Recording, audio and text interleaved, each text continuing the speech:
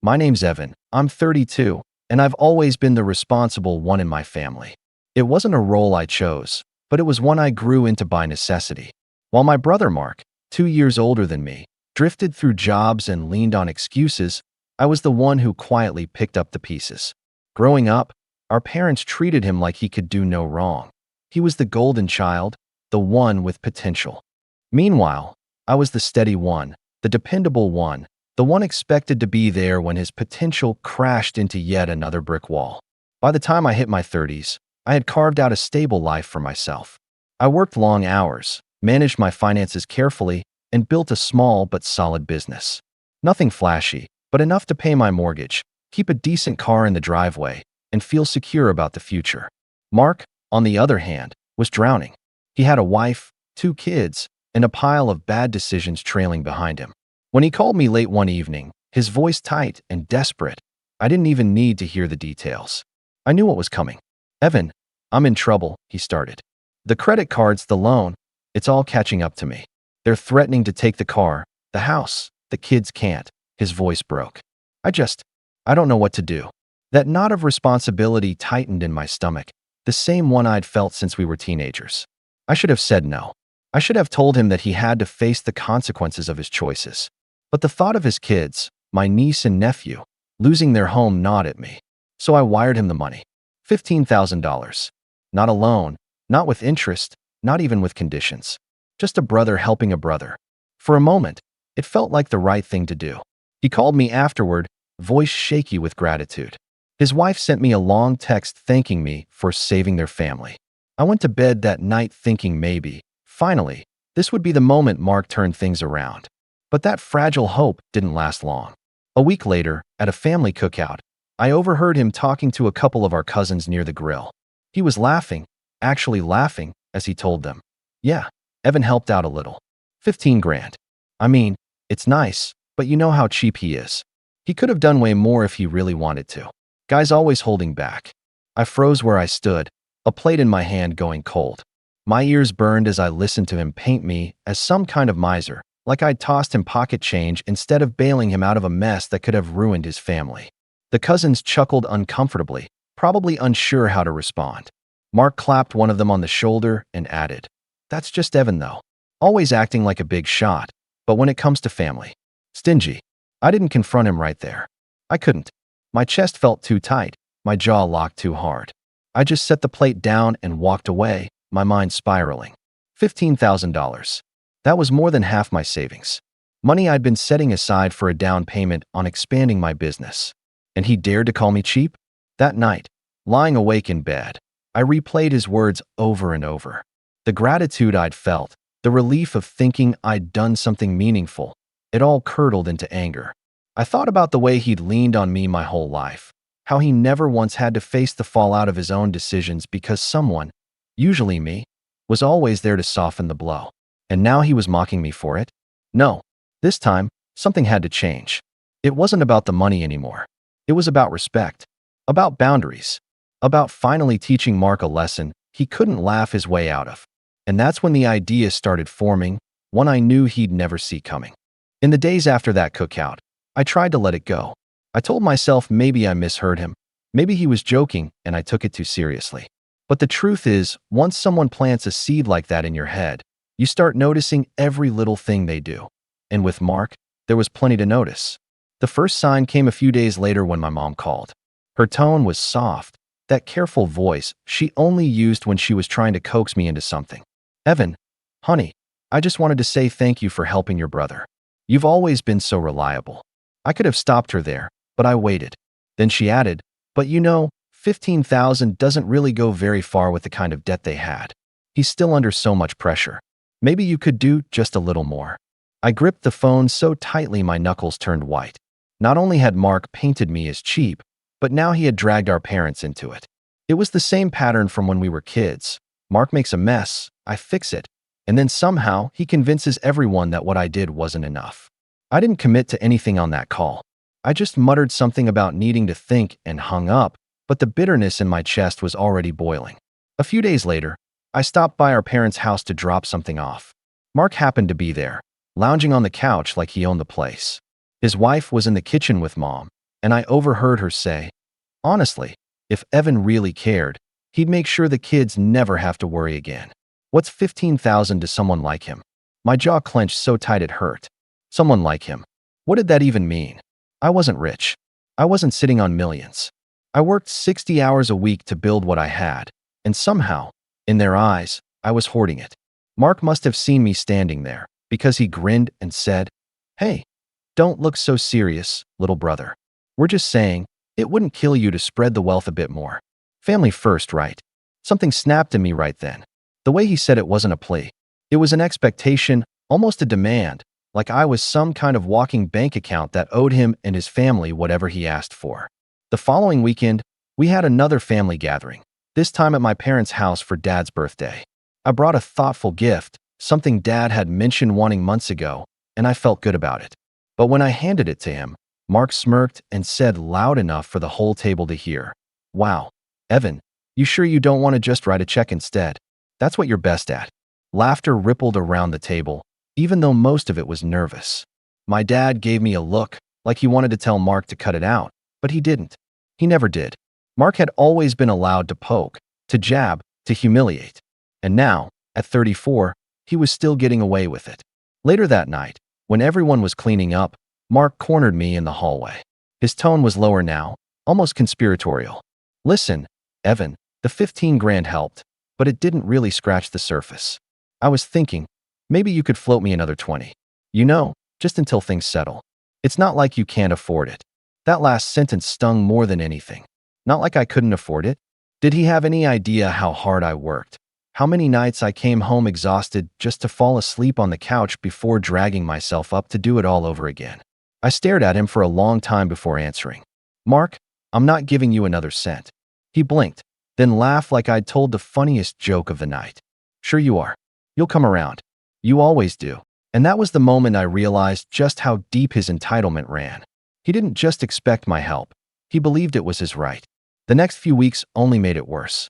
I started hearing from cousins and even a couple of family friends that Mark had been talking.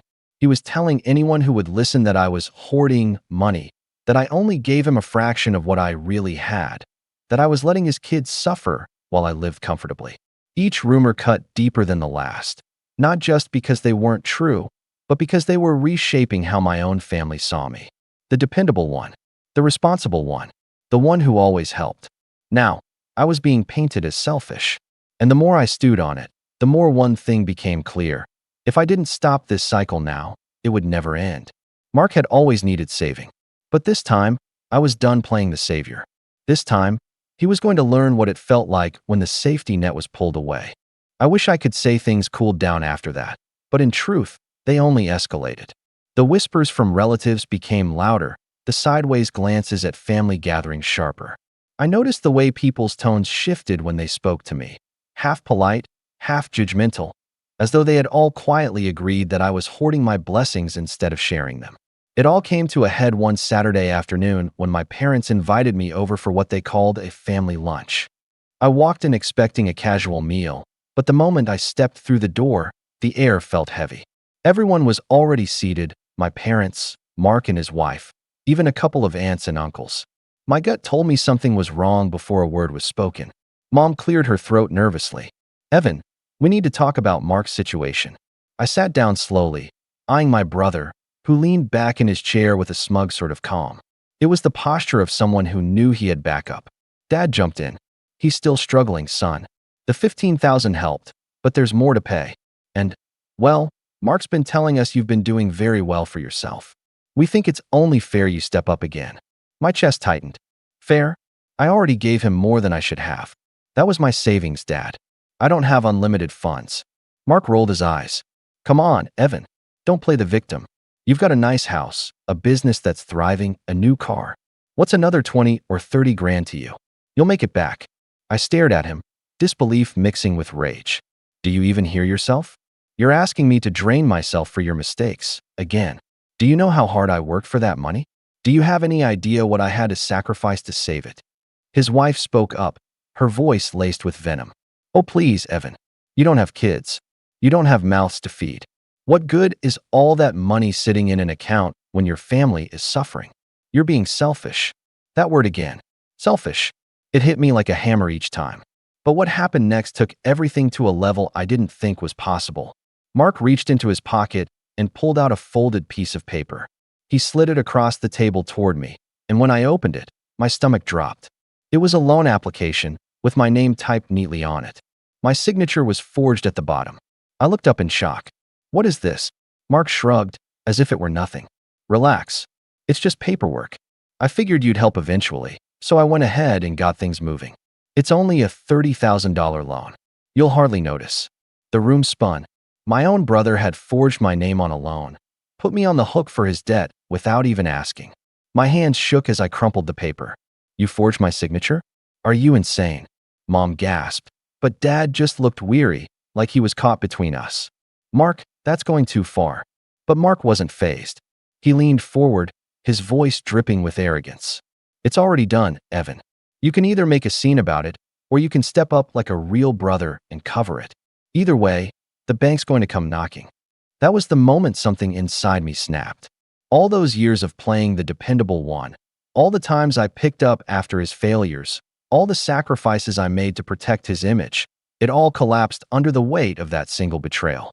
I looked around the table, expecting someone, anyone, to back me up. But all I saw were downcast eyes, nervous shuffles, and an unspoken expectation that I would give in, like I always did. And that's when it hit me. They didn't just expect me to save Mark.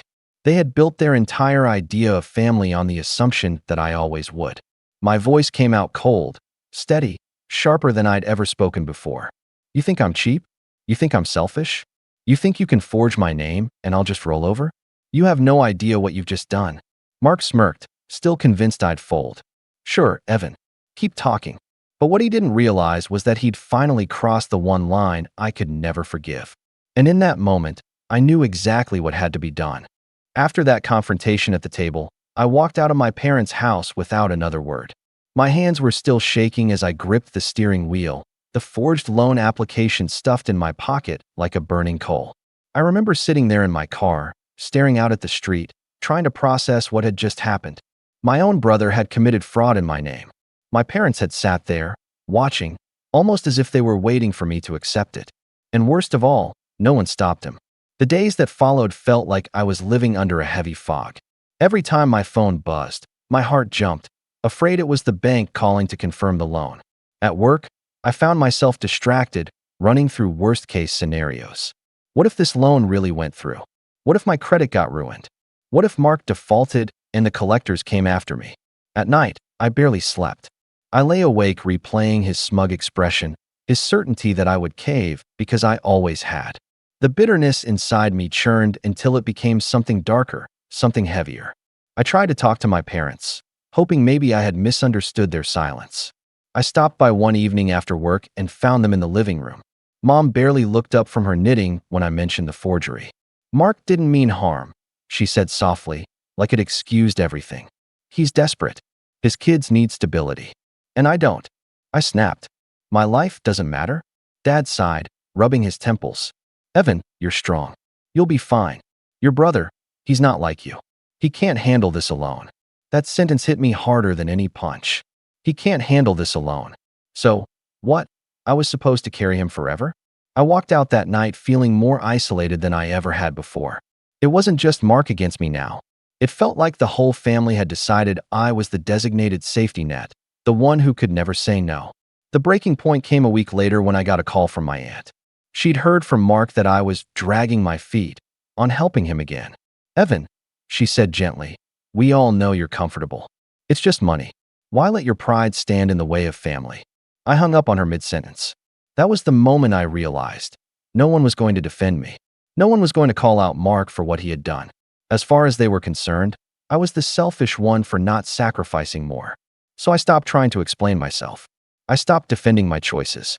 On the surface, I grew quiet. I kept my conversations short. I gave short, polite smiles at family gatherings. But inside, something was shifting. I started pulling away from everyone, limiting visits, ignoring calls, screening texts. At work, I poured myself into my business, staying late, burying the anger in productivity. But behind the scenes, I began collecting information. Quietly, methodically, I went through my financial accounts line by line, making sure nothing else had been tampered with. I reached out to the bank directly, inquiring about the forged loan, and flagged my records for fraud protection. I started documenting everything, every message, every rumor that made its way back to me, every careless comment Mark had made about my stinginess. At first, it felt paranoid. But the more I gathered, the more I realized this wasn't paranoia, it was preparation. Because if Mark thought he could forge my name, spread lies about me, and humiliate me without consequence, he was about to learn how wrong he was. For the first time in my life, I wasn't just reacting to Mark's chaos.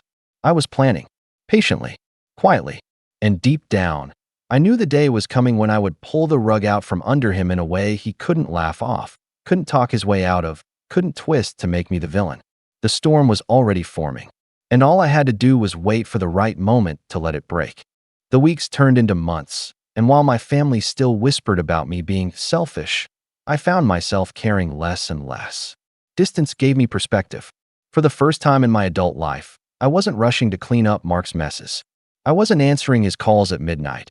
I wasn't transferring money with my stomach in knots. Instead, I was channeling all that energy into myself. My business, which had always been stable but modest, began to grow. Without my savings being drained, I was finally able to invest in expansion, new equipment, better staff, more clients. I started seeing real returns, and with them, a sense of freedom I hadn't realized I was missing. By the end of that year, my income had nearly doubled. I upgraded my office space, hired 2 new employees, and for the first time, I felt like the life I'd been working toward was finally taking shape. It wasn't just work either. I began taking care of myself in ways I had neglected. I joined a gym, lost some weight, and felt stronger both physically and mentally. I started traveling, short trips at first, then longer ones. Cities I had only dreamed about visiting became places I actually set foot in. I posted pictures on social media.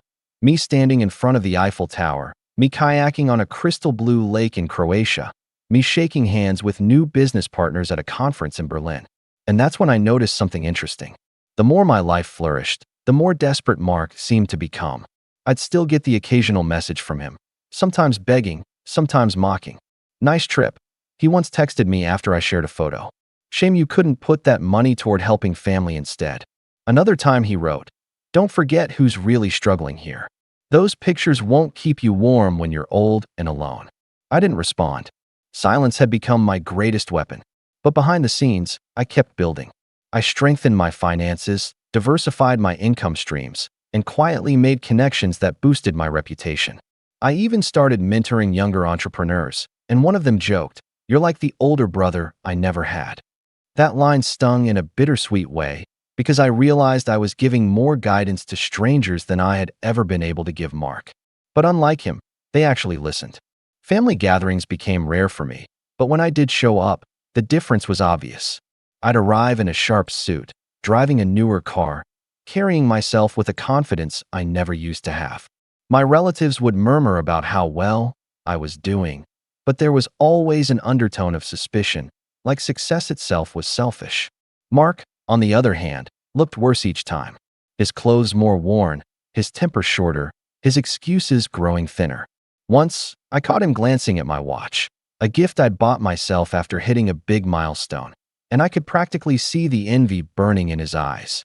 He still played the victim to anyone who would listen, insisting I had abandoned him. But the more he talked, the more people started noticing the cracks in his story. Some cousins even pulled me aside quietly and said, "Look, we get it now. He's always been that way." It wasn't full support, but it was a shift. For the first time, I wasn't the one sinking when Mark made mistakes. He was, and I was finally free enough to let him. But I wasn't just moving on. I was preparing. Every trip, every new success, every quiet move I made was a step closer to something bigger. Because I knew that sooner or later, Mark would make another desperate grab.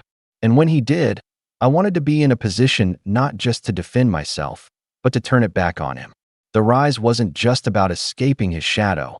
It was about building a foundation so strong that when I finally struck back, it would shake his entire world. And that moment was getting closer by the day. It was around this time that a small but crucial piece of information fell into my lap, something that turned my quiet resilience into a sharp-edged plan. One morning at the office, I was going over paperwork with my accountant. We were discussing tax deductions and future investments when he casually mentioned, "You know, it's a good idea to keep your personal credit reports locked down. People sometimes try to open accounts in others' names. Identity theft is more common than you think." The words made my stomach twist. Identity theft. Forged signatures. Mark's smug face flashed in my mind. The memory of that fraudulent loan application still raw. I realized then that my brother's recklessness wasn't just about begging. It was about overstepping boundaries in ways that could ruin me if I wasn't careful. So I took action. I froze my credit. I added layers of fraud protection. I contacted a lawyer, someone I trusted from a business seminar, and laid out the situation without naming names at first. When I finally revealed it was my brother, she didn't even flinch. "Family or not," she said, "this is criminal. If he tries again, you'll have leverage." Leverage. That word stuck in my mind like a spark in dry wood. I started thinking differently after that meeting. Up until then, my approach had been reactive. I'd defend myself, pull away, build my life stronger. But now I saw the possibility of going on the offensive, not out of spite, but to finally make Mark understand there were consequences to his actions. The next turning point came at a family barbecue a few weeks later. I hadn't planned to go, but my dad's voice on the phone had carried a weariness I couldn't ignore. When I arrived, I noticed Mark sitting alone at a table, nursing a drink. His wife was inside talking loudly, and the kids were running around barefoot on the grass. I tried to keep to myself, but eventually, Mark wandered over, his grin already halfway to arrogance. "Evan," he said, clapping me on the shoulder like we were best friends. "Heard your business is doing even better now. Guess you've got more room to help family out, huh?" I gave him nothing but a neutral smile. But later, I overheard him talking to an uncle about a new opportunity he was pursuing. He was vague, but I caught enough. He was trying to pitch a small side venture, something involving investment from the right people. My uncle looked uncomfortable, nodding politely, but clearly not convinced. That was when I realized Mark's desperation had shifted. He wasn't just asking for money anymore. He was trying to sell himself, to rope others in. If I could steer that impulse, if I could give him just enough rope, maybe he'd finally hang himself with it. Over the next month, I kept my ears open. I learned that Mark had already burned through favors from friends, even tried borrowing from extended family under the guise of short-term help. He was running out of options. And when people run out of options, they become careless. Meanwhile, I kept building my position. My lawyer helped me quietly update my will and trusts, making sure nothing tied to my name could be touched without my consent. I sat down with my bank manager and explained the situation, without naming Mark, of course, and set up alerts for any suspicious activity. On top of that, I started networking harder, forming connections in places Mark couldn't reach. Then one day, I got a call from a business contact who mentioned, almost in passing, that Mark had approached him. He said you two were working together on something. The man told me. Wanted me to invest. But I figured I'd check with you first. The blood drained from my face, but inside, something cold and certain settled. Mark wasn't just a leech. He was trying to use my name, my reputation, to prop himself up. That was his pattern. And that was the opening I needed. Because now, I wasn't just a brother he could manipulate. I was a businessman with resources, connections, and evidence. And if he wanted to keep pretending we were tied together, I was going to make sure those ties became chains. I didn't strike right away. I played it cool, confirming nothing, denying nothing, while quietly encouraging the idea that maybe, just maybe, Mark and I were still close. Let him lean into the lie. Let him believe he was clever. Because the deeper he dug, the more spectacular it would be when the ground vanished beneath him. The opportunity presented itself faster than I expected. Mark, in his usual reckless way, kept dropping hints about his new venture. He had no idea I already knew he was using my name to give himself credibility. He thought he was being slick, sprinkling my success into his pitch as though proximity to me made him trustworthy. One Thursday evening, my lawyer called me after reviewing some of the evidence I'd been collecting. If your brother is using your name to secure investments, Evan, that's fraud. At this point, you don't just have protection, you have ammunition.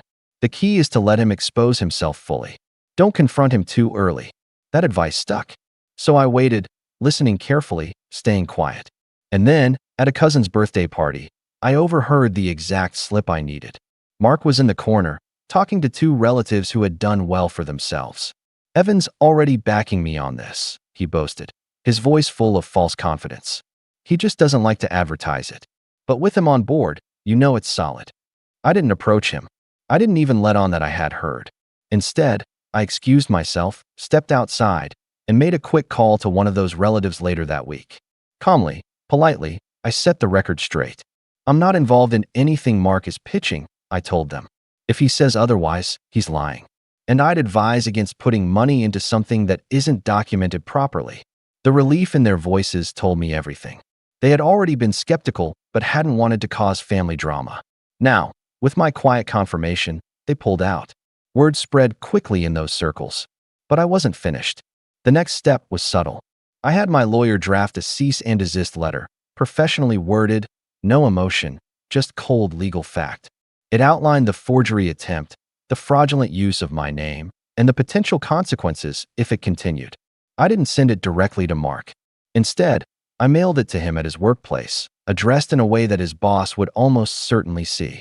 Sure enough, within days, the ripple effect reached me. Mark called, his voice shaking with fury. "What did you do? Do you know how humiliating it was to have my boss hand me that envelope? You're trying to ruin me." I didn't raise my voice. "No, Mark. You did that yourself. I just let people see it." He sputtered on the other end, but I hung up before he could spin another lie. From there, the dominoes fell one by one. Relatives who had once pressured me to help began distancing themselves from him. A couple of family friends who had been considering his pitch backed out entirely. Even my parents, who had defended him for so long, seemed shaken when they realized the depth of his deception. The best part? I never once had to shout, never had to make a scene. I let him hoist himself on his own rope, and all I did was tug at the knot. But it didn't stop there. A week later, I got another call, this time from the bank. Someone had attempted to open a line of credit in my name again. Because of the alerts I'd set up, it was flagged immediately. The representative told me calmly, "Don't worry, nothing went through. But if this keeps happening, we may need to escalate." I didn't need to ask who it was. Instead, I called my lawyer again, and we prepared the next step. Evidence was piling up, and if Mark kept pushing, he was going to find himself not just embarrassed, but cornered in a way he couldn't talk his way out of. By then, my life was soaring higher than ever. Business booming, health improving, reputation strong. And every step forward made the contrast with Mark's downfall sharper. He had always leaned on me like a crutch, and now that I'd stepped aside, he was collapsing under his own weight. And when the final piece clicked into place, when his desperate schemes left him nowhere to turn, I was ready to deliver the lesson he'd never forget. The last straw came on a rainy Tuesday afternoon. I was in my office finishing paperwork when my lawyer called, her tone sharper than usual. "Evan, it's official. Your brother tried to use your name again, this time to secure a private loan from a small lender. They reached out for verification, and because of the alerts you set up, we caught it immediately. We have enough evidence now to press charges if you want to." I sat back in my chair, staring at the raindrops sliding down the window. For years, I had been the one cleaning up after Mark, keeping the peace, protecting the family image. But now I had something I'd never had before, undeniable proof, neatly documented and ready to be used. For the first time, the power was entirely in my hands. I didn't rush to act. Instead, I called my parents over for dinner that weekend. When they arrived, they looked uneasy, probably expecting another confrontation. After we ate, I laid out the stack of documents on the table: the forged application, the cease and desist letter, the flagged credit attempt, even screenshots of Mark's messages. Mom's hands trembled as she flipped through the papers. Dad's face grew pale, his silence heavier than any words. "Finally," I said, "you've always asked me to protect him, to forgive him, to give him another chance. But here's the truth, he doesn't want help. He wants control, and I'm done being his safety net." They didn't argue. For once, they couldn't.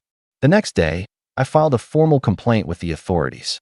My lawyer assured me that with the evidence, it would be taken seriously. And it was. Within weeks, Mark's employer was notified. His reputation unraveled quickly. Clients backed away, friends stopped returning calls, and whispers of legal trouble followed him everywhere he went. The man who once strutted around family gatherings, mocking me in front of cousins and uncles, was suddenly very quiet. His wife stopped showing up to events altogether. The kids, innocent in all of this, were the only ones I felt sorry for, but there was nothing I could do without enabling Mark again. Then the calls began. At first, angry voicemails. You think you're better than me? You think you can destroy me? But as the weeks dragged on, the anger gave way to desperation. Please, Evan, just talk to me. Just make this go away. I can't do this alone. The irony wasn't lost on me. For decades, he had mocked me for being the responsible one. Now, the very trait he ridiculed was the thing he was begging to lean on. I never answered. At the next family gathering I attended, a cousin's wedding, Mark wasn't there. Whispers floated through the crowd about how he'd lost his job, how creditors were circling, how his marriage was on the rocks. When someone cautiously asked if I'd heard from him, I just smiled politely and said, "Not recently." And that was the truth. By then, I had blocked his number. Because in the end, revenge didn't come from shouting or gloating. It came from silence. From watching him finally face the consequences of a lifetime of choices without me there to soften the blow. The man who once laughed behind my back, calling me cheap, now sits alone, cut off by the very family who used to defend him. And I sleep peacefully, knowing that for the first time in my life, the balance is restored. My brother used to say I'd always come around, that I'd always cave. But he was wrong. The last message I ever listened to ended with his voice breaking as he whispered, "Evan, please, I need you." And for the first time, I didn't. There are moments in life you don't forget. The first time you ride a bike, your first heartbreak, and apparently, the moment you realize your own mother never saw you as her son, just as a walking, talking ATM. My name's Connor. I'm 31, single, and living in a city 3 hours away from where I grew up. I work as a mid-level software engineer at a mid-sized company. Nothing flashy. No Lumbos, no private jets, no million-dollar startup. But I make decent money, enough to live comfortably, save a little, and help out when people need it. I always thought that's what family did for each other. You help out when you can. You show up when it matters. You support one another. Turns out, I was the only one in my family who actually believed that. I grew up in a small town, one of those places where everybody knows everybody and nobody lets you forget your past. My parents, Diane and Rick, divorced when I was 11. Dad left, moved to Arizona, and more or less disappeared. Mom raised me and my younger sister, Brianna. We never had much growing up. Mom worked 2 jobs most of my childhood. She was tired, stressed, and often emotionally unavailable, but I never blamed her for it. I thought she was doing the best she could. I took on a lot of responsibility early, watching Brianna after school, cooking dinner, keeping things together. When I got my first job at 17, I used most of my paycheck to help with groceries or Brianna's school supplies. I told myself that's just what the older sibling does. Fast forward to college. I got a partial scholarship and worked part-time to make up the rest. Mom didn't have the savings to help, which I understood. Brianna, on the other hand, dropped out of community college after 1 semester, decided college wasn't for her, and bounced around a few jobs before landing in retail. She's 28 now, still living at home, and has this permanent sense of injustice, like the world owes her for daring to exist. She'll say things like, "I could have had a career like Connor if I'd had the same opportunities." Never mind that I built everything from scratch while juggling classes, late-night shifts, and microwaved mac and cheese. About 5 years ago, when I started making decent money, I made what I now realize was my first big mistake. I offered to help Mom out with bills. It started small. A couple hundred for utilities here, a car repair there. Then came the medical bills, the broken washer, the unexpected expenses that always seemed to appear right before rent was due. I didn't mind at first. I was grateful for what she'd done raising us, and I felt like I was finally in a position to give back. It wasn't like I had a family of my own to support, and what's a few $100 here and there? But the thing about generosity is, when people start to expect it, it stops feeling like kindness and starts feeling like obligation. What used to be a "thank you so much" turned into a "we really need this by Friday." Then came the guilt trips.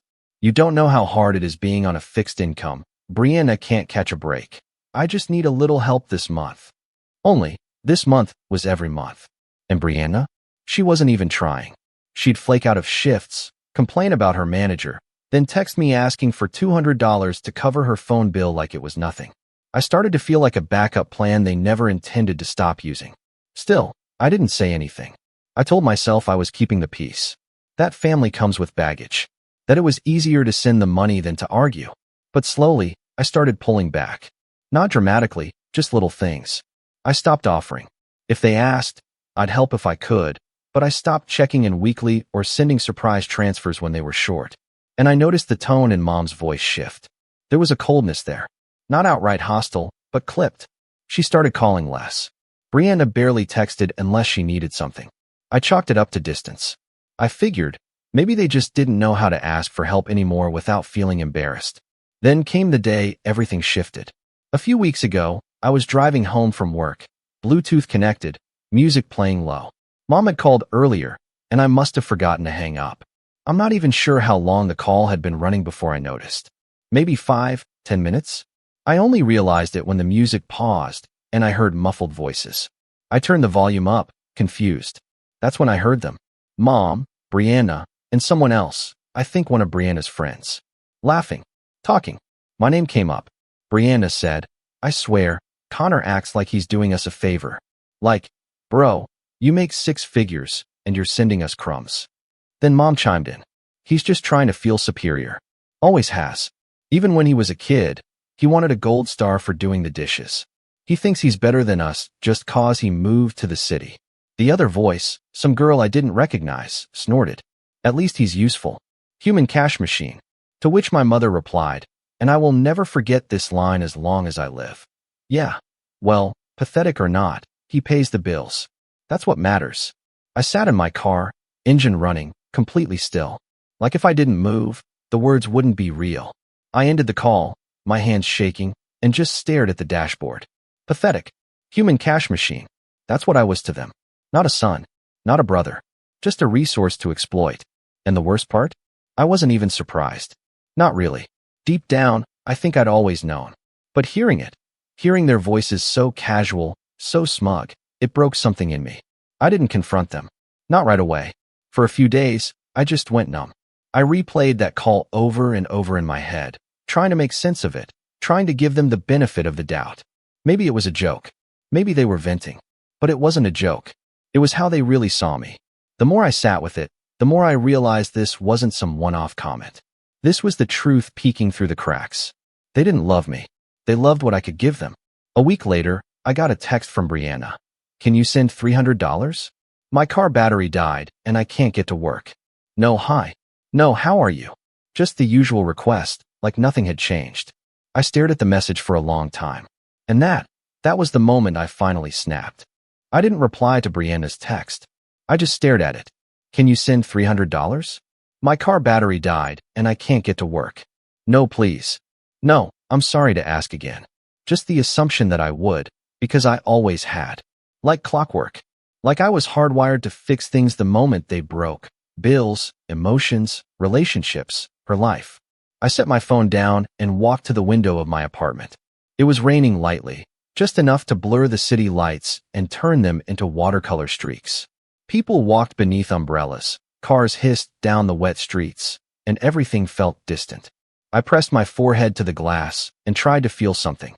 Anger, sadness, anything. But I was just drained. I didn't want to cry. I didn't want to scream. I just wanted to be free. I left the text unanswered. The next day, she called. I let it ring. Then Mom called. I sent it to voicemail. 3 hours later, another message popped up, this time from Mom. Hey, sweetie, just wondering if you got Brianna's message. She's really stressed. If you could help her out, that would mean a lot. I stared at the word sweetie for a full minute. The same woman who called me a pathetic cash machine less than 2 weeks ago was now layering on the fake warmth like it would cover the rot beneath. That's when it hit me. This wasn't love. This was customer service. I was only treated well when I was paying. For the first time in my life, I didn't feel guilty saying no. But I didn't send a dramatic message or cut them off. Not yet. I wanted to see what would happen if I just stopped. That week, silence. The next, passive aggression. Mom posted some cryptic Facebook status about how ungrateful some children become once they make it and forget where they came from. Brianna commented with a broken heart emoji and a facts underneath. A few of her friends chimed in, too. SMH hate when that happens. Sad to see real ones change. All vague, but pointed. I didn't respond. I didn't even like the post. Then the group chat lit up. We had this family group chat, started back when I was helping them coordinate Christmas gifts one year. I hadn't said much in it for a while, but suddenly I was tagged. Mom, at Connor, not sure if you saw Bree's message, but she really needs that money. Can you help? Brianna, it's actually super urgent. Can't believe you're ghosting right now. You literally make bank. This is nothing to you. Then came the cherry on top. Mom again. After everything we've done for you. I almost laughed out loud. Everything they'd done for me? You mean raising me? That thing you're legally obligated to do? Or was it the years I spent sacrificing my social life, my weekends, my teenage years, so that Brianna could have stability? The groceries I paid for? The rent I covered that one year when Mom accidentally overdrew her account 3 months in a row? Or the time I paid off Brianna's credit card so she could reset her life, only for her to buy a new iPad 2 weeks later? No. This time, I wasn't letting it go. I typed out a message, then deleted it, then typed another, and deleted that, too. Nothing felt right. I didn't want to fight. I didn't want to argue. I just wanted to be done. So I did nothing. A few days passed, then a full week. I went to work, worked out, saw friends, and didn't once open the group chat. And for the first time in a long while, I felt something close to peace. Until the call came from Aunt Marie. Aunt Marie is my mom's older sister, practical, dry-humored, lives in upstate New York. She and I talk maybe 3 times a year, usually on holidays or birthdays. So when I saw her name flash on my phone during a Tuesday lunch break, I knew something was off. Hey Connor, she started, voice soft but strained. Do you have a minute? Yeah, of course. What's up? She exhaled into the phone. I just got off the phone with your mother. She's pretty upset. Says you're refusing to help Brianna during a really critical time. I clenched my jaw. Is that what she told you? She said Brianna's car died and that you've been ignoring them. That she's been struggling and you're suddenly acting cold. That something must have changed. I leaned back in my chair, staring at the ceiling. Marie, do you know how many times I've covered for Brianna's critical times? She was quiet for a beat. She didn't mention that. Just that you've been distant. I figured something happened. I told her everything. Not in a rage. Not dramatically. Just plainly, like I was reporting facts. The money. The manipulation. The phone call I accidentally overheard. Every comment. Every laugh. Every time they made me feel like a piggy bank with a heartbeat. When I finished, Marie was silent. I'm sorry, she said finally. I didn't know. That's awful. I nodded, even though she couldn't see me. I'm tired, Marie. I've been trying to be a good son, a good brother. But it's never enough. She hesitated. Well, I think you need to know something. And I don't say this to hurt you. But this isn't new. I sat up straighter.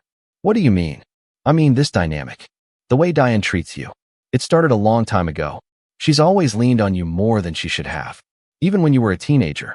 I remember telling her once, you shouldn't put all that weight on Connor. He's just a kid. And she said, Connor's the responsible one. He can handle it. She's always seen you as the one who would fix things. My throat tightened. I thought she just needed help. I whispered. I thought I was being a good son.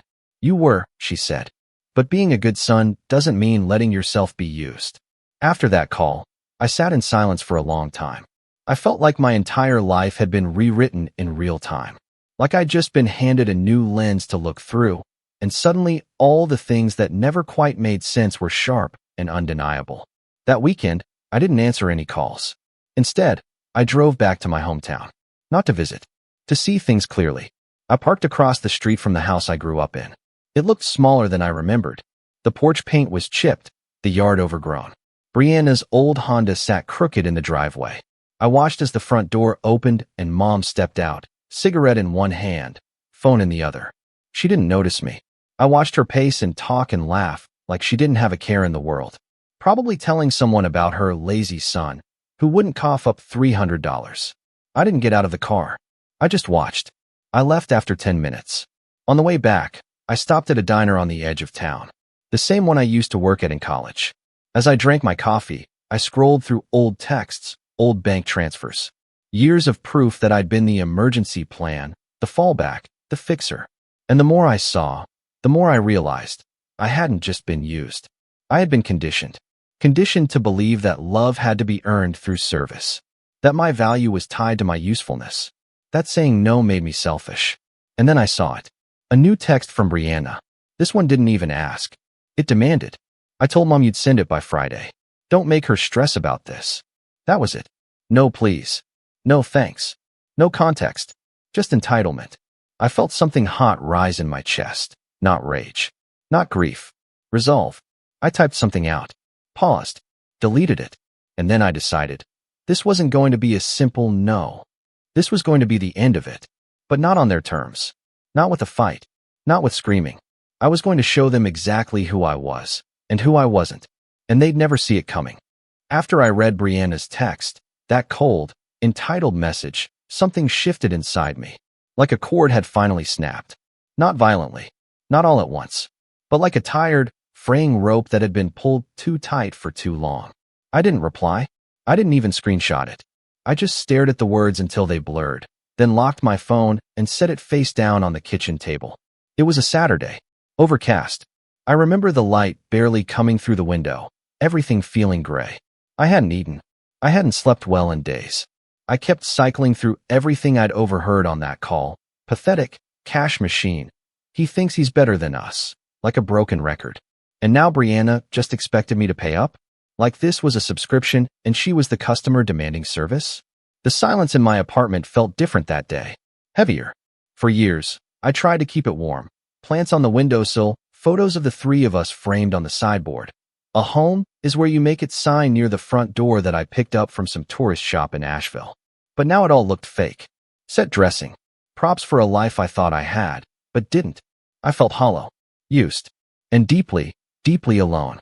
For the first time in years, I asked myself something I'd been too scared to ask. What if they never loved me? Not the way I love them. Not with the kind of love that's unconditional, unselfish, real. What if all this time I'd been chasing a version of family that only existed in my head? That day, I didn't answer a single call or text. I didn't post online. I didn't speak to anyone. I just lay on the couch with an old throw blanket and watched a documentary about some guy who built a cabin in the woods to escape the modern world. And I envied him. Not for the solitude, but for the clarity. The certainty. He knew who he was. He wasn't performing. He wasn't appeasing. He was just being. The next morning, I called in sick. Not because I was physically ill, but because I couldn't bring myself to pretend I was okay. My boss, thankfully, was understanding. I'd built a solid reputation at work. The dependable guy. The one who stayed late, fixed bugs without being asked, trained the new hires. If only my family had appreciated me the way my colleagues did. The next few weeks blurred. I went to work, came home, avoided calls. I deleted the family group chat. Removed Brianna from Venmo. Unfollowed Mom on Facebook. It was quiet. Eerily so. But underneath the silence, something was stirring. Not anger, not yet, but a kind of defiance. A refusal to go back. But rock bottom has a funny way of digging deeper. It was the third week of this self-imposed exile when I got a call from my landlord. He sounded uncomfortable. Hey Connor, sorry to bother you. Just wanted to check something. Did you happen to authorize a maintenance request for someone named Diane? My stomach dropped. My mom, that's what she said. Claimed she was staying with you and needed a duplicate key. Said you asked her to come water your plants while you were on vacation. I almost dropped the phone. I'm not on vacation, I said slowly. That's what I figured, he replied. Just wanted to double check. She showed up in person. Seemed very confident. I hung up, shaking. My mind raced. Had she seriously tried to break into my apartment? I checked my emails. My messages. I hadn't given her any reason to believe I was away. I hadn't posted a thing. And then I remembered. Years ago, I had once joked that if anything happened to me, she'd know where the spare key was. Buried in a magnet box behind the recycling bin in the basement garage. I ran down 6 flights of stairs. The box was gone. I was furious. But more than that, I was scared. She had tried to let herself into my life, literally. Uninvited. Unannounced. Like my boundaries meant nothing. Like I was her property. Her investment. I changed the locks that night. And that was when I hit the real bottom. Not when I overheard the phone call. Not when I was guilt-tripped over money. Not even when I cut contact. No, it was when I realized that I didn't know who I was without them. I had shaped so much of my identity around being the good son, the helpful older brother, the fixer. Without that role, what was left? I was just Connor, 31, alone in a silent apartment with new locks and dead plants. I didn't cry. I started journaling. Nothing dramatic. Just one page every night. A brain dump. Whatever I was thinking, however ugly or small. And slowly, I began to understand something. I hadn't just been giving them money. I'd been giving them power. Over how I saw myself. Over my worth. And I was done with that. Rebuilding didn't happen all at once. It never does. But I began with small things. I took down the photos on the sideboard. Replaced them with pictures from trips I'd taken alone. Hiking in Zion. A blurry photo of me grinning on a rooftop in Lisbon. A candid shot a stranger took of me reading in a hammock in Tulum. I threw out the "home is where you make it" sign. That home was gone. It never existed. I signed up for a boxing class. Not because I wanted to fight, but because I needed to feel something in my body besides tension and dread. The first few sessions were brutal. I was slow, clumsy, surfer days. But each punch I threw felt like a tiny release. At work, I started speaking up more. Not just on projects, but about boundaries. I told my manager I wasn't available after 7 p.m. anymore. I stopped picking up the slack when others fell short. I didn't need to prove myself. I was already enough. I reconnected with friends I'd lost touch with, people I'd neglected while trying to keep my family afloat. We got dinner, saw movies, played board games on Sunday nights. They didn't want anything from me. They just wanted me. And slowly, very slowly, I started to feel whole. One of the biggest turning points came about 6 weeks later. I got a message on LinkedIn from a recruiter at a tech company I'd admired for years. They had an opening on a product team. They'd seen some of the open source work I'd contributed to and were impressed. We set up a call. One thing led to another, and I found myself interviewing for a senior engineer position that would not only pay more, but come with remote flexibility and leadership potential. During the final interview, the hiring manager asked, "What motivates you?" And I surprised myself with the answer. "I used to think it was being needed," I said. "But now, I think it's building things that last. Whether it's a product, a relationship, or just a version of myself I can be proud of." I got the job. The offer letter came 2 days later. I accepted without hesitation. But I didn't tell anyone. Not Mom. Not Brianna. Not even Aunt Marie. This victory was mine. And it came without strings. As the weeks turned into months, something strange happened. I stopped missing them. Not the people they pretended to be. Not the version of family I had carried in my heart for so long, but the real them. The ones who saw me as leverage. As a tool. As a means to an end. I didn't need their approval. I didn't need their praise. I didn't even need their apology. But closure? That was a different story. And fate, it seemed, wasn't done yet. Because just when I thought they had moved on, that they'd found some other source of income, or finally learned how to manage their own lives, I got a message that sent a chill down my spine. It was an email. Subject line, "Need to talk." Sender, Diane Mitchell. My mother. There was no greeting. No hi. Or how are you? Just one line. "Your sister told me what you've been up to. We need to have a serious conversation." I stared at it for a long time. Because that was the moment I knew. They weren't just after money anymore. Something else was happening. Something bigger. And whatever it was coming for me next. When I saw the subject line of that email, "Need to talk," my chest tightened like a vice. It had been 3 months since I'd cut contact. 3 months of silence. 3 months of healing, of clarity, of finally learning how to breathe without the weight of obligation pressing on my ribs. And now she was back. Or at least, trying to be. The email was short. Just that one sentence. "Your sister told me what you've been up to. We need to have a serious conversation." No details. No tone. No clue what she meant by "what you've been up to." My stomach churned. I hadn't told anyone about the new job, the pay bump, the remote flexibility, or the equity package. I'd kept that locked tight, partly out of spite, but mostly out of self-protection. I didn't want them using my success as leverage. I wanted it to be mine. So how did she know? There were only a few possibilities. Maybe she found something online, LinkedIn, a blog post, a company press release. Or maybe, I opened my texts. Sure enough, there it was. A single message from an unknown number. "New job, huh? Not surprised. You always were the golden boy. Must be nice having money to burn." No name. No context. But I knew the tone. Brianna. The timing lined up perfectly. I hadn't blocked her number, just deleted the thread. I guess she found another phone. Maybe a friend's. Maybe a burner. I didn't care. What mattered was that she knew. And she'd told Mom. I should have seen it coming. To them, money wasn't a resource. It was a lifeline. And I'd cut them off cold turkey. So now, they were circling back, Not with apologies or accountability, but with curiosity, with plans. But they had made one fatal mistake. They thought I was still the same person. They thought I could still be guilt, manipulated, used. They didn't realize I had changed. I leaned back in my chair, stared at the email, and felt a cold resolve settle in my chest. They wanted something. And this time, I wasn't just going to say no. I was going to watch them ask, and then take everything away. But to do that, I needed more than silence. I needed a strategy. First, I called Aunt Marie. She picked up after 2 rings. "Connor." "Hey," I said. "Got a minute?" "Of course." "Everything okay?" I told her about the email. The vague tone. The mystery. The suspicion. She sighed. "I was afraid something like this would happen." "You've talked to them?" "Not directly. But I've heard things. From cousins. Neighbors. Apparently, your mom's been telling people you're doing really well, and that she's just waiting for the right time to rebuild the family bond." I snorted. That's one way to put it. She's been buttering people up, playing the forgiving mother role, trying to set a stage. For what? "I don't know," she said carefully. "But I think she wants something big. Something that requires goodwill." That made my stomach twist again. What could they possibly want now? There was a long pause on the line. Then Aunt Marie said, "Your grandfather left behind some property. Land mostly. Nothing huge. But he left it in a trust for his grandchildren. Plural. Brianna never knew about it because it wasn't supposed to be distributed until both of you turned 30. I always thought it would be split between you." I blinked. "I never heard about that."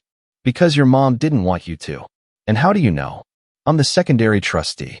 That stopped me cold. "Wait. So it's real?" "Yes. The land isn't worth millions, but it's prime location now. Developers are sniffing around. A few months ago, I got a call from a real estate agent saying Diane had approached them, claiming she had the authority to sell it. But she doesn't. No.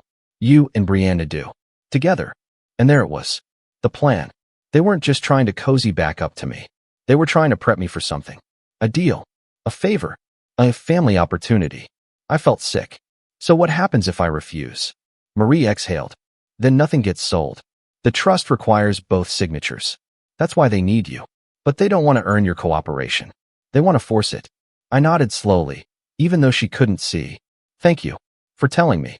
"Connor," she said gently, "I know this is a lot, but you need to be careful. They're not going to come at you directly. They'll try to trap you with emotion. They'll say it's what your grandfather wanted, that it's Brianna's only shot at independence, that you're the obstacle. They already think that." I muttered. "They always have. But now," she said, "you hold all the cards." And that's when the plan began. I didn't reply to the email right away. I waited a full week. Let it stew. Let them wonder. Then I sent back a single line. "Sure. I'm available next Sunday. Let me know the time." The response came within an hour. 3 p.m. Same house I grew up in. I knew what they were expecting. A reunion. A guilt-ridden prodigal son, finally crawling back to the fold. I was supposed to sit on the couch, look ashamed, and listen to their pitches, their tears, their "we just want what's best for everyone" monologue. They didn't know I was coming prepared. I spent the next few days gathering everything. Bank statements, screenshots of years of transactions, utility payments, Venmo transfers, grocery runs, credit card bailouts. Even that time I paid off Mom's overdue tax bill in 2020, and she told me it was just a temporary setback. I printed them all, organized them by year, put them in a slim black folder, and tucked it under my arm the day I drove to their house. I didn't dress up. Just jeans and a plain gray hoodie. I didn't want to look like the successful son. I wanted to look forgettable. Someone they'd underestimate. Someone they thought they still had power over. When I knocked, Mom answered. She looked exactly the same. Maybe more tired. Maybe with a bit more makeup than usual, but still wearing that practice smile. The one she pulled out when she wanted something. Her eyes flicked to the folder, but she said nothing. "Connor," she said warmly. "Come in." I stepped inside. The house smelled the same. Some mix of potpourri and microwave leftovers. The living room was cluttered. Brianna sat on the recliner, legs folded, scrolling her phone like she wasn't expecting this to matter. "Hey," she said flatly. "Hey," I replied. We sat. For a few minutes, no one spoke. Then Mom launched into it. "I'm so glad you came. I know things have been difficult, but families go through rough patches. That doesn't mean we stop being there for each other." I said nothing. She continued. "We've all said things we regret. I know I have. But I believe this family can still move forward. Stronger. I almost laughed. Then she leaned forward, her expression shifting into earnest concern. We've been presented with a unique opportunity. You remember Grandpa Mitchell's land? I nodded slowly. Well, she said, smiling. It turns out it's quite valuable now. We've spoken to a few people, developers, mostly, and there's serious interest. But of course, the trust requires signatures. Yours and Brianna's. I turned to my sister. She was chewing gum, looking bored. It could mean a fresh start, Mom added. For all of us. A chance to get back on our feet. You mean your feet? I said quietly. Mom blinked. Excuse me. I set the folder on the table. Before we talk about moving forward, I think we need to talk about the past. Brianna rolled her eyes. Oh God, here we go. I opened the folder. Page 1. A summary of financial contributions. Year by year. I didn't speak for a while.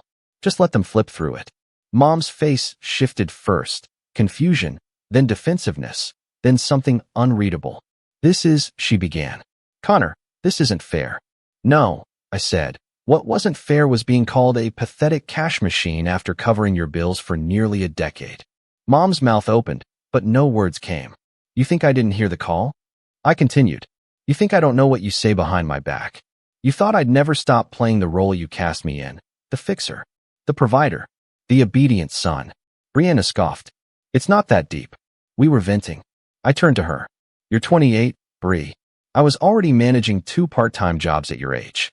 You can't keep using your childhood as an excuse for being a leech. Her face turned red. Mom raised a hand, trying to stay calm. Connor, we're not asking for charity. We're offering a joint opportunity. A sale that benefits you, too. I leaned back, studying them. Then I smiled. Because I knew something they didn't. They needed the sale. Badly. They had already started making promises. They'd told people it was happening. They'd counted their money before the ink was dry. If I walked now, the whole deal would implode. And I wasn't done yet. This wasn't just about saying no. It was about showing them what it feels like to need and be denied. The air in the room turned brittle after I smiled. That was the moment the balance of power shifted, when they realized I wasn't here to make peace or sign papers. I was here to end things. Mom sat up straighter, her eyes scanning me for signs of softness, some crack she could slip into like she always had. Brianna, meanwhile, folded her arms and narrowed her eyes. So, Mom said carefully, you're refusing to sign? I didn't answer right away. I closed the folder in front of me and gently placed it back in my lap. Then I looked up. No, I said, I'm not refusing. I'm just not ready. Brianna's jaw tightened. What the hell does that mean? It means, I said evenly, that I have a few conditions before I even consider moving forward. You came to me, remember? Not the other way around. And after everything, I think I deserve to set some terms. Mom let out a shaky breath. Connor, honey, this isn't about. Don't call me that. I said. Calm. Measured. You lost the right. Her lips pressed into a thin line. Brianna rolled her eyes. This is so dramatic. Just say what you want already. I turned toward her, and for the first time in my life, I didn't see my little sister. I saw a grown woman who had made 1,000 choices, all of them selfish. I saw someone who had never once helped me, protected me, stood up for me. Someone who'd gotten used to taking and assumed it would never end. You'll both get a copy of a document tomorrow, I said. It's a legal agreement, drawn up by a lawyer I trust. It outlines what percentage of the sale goes to whom, and under what conditions. Mom blinked. But the land is supposed to be split. Equally? Yeah, that's what Grandpa intended. But the trust leaves room for modification with mutual consent. And if I'm going to give mine, then things are going to change. I pulled out a single piece of paper from my folder and slid it across the table. This is a summary. Brianna snatched it and began reading. Her mouth dropped open as her eyes scanned down the page. You've got to be kidding me. The agreement proposed a split. 70% to me, 30% to Brianna. Non-negotiable, I said. Mom's voice turned sharp. That's ridiculous. Brianna is entitled to her half. She's entitled to nothing unless I agree to sign. That's how the trust works. And frankly, after everything she said about me, 30% is generous. Brianna slapped the paper down. You think this makes you look strong? You look petty. I smiled again. No, petty would be what I almost did, which was let the land rot out of spite and leave you with nothing. But then I remembered, I'm not you. Mom leaned forward, her voice soft and desperate now. Connor, please. You don't understand what this could mean for your sister. She's been struggling. She's always been struggling, I said, because she refuses to grow up. And you've enabled her every step of the way. Brianna stood up, fists clenched. You think you're better than us, huh? No, I said, rising too. I know I am. And it's not because I have money. It's because I've taken responsibility for my life. Something neither of you has ever done. I looked down at Mom. There's more. She flinched. You're going to sign a statement, notarized, acknowledging that I've financially supported this family for over 10 years. That the gifts, payments, and favors I've given are not debts or loans, but voluntary support that I am now formally ending. Mom's face paled. Why? Because I'm done.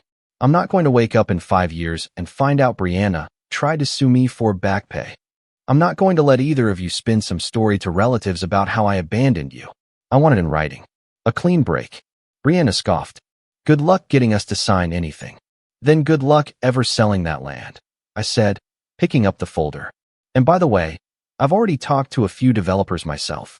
Turns out, I can sit on this for another 5 years and the value will just go up. You need this now. I don't. I turned to leave. Connor, wait, Mom said. I paused at the door, but didn't turn around. What happened to you? She asked, her voice barely above a whisper. I turned just enough to meet her eyes. You did. And then I walked out. 3 days later, the signed agreement came back. I was stunned, but I shouldn't have been. They needed the money, more than they needed their pride. I took it to the lawyer, who filed the necessary paperwork. Within 6 weeks, the deal closed. The buyers wired the money to the escrow account. I got my share. Brianna got hers, too, but she didn't get it free and clear. I insisted on a clause that placed her portion in a managed trust. She would get monthly payouts, not a lump sum. It protected her from blowing it all and crawling back to me 6 months later. It wasn't kindness. It was insurance. Mom, meanwhile, got nothing. The property was never in her name. She had no legal claim, no stake, no access. But she did get one thing. Silence. I never spoke to either of them again. Months passed. The money sat in my account, untouched. I didn't buy a new car. Didn't move to a high-rise condo. Didn't post about it online. I just kept working, traveling, boxing, living. One night, I got drinks with a colleague from the new job, a quiet guy named Elias who once told me he was estranged from his parents, too. After a few rounds, I told him the whole story. He whistled when I finished. Man, he said, shaking his head. You didn't just cut the cord. You burned the whole tree down. I laughed. Not bitterly, really laughed, from the gut. And then I said, yeah, and it's the best decision I ever made. Because it was. Revenge isn't always about destruction. Sometimes it's about clarity. About standing up, not to hurt, but to end the hurt. To build a wall between yourself and the people who never deserved access to your heart in the first place. I didn't need them to apologize. I didn't need them to change. I just needed them gone. And they were. Forever. It was the second week of December when my mom's annual holiday text came through, same time it always did, like clockwork. Christmas dinner will be at our place this year, 6 p.m. sharp. Please bring dessert or wine. Love you. And just like every other year, I stared at the message longer than I should have, debating whether or not to respond. It wasn't that I hated Christmas. Honestly, I used to love it. I loved the quiet hum of carols in the background, the smell of cinnamon and clove, the way snow softened everything. But ever since my divorce 6 months ago, I hadn't exactly felt like decking the halls. And spending 3 hours in a room with people who treated my personal life like tabloid gossip didn't sound like the warm, festive family gathering Mom liked to imagine it was. My name's Owen. I'm 34, live just outside of Cincinnati, and until recently, I was married to a woman named Danielle. We met in college, stayed together through the job changes, the house purchase, the early career chaos, the whole picture. Until one day, that picture cracked. No cheating, no scandal, just quiet detachment and the slow, unspoken realization that we wanted very different lives. The divorce was mutual, respectful, and as clean as it could have been. But try telling that to my brother, Nate. Nate's 2 years older, and if you ever meet him, you'll know within 5 minutes. He's the kind of guy who introduces himself with a firm handshake and a humble brag, usually about his new SUV, his golf handicap, or the team he manages at work, which, as far as I can tell, consists of 2 interns and a guy named Mike who never answers emails. Growing up, he was always louder, bolder, and way more charming in that brash, punch-you-on-the-shoulder kind of way. And our parents loved it. My mom used to call him her firecracker. I was her thinker. Translation: he caused the chaos, and I cleaned it up. So when I showed up at Christmas dinner last year newly single and not in the mood for small talk, I expected a few awkward moments. Maybe a passive-aggressive comment from Aunt Lisa about how marriage is hard work, or one of the cousins asking if I was seeing anyone new yet before I'd even taken off my coat. What I didn't expect was Nate deciding to turn me into the punchline of the night. The first hour or so was mostly tolerable. My mom had decorated the dining room like she was hosting a Hallmark special. Gold-rimmed china, tall white candles, garlands wrapped around every banister. Everyone acted nice enough. I made small talk with my cousin Julia about her new dog, helped my niece tie her shoe, laughed at the usual stories Dad told even though I'd heard them 100 times. Nate and his wife, Brittany, arrived late as usual, sweeping in with the breeze and the smell of expensive perfume. Brittany kissed everyone on the cheek like we were all extras in a French movie and made a big show of unwrapping the dessert she brought, some overpriced bakery item in a box with gold lettering. "I didn't have time to bake," she said with a fake little pout. "But this has real Madagascar vanilla." Nate caught my eye from across the table and grinned. "How's bachelor life, little bro?" he said loud enough for a few heads to turn. I gave him a tight smile. "Fine," I said. "Quiet." He laughed. "I bet it is." I tried not to let it get to me. That was Nate's way. He liked being the center of attention, liked poking fun when he thought he could get a laugh. I used to be able to brush it off. But something about the smug tone in his voice, like he was proud of being married, proud that I wasn't, rubbed me the wrong way. I went back to my drink, hoping that would be the end of it. But of course it wasn't. Dinner was a blur of mashed potatoes, turkey, and passive tension. Every time I thought we'd moved on, Nate would circle back. At one point, he asked if I'd thought about trying one of those apps, like I was a sad, lonely uncle who needed to be pitied. At another, he nudged my elbow and said, "Hey, at least you don't have to listen to anyone snore anymore, right?" Brittany just smiled like it was all harmless fun, and Mom kept shushing him, but softly, like she didn't really mind the entertainment. I kept my cool. Barely. But by the time dessert was served, Brittany's overpriced cake that tasted like sugar and air, I was ready to go home. I'd even pulled out my phone to check the Uber wait time when Nate stood up, fork in hand, and tapped his glass. All right, everybody," he said with that stupid self-satisfied grin. "I know we usually wait for Dad to give the toast, but I just want to say a few words. It's been a big year, right? Julia graduated. Brittany launched her podcast. Mom finally got her kitchen remodel. And our little brother here." He turned to me, eyes twinkling with mock sincerity. "Well, he's officially back on the market. Single and desperate." Laughter rippled across the table. Not everyone joined in, but enough did. Aunt Lisa covered her mouth like she wasn't sure if she should be laughing. Dad chuckled quietly. Even my mom smiled awkwardly, as if unsure whether to scold him or not. And there I was, sitting with a glass of wine halfway to my lips, feeling like the floor had shifted underneath me. That's when I said it. I didn't raise my voice. I didn't stand up. I just put the glass down, looked Nate dead in the eye, and said, "That's funny coming from someone whose wife just asked me last week if our lawyer was any good." The silence that followed was absolute. No one moved. Brittany's smile disappeared so fast, it was like someone had flipped a switch. Her chair scraped loudly against the floor as she stood up and left the room without a word. Nate's face drained of color. For once in his life, he didn't have a comeback. The rest of the night unraveled in slow motion. But that moment was the spark. And it wasn't just about the toast. It was about years of being the quiet brother, the second choice, the one who never made waves. And I realized something as I sat there in the awkward silence Nate had created for himself. This wasn't over.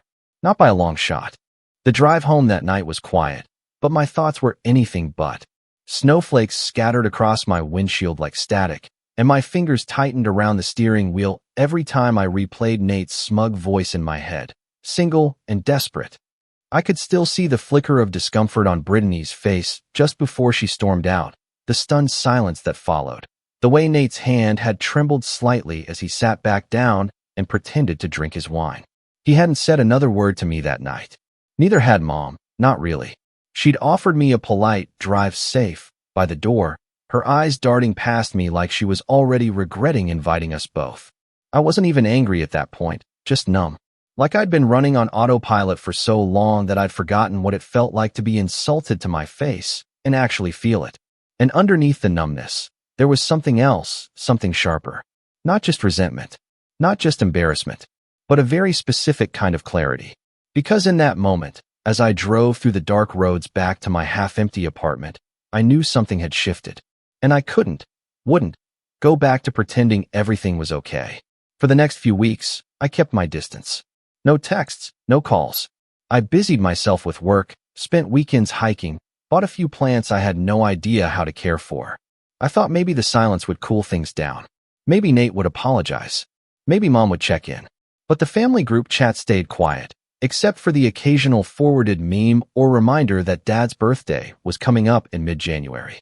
Dad's birthday was usually a casual thing. Dinner at the house, store-bought cake, Dad telling the same joke about turning 29 again. I debated skipping it, but in the end, I went. Not for anyone else. Just for Dad. He'd always been more of a quiet observer, never one to pick sides. And even though he hadn't defended me at Christmas, he also hadn't laughed either. That counted for something. When I arrived, everyone was already there. Nate was on the couch with a beer in hand, legs spread like he owned the place. Brittany wasn't with him. Instead, he was flanked by my cousin Liam and some guy I didn't recognize, talking loudly about a new investment opportunity. Mom was in the kitchen plating chicken tenders like it was a five-star entree. She looked up when I walked in and offered a smile that didn't quite reach her eyes. "You made it," she said. I said I would. I handed her the bottle of red wine I'd brought and stepped back, waiting for the usual awkward pause.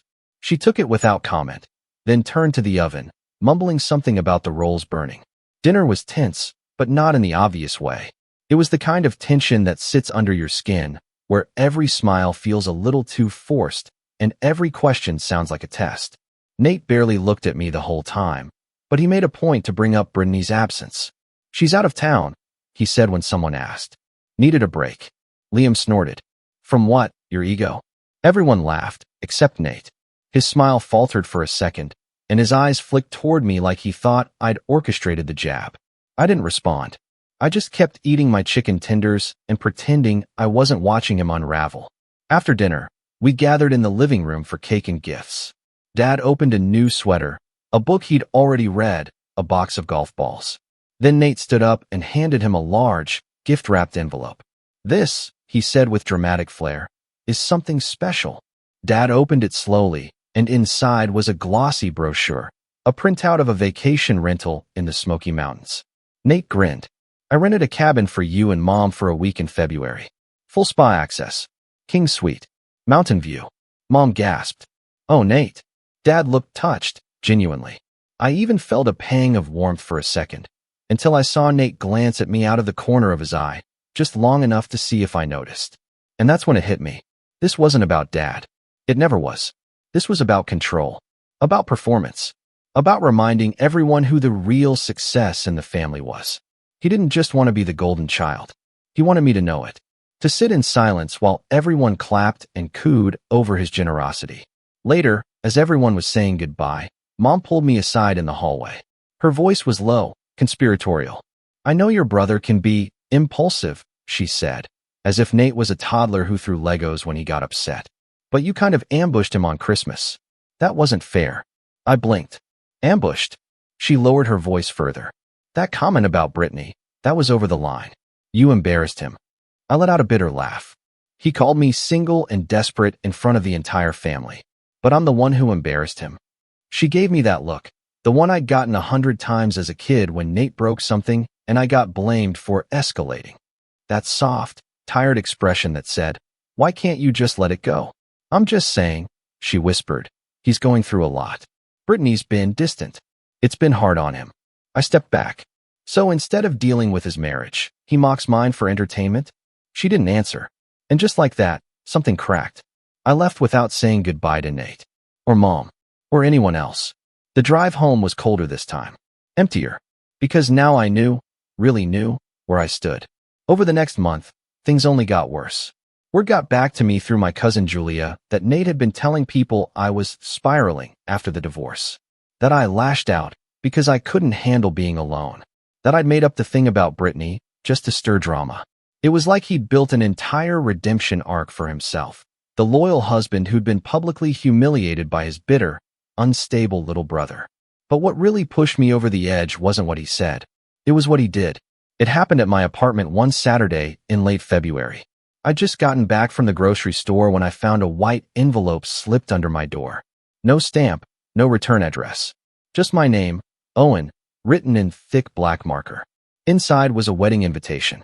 Nate and Brittany. Renewal of vows. March 17th. I stared at the date for a long time, then at the gold embossed card. It looked expensive, dramatic, like something out of a bridal magazine. The kind of thing people threw when they wanted to reset after a rough patch. But that wasn't what made my stomach twist. It was the note scribbled on the back in Nate's handwriting. Hope you can make it this time. Don't forget to bring a +1 inch. That was it. No apology. No attempt at peace. Just another punchline. Another performance. And it wasn't just a reminder that I was alone. It was a challenge. A dare. Like he wanted to see how far he could push before I snapped. Well, he was about to find out. Because if Nate wanted a show, I was finally ready to give him one. And this time, I wasn't going to play the quiet brother anymore. I don't remember dropping the invitation. I just remember looking down and seeing it on the floor, face up, mocking me from where it had landed. Renewal of vows. It read in elegant cursive, like some twisted celebration of gaslighting. Nate and Brittany, recommitting to each other in front of the same family he'd humiliated me in front of, while making sure I got a front row seat. A few weeks earlier, I might have crumpled that invite, tossed it straight into the trash, and curled up with a bottle of wine and whatever half-decent movie was trending on Netflix. But something had changed. It's funny. I always thought hitting rock bottom would feel dramatic, like a breakdown or some kind of explosion. But for me, it was quieter, like standing in an empty room after a storm. The walls are still there, but something's gone. Some warmth, some illusion. I stared at that envelope for hours. I didn't cry. I didn't rage. I just sat with it. Thought about everything. Christmas dinner, Dad's birthday, Mom cornering me in the hallway, telling me I was the problem, Nate's little smirk when he handed over that expensive trip, the knowing glance, the casual cruelty of someone who's always believed he was the main character and I was just background noise. And I realized something.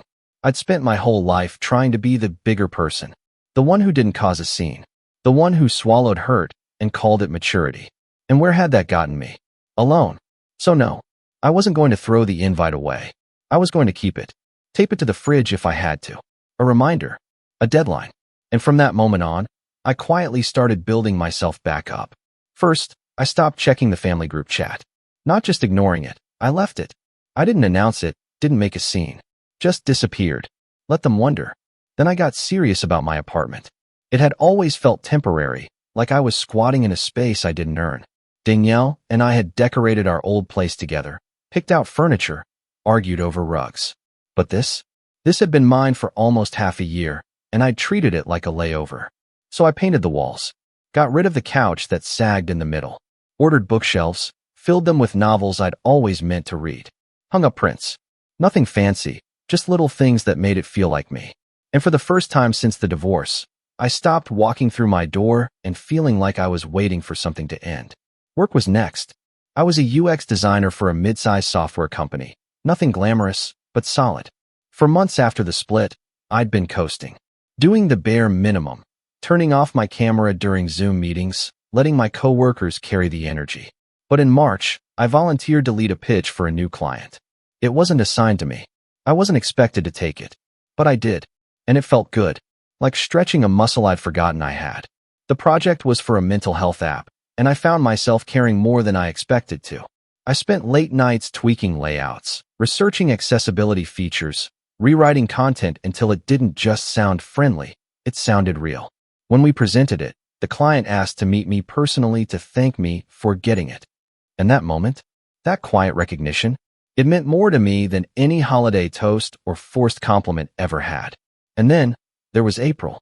A friend of mine, Hannah, someone I hadn't seen much since college, reached out to grab coffee. She'd seen a few UX articles I'd shared on LinkedIn and wanted advice for a nonprofit she was working with. Nothing major, she said, just a few design tweaks. We met up at a small cafe downtown, and what I expected to be a 1-hour favor turned into a 3-hour conversation about everything from typography to Taylor Swift's latest album. She was sharp, funny, direct in a way that made me feel both challenged and seen. We didn't talk about the divorce. Not then. Not really. But I told her about the vow renewal, about the invitation, about Nate's note. And instead of pity, she just said, "That's a power move disguised as sentiment. Don't give it the power." Something shifted after that. We started texting, then grabbing lunch. Then, slowly, cautiously, spending real time together. It wasn't romantic at first, just steady. A reminder that there were people who didn't define me by what I'd lost. And maybe the biggest surprise of all, I started running. At first, it was just to burn off the restless energy. I hated gyms, hated the fake motivational slogans, and the people grunting near squat racks. But running? It was simple. Shoes, hoodie, headphones, street. I started with 5 minutes, then 10.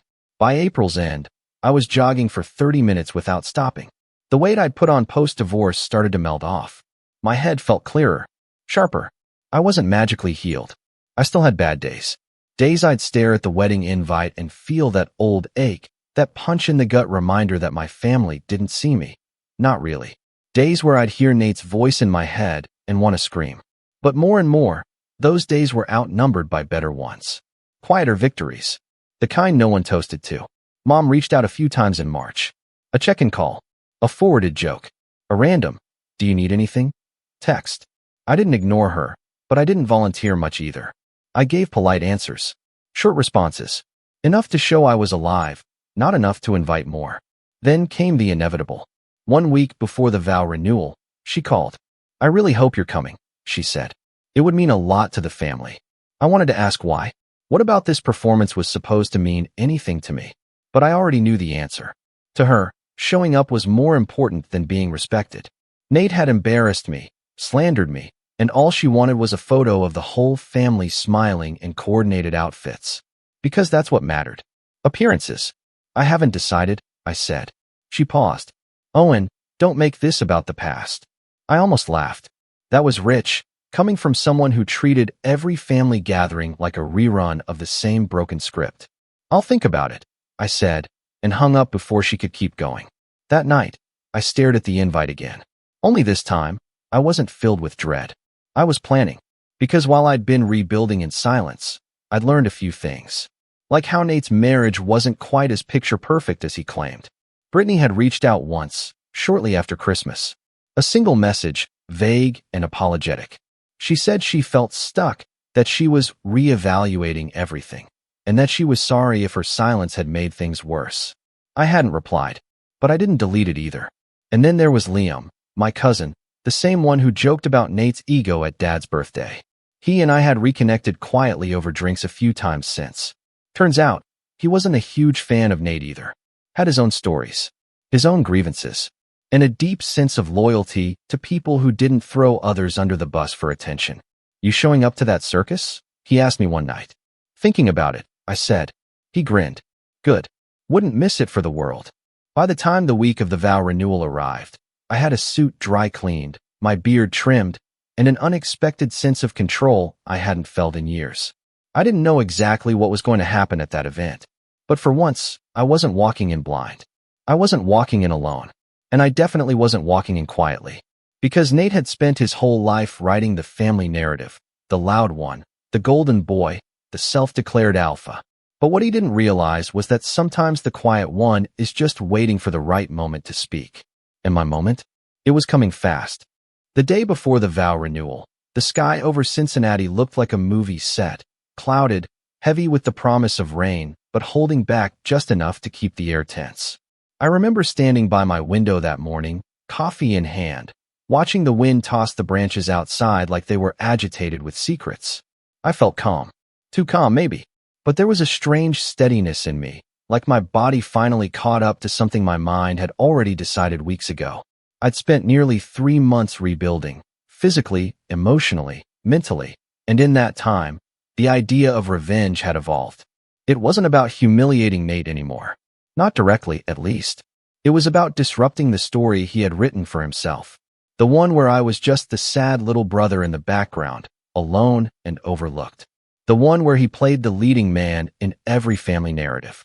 No, this time, I'd be the one writing the script. It started subtly. A few well-placed conversations. Quiet check-ins. I wasn't going to do anything loud. No shouting match. No drinks thrown in faces. I wanted something smarter. Sharper. I'd been talking to Liam more frequently. Partly because I genuinely liked him, and partly because he had a front-row seat to Nate's carefully curated world. One evening, about 2 weeks before the renewal, we were at this dim bar near downtown, and I finally asked him something I'd been chewing on for a while. Do you think Nate really knows how bad things are with Brittany? Liam raised an eyebrow. What do you mean? I mean, she texted me back in January. After everything. Just one message, but it wasn't exactly the kind of thing a happily married person sends. He looked thoughtful for a second, then took a sip of his beer and said, honestly, I don't think he knows anything outside his own echo chamber. I nodded. Do you think she'd talk to me again? Liam gave me a long look, then pulled out his phone. Don't ask me. Ask her. He didn't even hesitate. Just sent a text right then and there, casually letting Brittany know I might be reaching out. And just like that, the last piece slid into place. The next afternoon, I met Brittany for coffee. A public place. Neutral ground. She arrived in oversized sunglasses and a trench coat, like she was meeting a journalist for a scandalous interview. But when she pulled them off, she looked tired. Not sad. Not angry. Just exhausted. Like someone who'd been pretending too long and forgotten what her real face looked like. I wasn't sure you'd reach out, she said. I wasn't sure you meant it. She smiled. Touché. We sat down, and I didn't waste time. I told her I wasn't here to make things worse. That I wasn't bitter. That I didn't want to rehash what Nate said or how she reacted. What I wanted, honestly, was context. And maybe some clarity. She sighed and looked down at her latte. It's been bad for a while, she said quietly. We were already on rocky ground when he made that toast. I think part of him was trying to prove something. That he still had the upper hand. That he still looked like the guy who had it all figured out. I didn't say anything. She looked up at me. I was never angry at you. Embarrassed? Yeah, but not because of what you said. Because of what it exposed. I let her sit with that. Let it breathe. She stirred her drink. You know, the renewal was my idea. But not for the reason you think. I wanted it to be our last performance. A final act. I told myself, if things didn't change after this, I was walking away. My eyebrows lifted. Does he know that? She laughed. Nate? Please. He thinks this is a victory lap. That's when I realized. This wasn't just about me anymore. Nate hadn't just underestimated me. He'd underestimated everyone around him. Brittany, Liam, probably even Mom. He assumed the roles we played were permanent. That we were all happy to orbit around his little son. But people change. And stars burn out. The more Brittany and I talked, the clearer it became. We didn't need to destroy Nate. We just needed to expose him. Let the truth slip through the cracks of his perfect image until it collapsed on its own. And the vow renewal? That was the perfect stage. We didn't hatch some big master plan. We didn't need to. All it took was a little honesty. A few nudges. Some well-placed conversations in the right corners. A strategic comment. A slow reveal. Let the audience connect the dots. The next few days were quiet. Calculated. I told Liam what I'd learned. He told me he'd noticed the same things. Brittany growing more distant. Nate clinging harder to control. We decided to show up together. Two solo attendees with nothing to prove and everything to observe. Then I picked out my suit. It was navy, clean cut, slightly tapered at the waist, something Danielle would have called dangerously understated. I paired it with a charcoal tie, polished shoes, and the smallest smirk I'd ever worn in public. The kind that says, you have no idea what's coming. Hannah texted that morning. Hannah, still breathing? Barely, I replied. Remember, it's just a room full of people who've never seen you at full power. I paused, then typed, you're coming, right? She didn't answer right away. But 30 minutes later, she sent a photo. She was wearing a wine-red dress and heels that looked like a threat. Her caption just said, save me a seat. I smiled. I hadn't planned on bringing a date. But something about walking into that venue with someone who didn't come from that world, someone who only knew me, not as Nate's little brother, felt important. The renewal was held at this high-end event hall on the edge of town. It had fake Grecian columns, too much marble, and a fountain in the lobby that smelled vaguely of chlorine and roses. When I stepped inside, it felt like I was walking into a play mid-performance. Everything was posed. Smiles too wide, dresses too tight, laughter too loud. And at the center of it all, Nate. He was wearing a tux like he'd rented it from James Bond's personal tailor. Hair slicked back, grin plastered on like he'd been rehearsing it in the mirror. When he saw me, something flickered in his eyes. Surprise, maybe. Annoyance. I couldn't tell.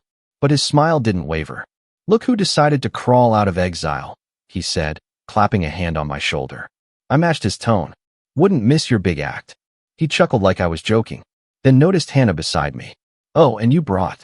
"Hannah," she said, extending her hand confidently. "Nice to meet you." Nate's handshake faltered slightly. "Pleasure." I watched him clock her appearance, her poise, the way she looked me in the eye, and I knew it bothered him. Not because he cared who I dated, but because he didn't expect me to walk in with someone who didn't look breakable. We found our seats near the front. Brittany was nowhere in sight. Guests trickled in. Champagne flutes were passed. Polite chatter buzzed around the room. And slowly, quietly, I began planting seeds. It wasn't hard. A whispered comment to Mom. "Brittany seems nervous. I hope she's okay." A casual question to Aunt Lisa.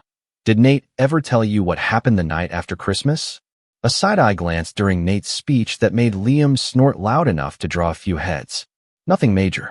Just friction, doubt, subtle shifts in the audience's gaze.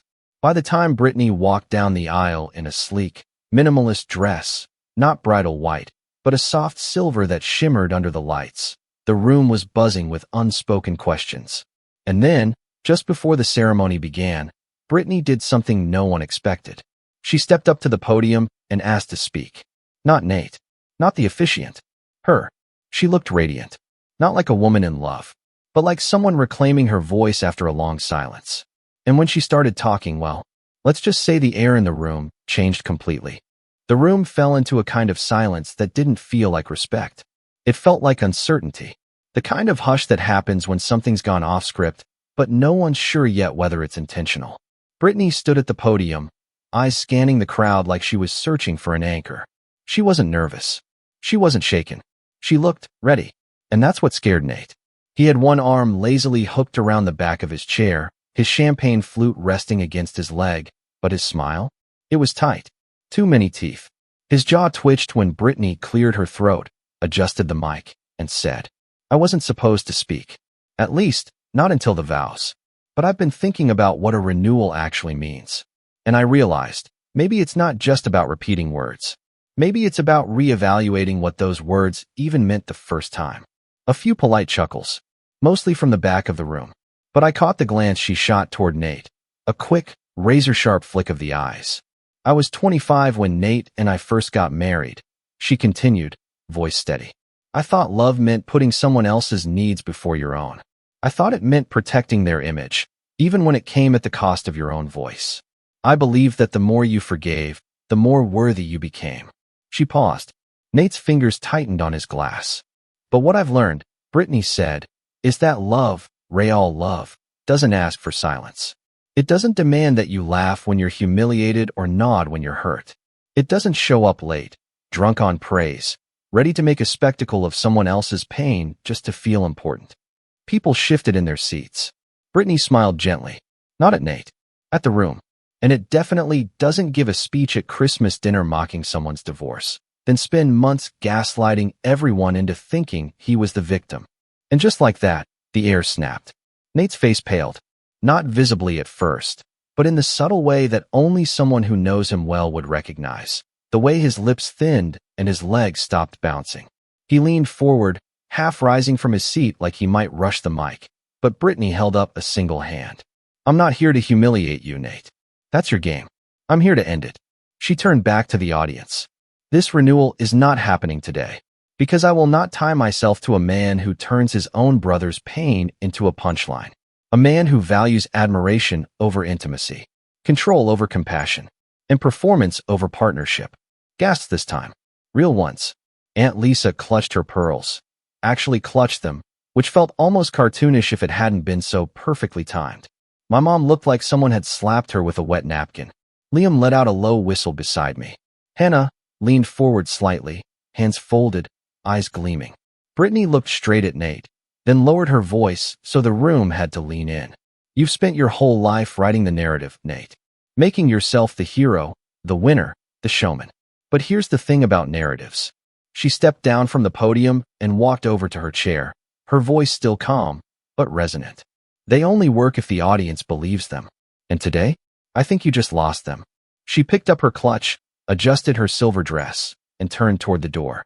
I'll be filing for divorce on Monday. And then she walked out. Just like that. No tears. No theatrics. Just power. The room didn't erupt. It simmered. Quiet murmurs. Heads turning. A few people awkwardly clearing their throats. Someone dropped a fork. And Nate? He sat there, motionless. Face blank.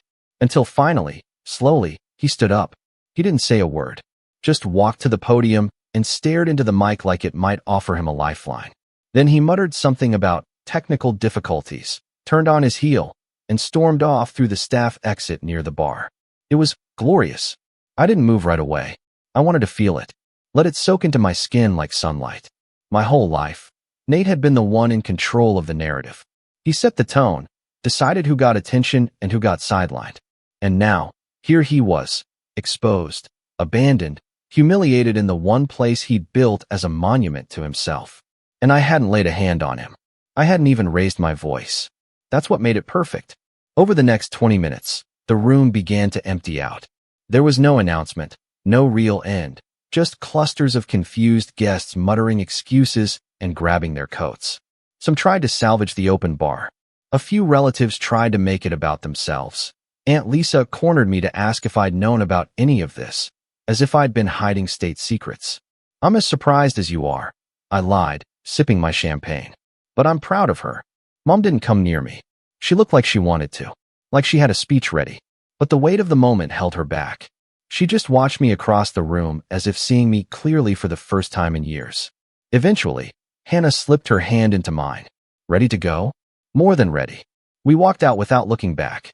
The aftermath came in waves. 2 days later, Brittany filed for divorce as promised. It made the local gossip mill, a few snarky Facebook posts from relatives who still worshipped Nate's version of events. But they were quickly drowned out by silence. Nate didn't show up to the next family dinner. Mom reached out, cautiously. She apologized in her way, not with the words I wanted, but with a long email about re-examining her own blind spots and wanting to do better. I didn't reply right away. I needed time. But the apology came. That was enough for now. Dad, ever the quiet one, called me a week later. He didn't say much. Just, son, that was something else. I saw you. Really saw you. And I'm proud. I don't think he's ever said that to me directly before. Liam and I stayed close. We grabbed beers, made jokes, laughed about how no one saw it coming, not even us. I found out later that he'd filmed Brittany's speech on his phone. Not to post, not to weaponize, just to remember. Because, as he put it, moments like that, they matter. As for Hannah and me, we started dating officially 2 weeks later. It was slow, intentional, no pressure. Just two people who'd both rebuilt something quietly inside themselves and were finally ready to share it. One night, we were sitting on my couch, and she looked over and said, "You know, I think you needed all of this. Not just the divorce, not just the drama, but the pause. The moment where everything collapsed so you could see what needed rebuilding." I nodded. "Yeah, I think I did too." She tilted her head. "Do you regret anything?" I thought about that for a long moment. "No," I said finally. Because for the first time, I didn't just survive the story. I rewrote it. It's been 6 months now. Nate tried to reach out once. A vague text about grabbing a drink and clearing the air. I left it on read. Not because I hate him, but because I've finally stopped needing his validation. That was the real revenge. Not Brittany's speech. Not the fallout. Not the stunned faces in the audience. It was the simple fact that I no longer lived in his shadow. I'd stepped into the light. And I stayed there. He always thought he was the main character, until the audience started clapping for me instead. It still doesn't sit right with me, and maybe writing it out will help make sense of how everything unraveled. My name's Jackson, I'm 33, and I never thought I'd be the type of guy to get caught up in some Hallmark movie Family Feud drama. I live a pretty quiet life, work in real estate law, and keep to myself. I've always been more of a behind-the-scenes guy, dotting I's, reading the fine print, keeping things steady. Not exactly someone you'd expect to become the center of a family-wide storm over a dead grandma and a lake house. But here I am. Growing up, I wasn't especially close to most of my extended family. My dad's side always had this weird hierarchy thing going on, like everyone was jockeying for position at some invisible family table. You were either in or out, depending on who you sided with, what family gossip you believed, or whether you showed up for this or that birthday barbecue. I stayed polite, but distant. My parents divorced when I was 12, and after that, my relationship with my dad's side, especially his sister Linda and her 2 kids, got a little frostier. Aunt Linda was one of those people who smiled like a politician. Always cheerful on the surface, always offering casseroles and hugs. But the minute you turned your back, she'd be whispering about how your mom was unstable or how your college degree was a cute idea. The one exception to all that drama was Grandma June. She was my dad's mother, but she never picked sides after the divorce. She'd still mail me birthday cards with $20 bills tucked inside, even when I was in my 20s. We'd talk on the phone once a month, and when I'd come to visit her place near the lake, she always made a point to bake the same lemon bars I used to devour as a kid. She had a cozy old cabin in Vermont with creaky floorboards, faded quilts, and a sunroom that overlooked the lake. She called it her little heaven. And to be honest, it kind of was. No Wi-Fi, no cell signal, just the wind, the water, and her voice humming while she watered her garden. The older she got, the more time I made to visit. I'd drive up there in the fall, help her with firewood, fix whatever needed fixing around the house. She liked that I knew how to keep things running without making a fuss. She told me once, some folks love being seen helping. You just help. I don't know why that stuck with me, but it did. Now here's where things start to feel off. About a year ago, Grandma June fell and broke her hip. It wasn't life-threatening, but it slowed her down. I visited more after that, sometimes bringing groceries, sometimes just keeping her company. I never posted about it, never bragged, never made a big deal. Meanwhile, Aunt Linda and her kids, Ashley and Corey, hadn't visited her in years. Not even on holidays. They'd call sometimes, short, stiff conversations that always ended with, "Well, let us know if you need anything." But they never showed up. June never badmouthed them, but I could tell it hurt. She'd mention how Ashley didn't call on her birthday, or how Corey only texted when he needed something for school. Still, she smiled through it. That was June. When she passed away earlier this spring, I didn't find out from a phone call. I found out because a mutual friend, Miss Evelyn, who used to help Grandma June with her groceries, texted me and said, "I'm so sorry for your loss. She was so proud of you." I blinked at the message for a full minute before it sank in. I had no idea she'd even passed. No call, no text, no word from Aunt Linda or anyone. I immediately tried calling Linda. No answer. I texted Corey. Read, no reply. I messaged Ashley on Facebook. Nothing. It was like the entire side of the family ghosted me overnight. It was Miss Evelyn who finally told me the funeral had happened 2 days earlier. 2 days. She was buried already. I sat there in my apartment, stunned. Not invited. Not even told. I had been the only one taking care of her in the last few years, and they hadn't even told me she was gone. I didn't know what to do with that. My stomach twisted with a mix of grief and betrayal. I kept thinking, maybe it was a mistake. Maybe they forgot. But how do you forget to tell someone about a funeral? Especially someone who was at her house every month. I drove up to the lake house that weekend. Her car was still in the driveway. Everything looked still, but I had a key. June had given me one years ago. I let myself in and sat on the same floral couch we used to drink tea on. Her slippers were still under the coffee table. Her knitting basket was on the armchair. It looked like she could walk in from the kitchen any second. On the kitchen counter was a small envelope addressed to me. Not fancy, just Jackson in her handwriting and a tiny sticker of a butterfly on the seal. I opened it with shaking hands. Inside was a short note. "If you're reading this, I've moved on. I hope I get to see your grandfather again. Thank you for always being there for me. I've made sure you'll be taken care of. Don't let them talk circles around you. They'll try. Love you always, June."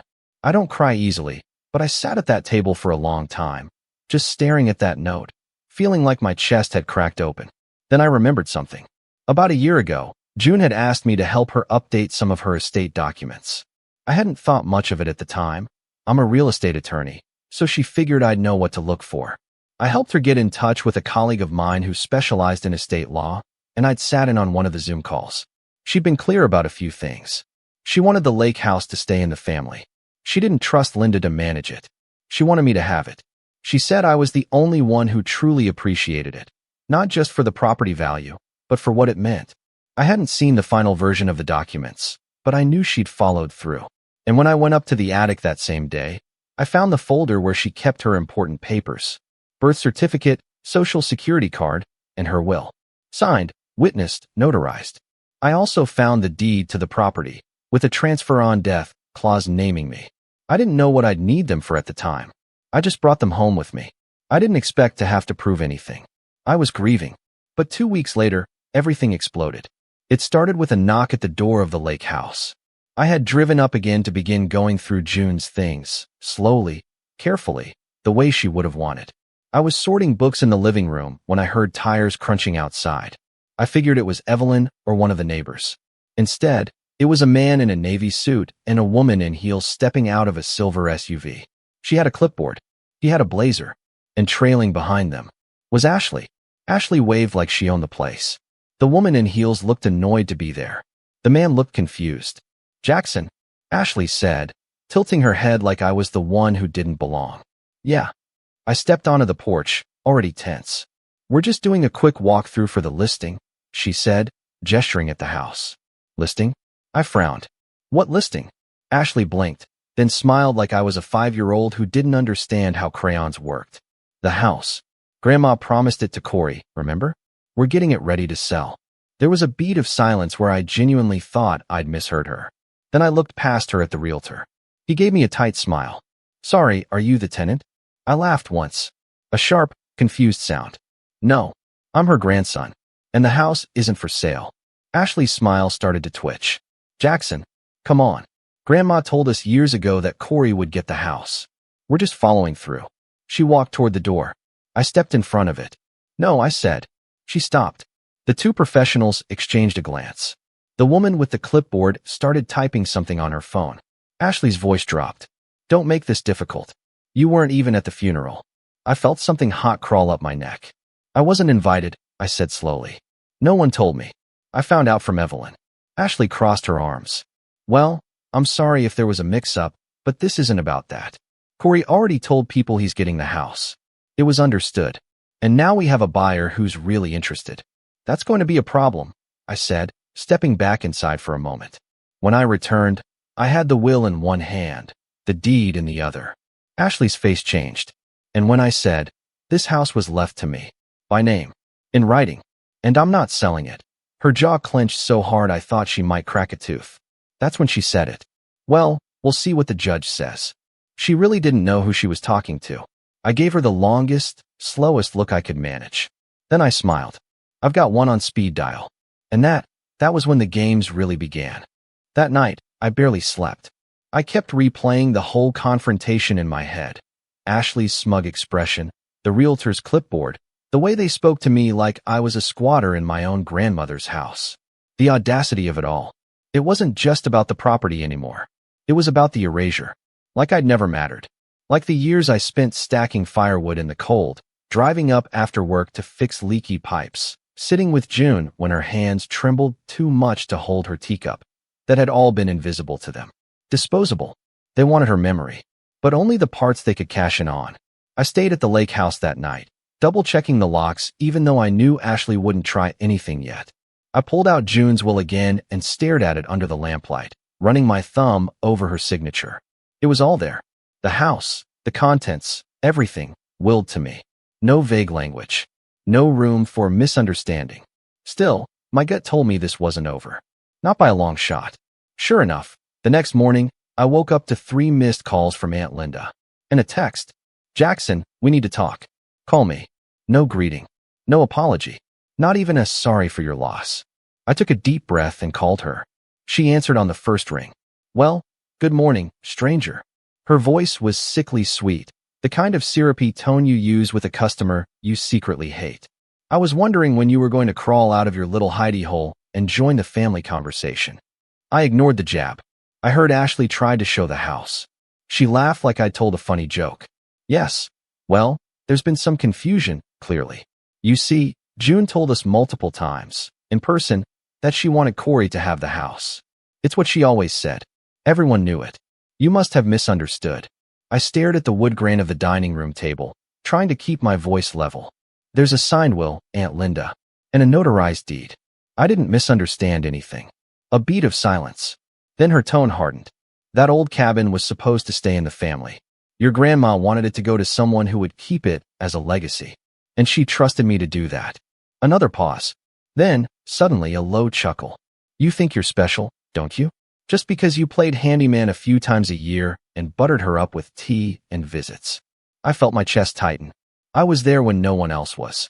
And that makes you entitled to everything? She snapped. To her house? Her land? What about the rest of the family, huh? What about Ashley, who spent her childhood summers there? Corey, who was her only grandson until you decided to slither back into the picture. I blinked. Slither? You were always the distant one, Jackson. Always too good for us. Living your little fancy life in the city. You think June didn't see that? She pitied you, that's all.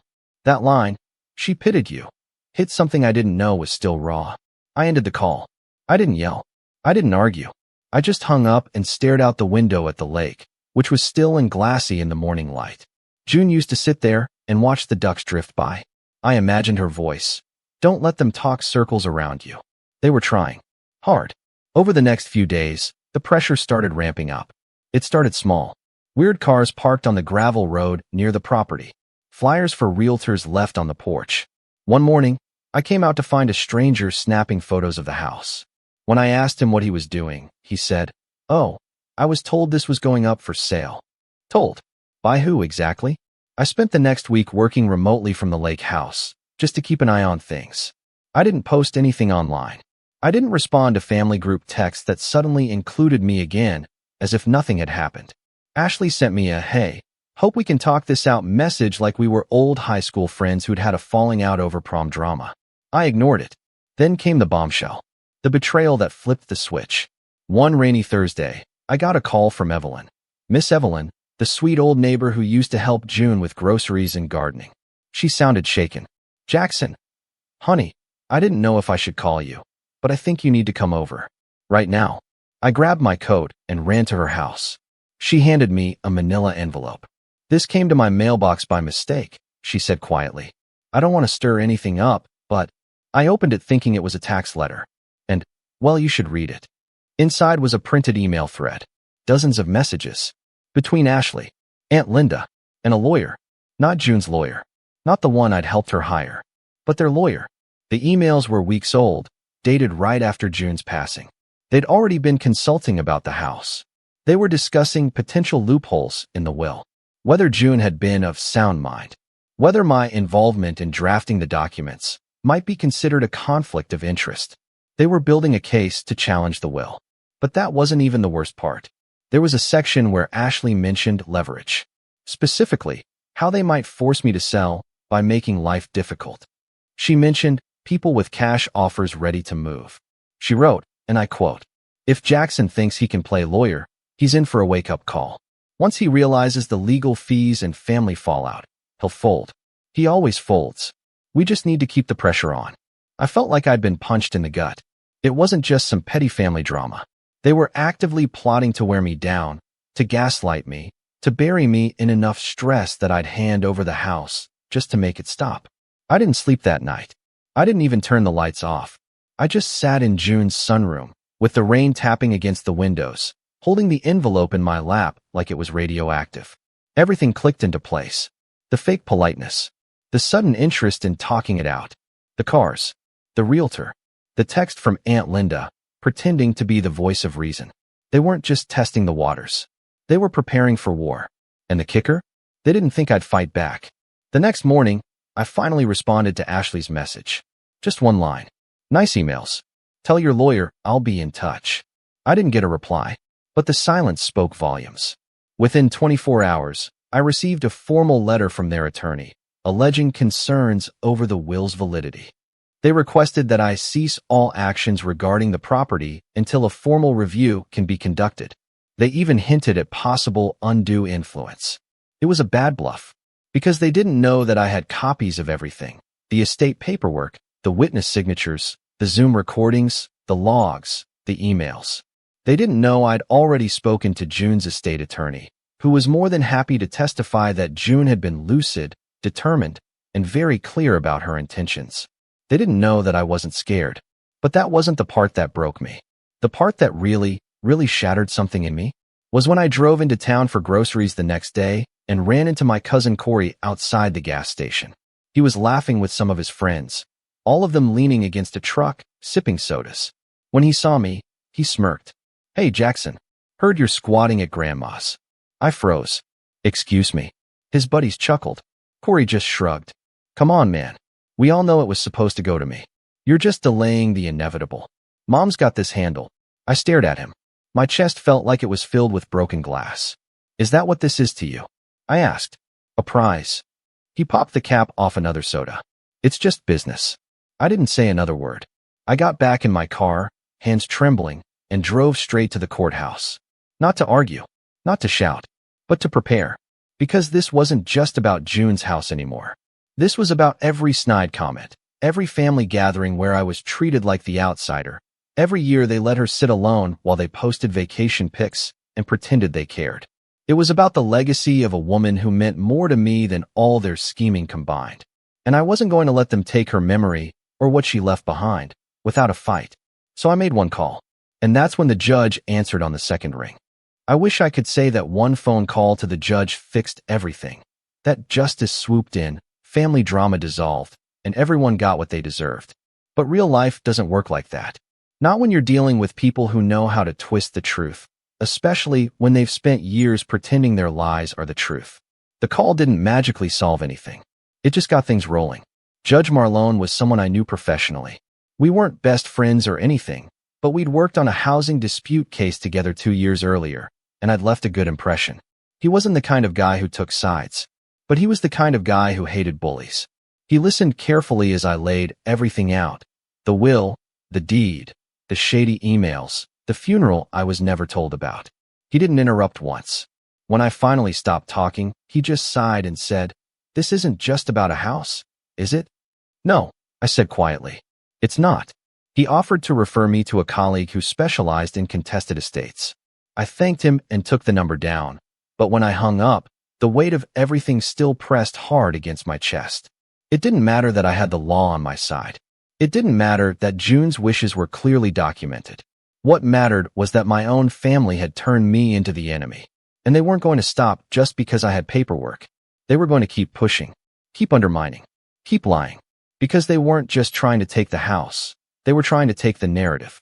And that's a different kind of battle. The first crack showed when my boss called me a week later. "Hey, Jackson. Listen, I wanted to check in. Everything okay?" I told him I was dealing with some personal stuff and that I'd been working remotely to handle it. He hesitated. "I understand. It's just, someone from your family left a voicemail here. Said you might be going through a mental health episode, that you weren't fit to handle estate work at the moment." I stood up from the couch so fast I nearly knocked over the lamp. "Who?" I asked, already knowing the answer. Didn't say, but it sounded like an older woman. "Linda. My own aunt was calling my place of work, trying to sabotage my job. I don't know what stunned me more, that she would stoop so low, or that she thought it would work." I reassured my boss, sent him copies of the will and deed, explained the situation without going into the emotional mess behind it. He told me not to worry, that I'd built enough credibility to withstand whatever circus they're trying to start. Still, I couldn't shake the feeling that the ground was slowly shifting beneath me. A few days later, I got a letter from the town zoning board. Apparently, someone had filed a complaint suggesting that the lake house had code violations and unapproved modifications. Another day, another blow. I spent the following week running back and forth between the zoning office, the courthouse, and the property itself, pulling permits, proving things had been done legally, swearing under oath that I hadn't moved a single board on the house since June passed. All of it cost money. All of it cost time. And none of it felt like enough. That was rock bottom. Not because of the paperwork, or the money, or even the stress, but because I started to feel like June had made a mistake. Like maybe she shouldn't have trusted me with this. Maybe I wasn't strong enough to handle it. Maybe Linda and Ashley and Corey were right. Maybe I didn't belong in the family. Maybe I never had. That night, I sat on the back porch overlooking the lake, bundled in one of June's old flannel blankets. And for the first time since this whole mess began, I cried. Not just from sadness, but from helplessness. I felt like a little boy again, standing outside the circle, watching everyone else laugh and bond and be a family while I sat quietly, hoping to be invited in. But then something happened. Something small. Something stupid. But it changed everything. It was a card. Just a simple, handwritten card that showed up in the mailbox one morning. No return address. Just my name in scratchy cursive. Inside it said, I used to sit with June every Saturday. We'd drink tea and talk about birds. She loved you so much, Jackson. She said you were her lighthouse. Don't let them snuff that out. The lake remembers you. We all do. It wasn't signed, but it was real. And it reminded me of something I'd forgotten. I wasn't alone. June had built a life up here. She had friends, neighbors, people who saw what was happening, who knew the truth, even if they weren't shouting it from the rooftops. And maybe that was enough. Maybe I didn't need to win some massive courtroom drama to honor her. Maybe I just needed to keep going. So I did. I stopped reacting. Stopped feeding their drama. I got a new lawyer, someone sharp, patient, and quietly lethal. She reviewed the will, the deed, the emails, and gave me a single nod. They don't have a case, she said, but they'll keep bluffing. Let them. She advised me to start documenting everything. Every call, every text, every suspicious car that drove by. I set up cameras. I backed up files. I built a digital fortress around myself, not because I was scared, but because I was ready. And while I waited for the next move, I started rebuilding. Not just legally, emotionally. I cleaned out the lake house. Slowly, carefully. Each drawer, each closet, each dusty photo album. I found old letters from June's youth. Newspaper clippings from the 70s. A box of Polaroids labeled Jackson's Visits that nearly broke me all over again. I framed one of them. Me, maybe 10 years old, standing by the dock in a too-big life jacket while June held a fishing pole with a triumphant grin. I hung it in the kitchen. I started fixing things that had gone untouched for years. The roof leak? Patched. The back steps? Reinforced. I restained the deck and repainted the shutters. Every nail I hammered, every plank I sanded. It felt like stitching a wound closed. Neighbors started stopping by again. Evelyn brought cookies. A man named Doug helped me rewire the garage lights. Mrs. Patel from 3 doors down brought me fresh tomatoes and said, "It's nice to see the house full of life again." I didn't post anything online. Didn't tell anyone what I was doing. But word got around. And then, without warning, the house itself started reminding me who I was.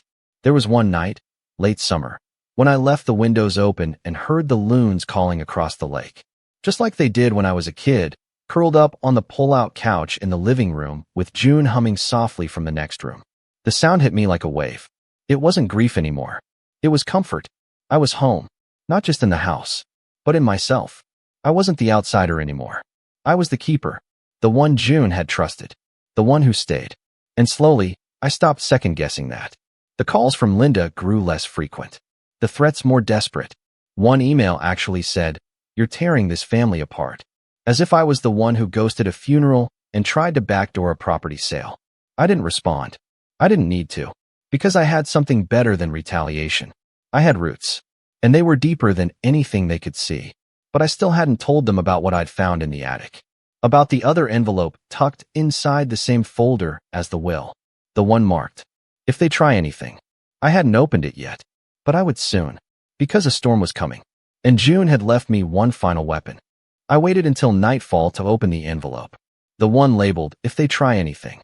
I don't know what I expected. Some last words of encouragement, maybe. A heartfelt letter reminding me to be strong. What I didn't expect was documentation. Inside was a handwritten note. Short, in June's precise cursive. "If they're being difficult, use this. Make sure you talk to Earl. He'll know what to do. Love you." Tucked beneath it was a small, thin stack of documents. Some photocopies, some originals. At first, I didn't understand what I was looking at. Then I saw the name. Earl Whitmore, local attorney, semi-retired. And beneath that, a letter of intent, a trust document dated 2 years before her official will. And this is what made my heart skip, a signed agreement between June and a private conservation trust. The lake house and the land surrounding it, if ever threatened by sale outside the family or misuse for commercial purposes, would be automatically flagged for easement protection. It was a trigger clause. June had installed a legal landmine. The document wasn't binding like a will, but in combination with the will and deed, it painted a very clear picture. June had anticipated everything, including them. And this Earl guy?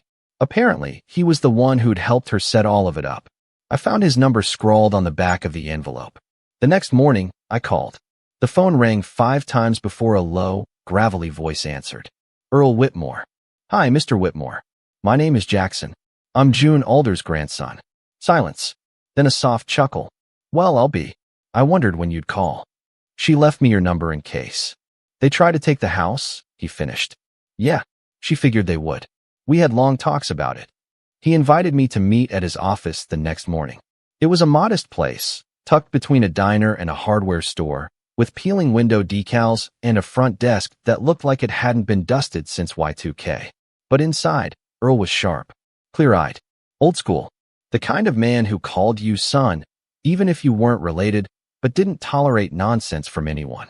He showed me additional documentation, emails from June, notes from their meetings, even a video recording where June discussed her intentions with both Earl and his paralegal present. I watched her speak with clarity and fire. My family only comes around when there's something to gain. But Jackson? He's here when it's inconvenient. He's here when it matters. If they try to spin this, make him out to be some schemer, I want this on record. I chose him. I trust him. And I'm not confused. I swallowed hard watching that clip. My chest felt like it might implode. Earl leaned back in his chair and folded his hands. With this, they don't have a case. At best, they'll delay things. At worst, they'll embarrass themselves. I nodded. Then let's make them very embarrassed. From that moment, things started shifting. Quietly, strategically. I didn't need a courtroom brawl. I needed a plan. A setup. First, I made a list of allies. People I could trust, people who'd been close to June, people the court and the community respected. Evelyn, of course. Doug from next door. Mrs. Patel, whose son I'd helped repair a fence for last winter. I didn't ask them to take sides. I simply told them the truth. I showed them the documents, the will, the emails from Ashley. One by one, they shook their heads and muttered variations of unbelievable, and she'd be heartbroken. Second, I secured the house. I upgraded the locks, installed motion sensor lights. A buddy of mine in security helped me hook up discrete cameras, cloud-backed, with facial recognition. I wasn't paranoid. I was prepared. Third, I quietly recorded every interaction from that point forward. When Aunt Linda sent another family email suggesting I return what rightfully belongs to the next generation, I flagged it. When Corey posted on Facebook about getting ready to renovate the lake house, I screenshotted it. When Ashley left a voicemail warning me I was hurting my cousin's future, I backed that up too. I didn't respond to any of them. Let them stew. Let them believe I was folding. Then came the opening I'd been waiting for. Ashley posted on her Instagram story a selfie in front of the lake house sign, complete with a geotag and the caption, "One step closer to our summer escape, #family property." Except she wasn't standing on public road. She was on the property, without permission, which meant she'd trespassed. I forwarded the footage to my lawyer. That was step 1. Step 2 came the following week, when I got an unexpected call from a local news outlet. Apparently, a real estate gossip blog had caught wind of a messy family feud over a beautiful lakeside inheritance. They want to comment. I almost declined. But then I remembered what June had said, don't let them talk circles around you. So I gave them the truth. Not the drama. The facts. June's will. Her recorded testimony. Her handwritten note. Her trust plans with Earl. Her disappointment in how rarely her family visited. I made it clear, I wasn't trying to hoard a house. I was honoring a woman who had been left alone too many times, who wanted her values preserved, not sold off for profit. The piece ran 2 days later. The headline? Grandson fights to preserve late grandmother's lakeside legacy while family pushes for sale. The photo they used was the one I'd framed in the kitchen. Me, age 10, holding a fish while June beamed in the background. It went modestly viral. Just enough. Enough for people to take notice. Enough for Aunt Linda to really panic. Because the comments were brutal. People dragging them for trying to oust the good grandson. questioning why the ones who cared so much weren't around while Grandma was alive, picking apart Ashley's real estate influencer posts, comparing them to June's values. And then, almost poetically, came step 3. Earl called and said, "The easement clause?" The conservation trust flagged it. Apparently, Ashley had tried to contact a potential buyer, someone outside the family, a developer. The trust had software that scans property interest filings. When it flagged the address, it triggered a review, which meant they were now involved, which meant the house couldn't be sold or altered without their input, and they were not impressed. I sat in on a Zoom call with one of their lawyers. She was calm, but firm. "We don't usually intervene unless misuse is suspected. In this case, it seems like there's an effort to completely disregard the decedent's expressed wishes. That concerns us." They sent an official letter to my lawyer, and we added that to the stack. The final piece of the setup came from June herself. While sorting through her old files, I found a spiral notebook tucked into a drawer labeled recipes. Only half the pages were recipes. The rest? Letters. Unsent, unfiltered, unsparing. Letters she'd written to Linda, to Corey, to Ashley. Some were sad. Some were angry. Most were just honest. She wrote about the loneliness, the birthday calls that never came, the time Ashley had canceled a visit to go to a music festival, the Christmas when Corey promised to shovel her driveway and never showed up. And then, on the last page, in shaky pen, "If they want to fight him, let them. He won't back down. He's the one thing I'm proud to leave behind." That was it. That was the final nail.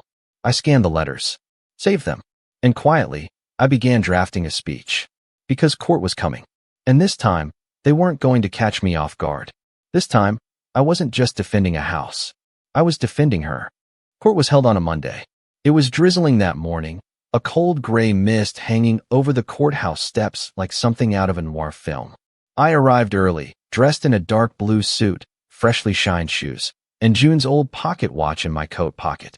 She'd given it to me 2 years ago, just because. I'd never worn it until that day. Inside, I saw them. Aunt Linda, in an expensive-looking black dress like she was attending a funeral again. Her expression, a cocktail of fake grief and strategic indifference. Ashley sat beside her, thumbing through her phone, nails perfectly manicured. Corey showed up late, jeans, hoodie, and earbuds still hanging around his neck like he didn't realize he was walking into a war. Their lawyer, a young guy with slicked back hair and a face that screamed, "Trust Fund," was already seated at their table, flipping through a binder like he was preparing for a college debate. He didn't even glance at me. My lawyer, Nadine, did. She gave me a small nod as I sat down beside her. Calm, professional, but with a slight edge in her eyes that told me she was ready to swing. The judge entered, and court was in session. It didn't take long for the other side to show their hand. Their argument was predictable. June had been old, confused, easily influenced. She probably didn't understand the implications of the new will. They cited vague timelines, brought up the fact that I helped her find the estate lawyer, and tried to hint at manipulation without outright accusing me. But Nadine? She was a scalpel.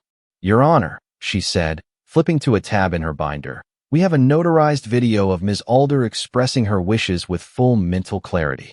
We also have emails between Ms. Alder and the Conservation Trust, dated over a year prior to her passing. These were not rash decisions.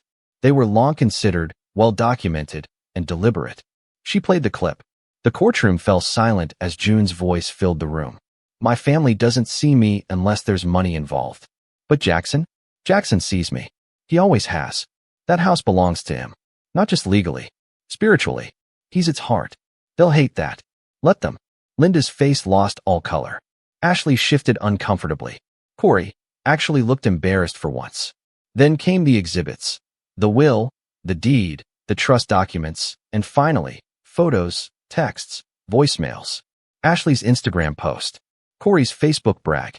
Linda's mental health sabotage voicemail to my boss, which we'd subpoenaed phone records to prove. Nadine laid it all out like a beautiful, painful mosaic of entitlement. Then the Conservation Trust lawyer stood up. She didn't raise her voice. She didn't grandstand.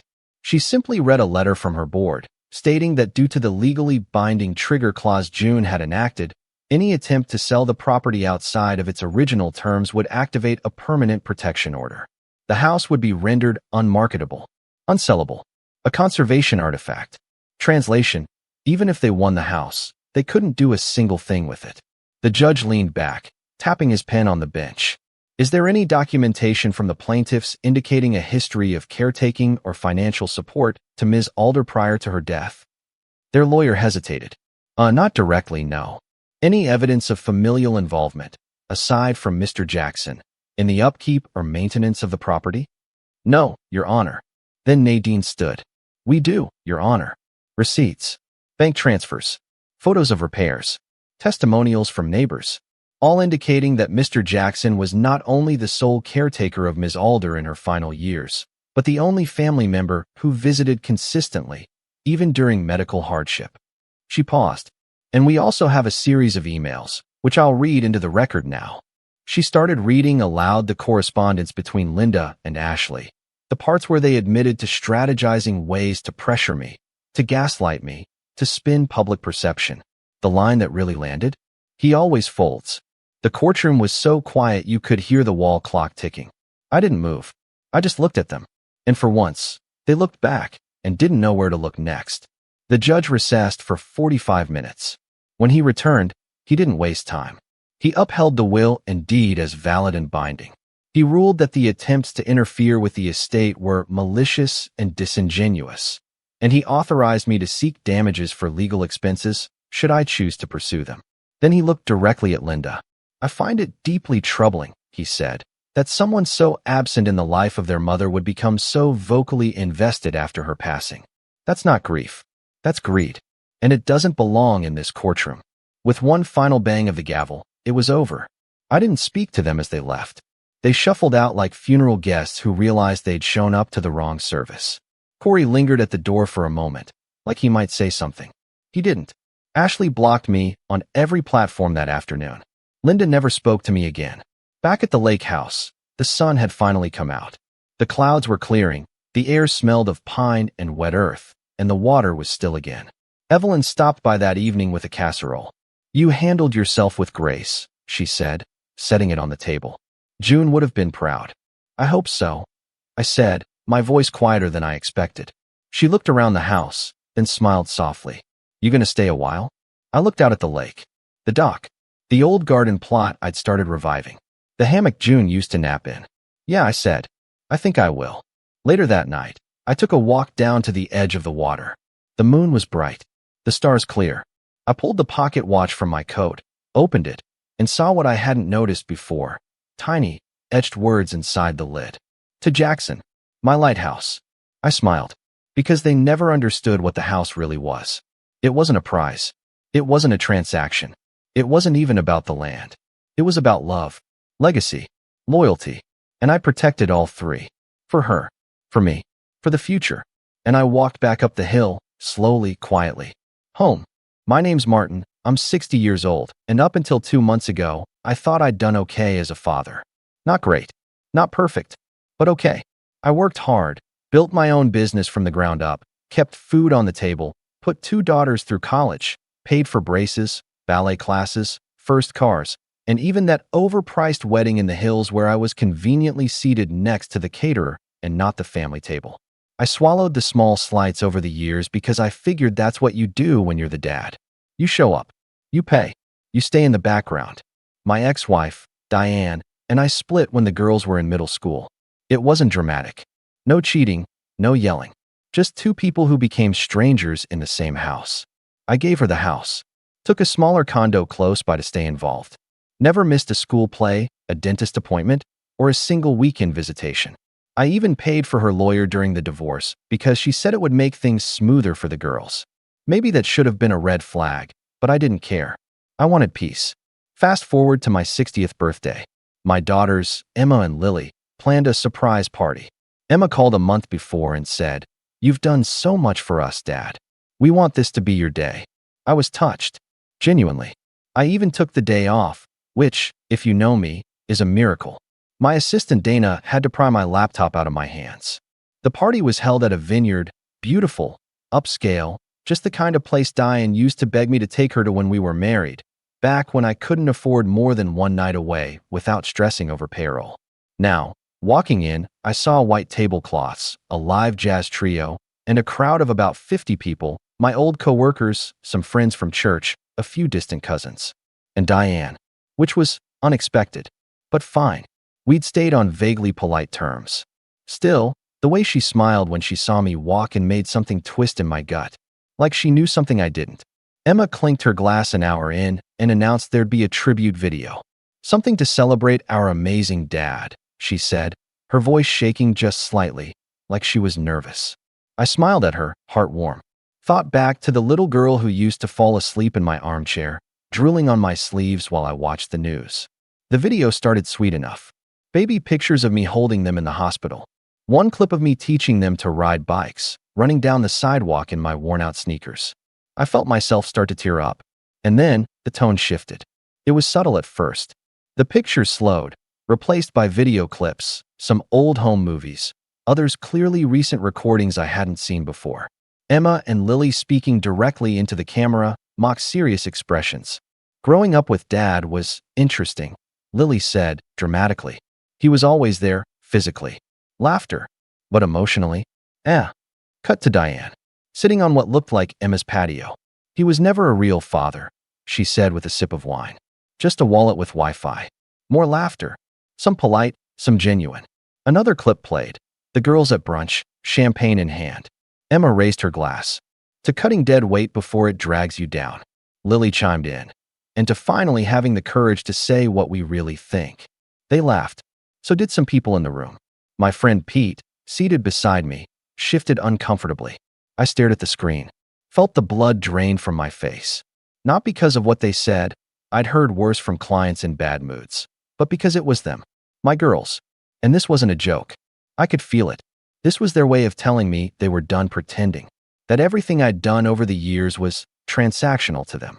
Meaningless, if not accompanied by their definition of emotional presence, which, judging by the closing montage, involved group therapy sessions and dad-daughter spa days.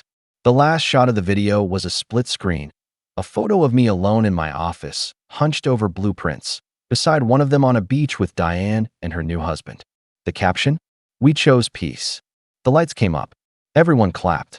Even Diane. Especially Diane. I didn't say a word. Just stood, straightened my jacket, and walked out. Didn't look at anyone. Didn't wave. Didn't even take the slice of cake they had cut for me. Got in my car, drove back home, and sat on the edge of my bed for an hour. The silence was so loud it ached in my ears. Then I stood, opened my laptop, and started rewriting my will. For the next few weeks, I kept my head down. Focused on work. Avoided calls from unknown numbers. Emma tried to text once.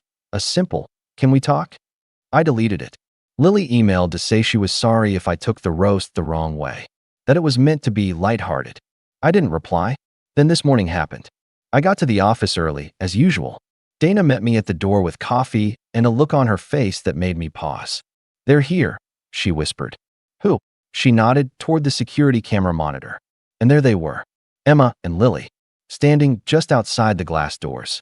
Both in tears. Diane wasn't with them, but I saw her car parked in the corner of the lot, engine idling. I walked to my desk. Took a slow sip of coffee. The intercom buzzed. "Should I let them in?" Dana asked quietly. I didn't even hesitate. "No," I said. "Not today." Then I turned back to my computer and kept typing. I didn't look at the cameras again. Didn't check to see if they waited or walked away. I focused on the proposal draft I'd been refining for the past week. Line by line, just like always. Except this time, there was a calm in me I hadn't felt in years. The kind of calm that comes after a storm, when everything's already been leveled and there's nothing left to lose. Dana poked her head in again around 10. "They're still out there," she said softly. Emma tried to wave. Lily looked like she was about to knock. I nodded without looking up. "They'll leave when they're tired enough." For the record, I wasn't angry anymore. Not in the way I was after the party. Back then, it felt like someone had pulled the rug out from under a life I'd spent 6 decades walking carefully across. Now, it was more like realizing the floor had always been cracked. I'd just been too busy patching it to notice. By lunch, they were gone. Their shadows disappeared from the parking lot, and Dana quietly let me know Diane's car had pulled out too. No note. No message. Nothing but silence. Just the way they'd served it to me at the party. Let me backtrack a little, because context matters. After that night at the vineyard, I spent a few hours replaying everything. Every birthday I remembered. Every Christmas I planned. Every late night I stayed up editing resumes or wiring tuition money without a word of thanks. I thought about the time Emma wrecked her car in college, and I paid for the repairs in full, even after Diane told her not to bother calling me because I'd probably guilt trip her about it. I thought about Lily's freshman year of high school, when she broke down because a teacher said she wasn't leadership material, and I coached her every weekend for months until she ended up student council president. And then I thought about that video, that smug smile on Diane's face, that champagne toast, that cruel little phrase, just a wallet with Wi-Fi. So yeah, I rewrote my will. Originally, I had them both as equal beneficiaries. Half of everything. No questions asked. Now, that's not how the document reads anymore. The house. Going to my godson, Marcus, the one who called me on my birthday and actually came by with a handwritten card. My business shares. Transferred into a charitable trust in my mother's name.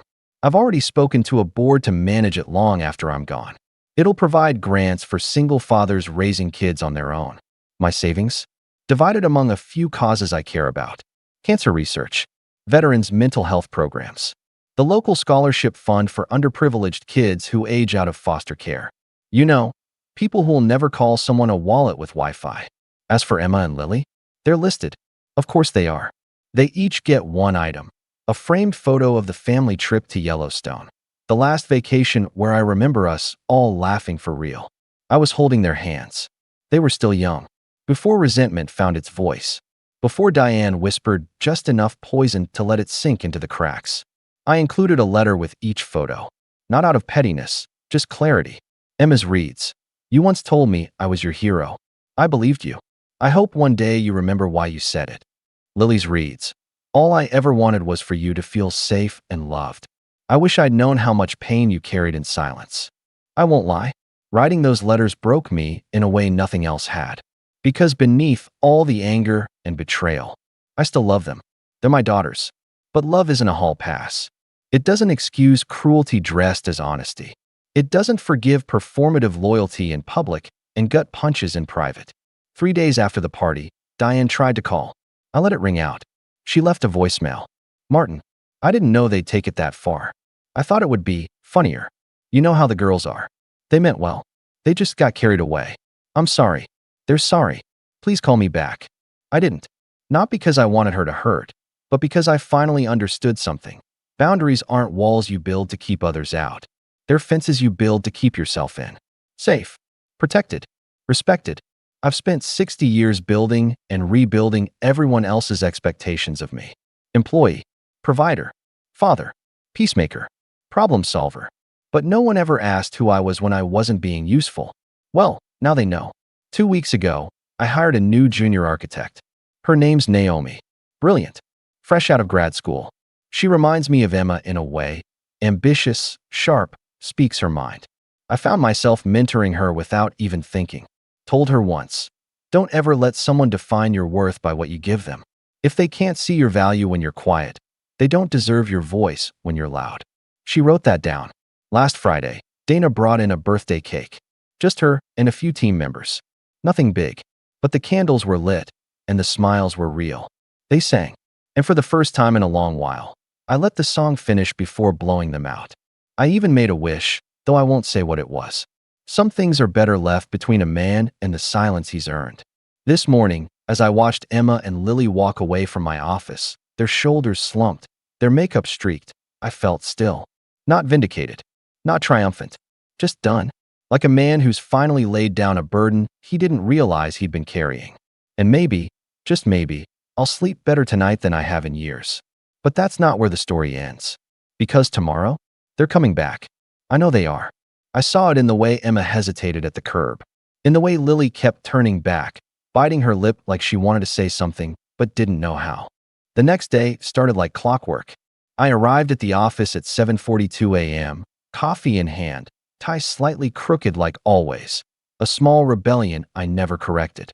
Dana had already opened up, soft jazz playing low from the speaker in the corner, the smell of her cinnamon sugar oatmeal already lingering in the hallway. I gave her a polite nod as I passed. She gave me a look. That look. "They're back," she said simply, sliding her phone screen toward me. The security feed showed them standing at the front doors again. Same spot, different posture. Emma was pacing this time, chewing at her thumbnail, something she hadn't done since she was 12, and stressing over her first piano recital. Lily stood beside her, arms crossed, but no longer defensive. This time, she looked cold, like she hadn't slept. Her coat wasn't zipped, and her hair looked thrown together, not styled like usual. They weren't dressed for drama anymore. They were dressed for desperation. They got here at 6:55, Dana added. Didn't ring the buzzer. Not yet. I took the phone, watched the loop for a few seconds, then handed it back. Let them wait. For the next hour, I tried to work. Opened the new development files. Stared at the preliminary layouts. Highlighted a few things. Crossed them out. Tried again. But the rhythm was gone. Not because I felt sorry for them. No, I'd done that dance too many times. It was because I knew there was a second shoe about to drop, and I wasn't sure how it would land. At exactly 9:01 a.m., the buzzer finally buzzed. Dana's voice came through. They're asking to speak to you. Just a minute of your time, they said. I didn't answer right away. I stared out the window at the skyline I'd memorized over decades. Cranes against clouds, ambition etched in glass and steel. Funny how a man can understand cities better than people. Then I said, put them in conference room B. No refreshments. A few minutes later, I walked in. Emma stood as soon as the door opened. Lily didn't. Neither of them said anything at first. I took the chair at the end of the table, not because I wanted to intimidate them, but because I needed distance. Emotional armor, I guess. Emma finally spoke. Dad, we're sorry. Her voice cracked on the word. I didn't flinch. I just waited. Lily swallowed hard and added, we didn't mean for it to go that way. The video, the jokes, it was stupid. We were stupid. I raised an eyebrow. And Diane? Was she stupid too? That hit. Harder than they expected. Emma dropped her gaze. Lily finally looked me in the eyes. Mom said it would be cathartic. That you'd laugh it off. That you'd understand it was a joke. I let the silence stretch between us. A slow, heavy rope pulling tighter with every second. It wasn't a joke, I said. It was a broadcast. Emma leaned forward. We thought. No. I cut in, voice calm but cold. You didn't think. You just acted. Because somewhere along the way, you decided I was expendable. That all I'd ever been was convenient. That I wouldn't push back. That I wouldn't leave. Lily's jaw tensed. That's not true. You were always there, we know that. But you were distant. Hard to talk to. Even when you were around. I sighed. Not out of frustration, out of exhaustion. You ever stop to ask why I was that way? Neither of them answered. Do you know how many birthdays I spent at my desk? Not because I forgot, but because I was trying to make sure the power didn't get cut the next week? How many nights I stayed up calculating bills so your mother wouldn't have to choose between groceries and field trips? I wasn't distant. I was drowning, and you were too young to see it. Emma's eyes filled, but she didn't cry. Not yet. And Diane. I continued. She poisoned the well a long time ago. You may not have noticed it, but I did. The comments. The eye rolls. The way she rewrote history like I'd just mailed in a check and vanished. And you let her. Emma finally broke. We didn't know. I know. Lily's voice came low and small. Can we fix this? And there it was, the question I'd been waiting for. The question they assumed had a simple answer. I looked at them both, then said nothing for a long time. Just sat there and let the weight of everything hang in the air. Fix, I said finally. No, you don't fix what you shattered for sport. They flinched. Hard. But, I added, you can rebuild. That takes time. Humility. And no guarantees. Emma nodded. Lily wiped her cheek with her sleeve. I stood. You'll both get 1 hour on Sunday. My place. Separate meetings. No Diane. You talk. I listen. You leave. After that, I decide if there's anything left to salvage. Neither objected. As I walked to the door, Emma whispered, "Thank you for giving us a chance." I didn't turn around. Just said, "Don't waste it." I stepped out of the room, closed the door behind me, and leaned against the frame. Dana was standing there, holding a file, pretending she hadn't been eavesdropping through the glass. She handed me the folder. That sounded like it went better than expected. I gave her a tired smile. It's not over, but it's a start. She followed me down the hallway. So what now? I looked straight ahead. Now, I said, now we see what love looks like when it costs something. Sunday arrived with the kind of weather that makes you feel like the world's holding its breath. Gray skies, Quiet wind. The sort of stillness that settles just before a thunderstorm or something even heavier, like truth.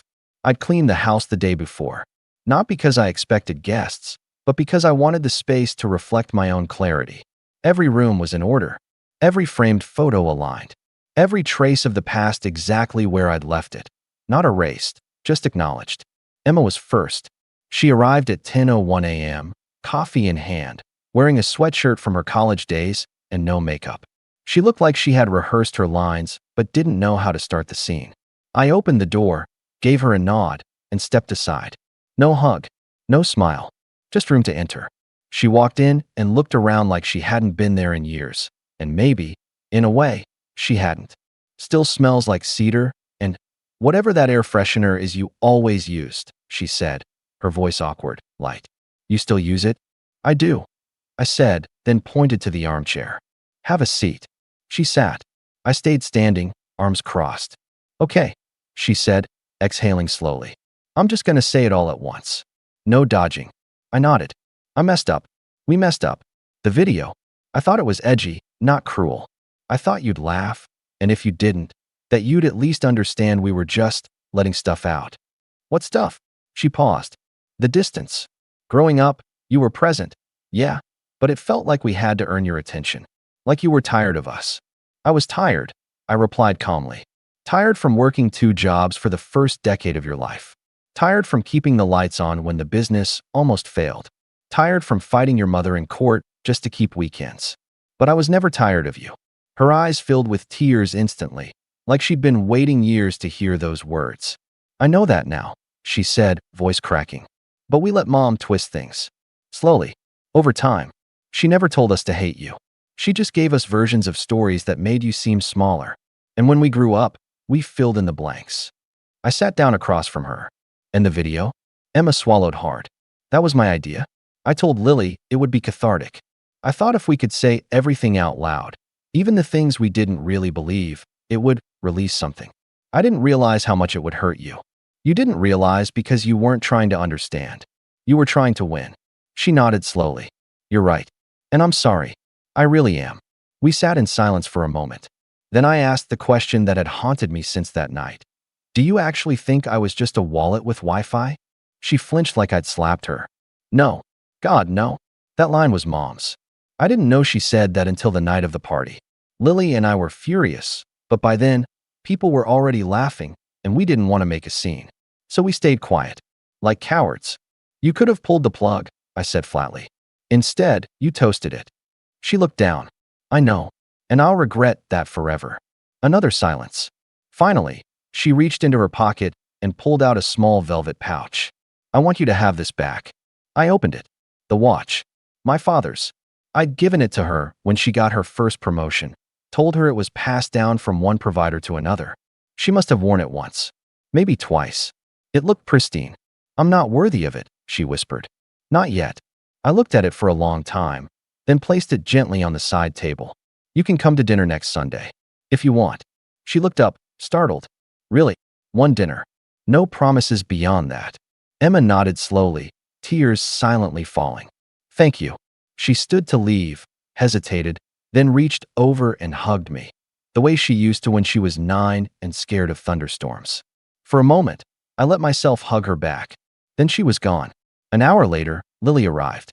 She was always the more composed of the two, sharp, calculated, never emotional unless it slipped out sideways. Today was no different. She wore all black, like she was attending a funeral. Maybe, in her mind, she was. She walked in and stood just inside the doorway. You look healthier, she said. I sleep better now, I replied. Peace will do that. She gave a small nod, then sat down without waiting for direction. I came because I didn't want Emma to be the only one to apologize, she said. And because I need to own what I said in that video. I said nothing. I meant some of it, she continued. Not the cruel parts, but the resentment. I carried that around for years. I felt like we never got you, just the version of you that worked and paid and corrected our grammar. You didn't get the version you wanted, I said, but you got all I had. And that matters. She nodded. I know that now. I know you weren't the enemy. You were the only one fighting for us while we were too young to see the battle. I would have died for you, I said softly. Her voice broke. and we made a game out of mocking that. She reached into her purse and pulled out a thick envelope. These are the therapy notes from the last 6 sessions. I asked my therapist to help me understand why I needed to tear you down to feel whole. I still don't have a full answer, but I'm working on it. I opened the envelope, skimmed a few pages. Her handwriting filled the margins. Angry, then sad, then confused. You kept these? I asked. I needed you to see I'm not just sorry. I'm doing the work. Another long silence passed. What do you want from me, Lily? I don't want the wool back, she said. I don't want your house, or the business, or anything you think we're crawling back for. I just want dinner. One chance to prove that I'm not who I was that night. I considered it, then nodded. Next Sunday, you and Emma. You bring nothing but yourselves. I can do that. She stood. Thank you for not shutting the door all the way. I gave a sad smile. It was close. She nodded again and left, quiet as a whisper. That night, I sat at the kitchen table. The house was still clean. The air freshener still filled the air. The watch Emma returned ticked softly on the side table like a heartbeat. I looked at the empty chairs across from me, then down at my plate. Leftovers. Cold. I didn't mind. For the first time in months, I didn't eat in silence. I played an old voicemail from when the girls were little, one I'd kept on an ancient recorder I never deleted. Hi, Daddy. It's Emma and Lily. We love you so much. You're the bestest daddy ever. Mommy says we can have pancakes when you get home. The recording ended with giggles. I smiled, slowly, and whispered to no one. Still here, girls. A week passed. Sunday came again. The doorbell rang. They were both there. No entourage, no Diane, no fake smiles. Just 2 daughters standing on my porch, clutching a store-bought pie and awkward hope. I let them in. Dinner was quiet at first, then awkward, then warm. We talked about movies, memories, even the weather. At one point, Lily spilled gravy, and we laughed so hard I had to grab a paper towel mid-choke. We didn't fix everything that night. Wounds like these don't close in one sitting. But we started. After they left, I walked into the den, placed the pie tin in the trash, and stood in front of the bookshelf where the old family photo sat. I didn't move it, didn't replace it with a new one, but I did add something beside it. The watch, ticking again. And just like that, I slept through the night. No anger, no grief, just peace. And sometimes, that's the most a father can hope for. I would love to hear your thoughts in the comments below. 2 weeks after I paid off my first car, I came home and it was gone. That sentence still feels fake to me. Like some glitch in my brain keeps thinking it must have been towed, or maybe I forgot where I parked it. But I remember everything about that day so clearly. Too clearly, honestly. It was warm out. Not hot, not cold. That annoying in-between temperature where you're not sure if you should leave the windows cracked or just trust the AC.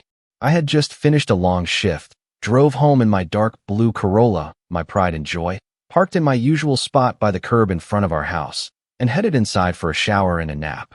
30 minutes later, it was just gone. No broken glass. No trail of oil. Just a patch of empty asphalt and that weird, gnawing feeling in your gut when something isn't right. But I should back up a bit. Let me introduce myself before we get too deep.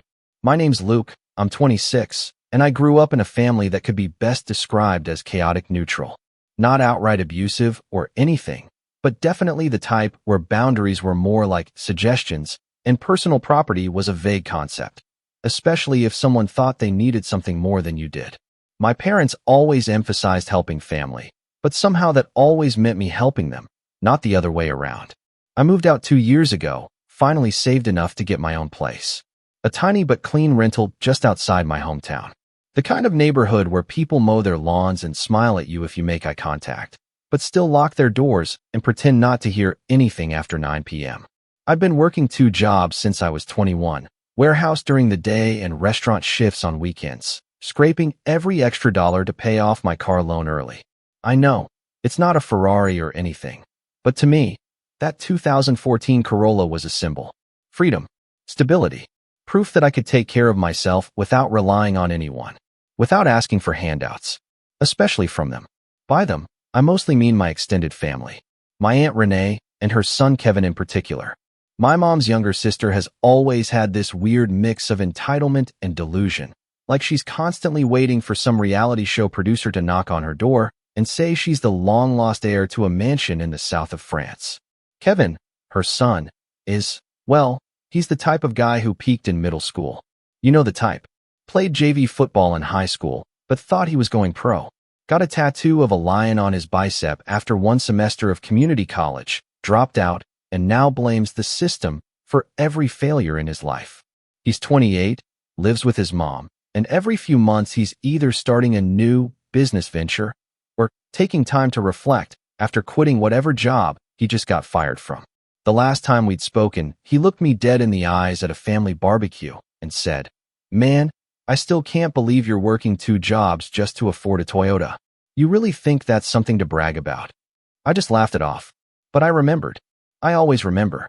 And now here I was, staring at the spot where my car should have been, heart hammering in my chest. I called the cops.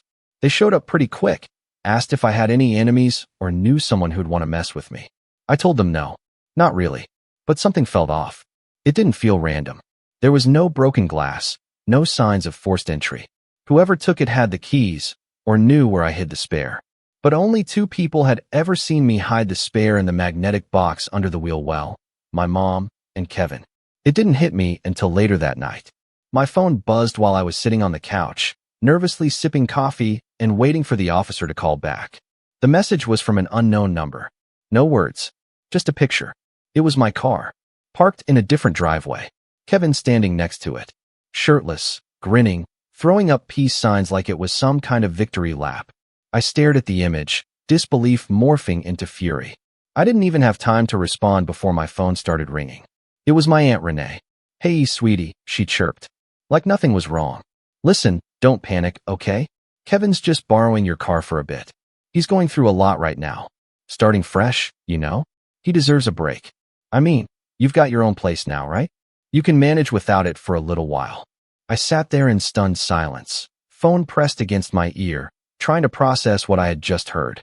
She said it like she was doing me a favor, like I was the unreasonable one for not wanting my fully paid-off vehicle to be stolen by a cousin who hadn't worked a full week in years. "He what?" I finally choked out. My voice cracked. I felt my jaw tighten. "Are you out of your mind? That's my car. I just reported it stolen." Renee laughed, actually laughed. "Oh, honey, don't be dramatic. It's not stolen. It's family. Kevin just needed it more than you do right now. We'll bring it back when he's back on his feet, promise." I didn't respond. I didn't yell. I didn't scream. I didn't even hang up. I just stared at the wall and let her keep rambling, my pulse in my ears, my mind racing. That voice in my head, the same one I'd learned to trust over the years, whispered one word. "Prove it." I hung up and stared at the photo again. I didn't know how long Kevin planned on borrowing it. I didn't care, because I had the title. I had the registration. And now, I had proof. And what I did next? Let's just say, Kevin wasn't expecting a uniformed officer and a clipboard in his driveway the next morning. But I'm getting ahead of myself. That night, I didn't sleep. I paced. I rewound every interaction, every family get-together, every insult disguised as a joke, every time someone called me too sensitive for setting a boundary. I thought about the hours I'd spent working to earn that car, the nights I came home too tired to eat, the bags of fast food in my passenger seat, the quiet little smiles I'd make to myself every time I hit a green light, because that car was mine. And now they were treating it like it was some community bicycle. But it wasn't just about the car. It never is it? It was about respect. The kind that was never given to me freely. The kind I had to claw for in every room I stepped into with these people. And that night, something shifted. Because I wasn't going to ask nicely anymore. I was going to show them.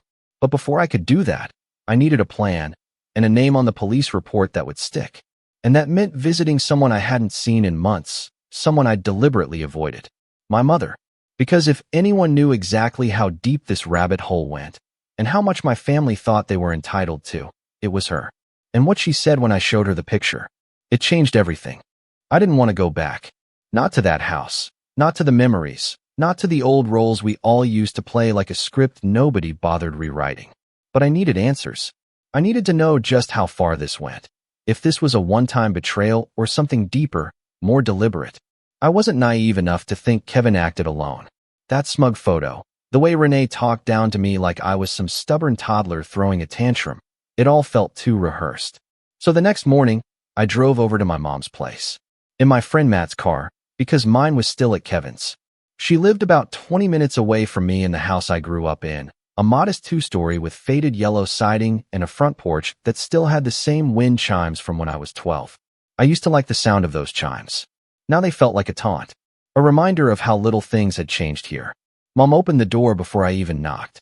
"I saw the police report," she said flatly, arms crossed, lips pressed into a thin line. "You really called the cops on Kevin?" There it was. Not, "Are you okay?" Not, "What happened?" Not, "I'm so sorry this happened to you." Just judgment. Disappointment. Like I was the one who stole something. I stepped inside without waiting to be invited, the weight of everything pressing on my shoulders like a storm cloud ready to burst. "Yeah, I did," I said, "because my car was stolen. And I'm not going to let it slide just because he's family." She sighed, turning away like she couldn't even bear to look at me. "You always make everything so dramatic, Luke. Kevin's had a rough year.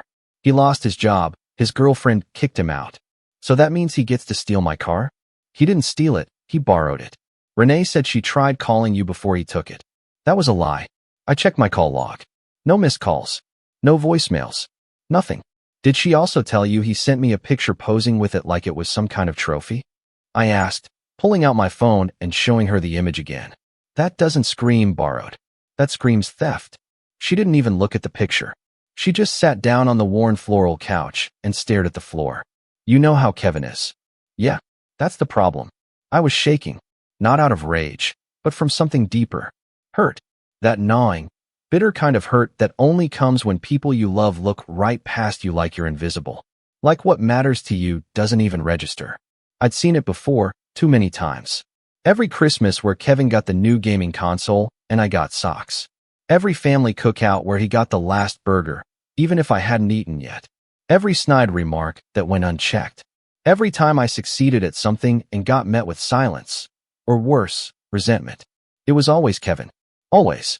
I remember once, when I was 15, I won a regional art competition. I'd spent months on the piece, a charcoal sketch of our neighborhood park from memory. It won first place. I brought home the ribbon, beaming. Mom barely looked up from her show. "That's nice," she said. The next weekend, Kevin passed his driver's permit test on the third try and got a full party, cake, balloons, and $100 in cash. It wasn't just favoritism. It was erasure. And now it was theft. I stood in her living room, trying to keep my voice steady. "So that's it. You're really going to defend him after this?" She finally looked up at me. "He just needs a win, Luke." I blinked. "And what about me? I finally pay off my car. I finally get some stability. And the first thing that happens is he rips it away from me. And you're worried about him needing a win." The silence that followed was louder than any argument we'd ever had. I left without another word. That week was a blur of quiet rage and simmering disbelief. I worked my shifts like a robot, trying not to spiral. The police were moving slow, standard procedure, they said, since the suspect was a relative and I knew where the car was. But without escalation, they couldn't just barge in and tow it. I needed more. So I started documenting. I printed the text messages. I took screenshots of the photo. I checked local traffic cams near my house and found footage of my car leaving my street while I was inside. The timestamp matched perfectly. I even found an Instagram story Kevin had posted that same night, rapping along to some song in the driver's seat with the caption, "Fresh start, new whip, no stress." That stung.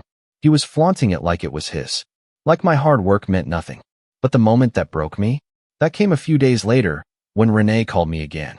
"Luke, honey," she started, in that overly sugary voice that always meant she wanted something. "We've been thinking. Since Kevin needs the car more than you right now, and since you're being so difficult, we'd like to make you an offer." I didn't say anything. Just waited. "We'll give you $1,500 for it." I nearly dropped the phone. $1,500? $1,500. That car's worth triple that. Well, it was used, and now Kevin's already been driving it. So really, it's depreciated. I hung up. No yelling. No cursing. Just a cold, calculated click. Because I just realized something chilling. They weren't planning to return it. They were planning to buy me out of my own property. At a fraction of its worth. Like they were doing me a favor. I don't know how long I sat there after that call. Probably an hour. Maybe more. I stared at the wall until it stopped being a wall and became just white noise. Something cracked in me that day. Something I hadn't let myself feel in years. I wasn't just angry. I was done. Done playing nice. Done waiting for respect. Done letting people like Kevin skate through life while the rest of us bled for every inch. That was the breaking point. The next time I saw him, it wasn't going to be a conversation. It was going to be proof and authority and repercussions. And I knew exactly how to make it happen.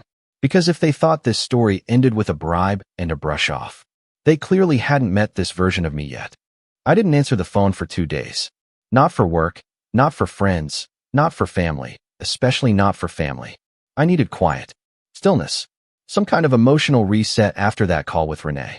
Because what do you even do when someone tries to lowball you for your own car like it's a garage sale item they're being generous about?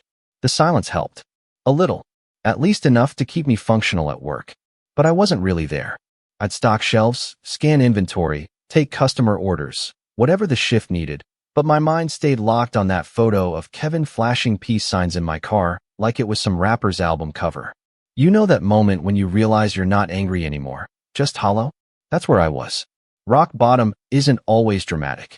Sometimes it just looks like sitting alone in your apartment, eating cold cereal at midnight, surrounded by unopened mail and dishes you're too tired to wash. It's feeling like nobody really sees you unless you're being useful to them. And for the first time in years, I started to believe what Kevin said to me at that barbecue. You'll never amount to anything. That one had stuck with me, quietly, like a splinter under the skin. Even when I succeeded, part of me kept wondering if I was just playing dress up, pretending to be someone who had their life together. The car was supposed to change that. Owning it outright was my moment. My statement to the world. And now it was being driven around by the very person who made me feel small for daring to believe I was worth something. But here's the thing about rock bottom. Once you stop falling, you realize you can finally push back. And something about that emptiness, about having nothing left to lose, gave me a weird kind of clarity. So I made a list. Not a to-do list. Not exactly. More like a prove them wrong list. Every petty insult, every time I'd been written off, every time I'd been told to let it go or stop overreacting, I wrote it down. Not out of spite, out of purpose. Because I needed to remind myself that my anger wasn't just valid, it was earned. And it could either eat me alive, or I could use it. So I started rebuilding. Not with some grand gesture, but with quiet moves no one saw coming. Step 1 was information. I called the DMV and confirmed that yes, the title was still in my name. Good. Then I went ahead and ordered a certified copy, just in case. I called my insurance company, reported the theft officially, gave them the incident number from the police. That started a whole paper trail. They told me to avoid confronting the thief directly again and to keep everything documented. No problem. I had screenshots, call logs, photos, the works. Then I visited the local magistrate's office, asked about how to proceed with a property recovery order. It took a few hours of waiting and some weird looks, but I walked out of there with a packet of forms and a clearer path. And while I was at it, I called a lawyer. I didn't know any offhand, so I asked a coworker who'd gone through a messy divorce last year. She recommended a guy named Mark DeLeon, small-time but sharp, and more importantly, affordable. I scheduled a consultation for the next week. All of this was quiet, careful. I didn't post about it, didn't confront Kevin, didn't tell Renee I was talking to lawyers. I just let them keep thinking I was sulking in silence while I built the foundation under them. But outside of the plan, life didn't stop. And that's where the real rebuild began. Because in all of this, I had been pouring every ounce of energy into getting my car back. But somewhere in that obsession, I had forgotten why I'd worked so hard in the first place. It wasn't about the Toyota. It was about me. I didn't just want the car back. I wanted to take back the version of myself who believed I deserved good things. So I started showing up for myself again. I stopped skipping breakfast. Doesn't sound like much, but those few extra minutes in the morning helped me feel human. I went back to the gym, even if it was just 20 minutes on the treadmill. Got a haircut. Started replying to texts from friends I'd been ignoring, not with long messages, but just enough to say, hey, I'm still here. One night, Matt, my coworker and the guy who lent me his car, invited me over to hang out. We ordered wings and played video games. Nothing deep, just dumb fun. But in the middle of it, he looked over and said, you know, I've never told you this, but I've always respected how hard you hustle. Like, you actually try. That's rare, man. I didn't know what to say. It hit harder than I expected. Not because it was some profound compliment, but because it felt genuine. And I couldn't remember the last time someone said something like that to me without an agenda. After he left, I sat on my porch and stared up at the stars for a long time. Maybe I'd let people like Kevin define me for too long. Maybe I kept trying to prove myself to a family that was never going to clap unless I failed. And maybe, just maybe, I didn't need their approval to matter. The next week was a turning point. I met with Mark, the lawyer, told him everything, start to finish. I had the documentation ready, printed and neatly labeled in a cheap office folder. He listened, took notes, and asked sharp questions. When I finished, he leaned back and smiled. Luke, I've seen a lot of petty theft and family drama. This is a cocktail of both. But the good news is, you've got a solid case. You own the car. You've reported it. You've documented the unauthorized use. If we escalate it the right way, you're not just getting your car back. You might have a small civil suit for damages if he's caused any wear or devaluation. I blinked. Wait, I could sue him. If we wanted to, yes. But let's start with getting your car back. He explained how we could file for a writ of replevin, a court order to retrieve stolen property. It would take a couple of weeks, but once approved, law enforcement could legally show up at Kevin's and tow the car on the spot. No more phone calls. No more begging. Just consequences. And I'd get to be there. Something about that idea lit a fire in me. Not because I wanted to see Kevin squirm. Okay, maybe a little. But because it was the first time I'd felt like the system wasn't stacked against me. Like I wasn't crazy for being angry.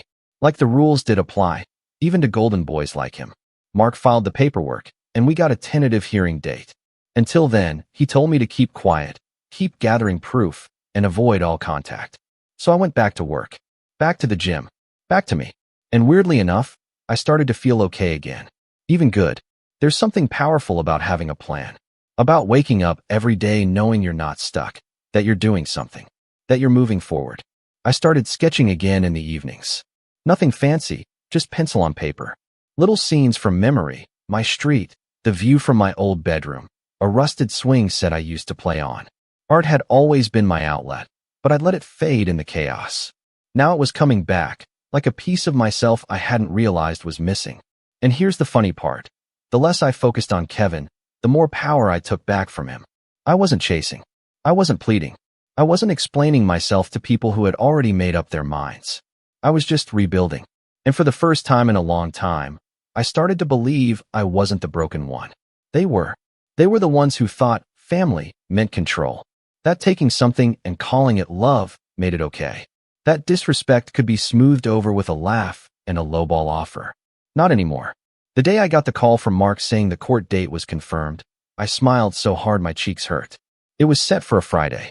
2 weeks out. Enough time to prepare. Enough time for Kevin to keep enjoying his new whip. He had no idea what was coming. And what happened at that hearing? Let's just say it wasn't just the car that got put in reverse. Kevin didn't know it yet, but the game was about to flip. And this time, I wasn't reacting, I was orchestrating. After the call with Mark confirming our court date, something shifted in me again. Not like the slow, painful rebuilding I'd done in the weeks prior. This was something sharper, cleaner, purposeful. If part 3 of this journey was about healing, this was about precision. See, I'd spent years being the nice one in the family. The peacemaker. The one who stayed quiet when people said something out of pocket. The one who picked up the slack when others dropped the ball. The one who forgave before apologies were even offered. But now, I was done playing the role they wrote for me. It was time to rewrite the ending. The first thing I did was stop calling it getting my car back. I started calling it what it was, taking back what's mine. There's a difference. One is passive. The other is a declaration. Mark and I spent the next few days prepping everything we'd need for court. We had documents, timestamps, a witness statement from my neighbor who saw Kevin drive off that night, and even a printed copy of Kevin's Instagram story with the car. I'm honestly surprised you didn't already post this all online, Mark said during one of our meetings. This would have gone viral by now. I shrugged. That would have felt like stooping. I don't want drama. I want results. He nodded, a little impressed. Good. Because you're winning this one clean. But legal prep wasn't enough. I needed leverage. And more importantly, I needed witnesses. I wanted my family to see what was happening. So I started making subtle moves. First, I reached out to Aunt Renee. Not with anger. Not with demands.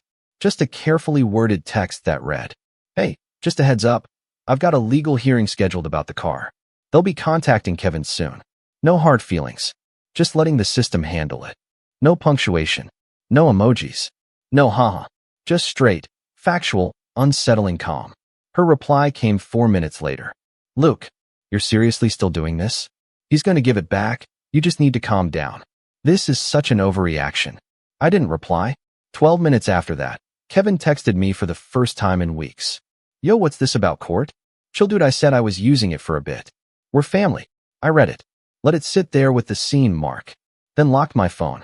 Because here's the thing. I wanted them to feel the silence. The old me would have explained myself. Would have tried to smooth it over. But now, I wanted them off balance. I let the tension do the talking. And while they were panicking, I kept planting seeds. The next move was family. Not all of them. Just the ones who had always floated in the middle. The aunts and uncles who didn't pick sides, but still showed up at holidays with casseroles and passive observations. The cousins who weren't close, but weren't hostile, either. I called my Uncle Ray first. He wasn't close with Renee, but he was respected. I told him what happened. Not emotionally. Not dramatically. Just the facts. He was quiet for a moment. Then said, wow. I had no idea. That's seriously messed up. I'm not trying to start a war, I said. I just want to set a line. And I need some people to see the line being drawn. He got it. Say less. I'll be there. Then I called my cousin Jordan. She was always the neutral one, but smart. Knew when things were wrong, even if she didn't always say so. Same response. Shock. Support. Confirmation that she'd show up. By the end of the week, I had 5 family members planning to come to court with me. Not as angry protesters, but as quiet observers. Witnesses. People who'd never been asked to choose a side before. Kevin had always depended on that silence. That shrugging indifference. Not anymore. And then, I made the final move. I went to see my mom. I didn't want to, but something in me needed closure. Or maybe, confrontation. She opened the door and blinked like she didn't expect to see me. Luke, I'm not here to argue, I said. I'm here to tell you that this is happening. Court date's set. I've got everything I need. You don't need to come. But when it's over, I want you to remember that I gave you a chance to see this side of the story. She didn't respond at first. Just stepped back to let me in. I walked into the living room. Same couch. Same wind chimes tapping against the window. But something in the air felt different. Like a script had been burned. I know you love Kevin, I said, standing in the middle of the room. And I'm not asking you to stop. But I need you to understand something. Loving him doesn't mean enabling him. And loving me doesn't mean ignoring what's been taken from me. She sat down slowly.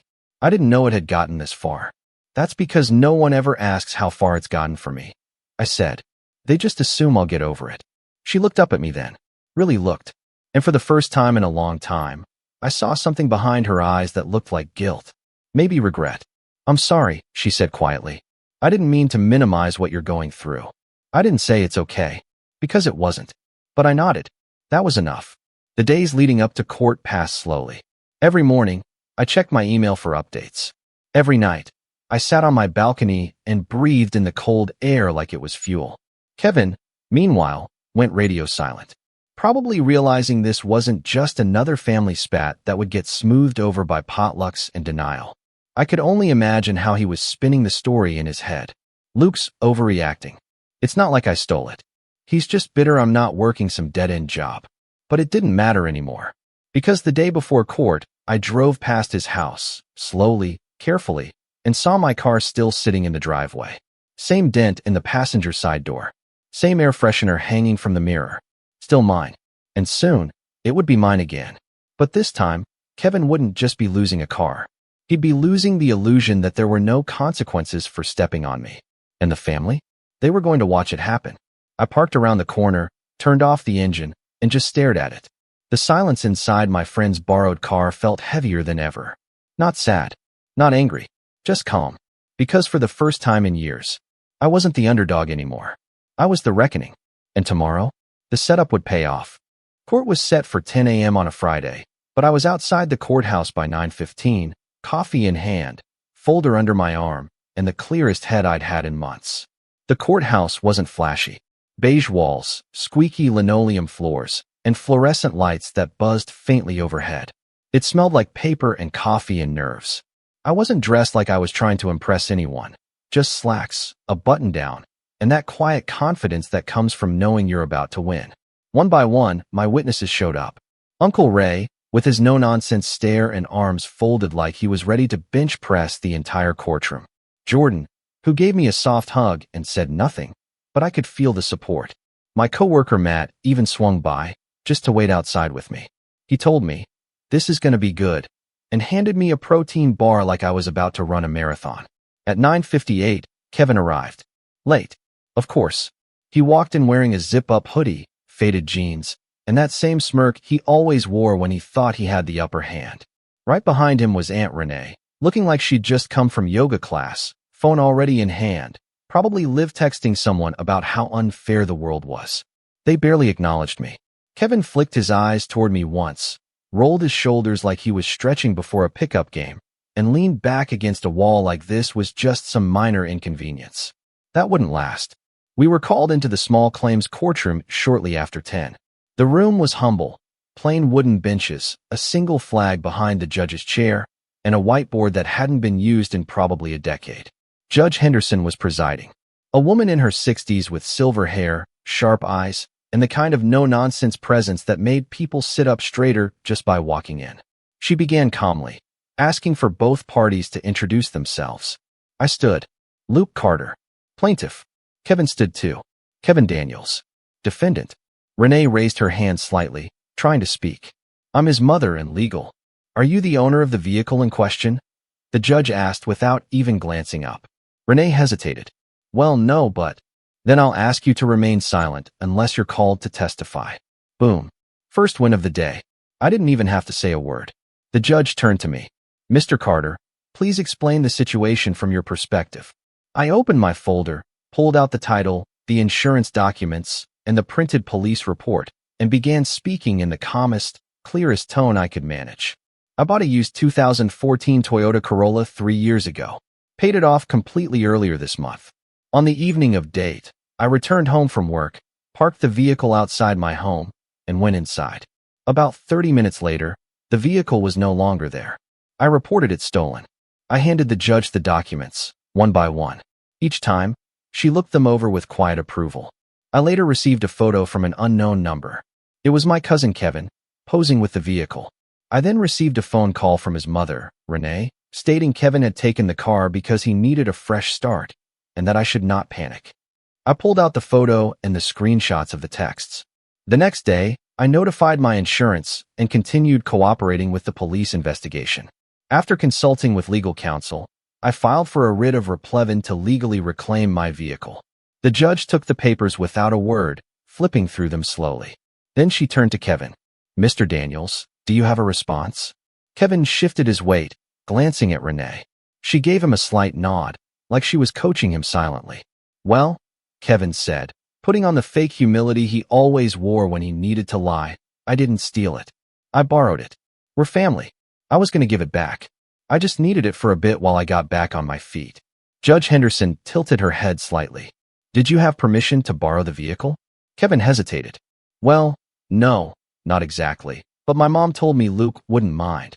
Renee started to stand up again, but the judge shut her down with a raised hand. I need to be clear, the judge said. Did the registered owner of the vehicle, Mr. Carter, give you explicit permission to use the vehicle? Kevin's face tightened.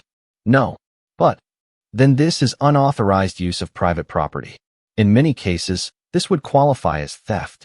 Renee finally broke. But he's family. You can't seriously be treating this like a crime. He was just trying to survive. Judge Henderson turned to her calmly. Ma'am, familial relation does not override ownership rights. What your son did was not just irresponsible, it was unlawful. And the law does not grant immunity to relatives simply because they feel entitled. Kevin's face flushed red. That smug confidence cracked for the first time. The judge continued.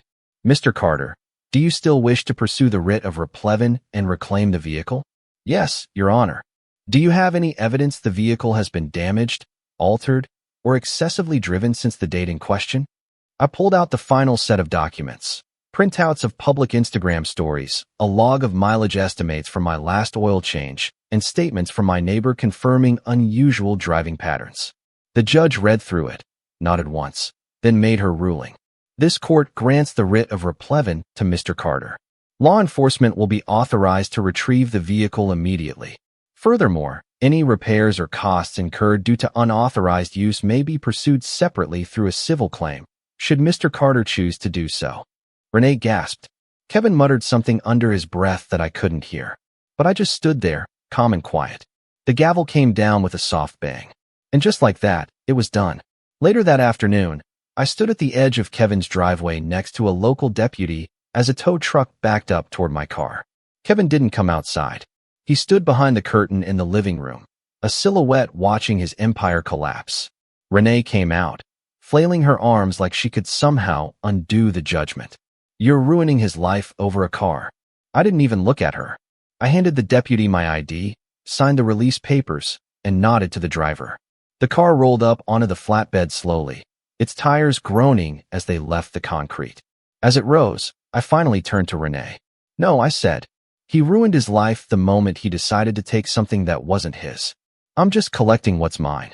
I got into Matt's car and followed the tow truck to the impound lot, where they released my vehicle to me once the papers cleared. It wasn't in perfect condition. There were food wrappers in the back seat, a new scratch along the passenger door. The air freshener had been replaced with one of those little tree-shaped ones that smelled like cheap cologne. But it was mine. And when I slid into the driver's seat, gripping the wheel, I smiled. Not because I had the car back, but because I had me back. The fallout was slow, but satisfying.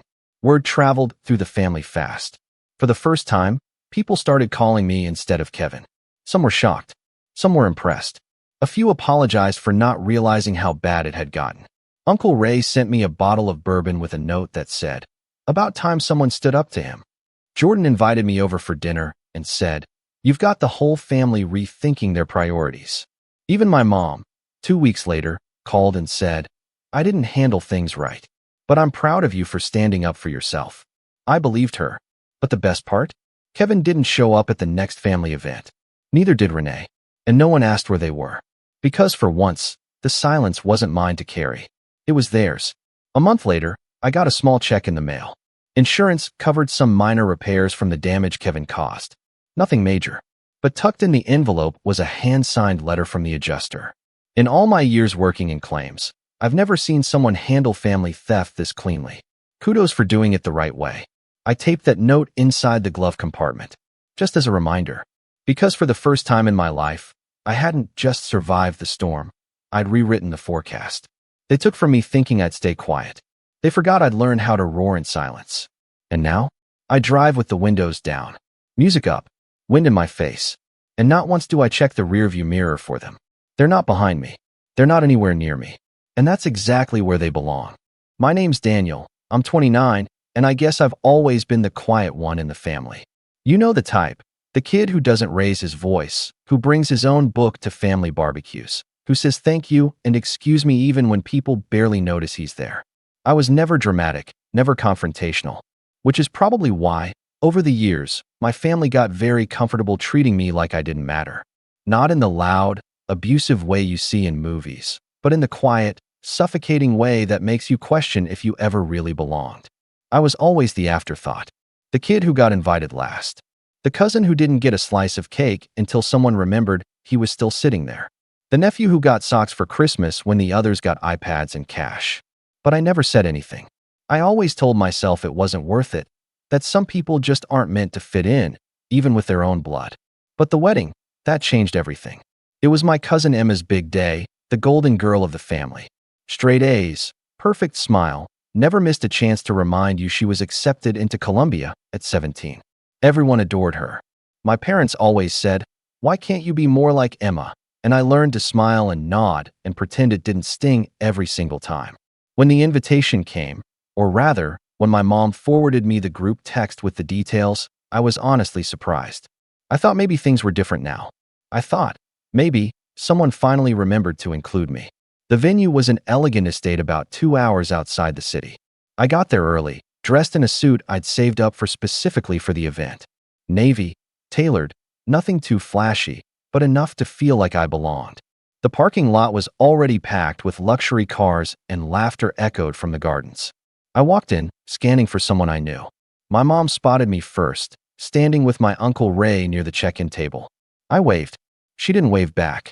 Instead, she gave me this look, not angry, not annoyed, just inconvenienced.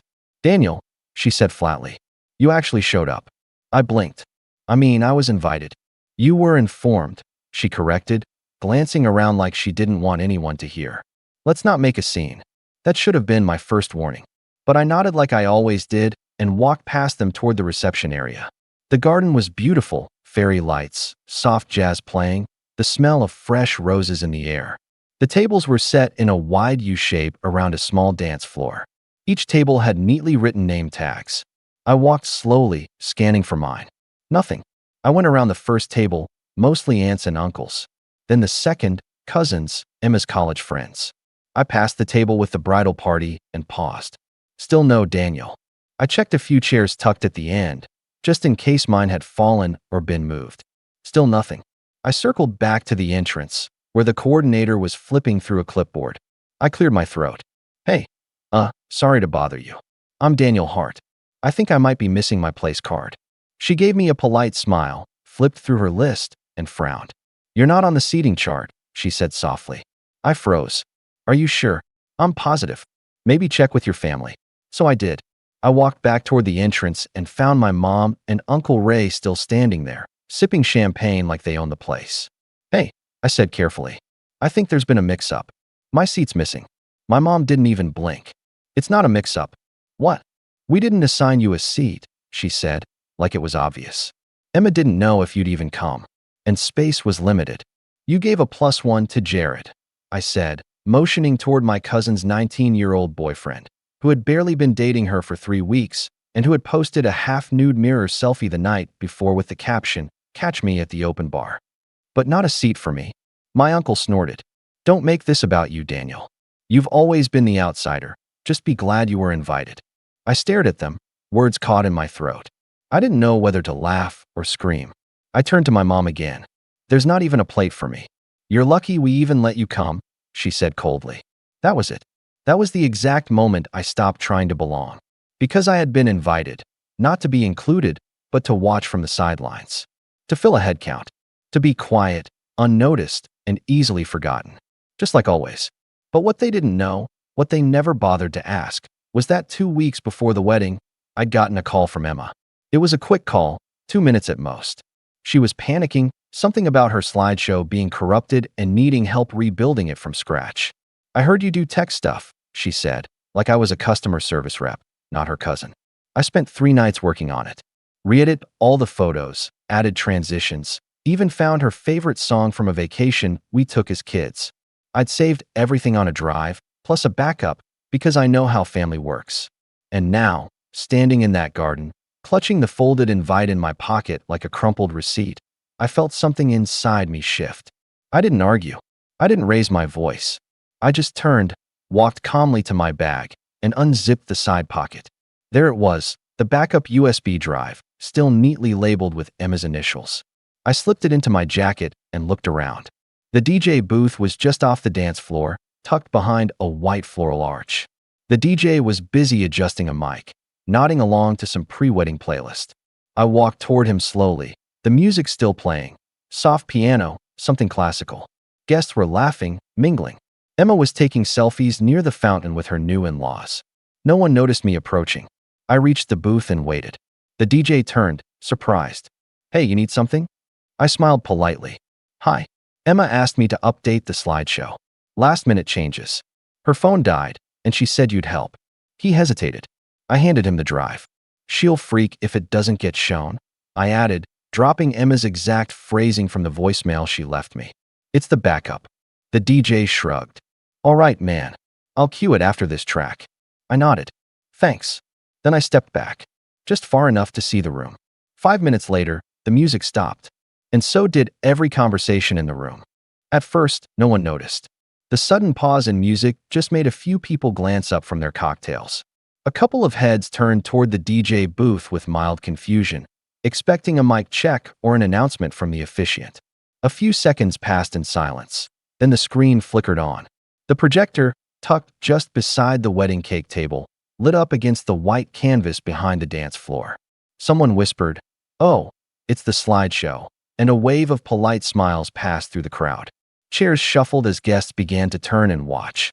Emma, radiant in her lace gown, clutched her bouquet tighter and motioned toward the screen. Her husband, I think his name was Carter, leaned over and kissed her temple. A perfect moment. Perfect lighting. Perfect everything. And then the first image appeared. It was of Emma, around 10 years old, sitting in my lap at a 4th of July barbecue. We were laughing. Fireworks in the background, our faces sticky with popsicle juice. My dad had taken that photo. I remember because he spent 10 minutes trying to get the right angle, and Emma kept moving. A few people cooed. Oh. Then another photo. And another.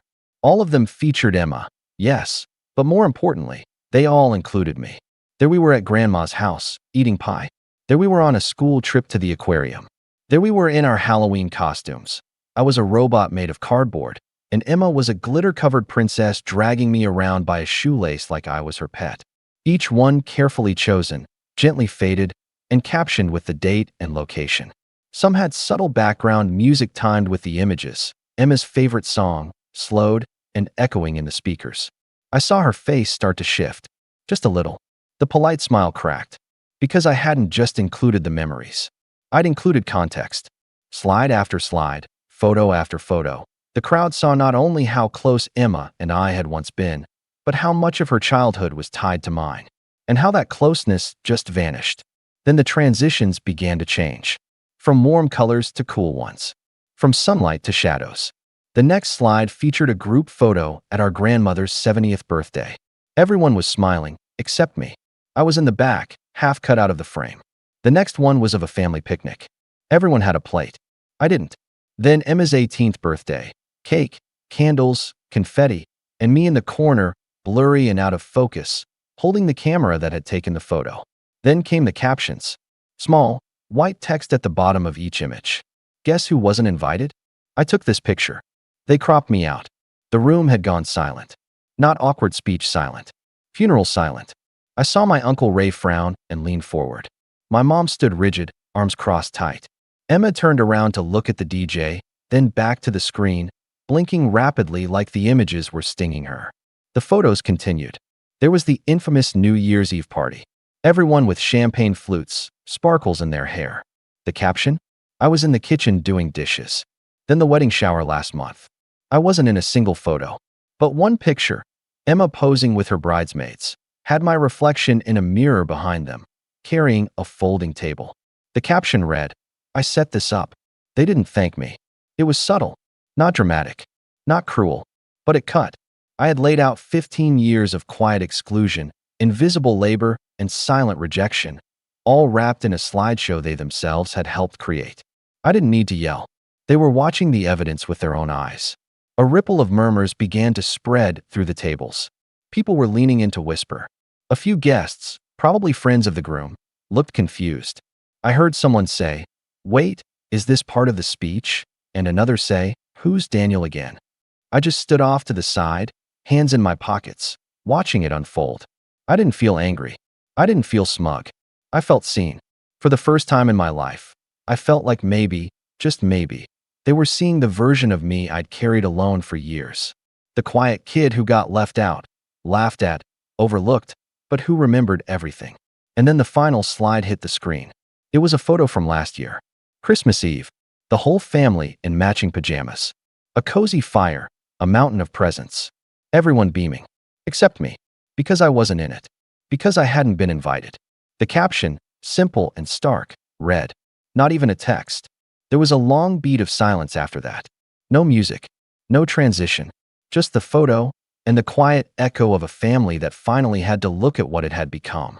Emma stood slowly, her expression unreadable. She didn't speak. She didn't cry. She just turned and walked out of the reception hall without a word, her veil trailing behind her like a ghost. I saw my uncle start to rise, jaw clenched, eyes darting toward me. But before he could say anything, the DJ, clearly catching on, turned off the projector and fumbled to restart the music. It came back in mid-track, some upbeat pop song that felt almost insulting against the mood in the room. My mom didn't look at me. She just stared down at her hands, like they weren't hers anymore. And I walked out the side door into the garden, where the fairy lights still glowed like nothing had happened, and sat on a stone bench beneath a weeping willow. I hadn't planned on doing any of this when I arrived. I'd honestly just wanted to be included, to have a chair, a name tag, a plate. But if they weren't going to give me a place at the table, I'd show them what happens when the person they ignore stops playing along. And now that the music was playing again and the party was supposed to resume, they all knew. The outsider had spoken, and the night wasn't over yet. I stayed outside longer than I expected. The air had that post-rain kind of stillness, even though it hadn't rained. You know what I mean? Heavy, like the atmosphere itself was waiting for something.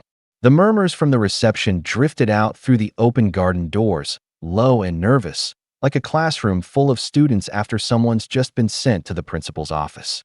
I wasn't sure what I was waiting for. Maybe for someone, anyone, to come out and ask me why. Maybe for my mom to finally acknowledge that she saw the whole thing, that she'd been part of it, that I wasn't just imagining the years of silence and second-place treatment. But nobody came, at least not right away. Instead, I sat with my hands clasped, watching the light flicker through the tree branches above me. A breeze passed through, shaking some of the petals loose from the nearby flower arrangements. One of them landed on my lap, a white rose petal, soft and unbothered, like it hadn't just witnessed a nuclear family meltdown in slow motion. That's when I heard footsteps, heels, clicking fast against the stone walkway. I turned, and there she was. Emma. No veil, no smile. Her hair, once pinned in a perfect knot, was half undone and brushing against her bare shoulders. She looked less like a bride and more like a woman who'd just realized she didn't know the people sitting at her own table. I stood instinctively, unsure of what to say. I expected her to yell, to demand I take it all back, maybe even slap me, or tell me I'd ruined the happiest day of her life. But instead, she just stared at me for a moment, then said, quietly, "You kept the photos." I nodded slowly. I did. Emma stepped closer. Her voice didn't waver, but it wasn't strong either. "I didn't know you still had those." "I kept everything," I replied, "because it was all I had." She looked down, pressing her fingers against her palm. Maybe out of nerves. Maybe to keep from saying something worse. "I didn't ask them to exclude you," she said finally. "I swear I didn't." "You didn't stop them either," I said, not harshly, just stating a fact. She winced a little. "It wasn't supposed to be like this." "No, it never is." There was silence again. Just the wind and the faint sound of utensils clinking against plates inside. Emma looked away, then back at me. "You really felt like an outsider?" I couldn't help but laugh. Not loudly, just a soft, bitter sound in my throat. "You sat at the table," I said. I said it. She flinched. And for a moment, I saw the child I remembered. Not the woman in the bridal gown, not the picture-perfect golden girl of the family, but the kid who used to sneak into my room at night when there was thunder because my bunk bed felt safer. The girl who used to call me her favorite cousin when she thought no one else was listening. The one who, somewhere along the way, just stopped. "I didn't forget you," she said, more to herself than to me. I shrugged. "You didn't need to. Everyone else did it for you." Then, for the first time since I arrived, Emma looked angry. Not at me, at herself. Or maybe at the whole picture. "They said you were always too quiet. That you didn't like being involved." I figured. I don't know. I guess I figured you were okay being in the background. I tilted my head. "You ever think I was quiet because no one ever asked me to speak?" That hung in the air for a while. She sat beside me on the stone bench, her gown billowing slightly around her feet. A butterfly passed overhead, totally unaware that a wedding was crumbling in real time below it. "I watched the whole slideshow," she said eventually. "All of it. And..." She swallowed. It was true. Every frame of it. We sat in silence again, both of us staring at the garden like it might give us answers. Then she asked something I hadn't expected. "Why'd you do it?" I turned to look at her. "You mean why'd I show it?" Emma nodded. I paused, thinking. "Because I needed them to see," I said. "Not just you, all of them. I needed them to stop pretending like it didn't happen. Like I wasn't there. Like I was some extra in their lives who should just be grateful for the crumbs." Her eyes were red now. Not crying, but close. "I'm sorry," she said. I believed her. In that moment, I really did. But forgiveness is a process, not a sentence. And just as I was about to say that out loud, the garden doors opened again. This time, not heels, but hard, fast footsteps. I turned and saw Uncle Ray storming across the path, fists clenched, face red with fury. "There you are," he snapped. "What do you think you're doing?" Emma stood up instantly. "Uncle Ray, stay out of this," he barked at her, then rounded on me. "You think this is cute? Hijacking the wedding? Making a damn scene." I stood slowly, calm but ready. It wasn't a scene. It was the truth. He took a step closer. "You've embarrassed this entire family. You better get your things, Daniel, and leave, now." Emma stepped between us. "No, he's not going anywhere."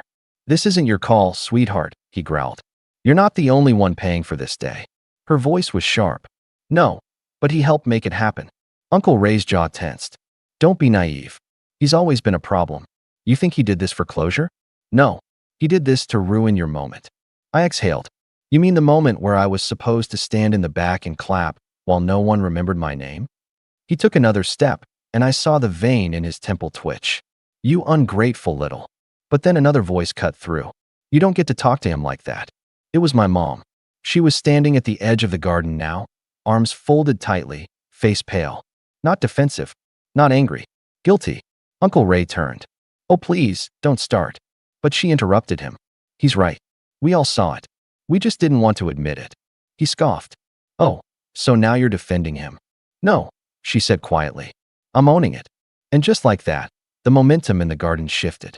But before anyone could say anything more, before Uncle Ray could argue, or Emma could speak again, or I could finally ask the question I'd been carrying for over a decade, a loud crash sounded from the reception hall. Then a scream. Then another. And someone yelled, "Call 911." I turned toward the venue. My heart dropped. And just like that, the wedding went from tense to something else entirely. The three of us stood frozen in the garden, me, Emma, and my mom. All of us spinning toward the reception hall as the screams grew louder. Uncle Ray had already broken into a run, shoving open the doors and vanishing into the chaos inside. For a split second, I didn't move.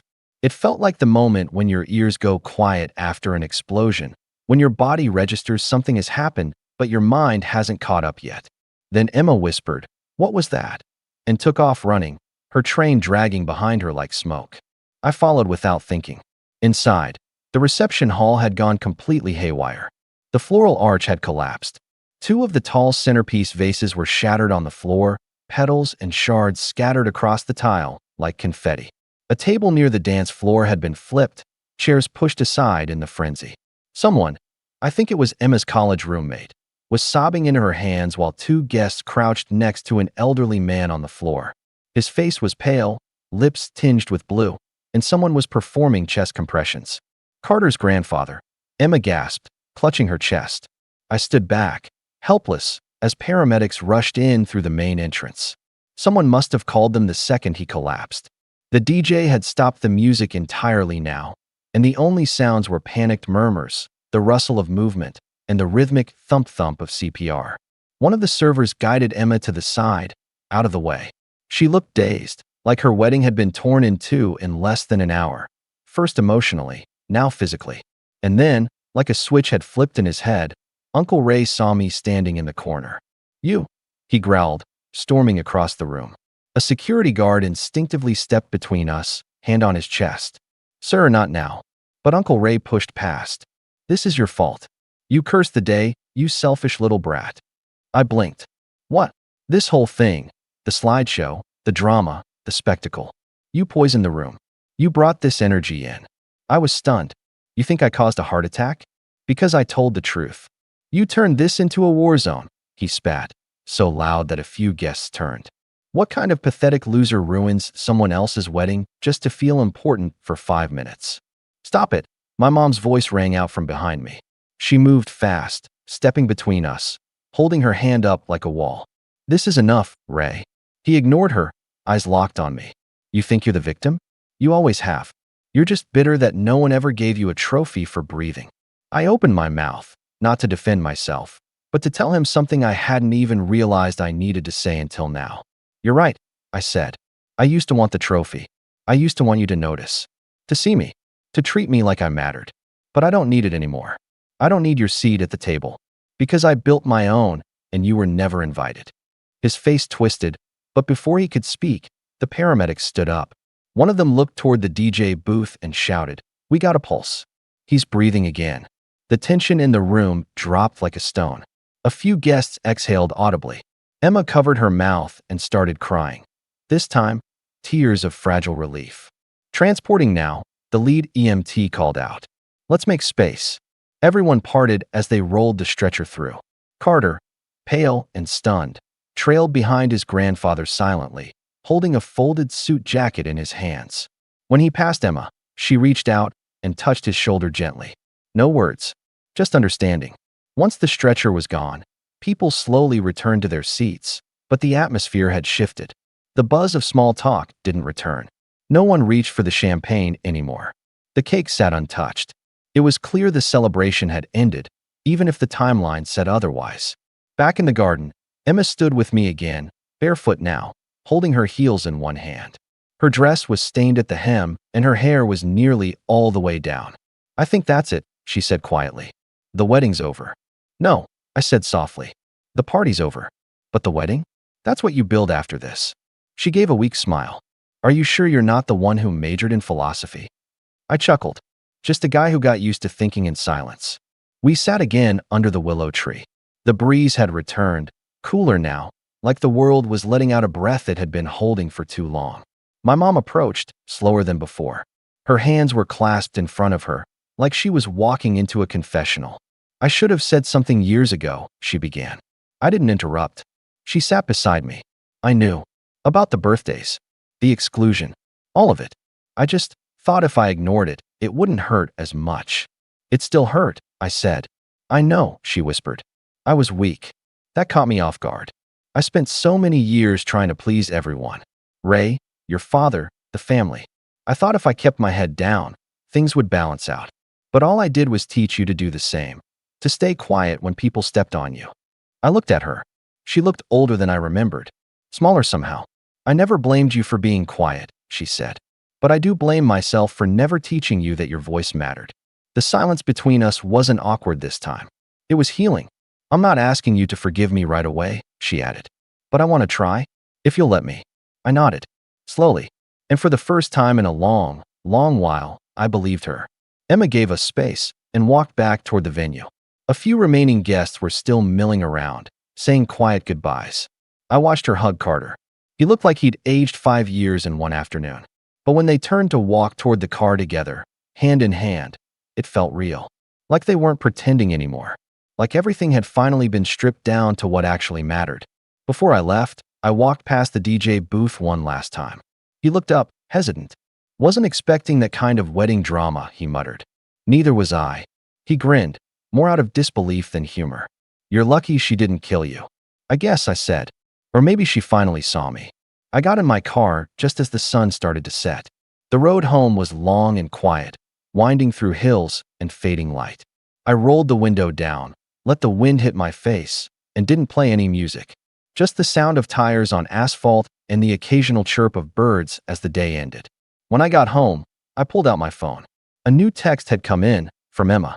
You were never the outsider. We just never deserved your loyalty. Thank you for showing me who you really are. I'm sorry it took this long. I stared at the message for a long time. Then, without replying, I opened my laptop. And I deleted the backup slideshow. Because I didn't need it anymore. They had finally seen me. And that was enough. I was never the favorite. Not even close. I'm Devin, 31 now. And for as long as I can remember, I've been the odd one out in my family. Not in the edgy, misunderstood genius way or the black sheep who rebels against family traditions. No, I was just different. Quiet. Observant. I liked to read when my siblings liked to party. I asked questions instead of nodding along to whatever my parents said. I was soft-spoken when they were loud, thoughtful when they were impulsive. In a house full of people who thrived on drama and dominance, I was background noise. I grew up in a mid-sized town where everyone knew everyone, and reputation mattered more than truth. My parents, Linda and Ron, were well-liked in that performative, superficial way. You know the type. They smiled too hard in church, volunteered at school when it made them look good, and reminded us every week how hard they worked for this family. But behind closed doors, it was all hierarchy and comparison. My older brother Jake was the golden boy, varsity everything, charming, loud, and somehow always right. My younger sister Emily was the baby, the princess, The one who could do no wrong even when she absolutely did. And me? I was just Devin, the one they couldn't quite figure out how to fit into the picture. Too quiet, too strange, too into art or music or whatever it is he's doing in that room all day. I remember being 10 years old at Jake's birthday party. The whole backyard was decorated with banners, balloons, a rented karaoke machine, even one of those inflatable obstacle courses. People from his school showed up, some teachers, neighbors. I asked my mom if I could invite one friend from art class. She looked at me like I'd asked to bring a raccoon inside. "This is Jake's day," she said. "Let's not make it about you." That phrase became a sort of family motto. Let's not make it about you. I heard it when I asked why I didn't get a graduation dinner like Emily did. I heard it when I asked why they left me out of the Christmas family photo one year. "We thought you were busy." I heard it when I asked if I could share some of my sketches at the local craft fair they were all attending to support Emily's Etsy business. Every time I tried to carve out a small space for myself, I was told I was taking up too much room. It wasn't always cruel. That's what made it worse. It wasn't screaming or abuse or broken things. It was indifference. Lukewarm kindness that melted when you looked too closely. Smiles that didn't quite reach their eyes. Invitations that never came. I learned not to expect much. When I turned 18, I moved out. No drama, no big fight. Just quiet packing and a bus ticket to a state college 2 hours away. No one cried. Jake was too busy planning his fraternity's summer trip to Cabo. Emily didn't even say goodbye. My parents gave me a $50 gift card to Target and told me not to blow it all on snacks. I smiled, said thanks, and left. College wasn't glamorous, but it was the first time I felt like I could breathe. I studied graphic design and worked at a bookstore cafe where no one cared if I was quiet. I made friends, real ones, who liked me not because of what I could do for them, but because of who I was. I wasn't used to that. I kept waiting for the catch. It never came. And during that time, someone else entered my life again, my Uncle Ray. Uncle Ray was my dad's older brother. He was something of a recluse, the kind of man you hear vague stories about, but rarely see. He never came to family gatherings, never called on holidays. I barely remembered him from childhood, just flashes of a deep voice, long walks, and the smell of pipe tobacco. But when I was 20, he reached out. A letter. Not a text, not an email. A real letter, in a neat, old-fashioned script. He wrote that he'd heard I was in college now, that he'd always thought I had a quiet strength, and that if I ever wanted to visit him, I'd be welcome anytime. He lived 3 hours away in a big, old house near the coast. I went that weekend. That first visit was strange, but comforting. His house was like a museum, wall-to-wall books, strange sculptures, a grand piano with yellowed keys. He wasn't warm exactly, but he was kind. We talked about books, music, art. He never asked about my family, and I didn't bring them up. From that day on, I visited him once a month. Sometimes we'd go days without saying much, just drinking tea and reading. Other times we'd debate philosophy or watch classic films. He became family, the kind I never had. My actual family barely noticed. Or if they did, they never said anything. They had their own lives, weddings, babies, Instagram perfect vacations. I was a footnote at best. I wasn't invited to Emily's wedding. Found out about it from a mutual friend who assumed I'd been there. Jake had 2 kids before I ever saw their faces. My parents moved to Florida without even telling me they were leaving. I got a postcard 2 weeks later that just said, "Settled in. Hope you're well."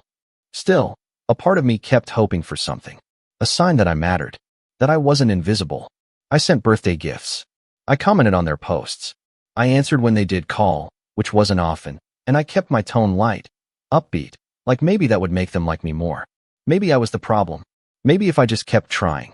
But you can only knock on a closed door so many times before your knuckles start to bleed. The last time I saw my parents was during a family gathering 2 years ago. Uncle Ray had encouraged me to go, saying, "You might be surprised. People change." So I drove 6 hours to attend my mom's 60th birthday bash. The whole family was there. Jake, Emily, their kids, their spouses. Everyone buzzing around with champagne and catered appetizers, laughing in little clusters. I walked in and got one of those awkward half hugs from my mom. "Oh wow," she said, looking genuinely surprised. "You actually came." Jake gave me a nod and went back to telling a story about his new car. Emily didn't even make eye contact. I tried to talk to a few people, but every conversation died in under a minute. I stood alone in the corner for most of the night, nursing a drink and pretending to look at photos on the wall. At one point, I overheard Emily telling someone, "Oh, that's Devin. He's like the artsy one, I guess. Kinda does his own thing." I left after 2 hours. No one noticed, except Uncle Ray.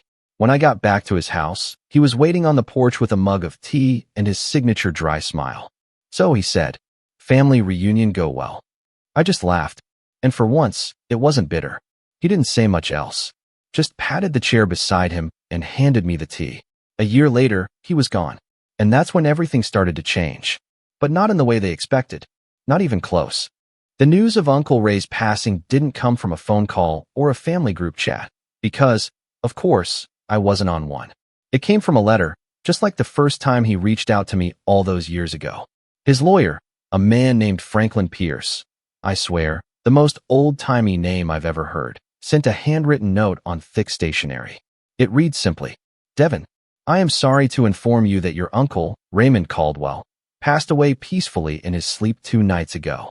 He spoke of you often and fondly. His final wishes were clear. Please contact my office at your earliest convenience. F. Pierce." The moment I finished reading, I sat frozen in my chair. The grief hit me not like a tidal wave, but like a slow, cold flood. Uncle Ray had been more than family. He'd been a lighthouse, quietly anchoring me through years of quiet rejection.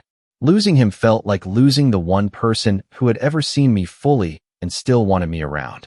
I sat with that for a long time before calling Mr. Pierce. A week later, I was back in that familiar coastal town, standing in the echoing foyer of Ray's house. Only now everything felt hollow. Dust motes danced in the afternoon light, and the grandfather clock that used to chime every hour stood eerily silent. Franklin Pierce met me in the parlor, a dignified man with tired eyes and a deep, solemn voice. He explained that Uncle Ray had put everything in order months before his death. There would be a will reading, but it wasn't for the family. It was for me. I remember blinking at him. "Wait, just me." He nodded. "Your uncle made it clear.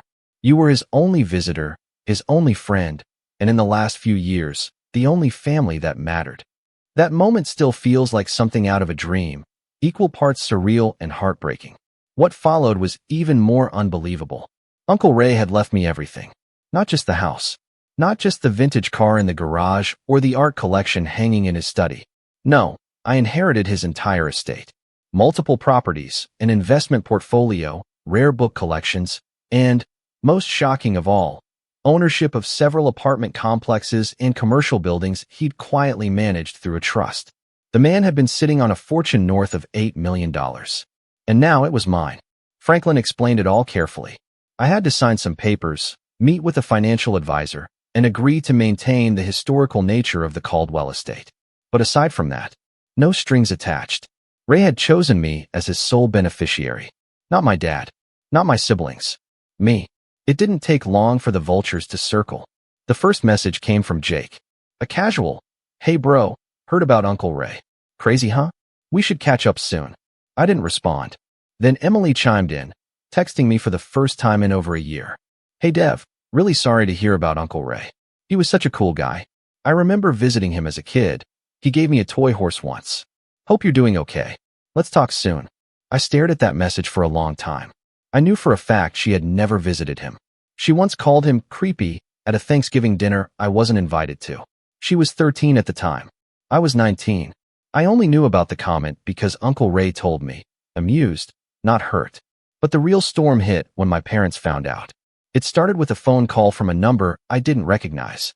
I let it go to voicemail. Then another. Then a text from my dad, all caps. "Devin, call US now. This is important." I ignored it. 2 days later, I received an email from my mother. The subject line, "Let's talk. Devin, we've just learned about Ray's will. This is a lot to process. We understand that you were close with him, and we're happy he had you during his final years. However, it's hard not to feel hurt that the rest of the family wasn't included. Your father especially is taking it hard. Ray was his brother, after all. We'd like to meet and discuss what's fair. We're not asking for everything, just something to help the rest of the family. After all, family is everything. Love, Mom." I read it 3 times. Then I closed my laptop and laughed. Not the happy kind. The kind that comes out when you've been gaslit for so long that the absurdity of it all finally reaches the surface. Fair. This was the same woman who once told me I'd probably never succeed in life because I lacked social skills. The same woman who couldn't be bothered to call when I graduated or ask how I was paying rent during college. And now that I had something, now that I was no longer the forgettable, awkward middle child I was worth reconnecting with, I didn't reply. A week later, things escalated. My dad showed up at the house. I was in the garden, trying to decide whether to pull out the overgrown lavender bush, when I heard the tires crunching down the gravel driveway. I turned and saw his familiar silhouette step out of a rental car. Gray hair now, slight limp, but the same stiff jaw and commanding stride. He didn't even wait for an invitation. "Devin," he said, walking up like this was his home. "Glad you're here." I stood still. "This is my house. Of course I'm here." He gave me a strained smile, the kind that people wear to funerals. "Look, I'll get right to it. Your mother's worried sick. Emily's business is struggling. Jake just got laid off. I know things haven't been perfect between us, but we're family. And family takes care of each other." The audacity of it all stunned me. I didn't say anything. He kept going. "You've got all this now, this house, the money. You don't need it all. But we could really use a little help. Just a portion. We're not asking for handouts." "That's exactly what you're asking for," I said flatly. He blinked. "Excuse me. You want money. From me. After ignoring me for 15 years. After acting like I was some sort of inconvenience to the family." My father's expression hardened. "That's not fair, Devin." I tilted my head. "Isn't it?" He let out a sigh, like I was the unreasonable one. "We didn't exclude you. You chose to be different. You isolated yourself." There it was. The classic gaslight maneuver. The twist. "You did this to yourself." "Ray didn't think so," I said. That made him flinch. He stayed for another 10 minutes, trying different angles, guilt, nostalgia, even a thinly veiled thread about how it wouldn't look good for me to hoard wealth while my family struggled. I walked him to the driveway and shut the gate behind him without another word. The voicemails came in waves after that. Some from my mom, tearful. Others from Emily, laced with guilt trips and fake cheer. Jake left the most, usually late-night rants about how I was letting money change me and proving everyone right about how selfish I was. Then came the group message. They made a new chat and added me to it. The title was Caldwell Family Reconnect. The first message was a picture of Jake's kids with the caption, "They miss their Uncle Devin." I removed myself from the chat immediately. And still, the flood kept coming. I started getting DMs from extended family members I hadn't seen since high school. One of my cousins messaged me on Facebook saying he was proud of me for inheriting the Caldwell legacy and asked if I could help fund his music label. A second cousin tried to add me on LinkedIn, then followed up with a sob story about student loans and needing a co-signer. It was surreal, like I had become a slot machine with legs. They didn't want me. They wanted what I had. But nothing prepared me for what Emily did next. It was subtle at first. She started tagging me in old photos on Instagram, family trips, childhood birthdays, holidays where I was barely visible in the background. The captions were things like, "Miss those days," or "Family is forever, even if we drift apart." Then she wrote a post about Uncle Ray, a glowing tribute. She talked about how he'd inspired her artistic journey and how they used to walk on the beach and talk about life. She ended it with a line that made me physically recoil. "I wish I had visited more. I hope he knows how much I loved him. I miss you every day, Uncle Ray." She had never visited him. Not once. And that's when I realized they weren't just begging now. They were rewriting history, trying to craft a version of events where they were the loving, devoted family, and I was the bitter one hoarding the inheritance.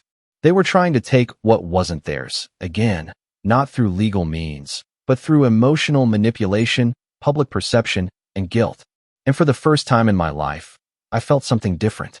Not sadness, not anger, clarity. They had always seen me as a spare part, a silent witness to their golden child show. And now that I had something valuable, they wanted to rewrite the script. But this time, I was the one holding the pen, and I was done being edited out of the picture. I didn't go outside for 3 days after Emily posted that tribute. I told myself I was just busy. Too many calls with Uncle Ray's accountant, too much paperwork with the estate lawyer, too many moving parts to handle at once. But the truth was simpler. I didn't want to face the world. I couldn't. Not after seeing my sister's face in that filtered photo, fake tears in her eyes, captioning a lie so well-crafted it had people commenting things like, "So sorry for your loss," and "Your uncle sounded like a wonderful man." She was getting sympathy for grief she never earned. It broke something in me. For a while, I just sat in the study, the one with the heavy velvet curtains and the tall windows that faced the sea. That was Ray's favorite room. I could almost still smell his pipe tobacco clinging to the wood, still see the stack of poetry books on the corner table. I didn't cry. Not at first. I just stared at the rain crawling down the window and felt hollow. What hurt the most wasn't losing him.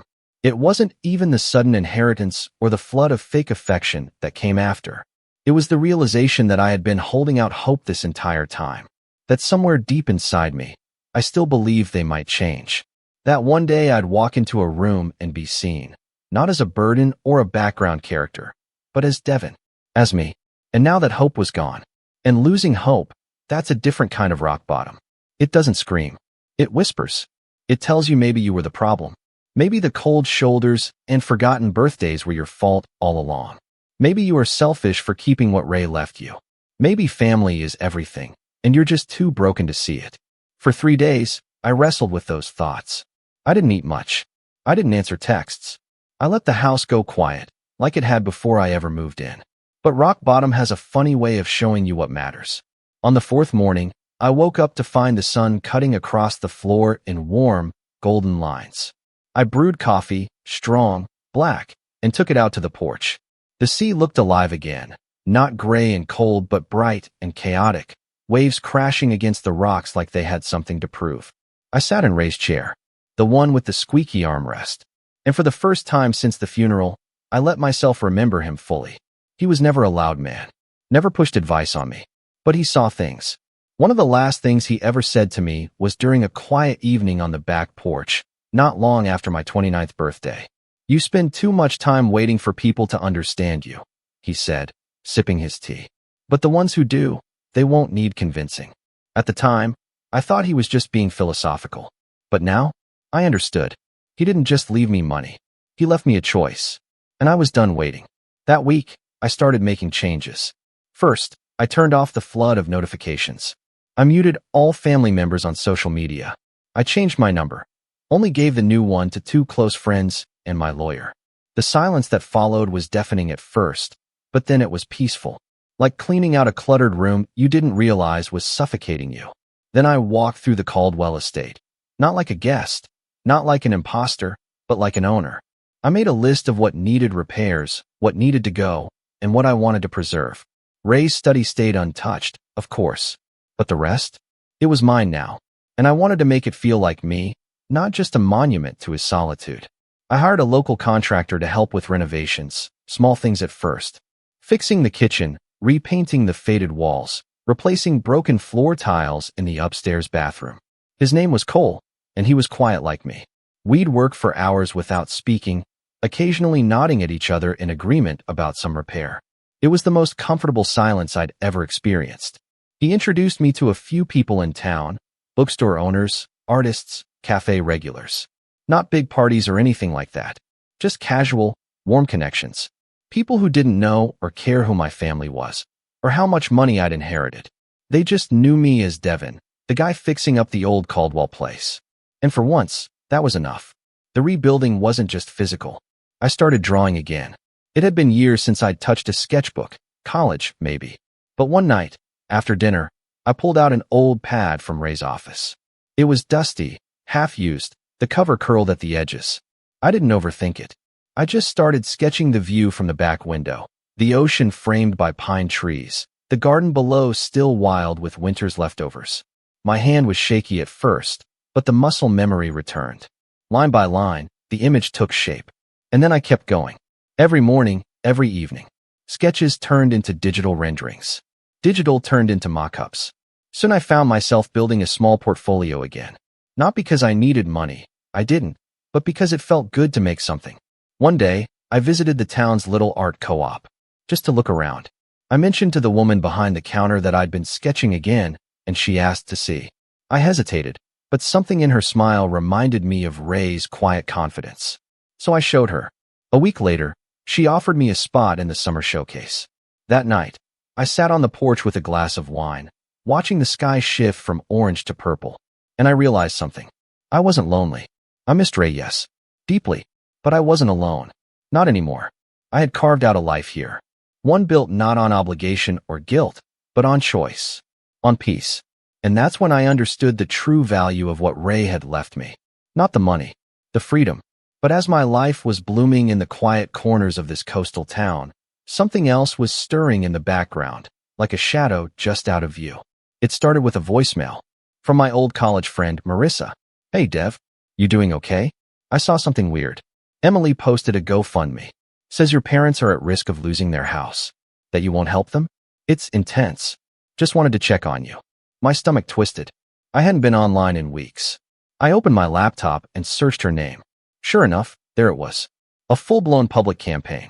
Photos of my parents' Florida home with captions like medical bills piling up, Devin refuses to help, and please donate to keep this family afloat. The post was filled with guilt-tripping language.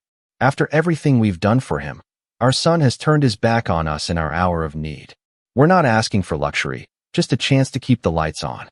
Hundreds of shares, dozens of comments, people donating, friends from my hometown chiming in with "so sorry to hear this, Linda," and "can't believe your own son would do this." And there it was. They were painting me as the villain.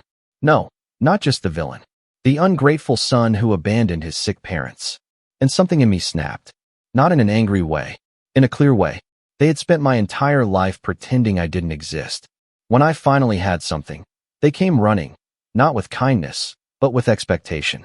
And now that I wouldn't bend, they were trying to shame me into submission. They still thought they could control the narrative. But they didn't know who I had become. Not yet. They say revenge is a dish best served cold. I wasn't planning on serving anything at all, not at first. The GoFundMe stunt made my blood boil, sure.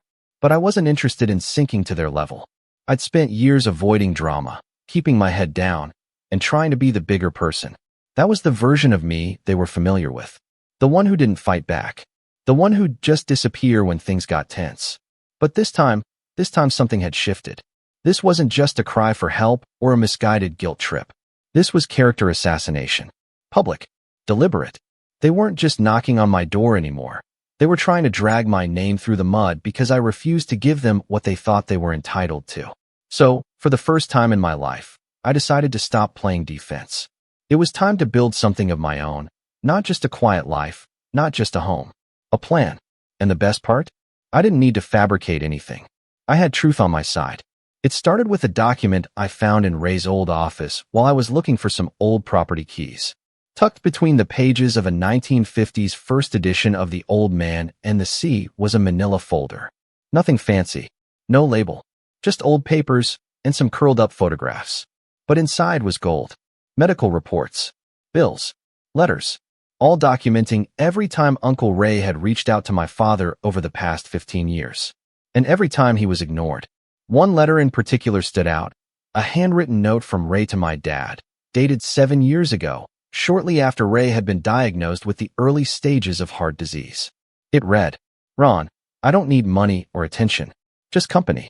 I'd like to see you again before I go. You're my brother, after all. Ray." I stared at that line for a long time. My father never mentioned this.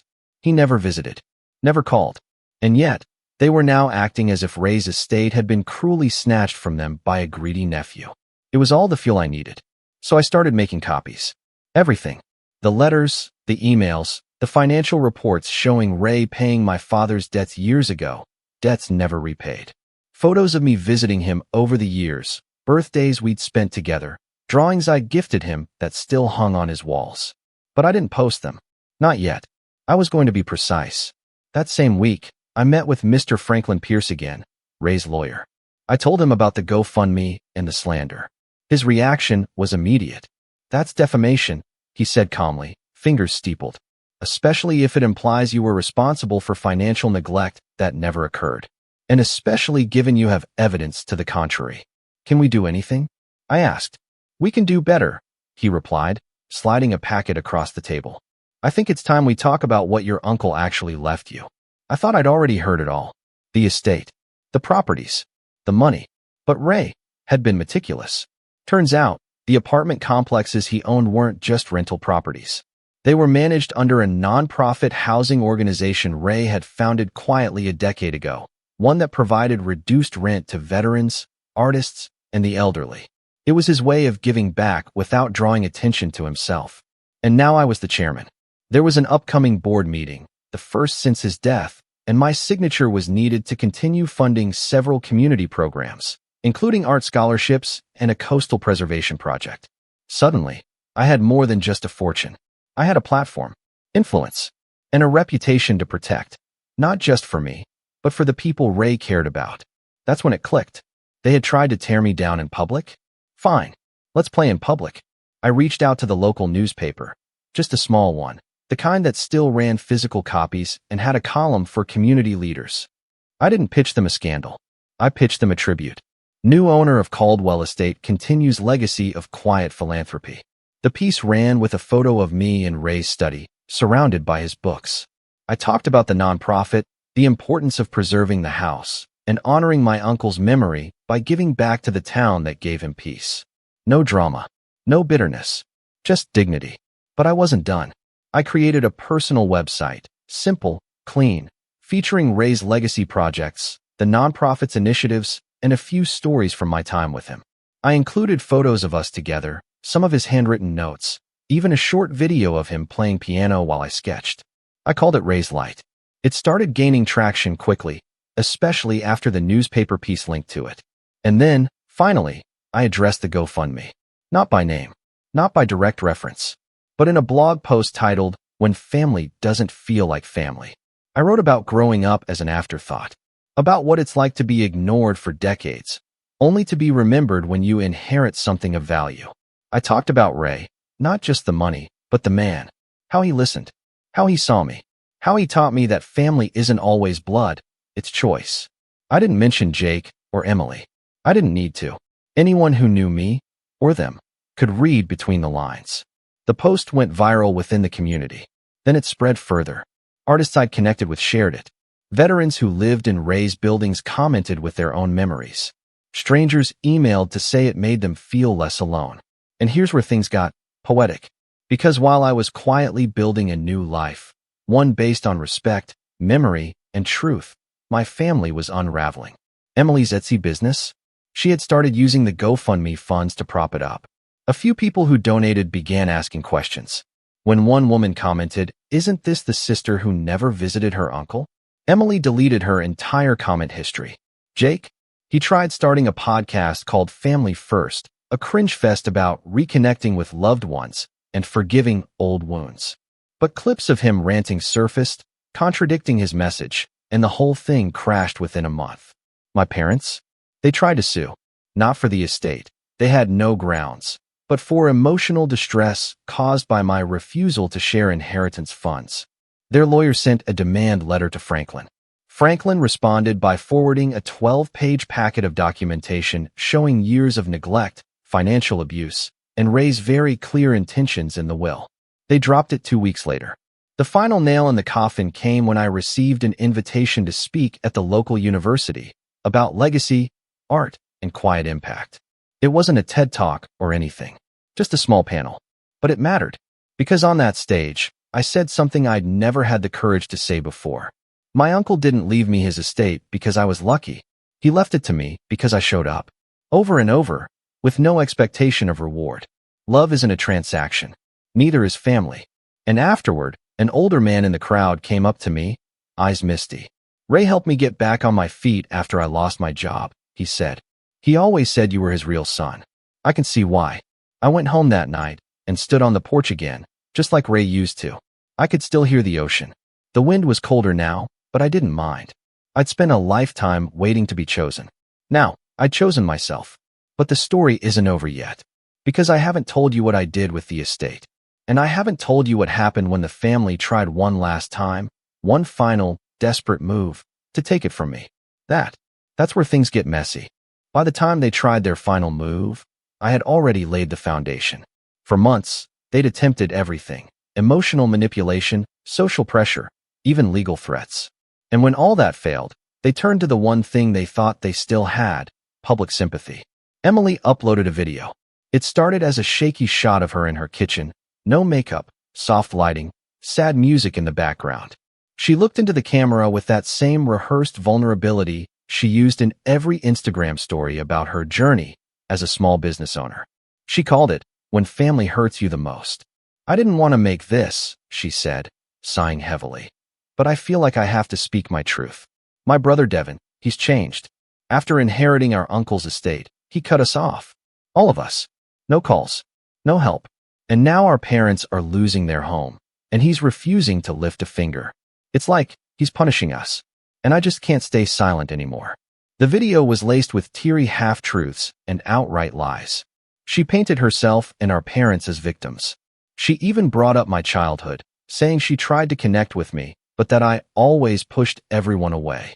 She used old photos of us as kids, spliced in with music designed to make anyone watching feel like she was the heartbroken sister of a cold-hearted millionaire. It worked. At first, the video went viral. Nothing huge, but enough. People started messaging me again. Anonymous comments flooded my personal site. A few news blogs picked up the story, spinning it into the millionaire who let his parents go bankrupt. For a moment, I felt like I was being pulled back under. Like no matter what I did, they would always own the narrative. But I had been preparing. I didn't just have receipts. I had witnesses. When Ray passed, I hadn't immediately told people in town everything about my family. But over the past year, I'd grown close with several locals who'd known Ray far longer than I had. His doctor, his housekeeper, his neighbor who used to bring him soup every Tuesday. All of them knew what really went down. Ray's doctor, in particular, had once told me in confidence that he was deeply saddened by how Ray's brother ignored his declining health. The man had written letters, made calls, all unanswered. The only person who showed up, consistently, was me. So I called them, one by one.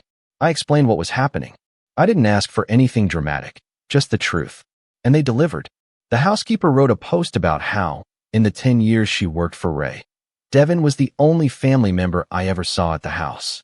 Every month, rain or shine, the neighbor posted pictures of me helping Ray in the garden, helping fix a broken pipe, bringing groceries. She captioned it, "Don't believe everything you see on the internet." Devin was there. The rest were not. The doctor? He posted a letter, carefully worded, HIPAA safe, saying that the public narrative being circulated by certain individuals directly contradicts the documented truth of who supported Mr. Raymond Caldwell in his final years. And then I released the big one. I uploaded a video of my own. It wasn't flashy. Just me, in Ray's study, sitting by the fire. No sad music. No filters. No edits. I titled it, "The Truth About My Family." I started calmly. "I never wanted to speak publicly about this," I said, "but I'm being forced to defend myself against people who've decided to rewrite the past to suit their needs." Then I laid it out, fact by fact. I showed Ray's will. I shared excerpts of letters he wrote to my father, asking to reconnect, and the lack of response. I posted photos of me and Ray from over the years, birthdays, holidays, quiet weekends. I explained what the estate had funded since: art programs, veterans housing, coastal cleanup, student grants. I showed the public exactly where my money was going, and it wasn't to yachts or cars or personal indulgence. Finally, I ended with this. My family ignored me for 15 years. I was too different, too quiet, too inconvenient. That's fine. But when Uncle Ray, who they abandoned, left me everything, they decided I owed them. Not love, not forgiveness, but money. And when I refused, they lied. To you. To everyone. So this is the truth. Take it or leave it. I didn't cry. I didn't yell. I didn't insult anyone. I just told the truth. And that's what destroyed them. The comments under Emily's video turned fast. "You said you visited Ray. Why do his neighbors say otherwise? Why didn't your parents respond to his letters? Your brother's video is pure class. You should be ashamed." People began pulling their donations from the GoFundMe. Some even asked for refunds. Others started reporting it for fraud. Eventually, the page was taken down entirely. Jake went radio silent. His podcast disappeared. His Facebook went dark. Emily tried one more desperate move. She claimed I had doctored the letters, that the neighbors were lying for clout, that the video of Ray playing piano with me was edited. But no one bought it. Not anymore. Then came the final fallout. A reporter from a larger outlet reached out to me. She wanted to do a feature, not on the drama, but on Ray's legacy. She'd seen the local stories. She'd watched the video. She wanted to highlight Ray's Light, the nonprofit, and how I was using the inheritance to help the community. I agreed. The article dropped a week later. Front page of their weekend edition. Title: The Nephew Who Showed Up. How One Quiet Artist is Honoring a Forgotten Legacy. They printed a photo of me standing in front of the house, one hand on the old stone railing Ray used to lean on. The story mentioned the accusations from my family, but only to contrast them against the overwhelming evidence of who Ray had really been close to and who had been missing. And just like that, the narrative was out of their hands. Forever. I heard through a mutual friend that my parents had to sell their Florida home. They moved into a small rental outside Tampa. My father was humiliated by the entire ordeal. My mother still told people she didn't understand why Devin hates us. They never apologized. Not once. Emily's online store tanked. Reviews flooded in calling her dishonest, entitled, manipulative. Her influencer deals dried up. She tried pivoting to a healing journey blog, but no one was listening anymore. Jake eventually got another job, I think. Corporate sales or something. He never reached out again. And me? I kept going. The nonprofit grew. We opened a new scholarship in Ray's name. I hosted a local art show featuring students from the town's high school.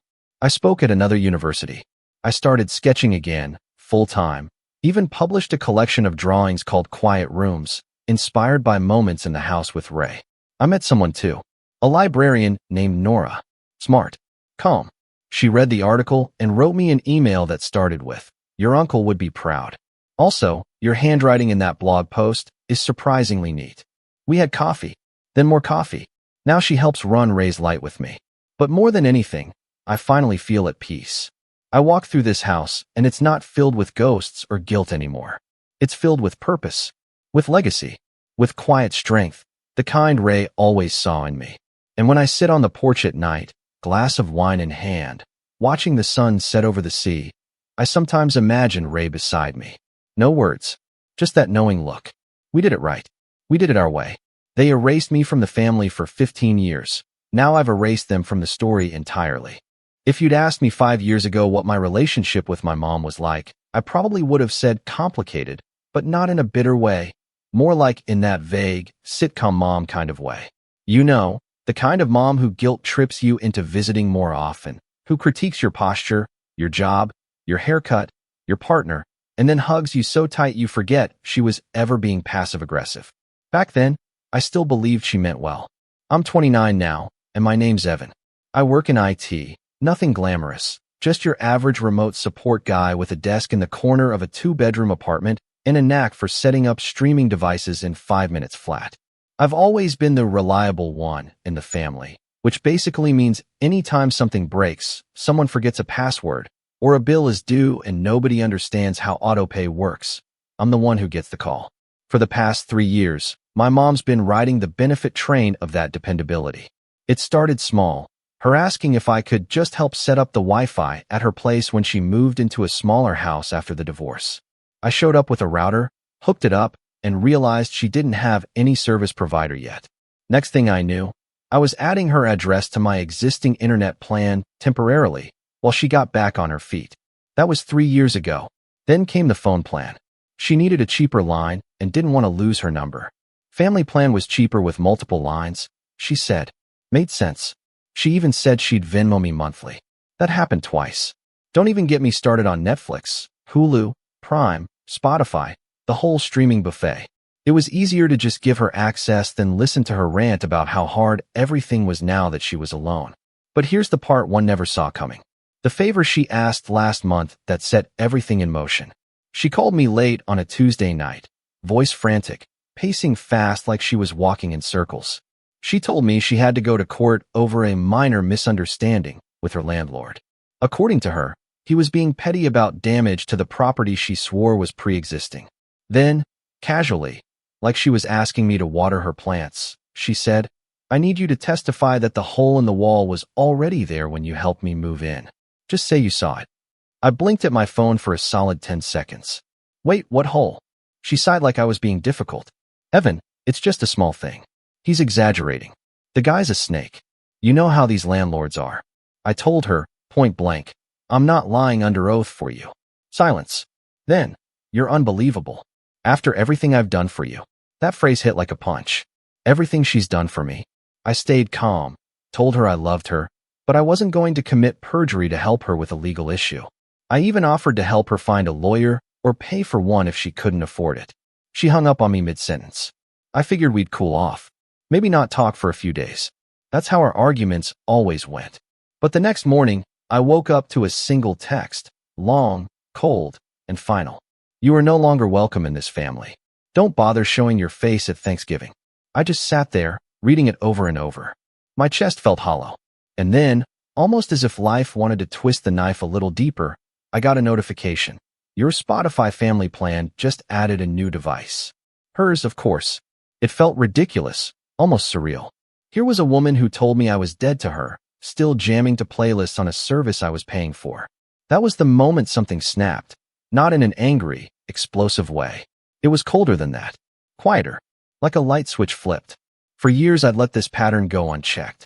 She needed something, I provided. She made demands, I rationalized. She crossed lines, I looked the other way because she's just like that. But now she'd made it clear I was nothing to her. So I decided to act accordingly. It started with the internet. I logged into my account and removed her address from the service. Canceled the additional line on the phone plan right after. Then I went through each streaming service, one by one. Netflix, Hulu, Prime, Disney+, Spotify. Logged into every account, removed her devices, changed the passwords, and enabled two-factor authentication. I didn't send her a message. Didn't give her a heads up. I just sat back and watched the quiet unfold. And oh, it unfolded. By 8 a.m. the next day, my siblings' phones were blowing up. My younger sister texted me first. Did you change the Wi-Fi or something? Mom's freaking out. Then my older brother chimed in. What the hell happened? Mom's calling me nonstop. She says everything's down and you're being vindictive. I didn't reply right away. I wanted to see how far she'd go, what she'd say, how she'd spin it. And when the voicemail started coming in, not from her, but from the rest of the family, I knew I'd struck a nerve. That's where things really started to turn. Because what I thought was just a personal act of boundary setting was about to turn into a full-on family firestorm. I didn't answer my siblings' texts that morning. Not because I didn't care, but because I knew the moment I did, it would spiral into a group guilt session orchestrated by my mother from behind the scenes. That was her power. She didn't need to shout to control the room. She could make you doubt yourself with a sigh. She could turn your own words against you with a single, "I'm just so disappointed." And right then, I needed space to think. By noon, my brother Liam called me directly. Dude, what's going on? Mom's losing her mind. I closed my laptop, leaned back in my chair. She told me I was out of the family. So I acted like it. He paused. You cut off the internet, and the phone line, and the streaming services, all of which were in my name. There was silence on the line for a few seconds. Then a sharp exhale. Man, couldn't you have given her a warning? Nope, I said. She didn't give me one when she disowned me. He mumbled something about overreacting, and she's just upset. But I didn't flinch. I told him flat out. I'm not her doormat. Not anymore. That's when the tide started shifting, but not the way I expected. Because instead of letting it go, instead of backing down and accepting she'd finally pushed too far, my mom escalated. Hard. By that evening, my Aunt Marie, her older sister, texted me something like, I don't know what's happening between you two, but your mother is devastated. Please call her. I ignored it. Then came a Facebook post. Not private, not subtle. A long, rambling message about how some people forget where they come from once they get a paycheck, and families fall apart when selfishness takes the wheel. I didn't need to be tagged to know it was about me. My cousin Rachel sent me screenshots within minutes. Still, I stayed quiet. Until the group chat started up. We had a family group thread called Sunday Roast. Me, my mom, my siblings, a couple of aunts and cousins. It had mostly been used to coordinate family dinners, wish happy birthdays, and occasionally share bad memes. That night, my mom used it as a stage. She sent a massive paragraph, like a mini monologue, about how some people don't appreciate sacrifices, how she was a single mother who gave up everything, and how, after raising 3 ungrateful children, she's left with silence when she needs support the most. What struck me wasn't just the guilt trip, it was how she painted herself as the victim. No mention of the request to commit perjury. No mention of her own text disowning me. Just this passive-aggressive sob story designed to make everyone else question me. And it worked. My sister, Emma, jumped in with, "Wait, what happened? Did Evan really cut off the Wi-Fi because of a fight?" My mom replied, "It wasn't a fight, sweetie. It was betrayal." I stared at my phone, hands shaking, not with rage, but something heavier. Sadness, maybe. Or the kind of ache you get when someone you love rewrites the truth in front of an audience that's too polite or too afraid to question it. I typed one message and sent it without rereading. "I didn't betray anyone. I refused to lie under oath for you. And then you told me I was no longer part of this family." So I took that seriously. The chat went quiet for about an hour. Then came the private calls. First Liam again, then Emma, then my cousin Jenna. All of them confused, all of them trying to piece together what had really happened. I explained the situation calmly to each of them. Every time, their voices dropped a little when they realized the truth. "Wait, she wanted you to lie in court?" Emma asked, stunned. "Yeah, just a small lie, apparently. And when you said no, she disowned you?" "Yup." Jesus. By the end of the night, the group chat was silent again. My mom hadn't replied since I dropped that message. She was probably on damage control mode now, reaching out one-on-one, spinning her narrative, planting seeds of doubt like she always had. I thought that would be the worst of it, that maybe she'd simmer down, realize she went too far, and let it blow over. But I underestimated her pride and her ability to twist a knife. A few days later, I got a letter in the mail. Not an email, not a text, a real letter, handwritten. 3 pages, front and back. It started with, "You have embarrassed me in front of this entire family," and spiraled into every grudge she'd ever held against me. Apparently, I'd always been emotionally distant. I never called enough. I acted like I was better than everyone else because I went to college while she worked 2 jobs. She even brought up that I didn't chip in for Emma's graduation party 6 years ago. Then the kicker, she said she was cutting me out of her will. I stared at that line for a long time. Not because I cared about the money. I knew she didn't have much, just the house she was struggling to maintain, a couple of antique necklaces, some savings. But because of what it meant. She wanted to hurt me, punish me, not for doing something wrong, but for refusing to play along. That was when I realized this wasn't just a flare-up. It was a line in the sand, and she was daring me to step over it. So I did. I started talking, quietly, but truthfully. When relatives reached out, I didn't sugarcoat anymore. I told them the full story, not with anger, just facts. That I'd paid for her internet, her phone, her subscriptions for years. That she never once said thank you. That she asked me to lie in court, and, when I refused, she cut me off. Some people were shocked. Some were sympathetic. A few just didn't respond. But slowly, the mask started to slip. The more people knew, the harder it became for her to play the victim. And that's when the real betrayal happened. Emma called me one night, sounding shaky. She said, "Mom asked me to testify for her." I felt like the air had been knocked out of me. "What?" She said, "Since you won't do it, she needs someone she can trust." And she wanted me to say I saw the damage, too, even though I never did. My chest tightened. "And what did you say?" I told her no, that I wouldn't lie either. And she screamed at me. Like, screamed, "Evan." She said I was turning on her, that I was choosing you over family. That was the moment it all came into focus. This wasn't about internet bills or streaming passwords. It wasn't even about court. It was about control, loyalty, the kind that demands silence, even when someone crosses a line. I felt something shift inside me then. Not anger, not vengeance. Just clarity. My whole life, I danced around her moods, tiptoed through her guilt trips, laughed off her manipulation because it was easier than confronting it. But now, I wasn't alone anymore. Emma saw it too. So did Liam, in his quiet way. The fog was lifting, but it wasn't over.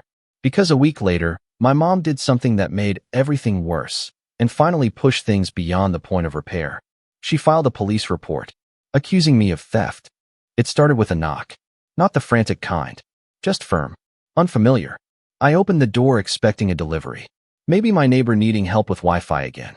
Instead, I was looking at a man and woman in uniform, badges clipped to their belts, calm but direct. "Are you Evan Marshall?" the man asked. Yeah. I'm Officer Taylor. This is Officer Grant. We'd like to ask you a few questions about a report filed against you. May we come in?" I stepped aside, heart already racing. The last time I'd had the police at my door, I was 17, and someone had reported my car for being parked too close to a hydrant. That was the extent of my criminal career. I couldn't even imagine what this was about until they mentioned her name. Your mother, Caroline Marshall, alleges that you removed property from her residence without her permission. Specifically, internet hardware, a phone line, and certain household devices linked to accounts in your name. I blinked. Wait, she filed a theft report for canceling services I was paying for. They exchanged a glance. Officer Grant opened a small notepad. We're not here to make judgments, Mr. Marshall. We just need your statement. I told them everything. How the router was mine, bought on my own card, installed as a favor. How the phone plan was under my name. How the streaming devices she claimed were hers were all ones I'd bought and registered. I even pulled up receipts, account screens, and emails. Officer Taylor took notes. Officer Grant nodded slowly. After about 20 minutes, they left, assuring me it was probably going nowhere. Honestly, Taylor said as he stepped outside, these kinds of reports usually don't hold water when they involve family and shared services. But she insisted we follow protocol. I stood there in my doorway after they left, feeling like a hollowed-out version of myself. I wasn't angry. I wasn't even surprised. Just tired. So deeply tired. The betrayal felt like cement hardening around my chest. Not just because she filed the report, but because she did it knowing exactly how it would affect me. She knew I hated conflict. She knew how much I valued my reputation, my record. She knew I wasn't the kind of person who could shrug off an accusation like that. She wanted to scare me, humiliate me, control me one last time. And in that moment, it worked. I didn't leave my apartment for 2 days. I ignored calls from friends. Stopped replying to Emma, even though she kept checking in. I barely ate. I kept playing the scene over and over in my head. What if the cops had believed her? What if I didn't have receipts? What if she lied better than I could prove the truth? That week, I hit a low I hadn't seen in years. The kind where your brain just loops one thought. Maybe I'm the problem. Maybe she's right. Maybe I really am selfish. Cold. Disloyal. But then, something unexpected happened. A package arrived at my door. No name on the sender, just a box. Inside was a hardcover book, Adult Children of Emotionally Immature Parents. And a sticky note. You're not crazy. You're breaking a cycle. I'm proud of you. Emma. My sister. That one gesture shattered something inside me in the best way. I sat down and cried harder than I had in years. Not from pain, but from release. It was like someone had reached into the dark room I'd been locked in and cracked open a window. Over the next few weeks, I began to rebuild. Not dramatically. Not all at once. Quietly. I got back to work. Refocused on the small IT business I'd been building on the side. Remote consulting for elderly clients who didn't know their way around modern devices. I'd been dragging my feet for months, unsure whether to really lean in. But now, I leaned. I rebranded the site, updated the booking system, started offering short digital literacy courses, 15-minute Zooms teaching people how to use their iPads, order groceries online, set up smart TVs. It blew up faster than I expected. One client referred another, then another. Within a month, I had more business than I could handle solo. And here's the thing, I wasn't doing it to prove anything to her. This wasn't revenge.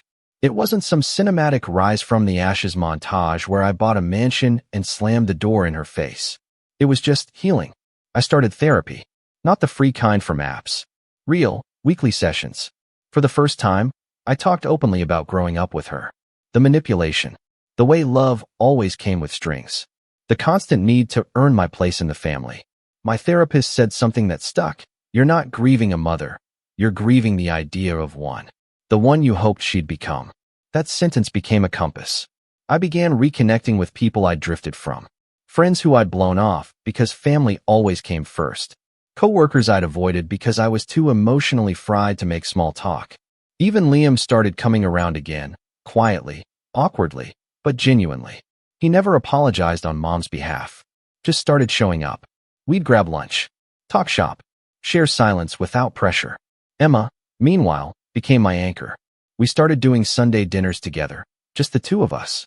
Cooking new recipes, watching bad movies. Laughing like siblings again instead of allies in a Cold War. And my mom, she went quieter. After the police report fizzled, no charges, of course, she stopped reaching out. Not even a holiday text. She must have realized her narrative wasn't holding up, that people were beginning to see the cracks. And maybe that scared her.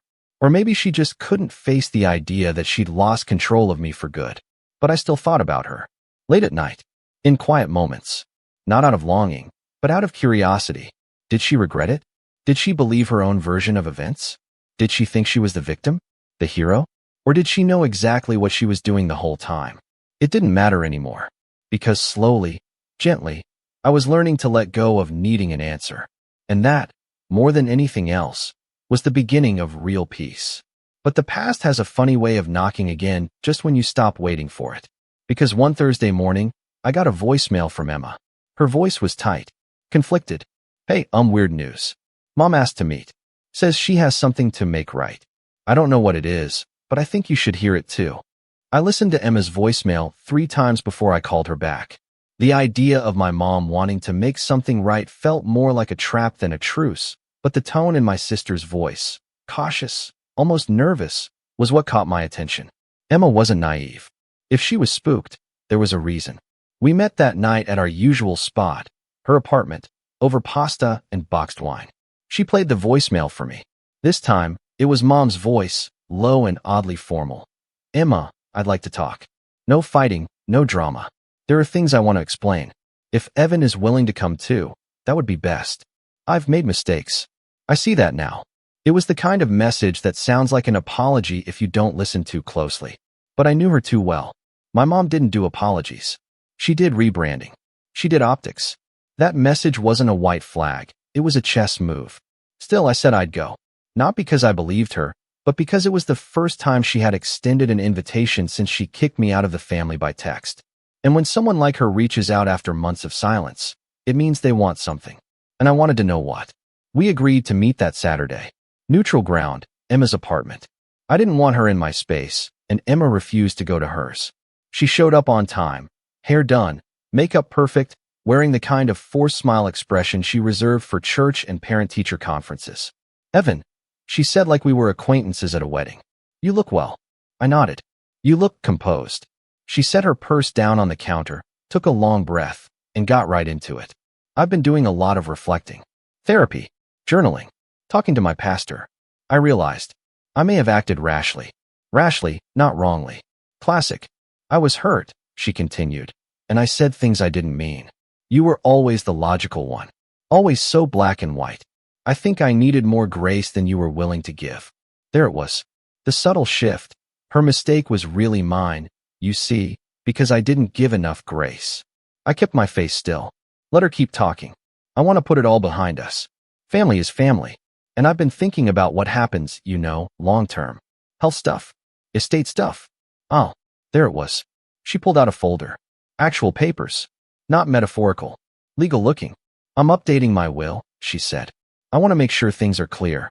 Avoid misunderstandings. I've spoken with a lawyer, and I thought it best if we all had the same information. She opened the folder and pulled out a copy. I didn't touch it, just watched her hands move. I'm naming Emma as my medical proxy, she said. An executor of the estate. But I want you both to know you're both in it. Equal shares. The house, the savings, the heirlooms. I don't want any more division. She looked up at me like this was a gift. A ribbon-wrapped olive branch. Emma read the room faster than I did. What's the catch? She asked. Mom blinked. Excuse me. You didn't call us here just to tell us you're being generous. You're not generous. You're strategic. So what do you want? Her face tightened for a split second, then smoothed. I want peace. I turned to Emma, who met my eyes with a look that said, she's lying. But we play along. So I nodded. Smiled even. Thank you. It means a lot. Mom left an hour later, clearly pleased with herself. I could feel it in the way she hugged Emma too long, and in the glance she gave me before leaving. As if to say, see, I'm still in control. But once the door shut, I sat down and stared at the folder. Something's off, I said. She wants something. This is leverage. Emma sat across from me, arms folded. So what do we do? That's when I made a decision. I wasn't going to wait for the other shoe to drop. This time, I was going to get ahead of her. Over the next few weeks, I started doing my homework. First, the lawyer. A quick search of the names she'd mentioned, Thompson and Brooks, led me to a bare-bones website. I called, pretending to be interested in estate planning. Asked about their process, their rates, and then I casually dropped her name. "Oh yes," the assistant said. "Caroline Marshall. She's finalizing a transfer of deed." That phrase hit me like a slap. "Sorry," I said, forcing my voice to stay calm. "Did you say transfer of deed?" "Yes," the assistant replied. "The property title. Just needs the signatures from both parties." I hung up after that, adrenaline buzzing in my ears. She wasn't just rewriting her will. She was trying to transfer the house. And she needed my signature. That's what all of this had been about. The apology, the will, the sudden interest in fairness. It was bait, and I almost bit. I called Emma immediately. "She's trying to move the house." "What?" she said. "Like sell it?" "No. Transfer the deed. To someone. Maybe you. Maybe a trust. I don't know yet. But she needs my signature for it. That's why she brought us together." She was buttering us up. Emma let out a low whistle. "Wow. Yeah." We sat in silence for a few moments. Then she asked, "What do you want to do?" I leaned back in my chair, staring at the ceiling. I want to let her think she won. So that's what we did. The next time we met, I played my part perfectly.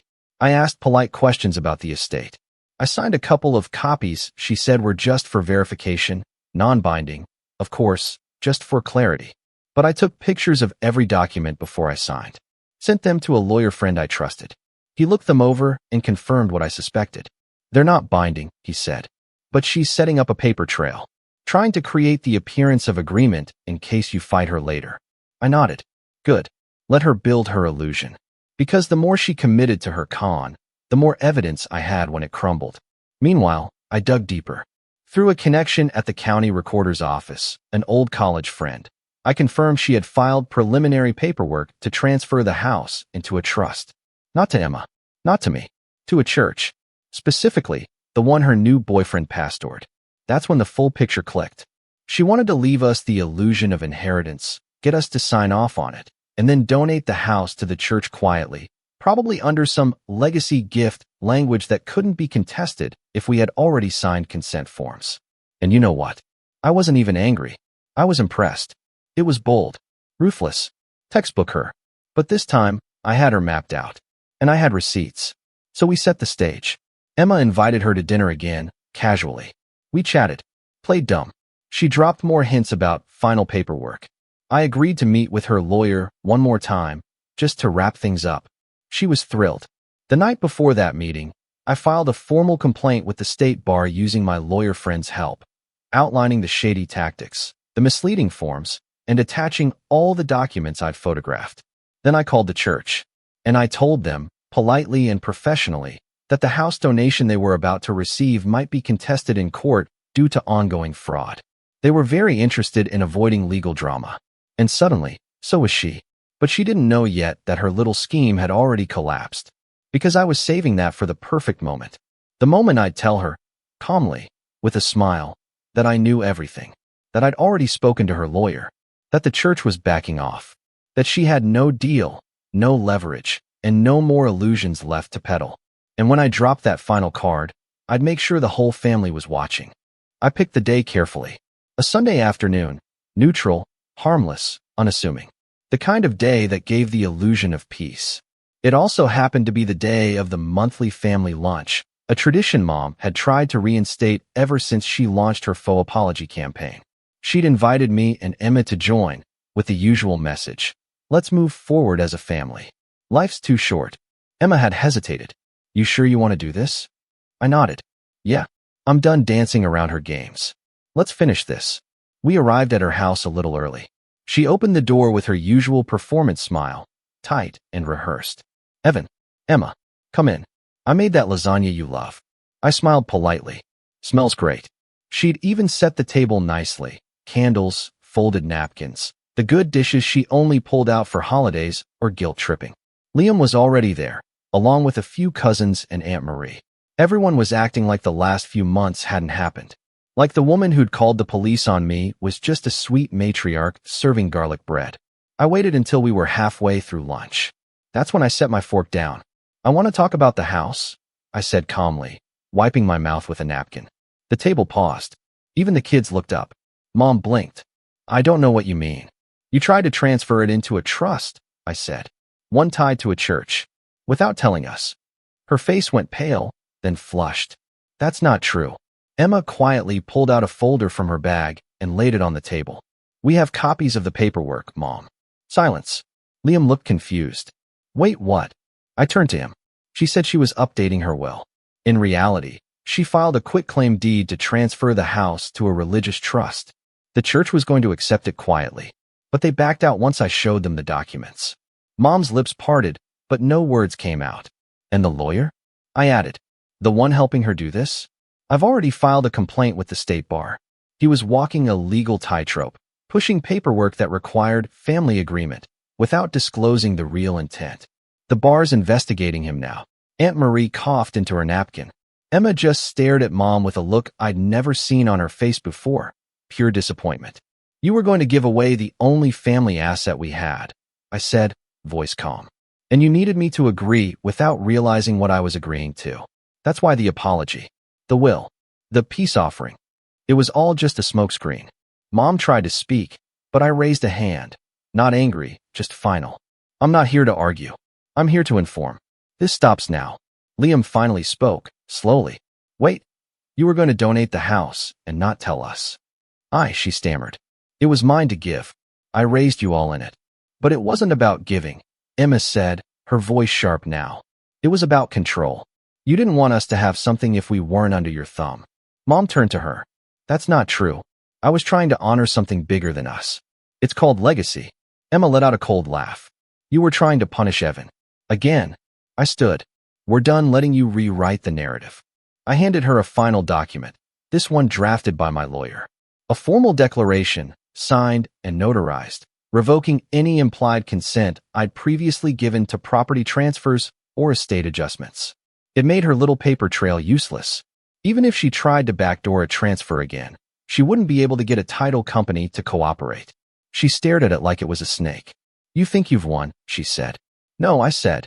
I think I've stopped losing. Then I turned to everyone else. If anyone here still wants to pretend this was all a misunderstanding, feel free. But I'm no longer going to carry the weight of silence just to keep peace. Nobody spoke. Nobody rushed to her defense. For once, the room wasn't on her side. Emma stood too. We'll be leaving now. You can keep the lasagna. As we walked out, Mom sat frozen at the table, surrounded by the wreckage of her own performance. The candles flickered, uneaten bread sat in baskets, and the scent of garlic now hung in the air like a mask slipping off.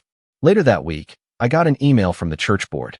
They wanted to sincerely apologize for the misunderstanding and confirm that no transfer had occurred. They also let me know they'd reevaluated certain donation processes moving forward. The lawyer's office? Shut down. Temporarily, maybe. But Thompson was under formal review. My lawyer said it could take months, maybe longer. Either way, I'd made enough noise to ensure they wouldn't try this again. As for my mom, she went silent. No more messages. No more half-truths. Just gone. I imagine she's licking her wounds, telling herself I turned everyone against her. Maybe she's still spinning her story to distant relatives, trying to salvage her image. Maybe not. I don't care anymore. Because I didn't get revenge by screaming. Or by burning it all down. I got it by surviving. By refusing to bend. By quietly, strategically dismantling her power until there was nothing left for her to manipulate. I still have the folder Emma kept. I don't need it anymore, but I hold on to it, not out of spite, but as a reminder that the moment you stop letting someone rewrite your story is the moment you start writing your own. She tried to cut me off, but I was the one holding the cord.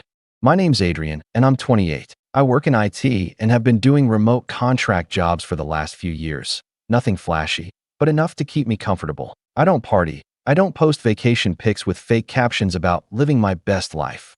I just work, save, and occasionally treat myself to some decent headphones or a good bottle of wine. What most people don't know, what I kept quiet about, was that for the past 3 years, I've also been paying my parents' mortgage. It wasn't something we discussed openly. They never asked me outright. It started when Dad lost his job at the logistics company, right before the pandemic hit. My mom was doing part-time childcare, but that dried up too.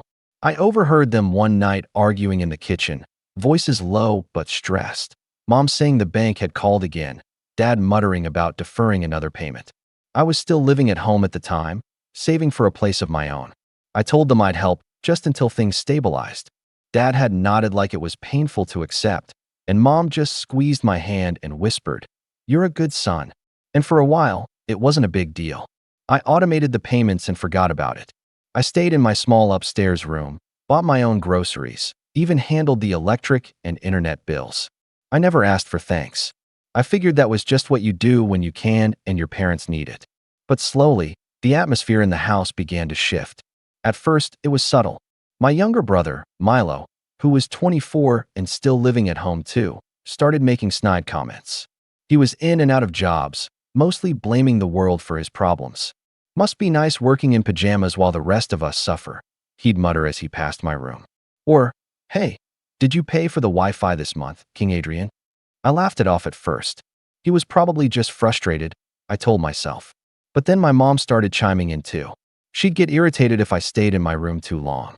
"You're always holed up in there. This isn't a hotel, you know."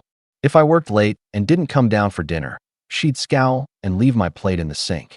And if I dared to ask Milo to clean up after himself in the kitchen or garage, she'd snap, "He's your brother, not your servant. Stop acting like you're above everyone." I was stunned. I never once rubbed my contributions in anyone's face. I still did yard work on weekends, ran errands, even helped them file taxes last spring. But no matter what I did, the respect in the house started to fade. Like the more I gave, the less I seemed to matter. Things came to a head one Sunday afternoon. We were all in the living room. Dad watching football, Mom scrolling through Facebook, Milo complaining about some girl ghosting him. I was on my laptop finishing up a project when Mom suddenly said, "Adrian, we need to talk." I looked up, confused. "We've decided it's time you moved out," she said, arms crossed. "You're too old to still be here, and your attitude lately has been ungrateful." I blinked. "Ungrateful?" I asked, trying to keep my voice steady. Dad didn't even look at me. "It's time," he said simply, as if he'd rehearsed it. Milo smirked. "I mean, it's not like you're paying rent." That did it. I stood up slowly, trying not to shake. "I've been paying the mortgage for 3 years." They stared at me, unblinking. Mom scoffed. "That's not the point. You think that buys you the right to talk down to your family?" "I've never once thrown it in your faces," I said. My heart was pounding. "All I've ever done is help." "Help?" she shrieked. "You act like we're charity cases. You're arrogant. You're cold. You think just because you have some job online that you're better than everyone." Dad stood now too. "Enough. Get out. If you can afford to be so smug, then go live on your own. See how easy it is without your mother cooking for you." And then she said it. "Get out and don't come back." I packed that night. Not out of spite, out of sheer disbelief. I didn't scream or slam doors. I took my laptop, my clothes, and a few photos from my dresser drawer.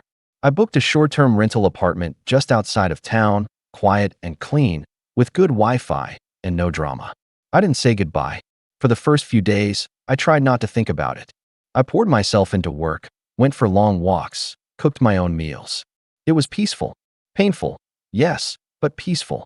I didn't check in with them, didn't answer Milo's one attempt at a passive-aggressive, "So how's the big new life?" text. I let the silence settle. Then, 2 weeks later, I woke up to a text from Dad. "The mortgage is past due. Why haven't you paid it?" I stared at it. For a long time. My coffee sat cold on the table. Then I replied, "Didn't you say I wasn't welcome?" The typing bubble blinked for a moment, then disappeared. 5 minutes later, my phone rang. Mom. I let it ring. Then Milo. Ignored. Then Dad again. And again. By noon, I had over 12 missed calls, 6 voicemails, and a flurry of texts. "We didn't mean it like that. This is serious, Adrian." The bank called again. "You're being immature. Your mother is upset. Don't punish us over a misunderstanding. Your brother has nothing to do with this. This is still your home." My hands trembled, not with guilt, but with something new, clarity. For 3 years I'd kept them afloat while being treated like an afterthought. The moment I stopped, their version of family collapsed into desperation and blame. But that wasn't even the moment that pushed me over the edge. That came 3 days later, when I received a letter in the mail from their bank. And right there, in bold at the top of the page, was my name. Not theirs. Mine. That's when I realized the house was never even in their name to begin with. I sat on the couch with the letter in my lap, my fingers numb as I read and reread the heading. Final notice of delinquent payment. Mortgage account holder, Adrian M. Reyes. My full name. Not my father's. Not my mother's. Mine. I felt my chest tighten, that kind of slow, sickening realization that crawls up your spine like ice. I flipped back through the pages. There it was again, in small print. Primary loan signer, Adrian Reyes. Co-signers, none. None. I stared at the paper, willing it to change. But it didn't. And slowly, the timeline in my head began to reassemble itself. Conversations I hadn't paid attention to, paperwork I'd signed thinking I was just helping process the refinance, phone calls they said were just updates from the bank. I thought I was helping them get a grace period or lower interest. They told me, "We just need someone with better credit to sign temporarily. You're our son. It's not like we won't be paying it." But they weren't paying it. They never had. For 3 years, I wasn't just helping. I owned the damn house. They transferred the deed without ever telling me. And somehow, somewhere along the way, I'd become legally responsible for a property that they treated like their own, while treating me like an outsider. My first instinct was denial. I told myself there had to be a mistake. But as I combed through old emails and documents, it became painfully clear. The loan had been structured in my name. The tax records, the insurance, everything was under me. It was all so carefully orchestrated that I almost had to admire it. Almost. My next instinct? Rage. I called the bank. The woman on the line confirmed it all. Yes, I was the sole account holder. No, they couldn't speak to anyone else about the loan. Yes, I was liable for the balance, $217,000. And no, there was no automatic forgiveness just because I didn't live there anymore. When I hung up, I just sat there, frozen. They had manipulated me, gaslit me. And then, when they didn't need me anymore, or thought they didn't, they discarded me like trash. I didn't cry. I didn't throw anything. I just sat in silence as the weight of betrayal settled into my bones. By that evening, I had made a decision. I wasn't going to scream at them. I wasn't going to beg or guilt them into treating me like a son again. No, this was going to be methodical, clean, like flipping a switch. I logged into the mortgage portal and declined the automatic draft I had set up years ago. The next payment would be missed. A late fee would hit. After that, the default notices would begin. I knew how long I had before foreclosure proceedings started. Long enough to prepare my next steps, but short enough to let the pressure build. Then, I contacted a lawyer. A friend of mine from college had recently joined a firm that specialized in property law. We weren't close, but we had stayed in touch enough for me to feel okay reaching out. I sent her the documents, told her everything. She was quiet for a long time before saying, "You've been scammed. But luckily, you're the one holding the cards." I asked what I could do. She said we had options. Over the next week, I did everything I could to gather proof. Texts, emails, copies of the original documents. Anything that showed I hadn't understood what I was signing. My friend, Lauren, said the case was clear. They had taken advantage of me. Even if it didn't meet criminal fraud standards, we had civil options. And more importantly, since the deed was under my name, I had full legal authority over the property. That's when the plan started to take shape. The next morning, I finally picked up one of Mom's calls. Her voice was all sugar and silk, laced with fake concern. "Adrian, honey, I know we've had our differences, but your father's been very stressed. The mortgage company keeps calling. We just want to talk." I let her speak. I let her lie. And when she finally asked, "Can we meet? Maybe over dinner?" I said sure. We arranged to meet at their house, my house, the following Saturday. She sounded relieved, like she believed I was coming to make peace. But that wasn't the reason I agreed. That week, I drafted a document with Lauren. It was short, simple, and powerful. It revoked all verbal permissions, clarified occupancy terms, and declared that any residents not on a legal lease agreement would be subject to removal. Lauren called it a notice of revocation of implied consent to occupy. Sounds fancy, but it boiled down to one thing. They were squatters. In my house. Saturday came. I wore a button-up and brought a manila folder. When I pulled into the driveway, Milo's car was parked crookedly as usual, blocking part of the sidewalk. The front lawn looked like it hadn't been mowed in weeks. I took a deep breath and rang the doorbell. Mom opened it, already smiling like she'd won. "You came," she said, arms open for a hug. I didn't move. "Let's talk inside." They led me to the living room. Dad sat in his recliner, TV on mute, arms crossed. Milo was sprawled across the couch in basketball shorts, half asleep. I sat on the edge of the armchair and placed the folder on my lap. "Thanks for coming," Mom said, hands clasped like she was at a prayer circle. "We're really hoping to resolve this misunderstanding." "Good," I said. I opened the folder. "Because there is a misunderstanding. You seem to think you live here." Dad snorted. "Excuse me." I slid the top page across the coffee table. "You don't. Legally, this property belongs to me. There is no lease. There is no consent. That ends today." Mom's smile cracked. Milo sat up. Dad leaned forward. "You can't just—" "I can," I interrupted calmly. "And I am." I stood. "You have 30 days to vacate the property." Silence. Dead, eerie silence. Then Mom stood, face red, voice shrill. "You ungrateful little. How dare you do this to your own family?" "You already did," I replied. "I'm just finalizing the paperwork." And just as I turned to leave, Milo shouted after me. But I never heard what he said, because that was the exact moment my phone buzzed in my pocket. I pulled it out. A push notification from the mortgage app. Payment declined. Property officially 30 days past due. Foreclosure warning initiated. And that was just step one.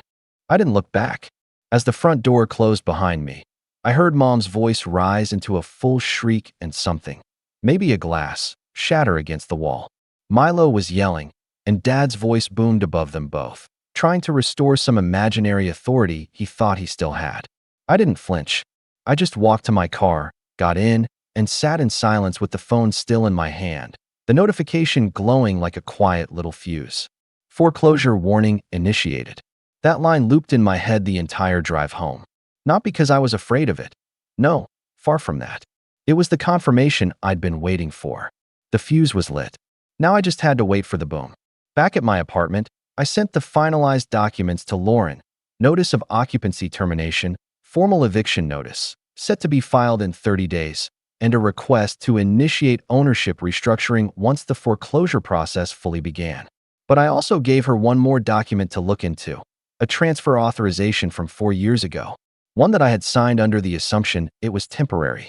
Lauren told me she'd dig into it. If there was evidence of manipulation or misrepresentation, we might even have grounds for damages. The next 2 days were surprisingly quiet. No calls, no texts. I figured they were scrambling, trying to find a way to undo what they'd done or pressure me into changing course. Maybe they thought it was just a bluff, that I was trying to teach them a lesson and would come crawling back with an apology and a new payment. Then came day 3. I woke up to 3 missed calls and 2 voicemails from Dad. The first was short.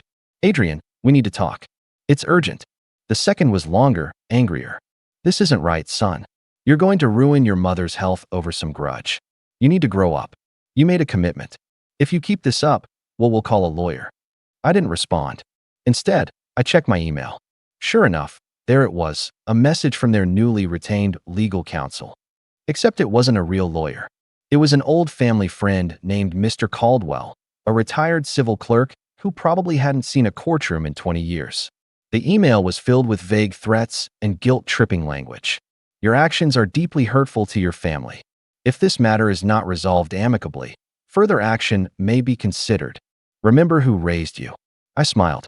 Not because it didn't sting, it did, but because it told me everything I needed to know.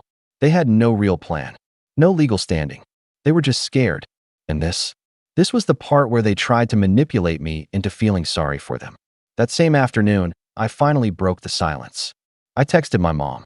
"I'll be driving by the house on Friday at noon. If anything is damaged, removed, or altered, I'll be filing for emergency eviction." She replied within 5 minutes. "Are you seriously doing this? You're going to make your own parents homeless." "I'm not making anyone anything. You did this the moment you lied about the deed." That night, Milo texted me a photo of himself on the back porch with a beer in hand, captioned, "Hope you enjoy watching your house rot while we throw parties in it." I didn't respond, but I saved the photo. Lauren said it might come in handy if they tried to deny they were squatting. On Friday, I did exactly what I said I would. I pulled up to the curb, phone in hand, recording everything. The garage was open, junk everywhere. The front lawn was worse than before. There were new dents in the siding that hadn't been there 2 weeks ago, and the gutter was hanging loose, like someone had tried to climb it or pull something down. When I rang the doorbell, no one answered. But I knew they were home. I saw Milo's car in the driveway, and there was a faint thumping of bass from inside. I didn't bother knocking again. I turned, took a few more photos, and got back in my car. Later that day, I sent the full report to Lauren, who filed the pre-eviction affidavit. She said we were right on track, and if they didn't vacate willingly by the 30-day deadline, we'd file the court motion. That weekend, things took an unexpected turn. I got a message from a number I didn't recognize.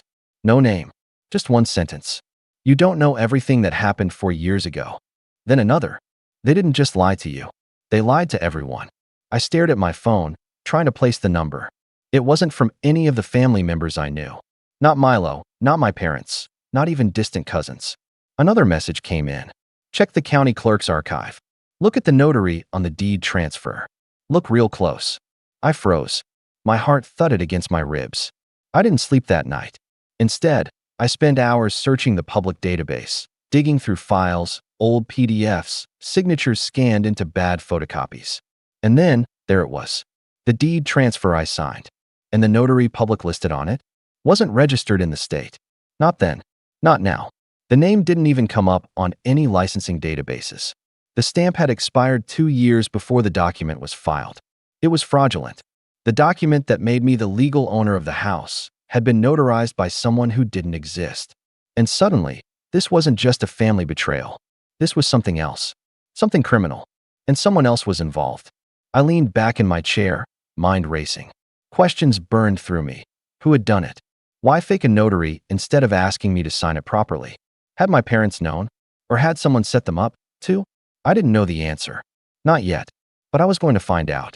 And when I did, I wasn't just going to evict them. I was going to expose everything. I sat in silence for nearly an hour after discovering the fraudulent notary stamp. My computer screen glowed in the dark room, the only source of light as I stared at the document again and again. The date on the stamp. The non-existent license number. The signature of someone who wasn't real. It was right there in front of me. Proof that someone had forged the entire transfer to place the house in my name. The house I'd been paying for. The house they now lived in like they owned it. I could have walked away. I could have just handed it all over and said, let the bank have it. But no, that would have let them walk away with everything. Years of guilt, manipulation, and deceit, without any real consequences. And whoever helped them forge that document, they'd walk away too. So I did the one thing I hadn't done since I left that house. I picked up the phone. I called my mother. She answered on the second ring. Her voice was sharp and cold. What now? I need to know something, I said. And I need you to be honest for once. A pause. I don't know what you're talking about. The notary on the deed transfer, I said.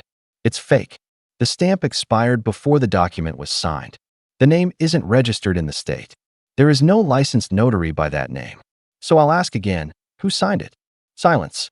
Then a shaky breath. You're digging into things you don't understand, Adrian. No, I said calmly. I understand perfectly.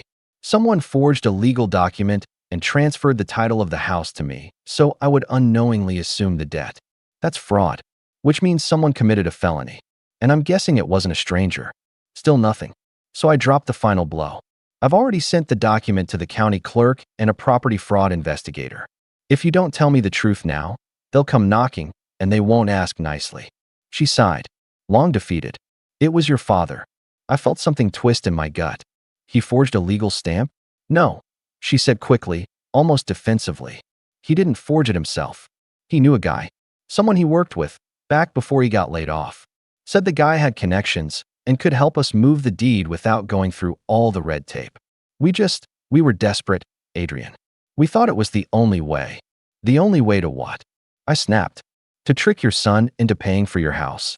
To gaslight me into thinking I was just helping out, while you dumped a mortgage into my lap and let me think it was voluntary. It was never supposed to go this far, she said. Her voice cracked.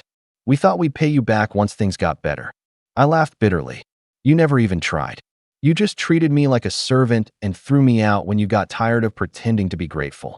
I hung up. I didn't wait for a response. By the following week, I had everything I needed. Lauren filed the official complaint with the county, along with a request for property title reversion based on fraudulent transfer. At the same time, she coordinated with a fraud investigator who had already begun compiling a case. The forged notary stamp alone was enough to warrant investigation, and the fact that the document had led to financial exploitation gave us even more leverage. Then I made my final move.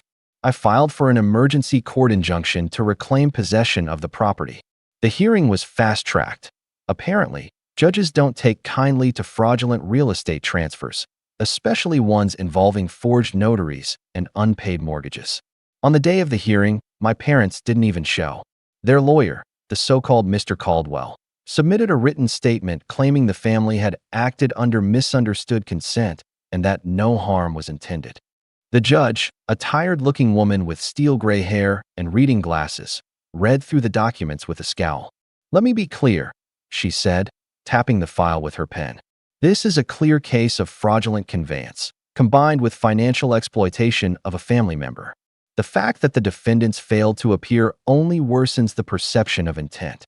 I'm granting Mr. Reyes immediate possession of the property.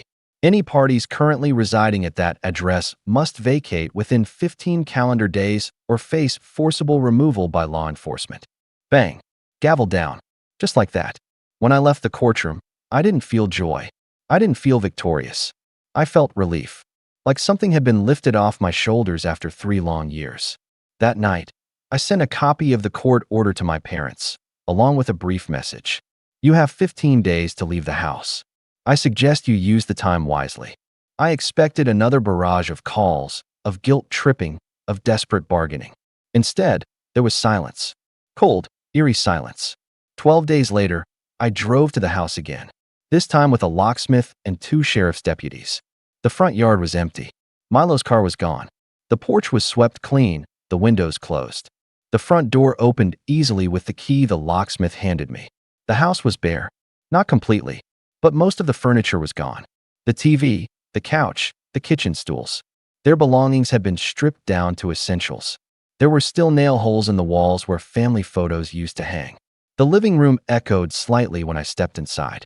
On the counter was a folded piece of paper with my name written in my mother's handwriting. I opened it. "Adrian, we're sorry. We know you won't believe it, but we never meant to hurt you. We thought we were doing what we had to. Goodbye, Mom." There was no return address. No contact info. Nothing. I stood in the middle of the house that night, alone. It didn't feel like a victory. It felt like a ruin. A broken temple of memories and betrayal. But it was mine. In the weeks that followed, I didn't hear from them. Not even Milo. They vanished, maybe out of shame, maybe out of spite. Maybe both. I changed the locks, cleaned the place out, and filed for fraud restitution. With Lauren's help, I was able to wipe the mortgage clean. The fraud voided the debt entirely. The house was now mine, free and clear. I sold it. I didn't want it anymore. I used part of the money for a down payment on a loft closer to the city. I donated a portion to a nonprofit that helps victims of family exploitation. And I tucked the rest away, not for revenge, not for show, but just for peace. People talk a lot about how family is everything. That blood is thicker than water. But sometimes, family is the first knife in your back and the last one to let go. I'm not bitter. I'm free. And that, more than anything else, is worth it. My name is Nathan. I'm 27, and up until about 6 weeks ago, I thought my relationship with my family was complicated but salvageable. You know, that classic dynamic where you're the one keeping the peace while they slowly chip away at your sanity.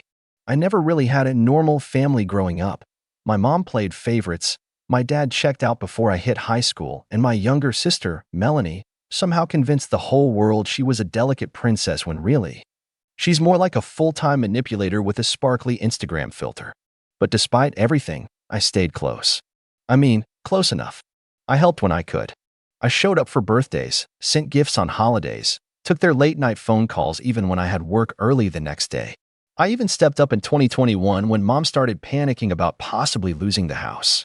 The property taxes were piling up, some overdue, others just unpaid out of neglect, and with my sister still living there at the time, supposedly between jobs, the stress was thick in the air every time I visited.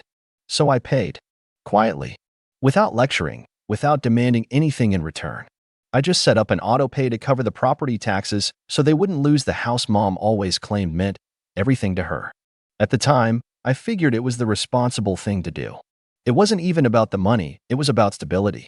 It was about being the adult they never quite managed to become themselves. But here's the thing about giving too much for too long. Eventually, People stop seeing it as kindness and start seeing it as currency they're entitled to. The shift started subtly. Fewer thank you texts. More assumptions. My name slowly stopped appearing on things. It was always Melanie's house, even though she hadn't made a single payment toward it. I brushed it off. I told myself they were just speaking casually, that they didn't mean anything by it. Then, about 2 months ago, I dropped by to pick up a box of old yearbooks I had left in the attic. Melanie opened the door wearing this smug little smirk and immediately said, "Oh, didn't Mom tell you? We're redecorating. There's no space for your junk anymore." I laughed it off, thinking she was joking. "Okay, but I'll just grab the box and be out in 10. "No," she said flatly, her smile turning syrupy. "You're not coming in. This is my home now, and we don't want you hovering around." I stood there, stunned. I looked past her shoulder into the living room. My mom was on the couch with a glass of wine in hand, flipping through a catalog. She didn't even bother standing up. "I pay the taxes on this place," I said, keeping my voice even. "I just want my box." Mom didn't look at me. Didn't even blink. "You're making a scene, Nathan. Don't be dramatic. It's just a box." "Then let me get it," I said, starting to step forward, and that's when Melanie physically blocked the door. "Goodbye, Nathan," she said, before slamming it in my face. That was the first time I really paused and asked myself what I was even doing for these people anymore. I stood there on the porch for a long time. I could hear them inside, laughing, not even trying to keep their voices down. I didn't text or call for a few days after that. I needed time to process, to cool off. But then, out of nowhere, I got that message from my mother. "Don't come around anymore," she texted. "This is your sister's home now. We've changed the locks." That one knocked the wind out of me. It was so final, so calculated. Not, "We need space," not, "Can we talk?" Just a decree. A closure of doors, literally and emotionally. And then, like a final jab, she added, "Hope you understand." But what she didn't seem to understand was, I did understand. I understood exactly how they saw me. As a wallet. As a backup plan. As someone whose kindness had officially expired the moment it wasn't convenient for them anymore. I stared at the message for a few minutes before replying. "Got it," I wrote. "But you forgot who's been paying property taxes since 2021. Then I logged into the county portal, canceled the autopay with one click, and forwarded one simple email, the same one I had saved from the original tax office notice when I first took responsibility for the payments. The ownership had always been messy, and Melanie had never formally transferred the deed from Mom's name. That made things easier than I expected. Within 48 hours, I got a screenshot from Melanie. No greeting. No smiley face this time. Just, "Why is there an eviction notice on the door?" I didn't reply. Instead, I took a breath, then opened my laptop and listed the house. But that's not even the beginning of how everything unraveled. Because what I didn't know then was that Melanie had been throwing weekly parties in that house like she owned it outright, and had promised several of her friends they could move in with her by summer. She had even posted a TikTok to her showing off the new modern kitchen remodel that she definitely hadn't paid for.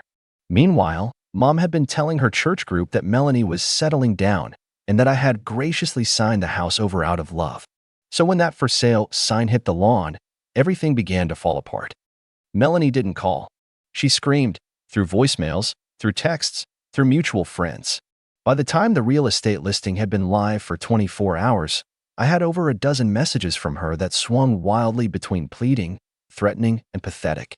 One moment it was, "Nathan, please, can we talk? We can fix this." And the next it was, "You're ruining your own mother's life, you narcissist." I didn't answer a single one. Instead, I forwarded the listing to my realtor, who was more than happy to take over the rest. The house had been in a great neighborhood with rising property values, and once she saw the condition and photos, she said, "If you want this gone fast, I know 5 investors who will offer above asking before it even hits market." Apparently, the kitchen remodel Melanie bragged about in her TikTok video had been half-funded by some guy she was seeing, who was now asking for reimbursement with receipts after seeing the house up for sale. Her influencer dreams? Crumbling in real time. But that wasn't the part that hit hardest. The real storm came 3 days after the listing went live. I was at my apartment, quietly eating leftovers and watching a documentary, when there was a knock at my door. I opened it to find, of all people, my mother. In person. No warning. She looked frazzled. Not her usual polished but cold self. Hair messy, makeup smeared like she'd been crying but didn't want to admit it. She didn't ask if she could come in. She just walked past me, clutching her purse like it was a lifeline. "Nathan," she said, voice shaky but somehow still full of that entitled edge. "This has gone too far." I didn't say anything at first. I just crossed my arms and waited. "I understand you were hurt," she continued. "But this isn't how family handles things. You don't just sell your sister's home." I blinked, then slowly asked, "Her home? Or yours?" She bristled at that. "You know what I mean." "No," I said, finally stepping forward. "I don't. Because when you texted me and said, 'Don't come around anymore,' you made it very clear this wasn't my home. You changed the locks. You called it Melanie's. So now I'm treating it exactly like that. A house I've been financially responsible for. Nothing more. Nothing less." She sat down, as if suddenly the weight of the truth had punched her in the chest. "Do you have any idea what this will do to us?" she asked, voice cracking. "Melanie has nowhere else to go. She was planning to start her new job next month." "After what?" I cut in. "A year of finding herself, while posting day-in-the-life reels and begging for Venmo tips? And let me guess, you were going to float her until she's stabilized. Using what, exactly? The money you haven't had in years." That shut her up.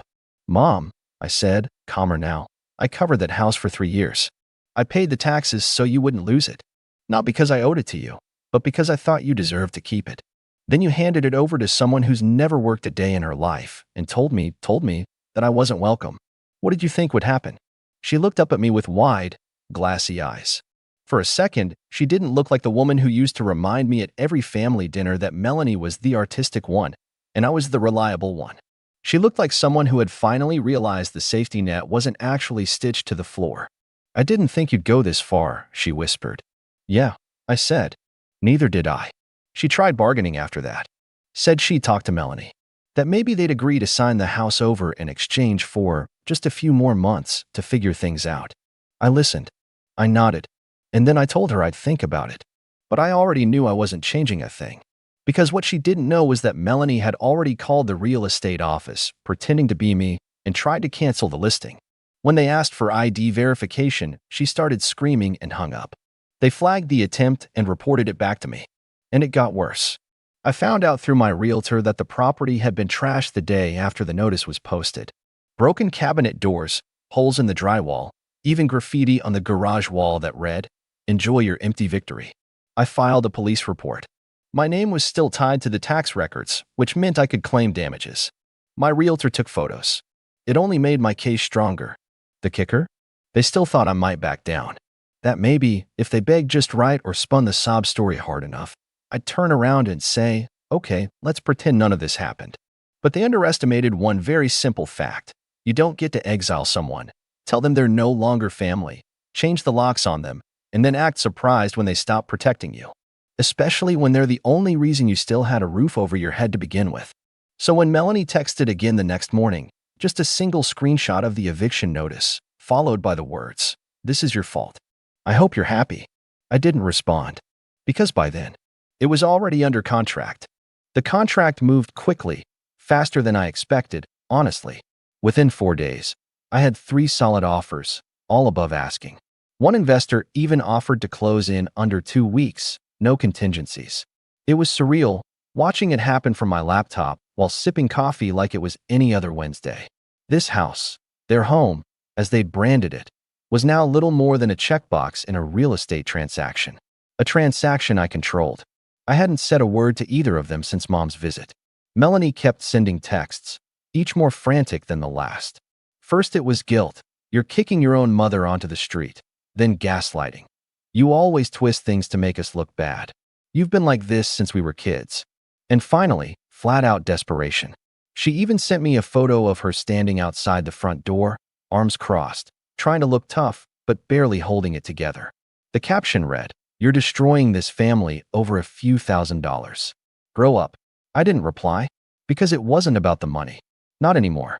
It was about years of being used, of being the one they leaned on while calling me too serious behind my back, of paying off their messes and getting handed attitude in return, of being the fallback plan, the plan B, while they built a fantasy world on the assumption that I'd always stay quiet.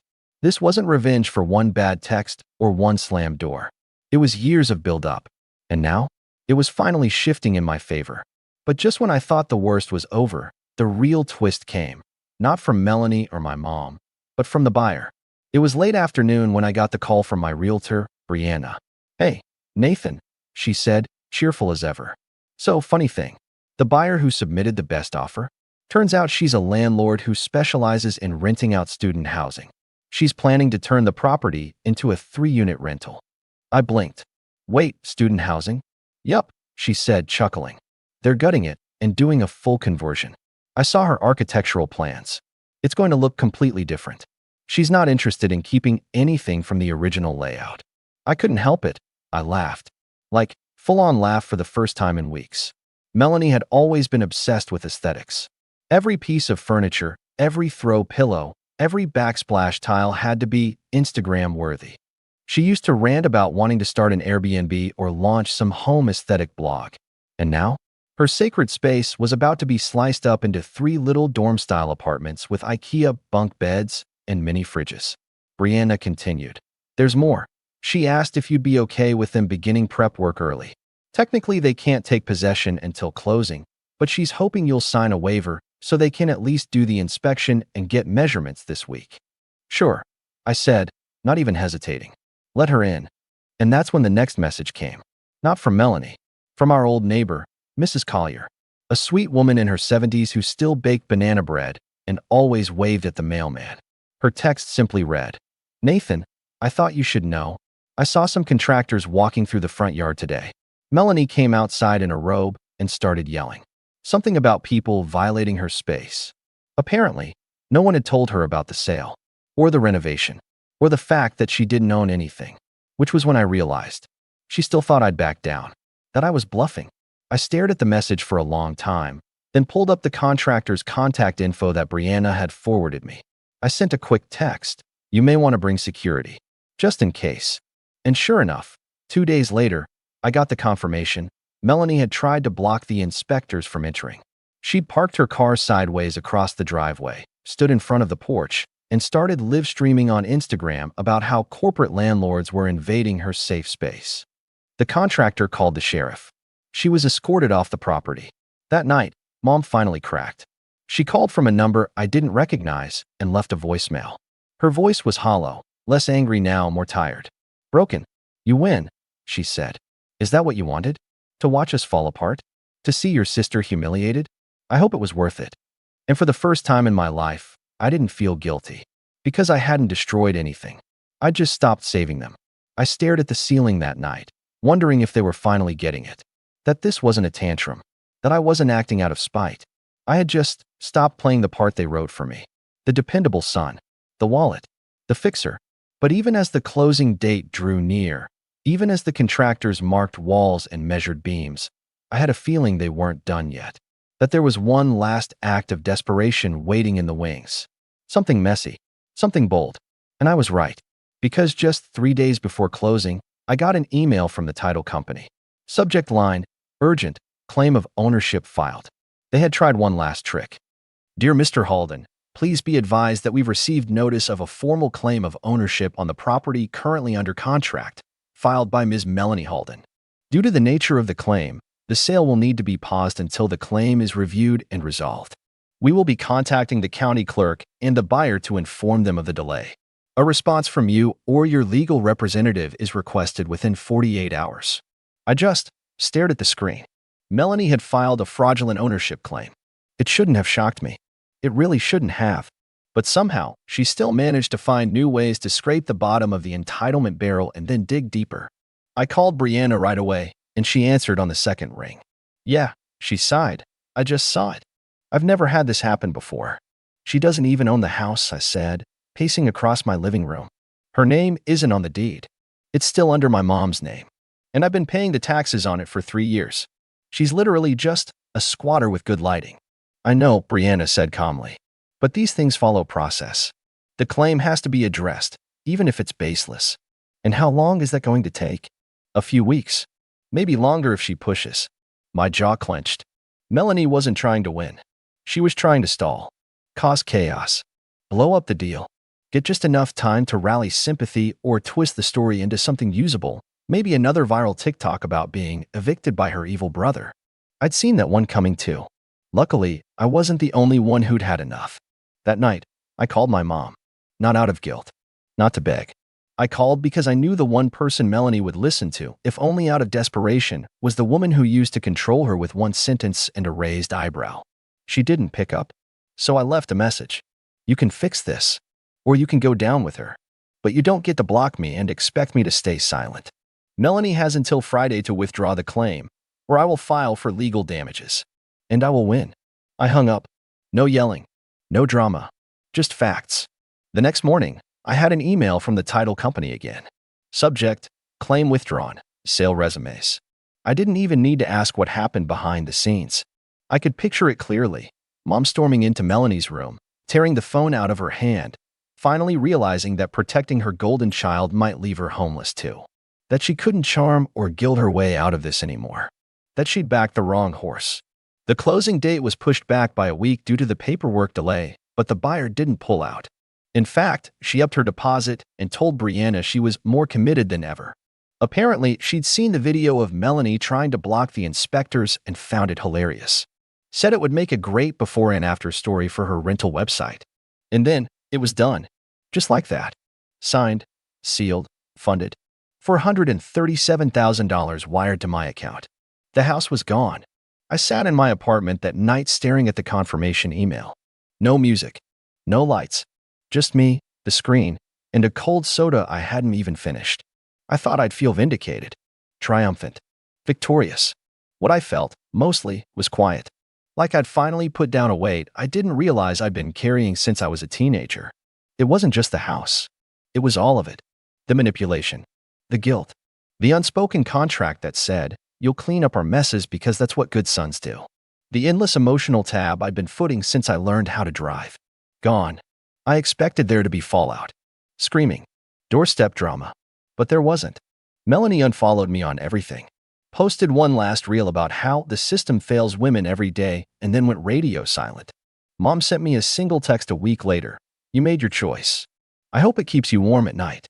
I stared at it for a long time. Then replied, it will.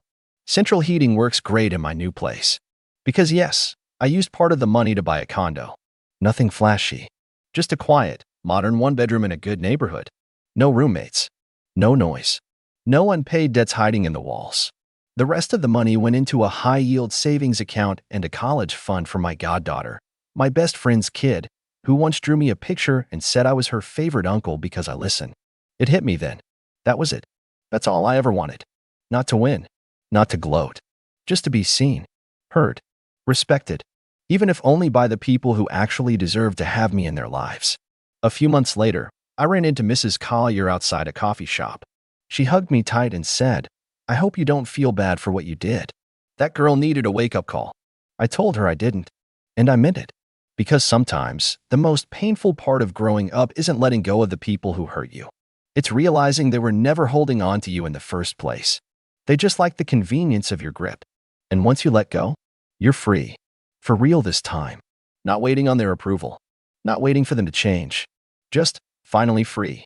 I'm Jake, 19, and if you asked anyone in my family to describe me, I guarantee they'd start with, well, he's not like Emily. My older sister Emily was always the golden child, class valedictorian, prom queen, early admission to an Ivy League school, and now engaged to the walking Rolex that is Brendan. Meanwhile, I was the kid who liked fixing up old electronics, stayed in the background, and got told I lacked ambition every other Tuesday.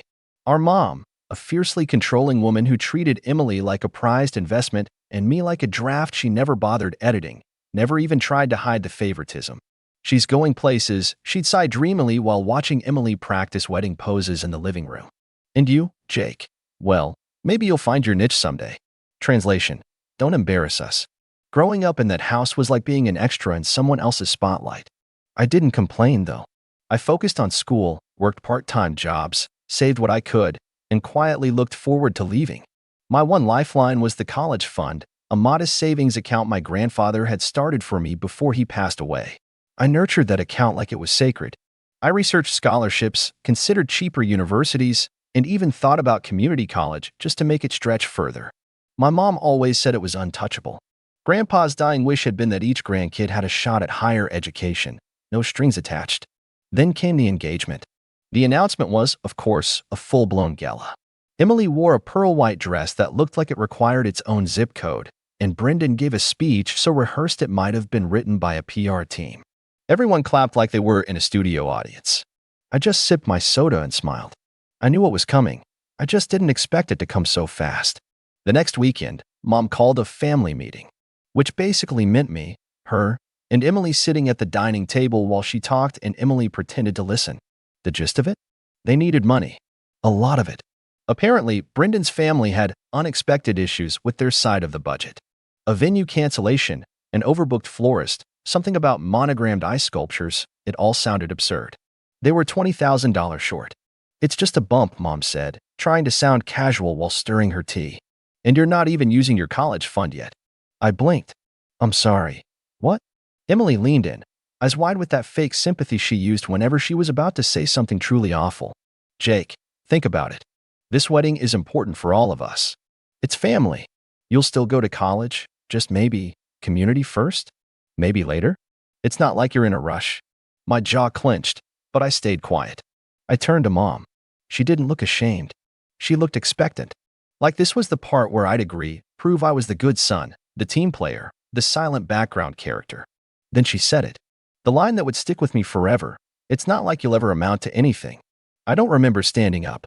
I don't remember grabbing my coat or walking to my car. I just remember the way Emily laughed like it was some joke, like I should have found it funny too. I didn't talk to them for 2 weeks. During that time, I thought about everything, my future, my self-worth, how many times I'd swallowed my pride just to keep the peace.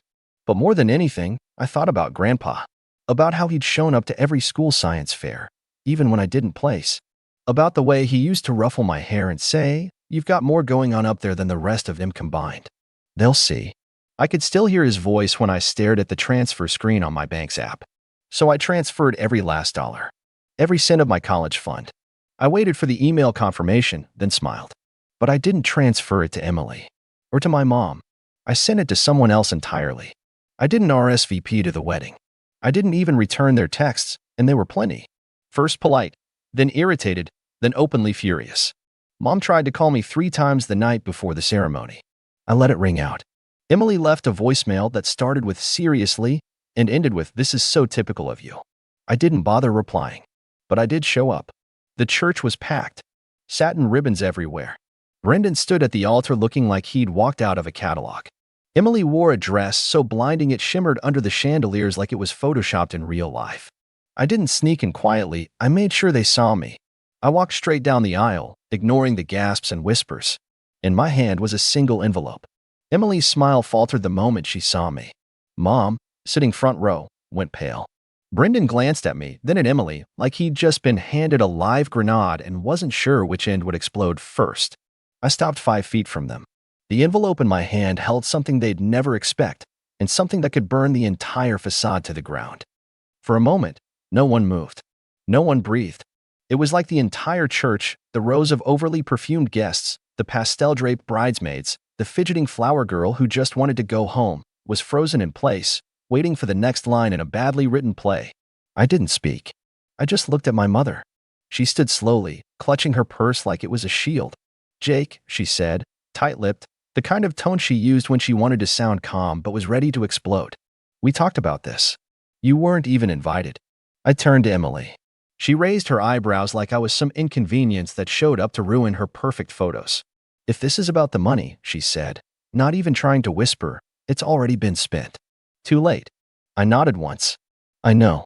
I lifted the envelope slightly, just enough for them to see the weight of it. It wasn't thick, but it didn't need to be. It was what it represented that mattered. Then I walked over, not to Emily, not to Mom, not to the priest or the wedding planner frantically mouthing "who is he" from the corner, but to Brendan. His posture stiffened. I handed him the envelope. "You'll want to read that," I said. Then, just loud enough for the nearest guests to hear, I added, "before you say I do." He stared at me for a second too long, then carefully opened it. There were 3 sheets of paper inside. The first was a printed screenshot of an email chain. The second was a certified bank transaction. And the third was the reason Emily's jaw tightened so sharply she might have cracked a molar. Brendan's expression shifted as he read. He didn't say anything at first. He just kept flipping pages, slower each time. Then he looked up, blinked like he'd come out of a trance, and asked one quiet, fatal question. Who is Marcus? That was the moment it all cracked. Emily blinked. What? I didn't flinch. You heard him. I don't know what you're. He does, I interrupted, nodding at Brendan. He knows now. The church erupted. Not all at once, not an explosion, but a cascade. First, a gasp from the front row. Then Brendan's mother stood, whispering furiously to her husband. A bridesmaid dropped her bouquet. Someone in the back coughed, very awkwardly. Emily, for once in her life, didn't have a script to read from. Her eyes darted between me and Brendan, and she started to say something, a lie, probably, but Brendan cut her off. That's who you've been texting at 2 a.m.? While telling me it was your wedding planner. Emily's mouth opened, closed, opened again. It wasn't serious. I felt a chill crawl down my spine. She said the same thing to me once. Different context, different sting, but same pattern.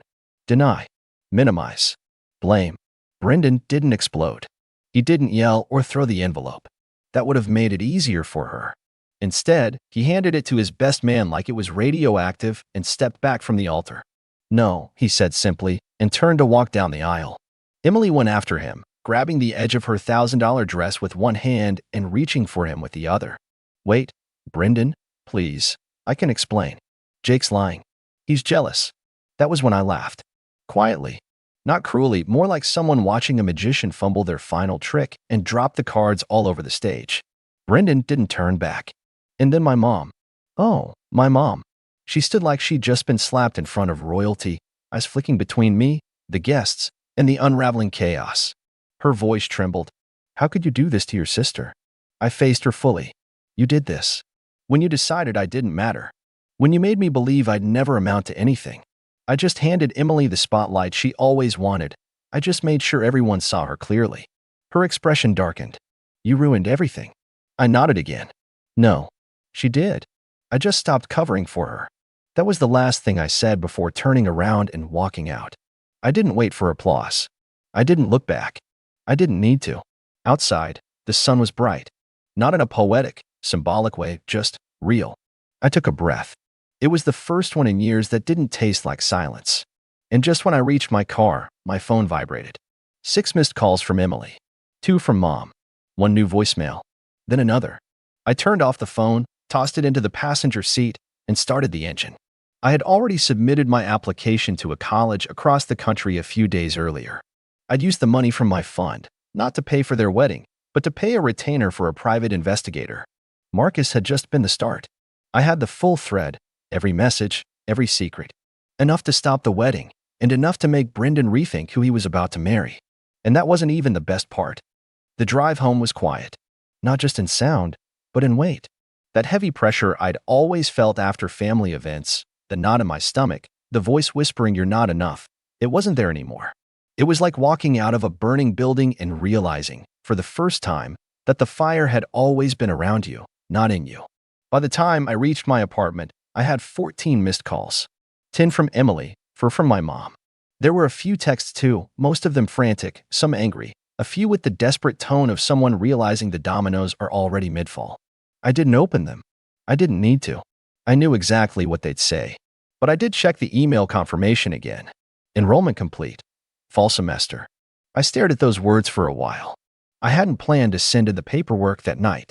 I'd been hesitant, honestly, second-guessing myself, wondering if I was ready, if I was smart enough, if I was just fooling myself into thinking I could be more than the kid who lived in Emily's shadow. But that night, after Mom said those words, it's not like you'll ever amount to anything, I knew I had to prove something. Not to them. To me. That night, I finally slept. The next morning, my phone buzzed again, but it wasn't Emily or Mom this time. It was Brendan. Can we talk? I stared at the message for a good 2 minutes before responding. Talk or yell? He replied almost instantly. Talk. Please. We met at a coffee shop 2 towns over neutral ground. He looked tired, like someone who had just stepped off a roller coaster he didn't want to ride. His hair was messier than I'd ever seen it, and his suit jacket had been swapped out for a hoodie. It was the first time I'd seen him look human.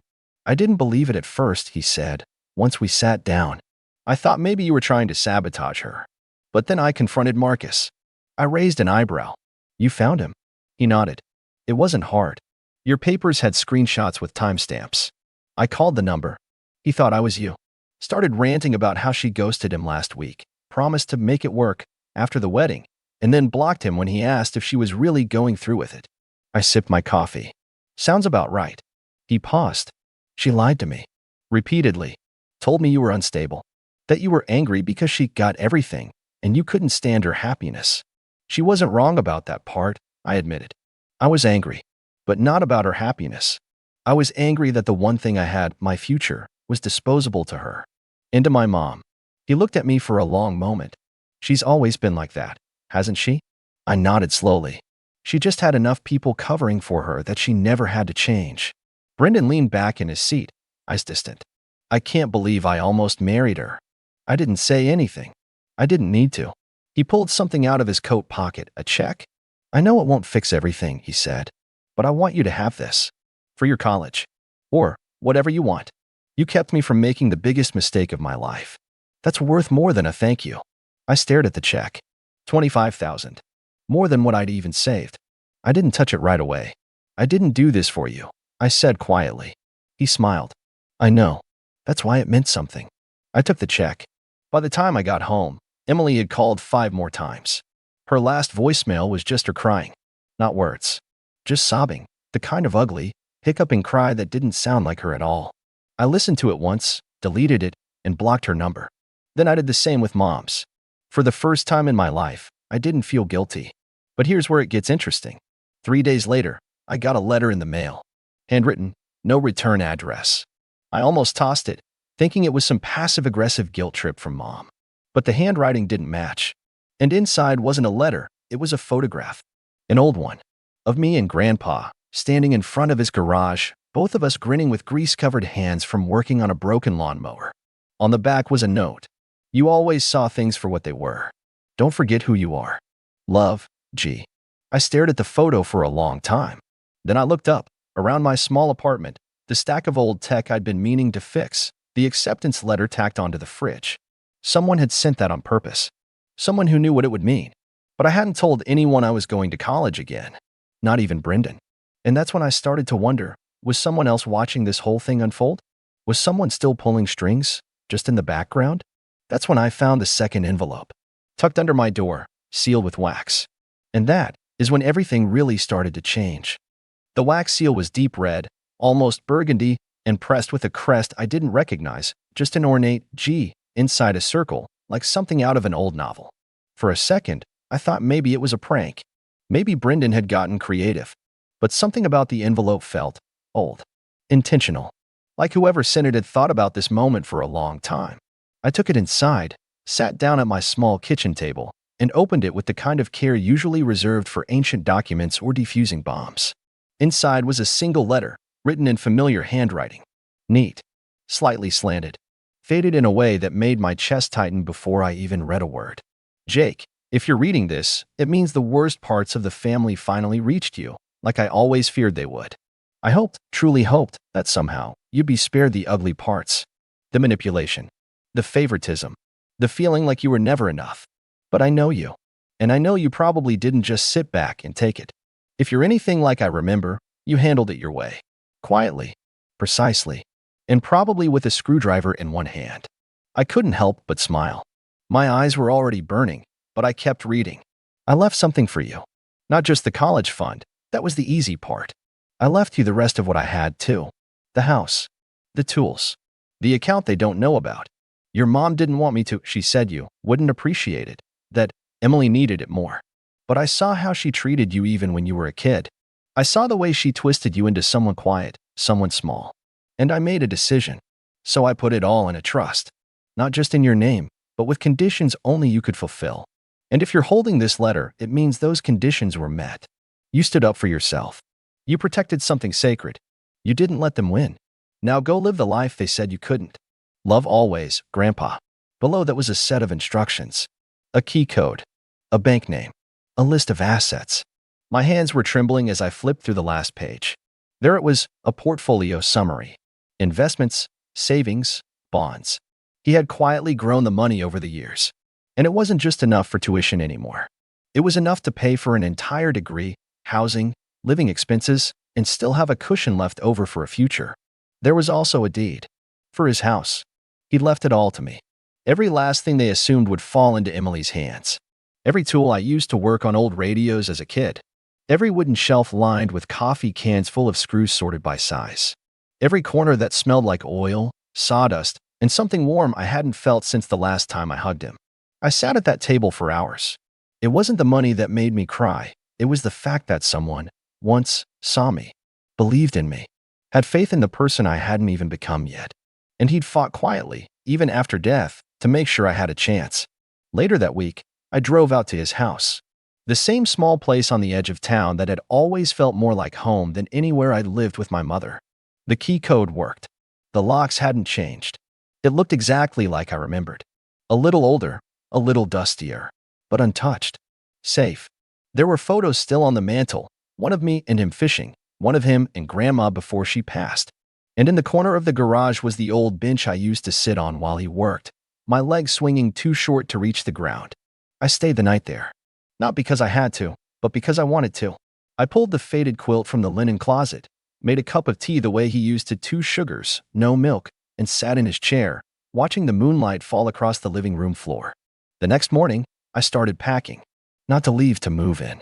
I canceled the lease on my apartment. I called the college and confirmed enrollment. I even signed up for summer orientation. For the first time in a long time, I felt like my life had a path that belonged to me. Of course, my silence didn't last long. The next week, Mom showed up. She didn't call, didn't text, just knocked on the door like it was still her father's house, like she hadn't gone behind my back to try to drain my future for flower arrangements and champagne fountains. When I opened the door, she looked shocked. Not angry, not smug, just shocked. "I thought you were staying in that dump apartment," she said, squinting at the living room like she didn't recognize it. I stayed in the doorway. "This is my home now." Her jaw tightened. "Your grandfather wouldn't want." "He did," I interrupted. "He left me everything. You know that now, don't you?" Her face darkened. "We had an agreement. He said he'd set something aside for Emily too." "No," I said calmly. "He promised to take care of me, because he knew no one else would." There was a pause. Then her voice dropped into that old, bitter tone she always used when she couldn't win outright. "You really think this makes you special? That this means something?" I didn't blink. "It does to me. And that's enough." She stared at me for a moment, as if trying to find the right button to push. But something had changed in me. The buttons weren't there anymore. Eventually, she turned to leave. No goodbye. No threat. Just a stiff, furious walk back to her car like she couldn't stand the sight of a world where I had something she didn't control. Emily never came by. She sent one last text, an apology of sorts. It said, "I was under pressure. I didn't mean it like that. Can we please talk?" I left it on read. A month later, I started college.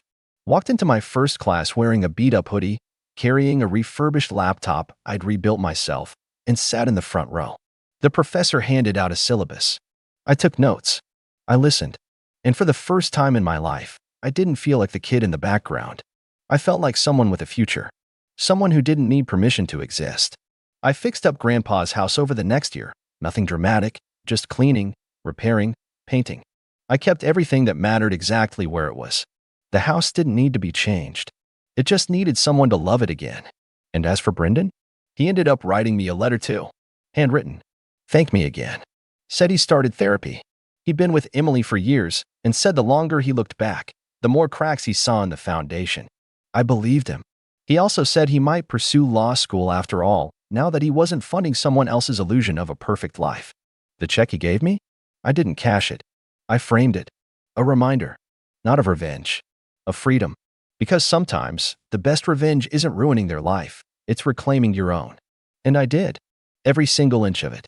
I was never the kind of guy who sought attention. I liked things simple, low drama, clear expectations, just doing the right thing where I could. My name's Andy. I'm 34, and I work in IT for a mid-sized firm in New Jersey. I've been doing all right for myself. Stable job, decent savings, no kids of my own, but I'm not flashy about it. If anything, I've spent most of my adult life just trying to stay out of the messes my family seems to constantly create. And trust me, there's been a lot of them. My older sister, Danielle, is the ringleader of most of those messes. She's 38, a single mom, and has this exhausting ability to make every inconvenience feel like a tragedy and every favor she receives feel like something owed to her. Her daughter, my niece, Madison, is 16, and let's just say the apple didn't fall far from the tree. I remember when Maddie was sweet. Back when she was a chubby-cheeked 6-year-old who used to run up to me yelling, "Uncle Andy," and show me her latest crayon masterpiece. But as she got older and Danielle's sense of entitlement rubbed off on her, things started to change. Maddie became, well, difficult, spoiled. The kind of kid who doesn't say thank you when you buy her something, just asks if there's a gift receipt. And Danielle? She'd laugh and say things like, "She just knows what she wants," or worse, "You don't get it because you don't have kids." That line used to drive me nuts. I don't have kids, no, but that doesn't mean I'm clueless about what respect looks like, or gratitude, or, basic decency. Still, because I loved Maddie, and because I knew Danielle was struggling financially more often than not, I chipped in where I could. Paid for school supplies. Sent Maddie a little extra cash on her birthday. Helped fix their car once when it broke down in the dead of winter. Never once did I make a big deal out of it. I just quietly stepped in, did what I could, and went home. So when Danielle called me one Sunday morning back in March, her voice syrupy sweet in a way that instantly put me on edge, I already knew something was coming. She started with small talk, asking about work, if I was still seeing that girl with the curly hair. We'd broken up 3 months earlier, something she would have known if she actually cared, and then pivoted to the real reason for her call. "I need a huge favor," she said, her tone light, but with that underlying sharpness that always made it feel less like a request and more like a command. I sighed. "What is it?" "It's Madison's Sweet 16 coming up in May. You know how much she's been dreaming about it. I want to make it special for her, but with bills and everything." She let the sentence trail off, waiting for me to fill in the blanks. I already knew where this was going. "How much are we talking?" "Oh, nothing crazy," she rushed to say. "Just the venue deposit. And maybe the DJ. And, well, catering's kind of pricey, so? I was thinking you could help cover those parts. Just those." I pinched the bridge of my nose. "Danielle, that's not nothing crazy. That's like the whole party." She laughed like I was being silly. "Oh, come on. You make good money. You're not even using it for anything big. No kids, no mortgage. Maddie would be so happy. You'd be the best uncle ever." That last part stung more than I expected. Not because I wanted the title, best uncle ever, but because it was dangled like a carrot. Like my value in this family depended on how willing I was to foot the bill for someone else's dream. And the worst part? I said yes. I told myself it was for Maddie. That maybe this would be a memory she'd cherish. That even if Danielle didn't say thank you, maybe Maddie would. So I agreed to cover the venue, a small event hall just outside town. I found a local DJ who offered a teen-friendly playlist and lighting setup. I even arranged for catering, Italian buffet, Maddie's favorite. For a while, it seemed like everything was going fine. Danielle barely kept me in the loop with planning, of course, but I chalked it up to her usual scattered nature. I checked in a few times, asked if Maddie was excited, and Danielle gave me vague answers like, "Oh yeah, she's thrilled," or "We're keeping some surprises, don't worry." I should have worried. I really should have. The first red flag came 2 weeks before the party, when I got an invitation in the mail. Not a call, not a text, but a stiff little envelope with glittery gold cursive that read, "You're invited to Madison's Sweet 16, a night of glamour."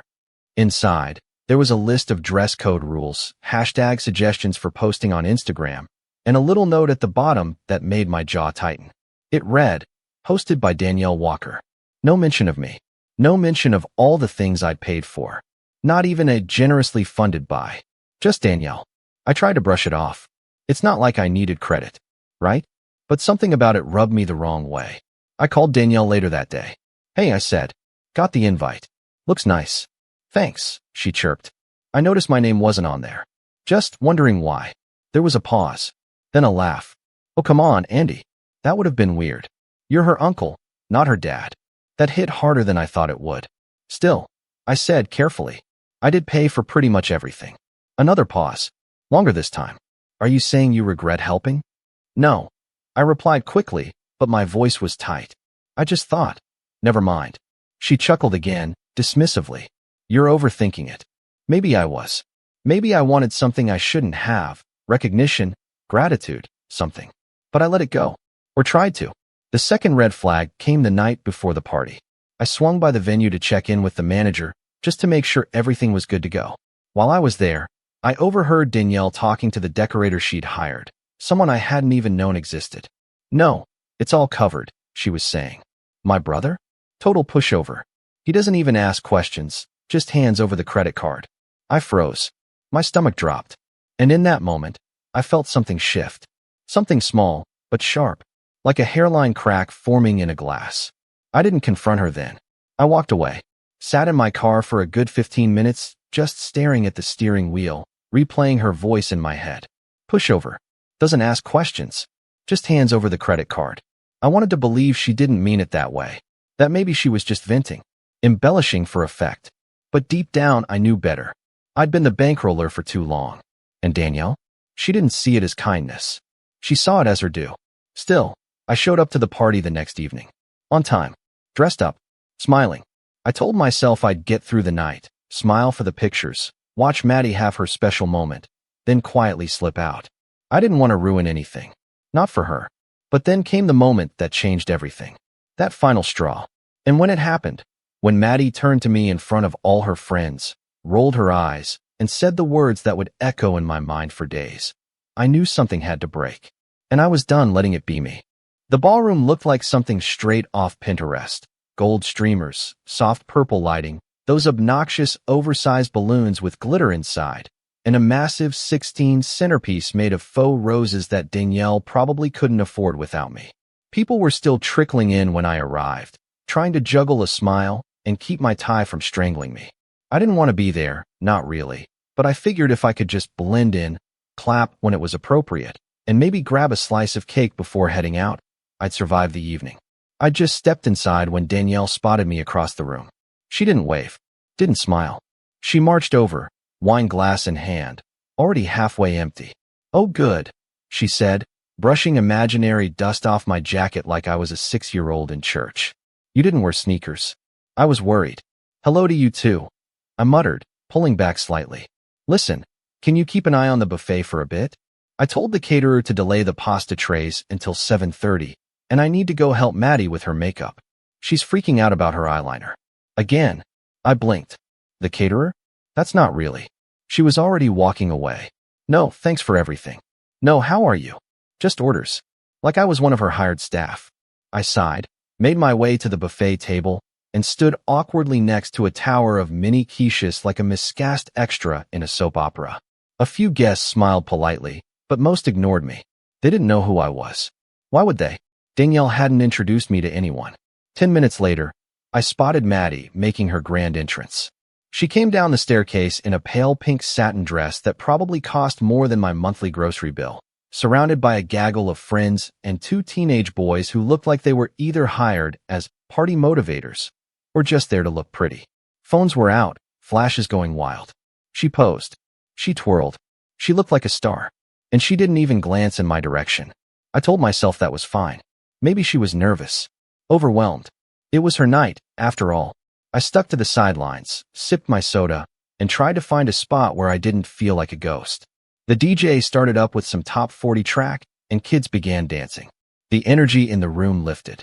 For a moment, I thought maybe things would stay manageable. Maybe I could get through it. Then came the speeches. Danielle took the mic first. Her voice trembled as she talked about how proud she was of her little girl, how much she'd sacrificed to raise her alone, and how tonight was the culmination of years of hard work. She choked up a little, which I'll admit almost got to me, until she said, "I did all of this for you, Maddie. Every detail, every cent. All me." I stood frozen, one hand in my pocket, the other clenching my drink so tightly I thought the plastic cup might crack. My ears buzzed. I felt hot. I didn't need a standing ovation, but that was a lie. A public lie. And Maddie smiled so sweetly at her like it was gospel. Then Maddie took the mic. She launched into this breathy, rehearsed-sounding speech about how much her mom meant to her. That part was fine. Expected, even. But then she started talking about how she was so glad we could pull this off on our own, and how, even when people doubted us, they did it anyway. That's when it hit me. The looks, the phrasing, the way her eyes flicked across the room and landed on me for just a moment before sliding away like I didn't exist. It was deliberate.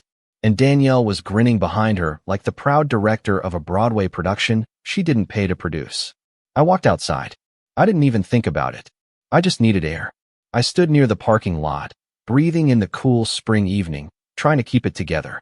I wasn't going to make a scene. I wasn't. That wasn't who I was. But something was boiling under the surface, and I couldn't ignore it anymore.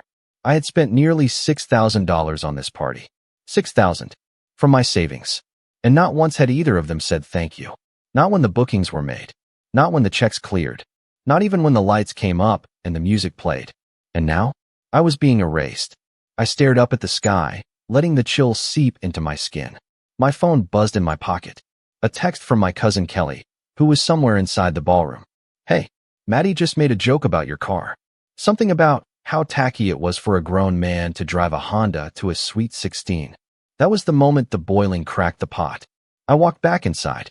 The room was alive again. Music thumping, kids dancing, parents sipping wine, phones capturing every staged smile. Maddie was on the dance floor now, taking selfies with her friends and waving sparklers someone had handed out prematurely. Danielle stood near the bar, laughing at something some man said, not a care in the world. I didn't go to them. I stood near the corner, watching. 10 minutes passed. Then 15. I thought maybe I'd calm down, that I'd come to my senses. But instead, I watched Maddie approach the DJ booth and say something. The DJ laughed. She said something else, and he bent over to listen. Then I saw it. Her rolling her eyes, and the unmistakable words, "This is so lame." My uncle ruined everything. I didn't need to hear it. I could read her lips. And that was it. I didn't even feel angry. Not anymore. I felt clear. I stepped forward. Quietly. Calmly. Walked up to the DJ and leaned over to him. Hey, I'm the one who paid for this, I said, handing him a folded bill. You're done for the night. He blinked. Seriously? I nodded. Cut the music. He hesitated, but the money in his hand made the decision easy. Within seconds, the music died mid-beat, and the crowd let out a collective groan of confusion. I turned away before the murmuring could escalate. Walked straight to the caterer, who was restocking the pasta trays. Hi, I said. I need you to pack everything up. Party's over. You'll still be paid in full. Just wrap it up. The man blinked, clearly confused. But, we were told. I'm the one who hired you, I said calmly. Wrap it up. As they began moving quickly, collecting trays and clattering silverware, a hush fell over the room. People were looking around, trying to understand what was happening. That's when Danielle stormed over. What are you doing? She hissed, face flushed. Why is the music off? Why is the food? Andy, what are you doing? I looked her in the eye. I funded this party, Danielle. Not you. Me. She scoffed. Are you seriously throwing a tantrum because your name wasn't on a stupid invite? No, I said, voice flat. I'm doing this because your daughter just told a room full of people I ruined her night. After I spent thousands of dollars to give her this night. After being treated like hired help. After hearing you brag about manipulating me. Maddie appeared beside her then, red-faced, mascara starting to streak. Uncle Andy, what the heck? You're embarrassing me. I turned to her, something heavy in my chest finally cracking. You know what, Maddie? Maybe someone should embarrass you. Because clearly, you haven't been taught what gratitude looks like. I didn't do this to be your hero. I did it because I thought it mattered. Because I remembered who you used to be. But you've made it crystal clear. You don't care. Not about me. Not about any of this. She gawked at me like I'd slapped her. People were staring now, whispering, phones half raised like they weren't sure if this was part of the entertainment. Danielle grabbed my arm. You're ruining everything. I shook her hand off gently but firmly. No, you ruined it. You taught your daughter to value things over people. And now she doesn't know the difference. Then, without another word, I turned, walked out the ballroom doors, and didn't look back. I didn't need to. Because behind me, I heard Maddie start screaming. And Danielle? She was finally the one left picking up the pieces. But that wasn't the end. Not even close. Because what came next, the fallout, the calls, the gossip, the twist I didn't see coming. That's when the real story began. And trust me, it got messy. When I walked out of that ballroom, I didn't feel triumphant. I didn't feel like a man who'd just served righteous justice. I felt hollow. The kind of emptiness that doesn't hit you all at once but creeps in slowly, hour by hour, like fog filling a field. That night, I didn't even go home. I drove around town in circles until the gas light came on, then parked in a near-empty diner lot and sat there, staring at my hands on the steering wheel. I kept hearing Maddie's voice echo in my head. "This is so lame. You ruined everything." And Danielle's too. "You're ruining everything." As if I was the villain. As if I had committed some kind of personal crime by refusing to be used. When I finally got home, the silence was deafening. I didn't turn on the lights. Just dropped my keys on the counter and sank into the couch. At some point, I fell asleep with my shoes still on and woke up the next morning to a dozen missed calls. 4 from Danielle. 1 from Maddie. The rest were from family. I stared at my phone for a long time before unlocking it. There was a text from my mother, short and sharp. "Call me when you've calmed down." That was it. No question if I was okay. No acknowledgement of what had led to that moment. Just a reprimand. A few hours later, I got a call from my Aunt Laura. She was the only one in the family who ever spoke to me like I was a human being instead of a resource. I answered. "I heard what happened," she said softly. I braced myself. "Did you hear the whole story?" "I heard Danielle's version," she admitted. "But I know you, Andy. You're not the type to blow up unless something's been simmering for a long time." I let out a shaky breath. I wasn't trying to ruin her party. I couldn't stand there and pretend anymore. "I believe you." That meant more than she probably knew. Still, the fallout was immediate.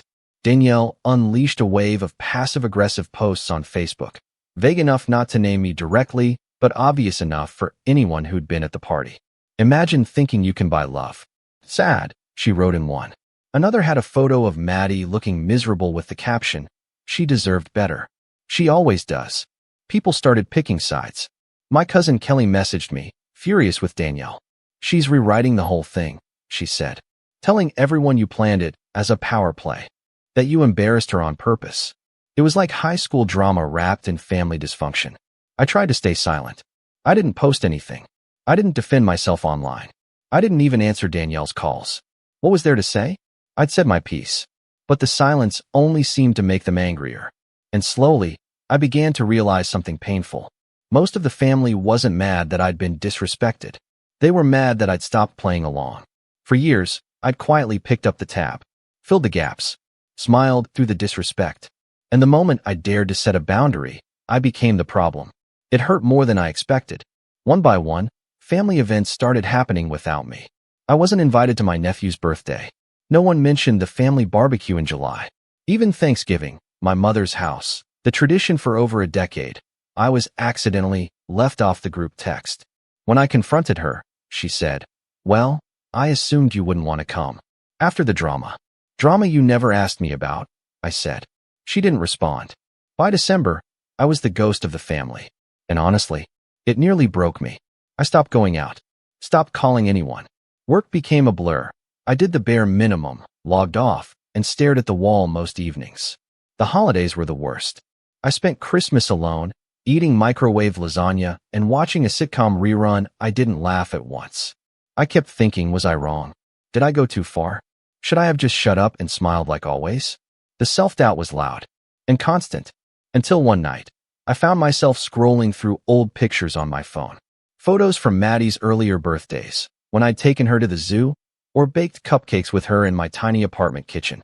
There was one of her, age 9, wearing a paper crown I made her from printer paper and glitter glue, grinning like she'd just been handed the moon. She used to love me. She used to see me. When did that stop? I couldn't find the exact moment, but I knew it wasn't sudden. It was a slow erosion. One that started the day Danielle realized she could use my kindness like a debit card, swipe, spend, repeat, without ever worrying about the balance. And I'd let it happen. That realization was painful, but it was also clarifying. If I was going to rebuild anything, it couldn't be with people who saw my worth only when it benefited them. So I started small. I cleaned my apartment, top to bottom, got rid of boxes I'd been ignoring for months, donated clothes I hadn't worn in years, replaced my old couch with something that didn't sag in the middle like my spine after family dinners. I bought groceries and cooked real meals again, not just frozen junk. I even signed up for a weekend woodworking class, something I'd always wanted to do but never made time for. Each little thing felt insignificant at first, but together, they added up. At work, I started volunteering for projects again. My manager noticed. She pulled me into a big account, and by March, I'd earned a surprise promotion. It came with a raise and, More importantly, respect. My coworkers stopped seeing me as the quiet IT guy and started asking for my input. That did something to me. Reminded me I wasn't invisible. Outside of work, I reconnected with an old friend, Nate, from college. We'd lost touch years ago, but he reached out after seeing one of Danielle's cryptic posts and putting two and two together. She's always been like that, he said, not unkindly. But you? You've always been solid. We started grabbing coffee every Saturday, talking, laughing. It was refreshing to be around someone who didn't expect anything from me beyond presence. Through Nate, I met Emily, his sister-in-law. She was warm, sharp, and had a laugh that made you forget how heavy the world could be. We hit it off slowly, organically. No games, no pressure, just two people figuring it out one conversation at a time. By early summer, I found myself waking up with purpose again. There were still moments, quiet nights where the loneliness crept in, or family memories poked at old wounds, but they didn't consume me like before. One evening in June, I got a letter in the mail. Actual paper. From Maddie. The handwriting was messy. The envelope was addressed in all caps. Inside was a single page. No greeting. No signature. Just, you humiliated me. Everyone saw. I don't care if you paid. It was MY night. You ruined it. I hope you're happy. I stared at it for a long time. Not because I was hurt, but because I finally saw it for what it was. Proof that Danielle had passed down more than bad habits. She'd passed down her entitlement like a family heirloom. And now it was Maddie's. I didn't reply. I didn't need to. That letter told me everything I needed to know. But a week later, something unexpected happened. I ran into my younger cousin, Sam, at the hardware store. He was grabbing tools for a home reno project. We hadn't talked in almost a year. He smiled when he saw me. Hey man, I've been meaning to text you. I raised an eyebrow. Oh, he looked sheepish. Just wanted to say, I think you did the right thing. At the party, I saw it. I saw how they treated you. No one wanted to admit it out loud, but they were awful. And honestly, it needed to happen. I didn't know what to say. He continued, you're not the villain, Andy. You were just the first one to stop playing along. That takes guts. I nodded, throat tight. It was the first time anyone in the family had said it. Out loud. To my face. And maybe it didn't fix everything. Maybe it didn't erase the damage. But it reminded me that I wasn't crazy. That standing up for myself didn't make me wrong. It made me free. And for the first time in a long time, I felt like I could breathe again. But I wasn't done. Because what happened next, what Danielle tried to pull when the money stopped flowing, was something I never saw coming. And this time, I didn't just walk away. I made a plan. One that would change everything. By the time autumn rolled around, I'd reached a place of cautious peace. I wasn't thriving in some inspirational movie montage kind of way. There were still rough days, still scars that hadn't quite faded, but I was standing straighter, breathing deeper. And more importantly, I'd stopped looking back. Mostly. But then came the call. It was late September, right after I'd wrapped up a big project at work. I was sitting on the balcony of my apartment, sipping coffee and watching the leaves turn when my phone buzzed. The screen lit up with a name I hadn't seen in months. Danielle. I stared at it, thumb hovering. Part of me wanted to block the number and move on. But curiosity, that old, stubborn itch, got the better of me. I answered. Her voice was tight, controlled. Hey, Andy. Wow, I said, leaning back. You still have my number. She ignored the jab. I need to talk to you. It's important. That's usually what people say when they want something. There was a pause. She was used to the old version of me, the one who would bend the moment she raised her voice or played the guilt card. But that Andy had left the building a long time ago. She exhaled sharply. It's about Maddie. She's struggling. Struggling. I repeated. You mean academically, emotionally, spiritually? Or just not getting the things she wants handed to her? She's been depressed, Danielle snapped. After the party, things haven't been the same. She's pulled away. Her grades are slipping. She barely talks to me. I think she blames me. I stayed silent, letting that last sentence hang in the air. Good. She keeps saying it was supposed to be the best night of her life. Danielle went on, voice brittle. And she says I embarrassed her, that I let it all fall apart. You did, I said calmly. I'm trying, okay? Her voice cracked. But I don't know how to fix it. That caught me off guard. She wasn't calling to yell. She wasn't calling to guilt trip me into writing another check. She was calling because she didn't know what to do. That scared me more than her usual nonsense. I thought maybe, she hesitated. Maybe you could talk to her. I blinked. Me? She used to look up to you, she said quietly. Before everything got twisted. Before you twisted it, I thought. But I didn't say it. Instead, I said, I'll think about it. We hung up, and I sat there for a long time. That conversation stirred something I'd buried. I hadn't stopped loving Maddie, not really. I hated what she'd become, but I also knew kids weren't born selfish. They were taught, trained, molded. And if she was starting to question the mold, maybe there was hope. But I wasn't going to just waltz in and offer comfort. No. If Danielle wanted my help, if Maddie wanted my time, then it had to mean something. That night, I opened a new note on my phone and started writing. A plan was forming. Not revenge in the traditional sense. Not yelling, or public shaming, or taking away a birthday cake. No, this time it would be quiet. Strategic. Surgical. I was done playing the victim. This time, I was going to teach a lesson. And I wouldn't have to lift a single voice to do it. The first piece of the puzzle came from a contact at work. Sarah, one of our project managers, was friends with a local nonprofit director. They ran mentorship programs for at-risk teens. Teens who'd never had a stable home, or reliable income, or a fraction of the opportunities Maddie had taken for granted. I called in a favor. Could you use a few extra volunteers? I asked. Even just once a week. She was thrilled. Absolutely. Especially someone with tech experience. The next week, I showed up at their downtown office and met a group of teenagers who'd survived more in 16 years than Maddie had in her whole life. And yet, they were polite, curious, grateful. They asked questions. They listened. They tried. And when I got home that night, I felt something I hadn't in months. Purpose. These kids didn't care about glitter balloons or hashtags or Instagram aesthetics. They wanted to learn, to build, to matter. I kept going back. Every week. Teaching basic coding skills. Helping with resumes.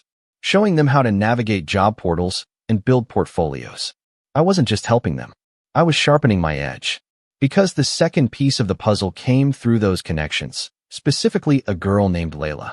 She was 17, brilliant, and already interning at a local event management company. The same company, it turned out, that sometimes worked with Danielle's go-to-decorator. When I told her my last name, she smirked. Oh, your sister? She's the one who demanded the balloon arch be more inspirational, right? My boss still talks about it. Bingo. We started chatting after sessions. I told her pieces of the story, not everything, just enough to give context. She wasn't just smart, she was observant. And she had opinions. She's used to controlling the narrative, Layla said. So take that away from her. How? She shrugged. Show people the truth, but make it seem like they discovered it. That stuck with me. Over the next month, I began gathering threads. I compiled receipts, emails, text messages, bank transfers, every single contribution I'd ever made to Danielle or Maddie over the past 5 years. School payments, grocery money, rent coverages, party expenses. I put it all in a folder. But I didn't just keep it for myself. I started talking, casually, to mutual friends, distant relatives, acquaintances who had always accepted Danielle's version of events because they never heard mine. I didn't rant. I didn't vent. I just let them see. Oh yeah, I covered Maddie's school fees that year. Danielle was behind on rent. She never told you? Yeah, the Sweet 16 was $5,700. I paid every cent. No big deal. I just wish they'd told the truth. That was all it took. Because when people think you're generous, they like you. But when they realize someone else lied about your generosity, they turn. By December, the family grapevine was buzzing again. I wasn't being invited to events, no? But this time, neither was Danielle. She said Andy ruined Maddie's birthday. One cousin told another. But I just found out he paid for the whole thing. What kind of person lies about something like that? She's always been like that. It's just the first time Andy stood up to her. And then came the third piece. Maddie. Danielle had been right. Something had shifted. The confidence was cracking. The curated social media posts were slowing. She wasn't posting selfies with captions like, Queen of Everything, anymore. Instead, there were photos of sunsets, long captions about feeling misunderstood, and once, a post that said, It's weird when you realize the person who always had your back isn't picking up the phone anymore. That one hit me harder than I expected. But I didn't comment. Didn't like it. Didn't reach out. Let her sit with it. Until one afternoon in January, I got an email from Maddie. Not a text. Not a call. An actual email sent from her school account. Subject, for what it's worth. It read, Uncle Andy, I know you probably don't want to hear from me. I wouldn't blame you. But I wanted to say I've been thinking about what happened. About everything. You were right. I was awful. I thought if I acted like I didn't care, then none of it would hurt. But it does. It really does. I miss you. Not just the money or the gifts or the parties. You. I didn't realize how much you did until everyone stopped showing up. And now I don't know how to fix it. I don't expect you to forgive me. I just wanted you to know. Maddie. I read it twice. Then again. It wasn't perfect. It wasn't overflowing with accountability. But it was honest. Or trying to be. Still, I didn't respond. Not yet. Because the final piece wasn't in place. And when it arrived, it came with an invitation. A birthday party. For Danielle. Her 40th. Thrown by Maddie. She was trying, in her own way, to make amends. And this party? It was going to be my stage. Not for vengeance. For revelation. But what I had planned, let's just say no one was ready for it. Especially not Danielle. I got the invitation in early February. White linen paper, gold foiled edges, and a thin cursive font so delicate I could barely read it. It smelled faintly of overpriced perfume. The envelope was sealed with wax, because of course it was. Inside, the invitation read, Please join us for an elegant evening celebrating Danielle Walker's 40th birthday. Formal attire required. Hosted with love by her daughter, Madison. I stared at it for a long moment, the irony heavy in my lap. Danielle was the queen of appearances, and this invite was her latest throne. But the fact that Maddie was hosting, it told me everything I needed to know. This wasn't just a birthday party. It was an image restoration campaign. Maddie wanted redemption. Danielle wanted relevance. And they needed me to play along to get it. I almost didn't go. Almost. But then I remembered the email Maddie sent. The soft cracks in her armor. The slow unraveling of Danielle's carefully manicured kingdom. And more importantly, the folder I'd been compiling over the last several months. Every receipt. Every email. Every quote. Every screenshot. Every time they'd twisted my kindness into obligation and used it like a crowbar. This was the opportunity I'd been waiting for. To remind them I wasn't their wallet anymore. To show them that silence doesn't mean weakness. And to let the truth walk into that party wearing polished shoes and a tie. I RSVP'd yes. And I started making calls. The first was to Layla, the brilliant intern-turned-insider at the event company that once decorated Maddie's party. She'd since moved on to a PR firm, but still had friends on the inside. I asked if she could help me sponsor a small gift for the party. Discreetly. Something elegant, I said. Professional. The kind of thing Danielle would never turn down in front of a crowd. Got it, she said. And what's the catch? There's a card inside. She laughed. This is going to be good. I also called Sarah at the nonprofit and asked if she'd be willing to send a representative to speak for a few minutes at the party. A short speech. Nothing dramatic. About what? She asked. About gratitude, I said. And seeing the people who work behind the scenes. She hesitated. You sure you want to do this? I'm not out for blood, I replied. Just truth. That part was important to me. I didn't want a shouting match. I didn't want revenge that tasted like bitterness. I wanted clarity. For Maddie. For me. And even, if she was capable of it, for Danielle. The night of the party arrived like a slow-moving storm. It was held at a boutique ballroom downtown, walls lined with gold-trimmed mirrors and soft amber lighting. A hired string quartet played something classical at the entrance. Guests arrived in sleek black suits and glittering gowns. I wore a navy suit, pressed and clean, with a silver tie Maddie had once given me for Christmas when she was 9. I hadn't worn it in years. As I walked in, heads turned. Not because I was impressive or important, but because I was unexpected. The black sheep had arrived, and everyone wanted to see what would happen. Danielle was easy to spot. She stood under a massive floral arch, bathed in candlelight, sipping champagne from a tall crystal flute and laughing that high, too loud laugh she reserved for attention. Her dress was shimmering, floor-length, the kind of thing you wear when you need the room to know you still matter. Maddie was beside her, in black velvet, her makeup dramatic, her expression guarded. When she saw me, something flickered across her face. Regret? Relief? I couldn't tell. But she gave me a small nod, and I nodded back. I was handed a glass of champagne by a passing server and drifted toward the far end of the room, staying on the periphery. Watching. Then came the speeches. First, Maddie stepped up. Her voice was calm, but shaky around the edges. "Thank you all for coming," she began. "Tonight means a lot to my mom, and to me. This past year's been difficult for us, but also full of lessons. About love, about family, about humility." She glanced at me briefly. "We don't always get it right," she continued, "but we keep trying. And tonight, I just want to celebrate the woman who's taught me so much, who's always been there." Danielle beamed, misty-eyed, soaking in the applause as Maddie handed her the mic. "Thank you, darling," Danielle said. "You've grown into someone I'm so proud of."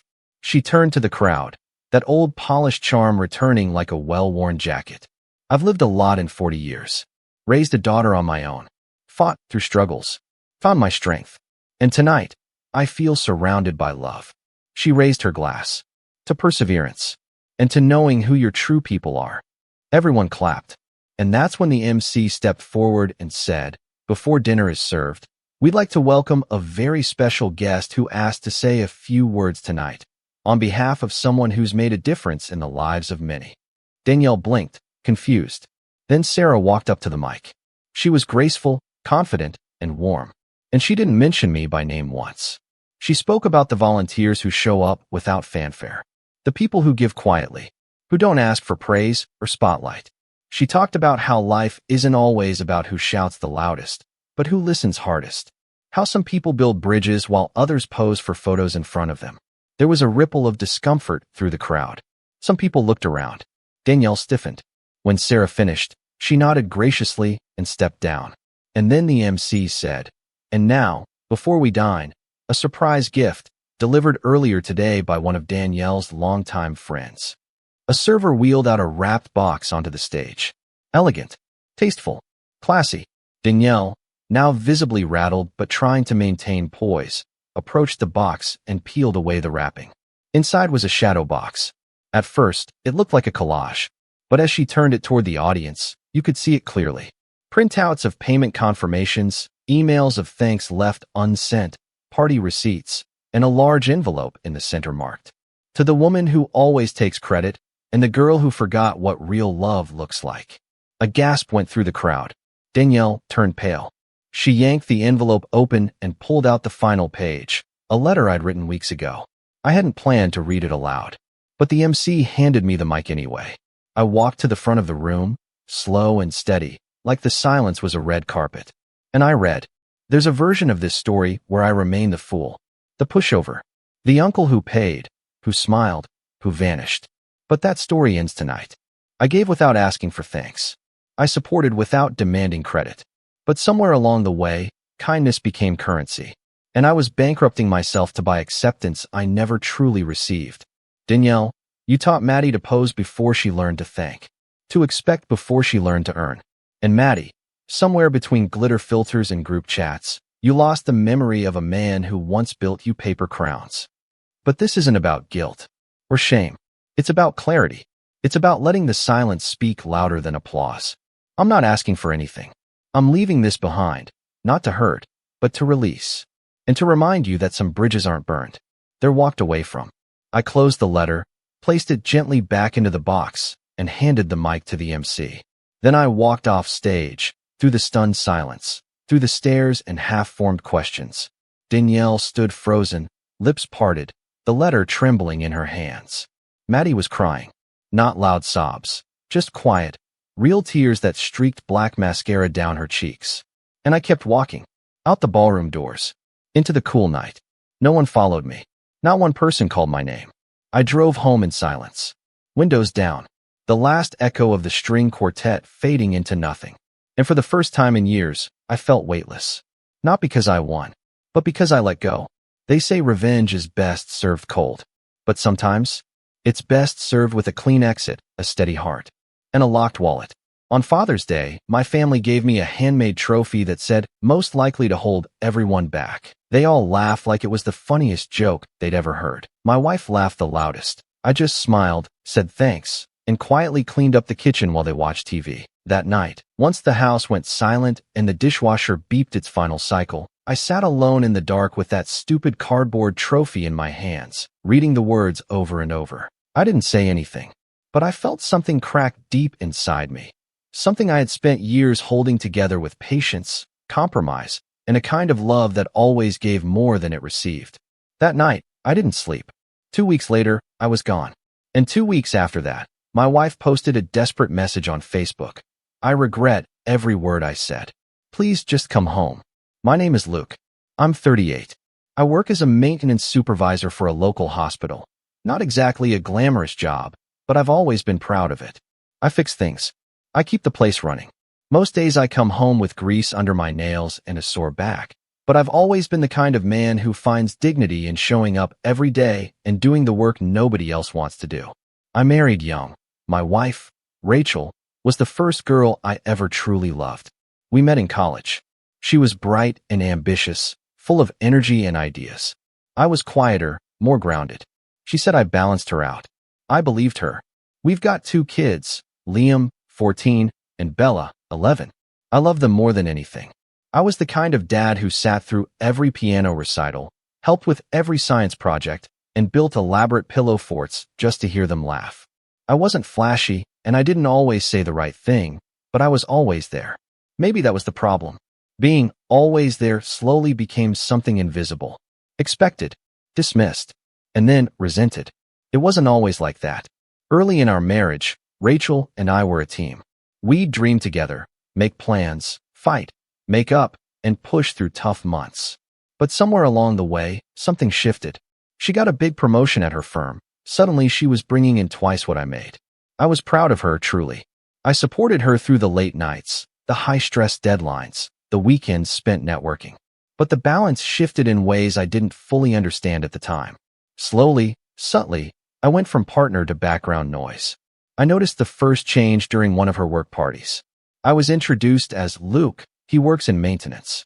There was a slight pause before she said it, like she wasn't sure how to frame it. Then a quick chuckle, like she was covering for something.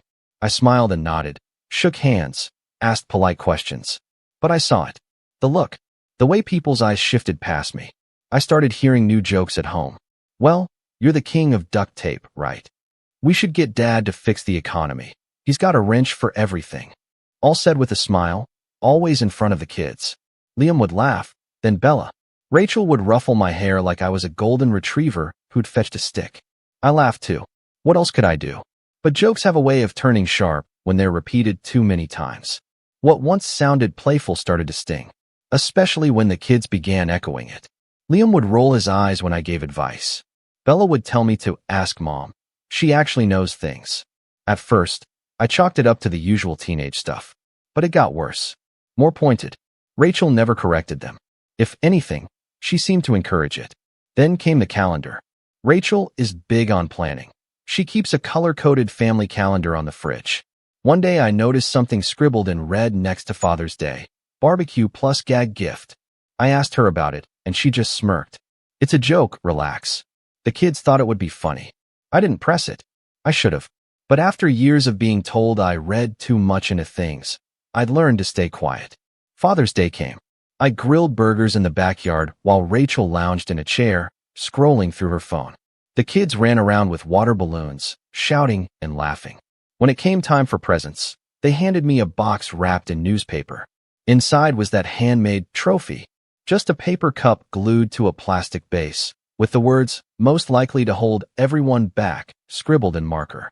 I stared at it, thinking I'd misread it. Then they burst out laughing. Rachel clapped.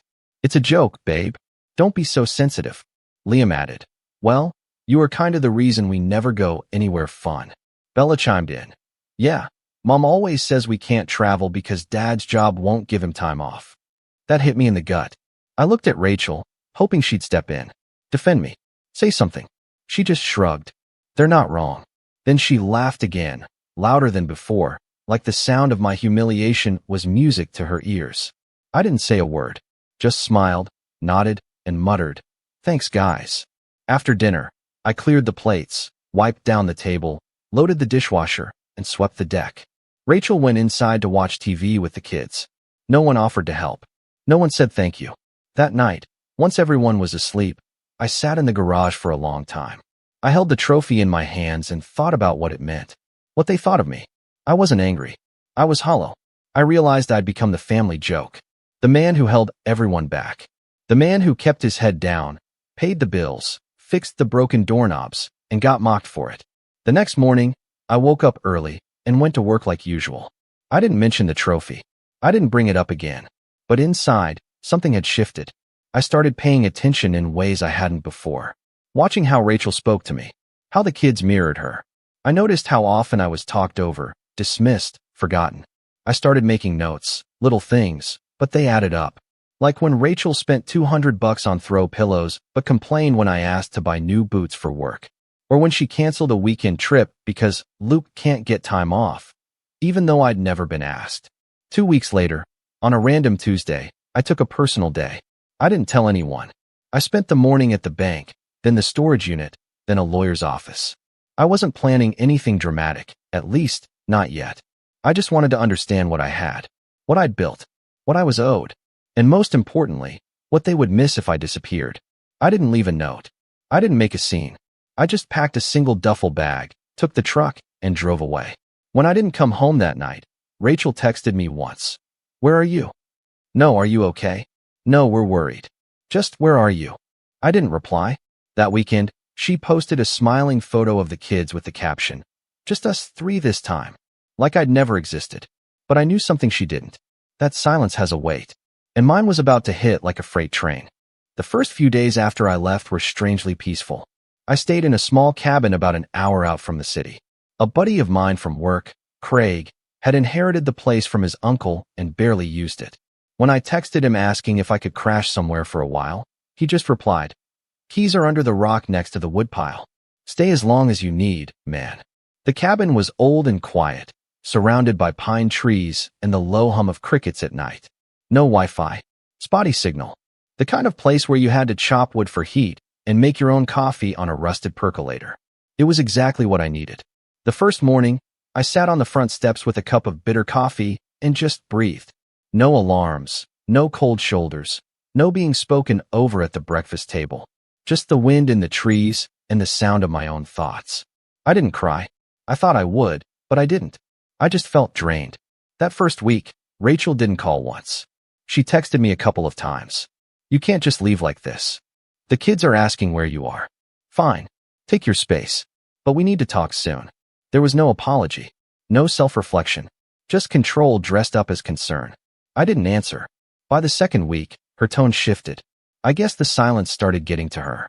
"I regret what we said." "Okay. It was a joke. Please come home." Still, I didn't answer. I wasn't being cruel. I was just done. At least with pretending that everything was fine. That's when she posted the Facebook status. "I regret every word I said. Please just come home." That one hit differently. Not because it was genuine, but because it was public. Rachel never aired personal things online. But this post? It was bait. I could see through it instantly. It wasn't about me. It was about the image. The comments poured in like clockwork.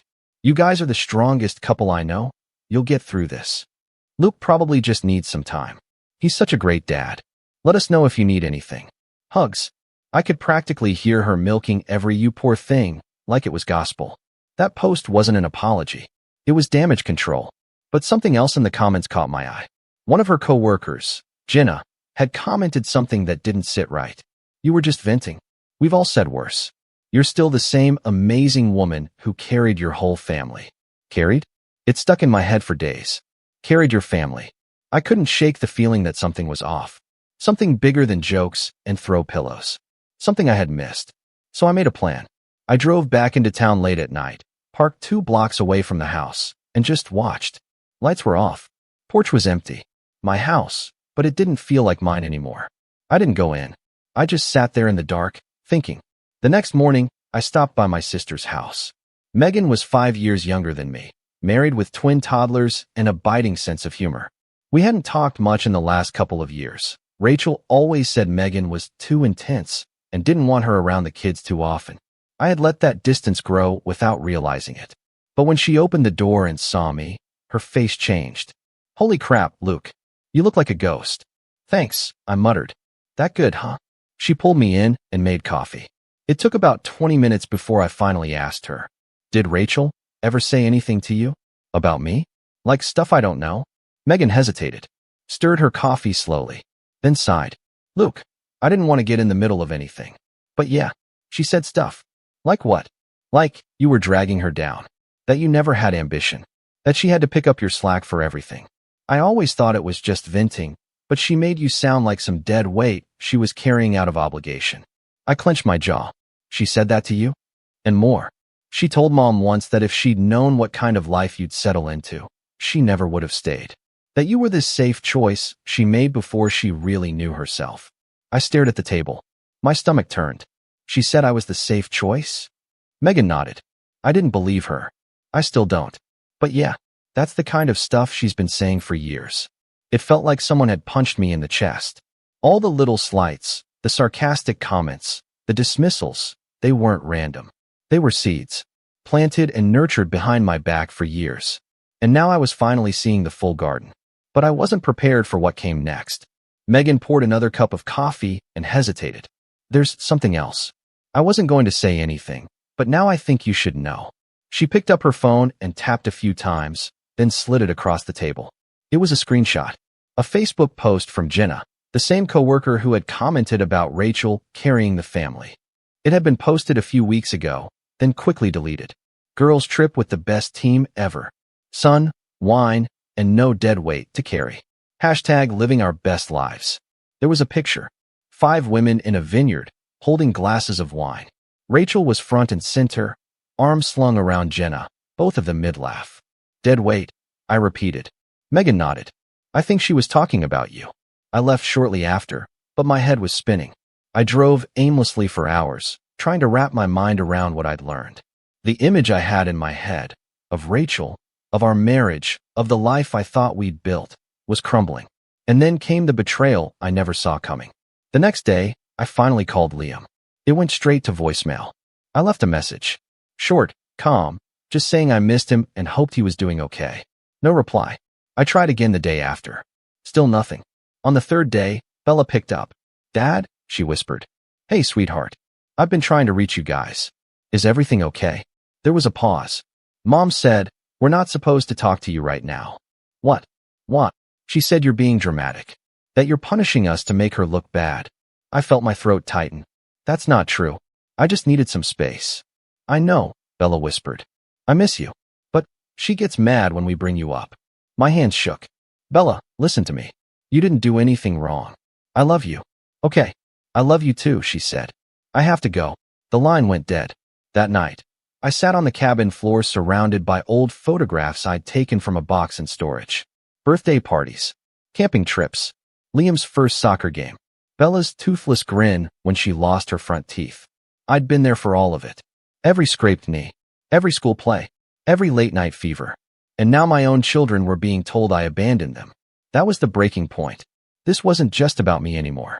It wasn't just about a trophy or a Facebook post or being talked down to. Rachel had twisted everything, warped the truth until I was the villain in my own family's story. I realized then that walking away hadn't been enough. Silence had made a statement, but it hadn't protected the people I loved most. It was time to stop hiding in the woods. Time to show them exactly who they'd pushed away. And to make sure Rachel never had the chance to rewrite my story again. Rock bottom wasn't a dramatic crash for me. There was no shouting in the rain or breaking down in tears in front of a mirror. No whiskey bottle clutched in one hand and an old family photo in the other. It was quieter than that. It was the sound of my daughter's voice whispering. She gets mad when we bring you up. It was the stillness of the cabin, too quiet even for the birds. It was realizing that my silence, my great, dignified withdrawal, had become a weapon in Rachel's hands. I thought leaving would make a statement, that the absence of my presence would make them all stop and think. But all it did was give Rachel a blank canvas to paint whatever story she wanted. And paint it she did. I'd become a ghost, a scapegoat, an empty seat at the dinner table she could point to and say, see, I told you he couldn't handle things. I went days without eating properly. I'd start making eggs and forget to turn the burner on. I'd heat water for coffee, then realize 20 minutes later I'd never poured it. My clothes smelled like pine and would smoke. I barely recognized myself in the mirror.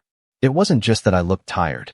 I looked smaller, worn down from years of being second priority, of being loved conditionally, when I was useful, when I was silent, when I smiled through disrespect. The low point came one night when I drove into town on a whim and saw my family. They were leaving a restaurant. Rachel, Liam, Bella, and a man I didn't recognize. He was tall, fit, maybe mid-40s, holding Bella's hand and walking next to Rachel like he'd always been there. I parked across the street, frozen.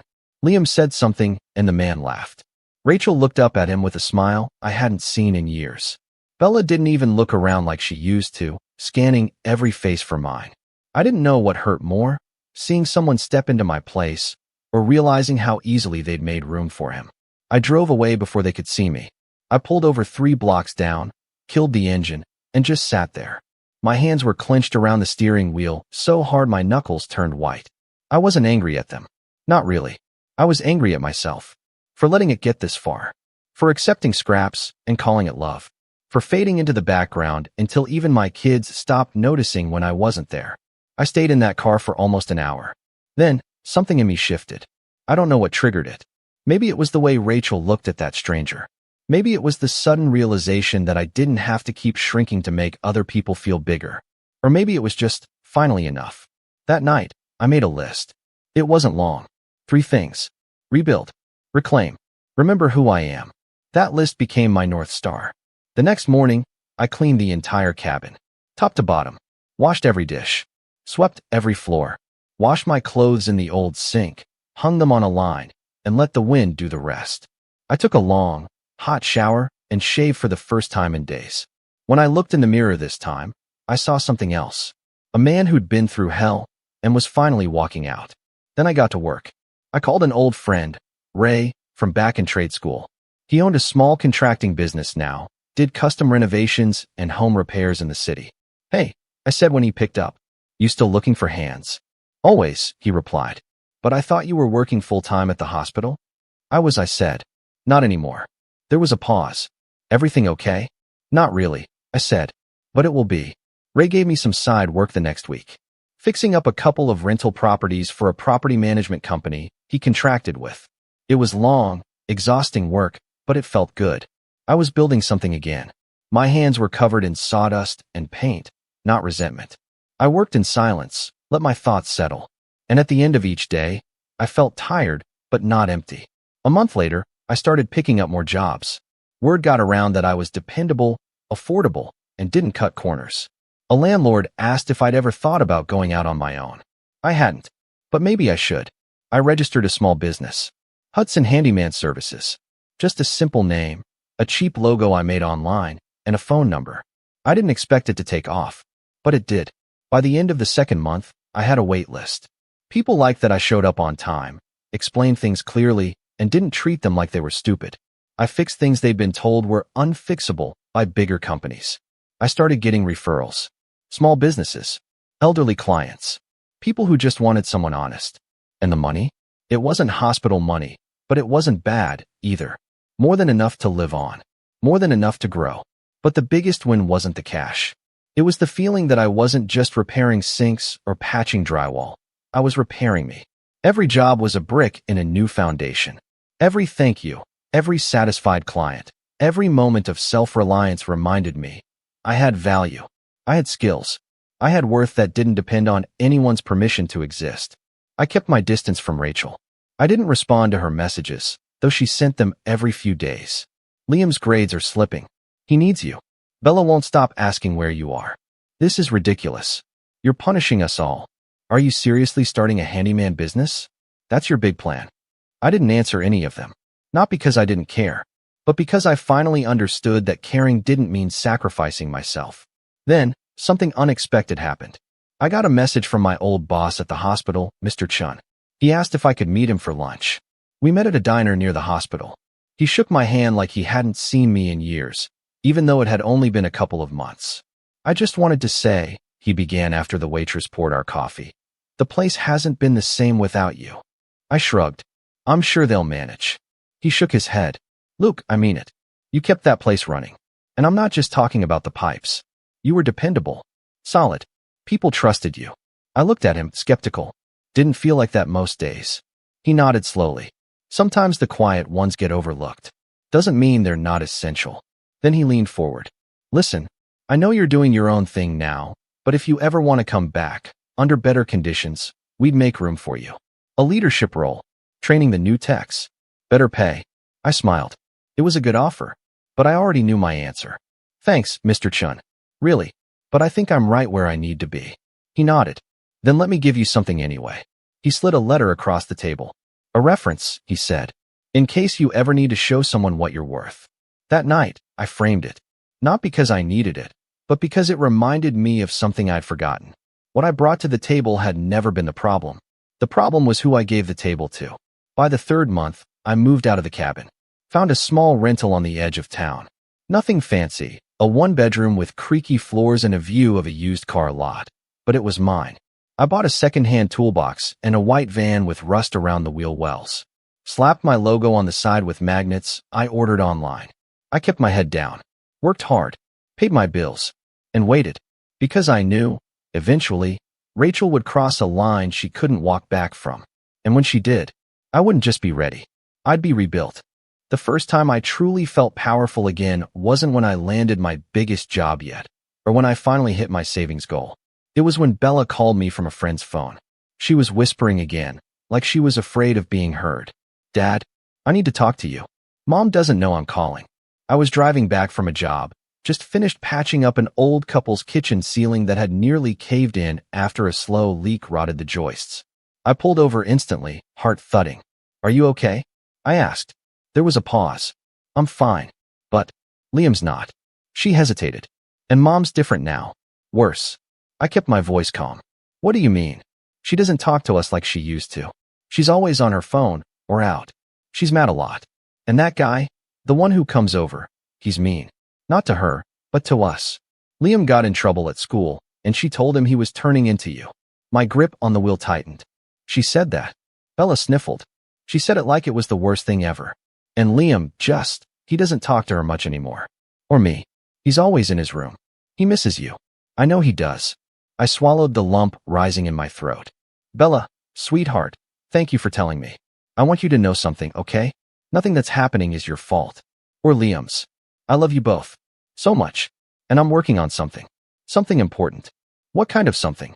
A plan, I said. To make things right. I heard her exhale, like she'd been holding her breath for weeks. Okay, just hurry. She hung up before I could say more, probably afraid of being caught. That was the moment I knew. It was time. Not to lash out. Not to explode. That's not me. But to correct the narrative. To make it undeniably clear just who had been holding the family together all those years. And to do it in a way that couldn't be denied, twisted, or buried in Facebook status sympathy. I didn't want revenge that burned everything down. I wanted something smarter. Sharper. Something that would dismantle Rachel's version of the truth, brick by brick, until she was left standing in the rubble of her own lies, wondering how it had all slipped through her fingers. So I started preparing. The first thing I did was go back to the lawyer. Her name was Diane. Smart, composed, and utterly unshaken by drama.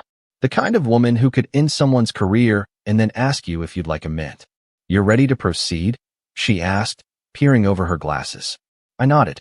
Yes. But I don't want a messy public battle. I want leverage. Her eyebrow lifted just slightly. Leverage. Custody. At least partial. If not full. She tapped her pen on the desk, thinking. That'll depend on a few things. Proof of neglect, instability, inappropriate influence. Do you have documentation? I pulled out a folder I'd been slowly building. Screenshots of Rachel's social media posts. Her deleted comments, recovered through Megan's help. Voice recordings from Bella, with her knowledge and consent, describing the new guy Rachel had been seeing, how he treated them, and Rachel's increasing volatility. Notes from teachers that Liam had started slipping in school, his grades, his behavior, the way he shut down in class. And finally, a notarized letter from Mr. Chun, my former supervisor, detailing my character, work ethic, and the way I'd always prioritized my family even when it wasn't convenient. Diane read through it all silently, her eyes scanning every line. When she finished, she leaned back in her chair and smiled, just a little. You've been busy. I've been watching, I said. And waiting. She nodded. Good. Because with this and a few strategic moves, I think we can shift the entire conversation. We worked through every detail over the next 2 hours. Financial records, communication patterns, Potential witnesses. I wasn't trying to drag Rachel through the mud, but I wasn't going to let her bury me under it, either. Next, I visited Megan. I need a favor, I said. She was holding one of the twins, a squirmy little whirlwind of energy named Emma. Anything, she said, as long as it doesn't involve diapers. I need you to testify, if it comes to that. About what Rachel told you. The things she said about me. Megan nodded instantly. Of course. And I need your help with Liam and Bella. I don't want to blindside them. I want them to know this isn't about tearing things apart. It's about fixing what's already broken. I'll talk to them, she said. Or at least try. Rachel's poisoned the well, but they still love you. It's obvious. I left with a hug and a new sense of momentum. But I wasn't done yet. The next part of my plan required something Rachel had never bothered to understand. Community. For years, I'd quietly helped people. Fixed gutters for free. Replaced broken appliances for single moms. Tuned up heaters for retirees who lived on fixed incomes. I never asked for anything. Never advertised it. Now, I reached out. Not for sympathy. For statements. I sent emails and texts to a dozen people I'd helped over the years, explaining the situation in neutral terms and asking if they'd be willing to write a short character reference. Something honest. Something real. Within days, I had over 20 letters. One from a veteran who said I'd repaired his wheelchair ramp without charging him a dime. One from an elderly woman who said I'd been the only man who treated her with respect after her husband passed. One from a struggling mom of 3 who said I'd fixed her dryer at midnight because she couldn't afford to take her kids to the laundromat anymore. I compiled them all in a single PDF. Called it Who Luke Really Is. And then I waited. Because the final move in my plan wasn't legal. It was personal. Rachel was going to throw a party. A big one. I knew this because Bella told me in a text she sent through her friend's phone again. Mom's hosting a starting over party, she wrote. New guy is coming. Family, co-workers, everyone invited. She says she's announcing something. I knew Rachel. She was going to use this party to reframe the narrative one final time. To cement the idea that she had been the strong one, the survivor, the woman who rebuilt her life after being abandoned by a weak man. She wanted applause. Validation. I was going to give her the opposite. But not by storming in and shouting. By showing up, unapologetically myself, with the kind of quiet confidence she could never fake. And with the truth close behind. Megan and I started planning. I picked an outfit. Nothing fancy. Clean pressed. The kind of outfit that said, I've been doing just fine without you. I asked Diane to prepare a letter, a preliminary custody filing. Not to serve at the party, I'm not that dramatic, but to hand-deliver afterward, with perfect timing. And I called one last person. Liam. I didn't expect him to answer. But he did. His voice was rough, like he'd just woken up. Or hadn't slept much at all. Dad. Yeah. I said carefully. Hey, buddy. He didn't say anything for a long time. I was about to speak when he whispered, Are you mad at us? No, I said immediately. Never. I'm sorry if it felt that way. I needed time. But I never stopped loving you. He sniffed. She said you left because you couldn't handle us. I shook my head, even though he couldn't see me. That's not true. I left because I couldn't keep pretending everything was okay when it wasn't. I thought it would protect you. I didn't realize it would make you feel abandoned. I didn't know what to think, he admitted. But now I know she lies. A lot. I blinked hard. What changed? She told me her boyfriend was moving in. Didn't even ask me. Just said, This is how it's going to be. I told her I wanted to live with you instead. She said you weren't stable. I took a breath. I'm working on fixing that. I want to come with you, he said. I don't want to stay here anymore. I felt something in my chest finally uncoil. Okay, I said. Soon. But we have to do this right. I didn't go to the party to make a scene. I went to remind them who I am. I didn't walk into the party like a man on a mission. I walked in like a man who had nothing to prove. The sun was just starting to dip behind the houses as I pulled up. Rachel's parents' backyard was lit with string lights and choked with the sound of polite laughter, clinking glasses, and the kind of hollow small talk people make when they're trying to convince themselves everything is fine. I parked at the curb and killed the engine. Rachel didn't know I was coming. She'd invited everyone else, her coworkers, her extended family, her polished new boyfriend who looked like he came straight from a divorcee dating app ad. But not me. That was intentional. She was rewriting history tonight, officially. I was the footnote in her story of reinvention. Only, I had a different ending in mind. As I walked through the gate, a few heads turned. Some of her friends paused mid-drink. A woman from her firm, who'd once told me at a holiday party that I had kind eyes for a blue-collar guy, visibly stiffened. And Rachel? She froze. Her wine glass tilted just slightly. Her smile tightened. Her eyes flicked from me to her new man, then to the guests, like she wasn't sure how to spin my presence yet. I gave her a small nod. Nothing aggressive. Just enough to let her know I wasn't here to beg, cry, or start something messy. "Luke," she said, walking up to me with her arms awkwardly out like she was about to hug me, but changed her mind halfway through. "I wasn't expecting." "I know," I said. Didn't want to ruin the surprise. She tried to laugh. "This is a private event." "For what?" "You're rebranding." I asked, my voice quiet. "Calm. Is this the part where you announce you're a victim of circumstance and now you're rising from the ashes?" Her jaw tightened, but she plastered on a smile. "Now's not the time." I nodded. "You're right. It's not the time for lies." I walked past her before she could respond. Heads were turning everywhere now. I saw Bella first, curled up on a patio chair with her arms folded, headphones in, the very picture of "I don't want to be here." When she spotted me, her whole body lit up. She jumped off the chair and ran to me, nearly knocking over a potted plant. "Dad." I knelt down to hug her. "Hey, sweetheart. Why are you here?" she whispered. "Did Megan tell you about the party?" I smiled. "You did." She beamed. "Is Liam with you?" "Not yet," I said. "But he's close." Rachel appeared behind her, practically vibrating with tension. "We're not doing this here." "You're right again," I said, standing. "We're not doing this. We're undoing it." I turned to the crowd. "Sorry to interrupt everyone. I know this isn't my party, but I'd just like a few minutes of your time. Especially those of you who've only heard one side of this story." Rachel's face went pale. She turned to her boyfriend, who looked deeply uncomfortable. Some of her co-workers were already pulling out their phones, not recording, but close. "Ready?" I pulled a folder from my jacket pocket. "This," I said, holding it up, "is a collection of statements, references, and documentation. Not rumors. Not deleted Facebook posts. Not group chat gossip. Facts." I handed it to Rachel's father, who took it hesitantly. "Inside you'll find letters from my former supervisor, clients, and community members. People who've known me for years. People who know what kind of man I am."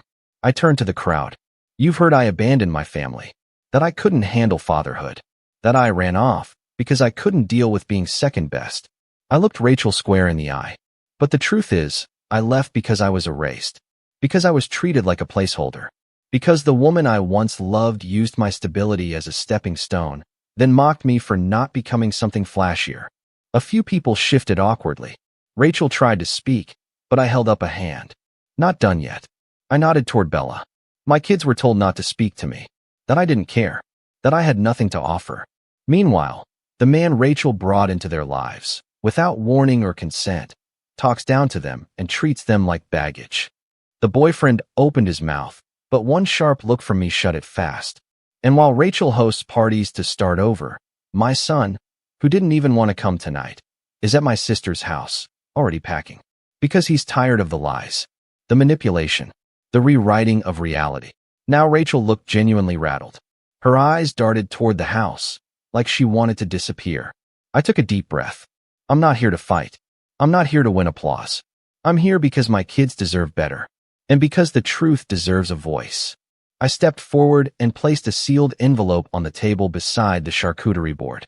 Inside was the formal custody filing, along with a request for immediate mediation and a temporary parenting plan, giving me full residential custody until the hearing. It was legally tight, backed by months of documented neglect, emotional manipulation, and testimonies. Rachel stared at it like it was a live grenade. And then, quietly, I turned to Bella. "You want to come with me?" Her eyes welled up. She nodded. "I packed already," she whispered. I smiled. "Of course you did." We started to leave. Rachel tried one last time. Her voice cracked just a little. "You're making me look bad." I paused. "No," I said. "You did that yourself." And then I walked away, through the crowd of stunned faces and silent wine glasses, past the man who thought he could fill my shoes, past the woman who thought she could rewrite me out of her story. And I didn't look back. The custody hearing was swift. Liam testified, clear, direct, and brave. Bella did too, with a counselor present. Megan spoke. My lawyer was surgical. Rachel tried to spin things, But without control of the narrative, her story collapsed. The court granted me primary custody within weeks. She was given visitation, but only under review and after parenting classes. Her boyfriend? Didn't last. From what I heard, he bailed the second things got complicated. The shine of the new life wore off quickly when reality knocked. Her reputation took a hit too, not because I ruined it, but because her version of things no longer held water. People started seeing the cracks, the arrogance, the manipulation, the fake smiles that never reached her eyes. I didn't rub it in. I didn't gloat. I just rebuilt. My business doubled within a year. I hired 2 guys to help manage the workload. I bought a small fixer-upper on the edge of town. Nothing fancy, but with a yard big enough for Bella's garden projects and a shed Liam turned into a drum studio. The 3 of us, me, Liam, and Bella, we figured it out together. It wasn't always easy, but it was honest. It was real. And that first Father's Day after the custody ruling, they made me a trophy. Real wood. Laser engraved. It said, "To the dad who never held us back, you carried us forward." I didn't cry when I read it, but I held it like it was made of gold. And I knew I'd never let go of myself again. I've always hated the phrase, "be the bigger man." It's what people say when they want you to eat the crap someone else served, then smile like it was cake. My name's Elliot. I'm 34, live in Oregon, and for most of my adult life, I've been the peacekeeper in my family. I was the calm one, the fixer, the guy who never raised his voice even when everything inside me screamed. Growing up, my parents, and Richard, called me the mature one, while my younger brother Mason got away with just about everything short of arson. They said he had a wild heart. I called it what it was, entitlement. And for years, I kept brushing off the little things, until one day, the little things became the biggest betrayal of my life. To understand how bad it got, you need to know what our family was like. Dad worked as a contractor, ran a small business fixing up homes, and Mom managed a boutique downtown. We were comfortable, not rich, not poor, just suburban middle class with a nicely trimmed lawn and Sunday dinners no one really enjoyed but showed up for anyway. Mason was 4 years younger than me and always the golden boy. He had charm. That magnetic, smooth talker kind of energy that made teachers give him second chances and made girls fall for him, even when they knew better. Me? I was more reserved. I got good grades, got into college, got a degree in finance, then landed a steady job right out of school. I thought if I did everything right, I'd be seen too. But that spotlight never moved. Mason, on the other hand, flunked out of community college, bounced between jobs, and spent most of his 20s figuring things out while living in the guest house behind my parents' home. And every time he messed up, Mom would sigh dramatically and say, "He just needs a little support." Dad would nod and talk about how some people take longer to find their path. And I, like a fool, kept my mouth shut. I met Claire when I was 27. She was everything Mason wasn't, grounded, kind, quietly funny in a way that made you lean in just to hear her say something clever. We met at a friend's wedding, and 2 years later, we were married. I thought she was my person. I thought we were building something real. We bought a modest 2-bedroom house, talked about kids, even started picking out baby names one night over wine and laughter. For the first time, I felt like I was allowed to come first in someone's eyes. I wish I could say I noticed the signs early, but the truth is, I was blind. Claire said Mason was just your typical little brother, annoying, harmless, full of hot air.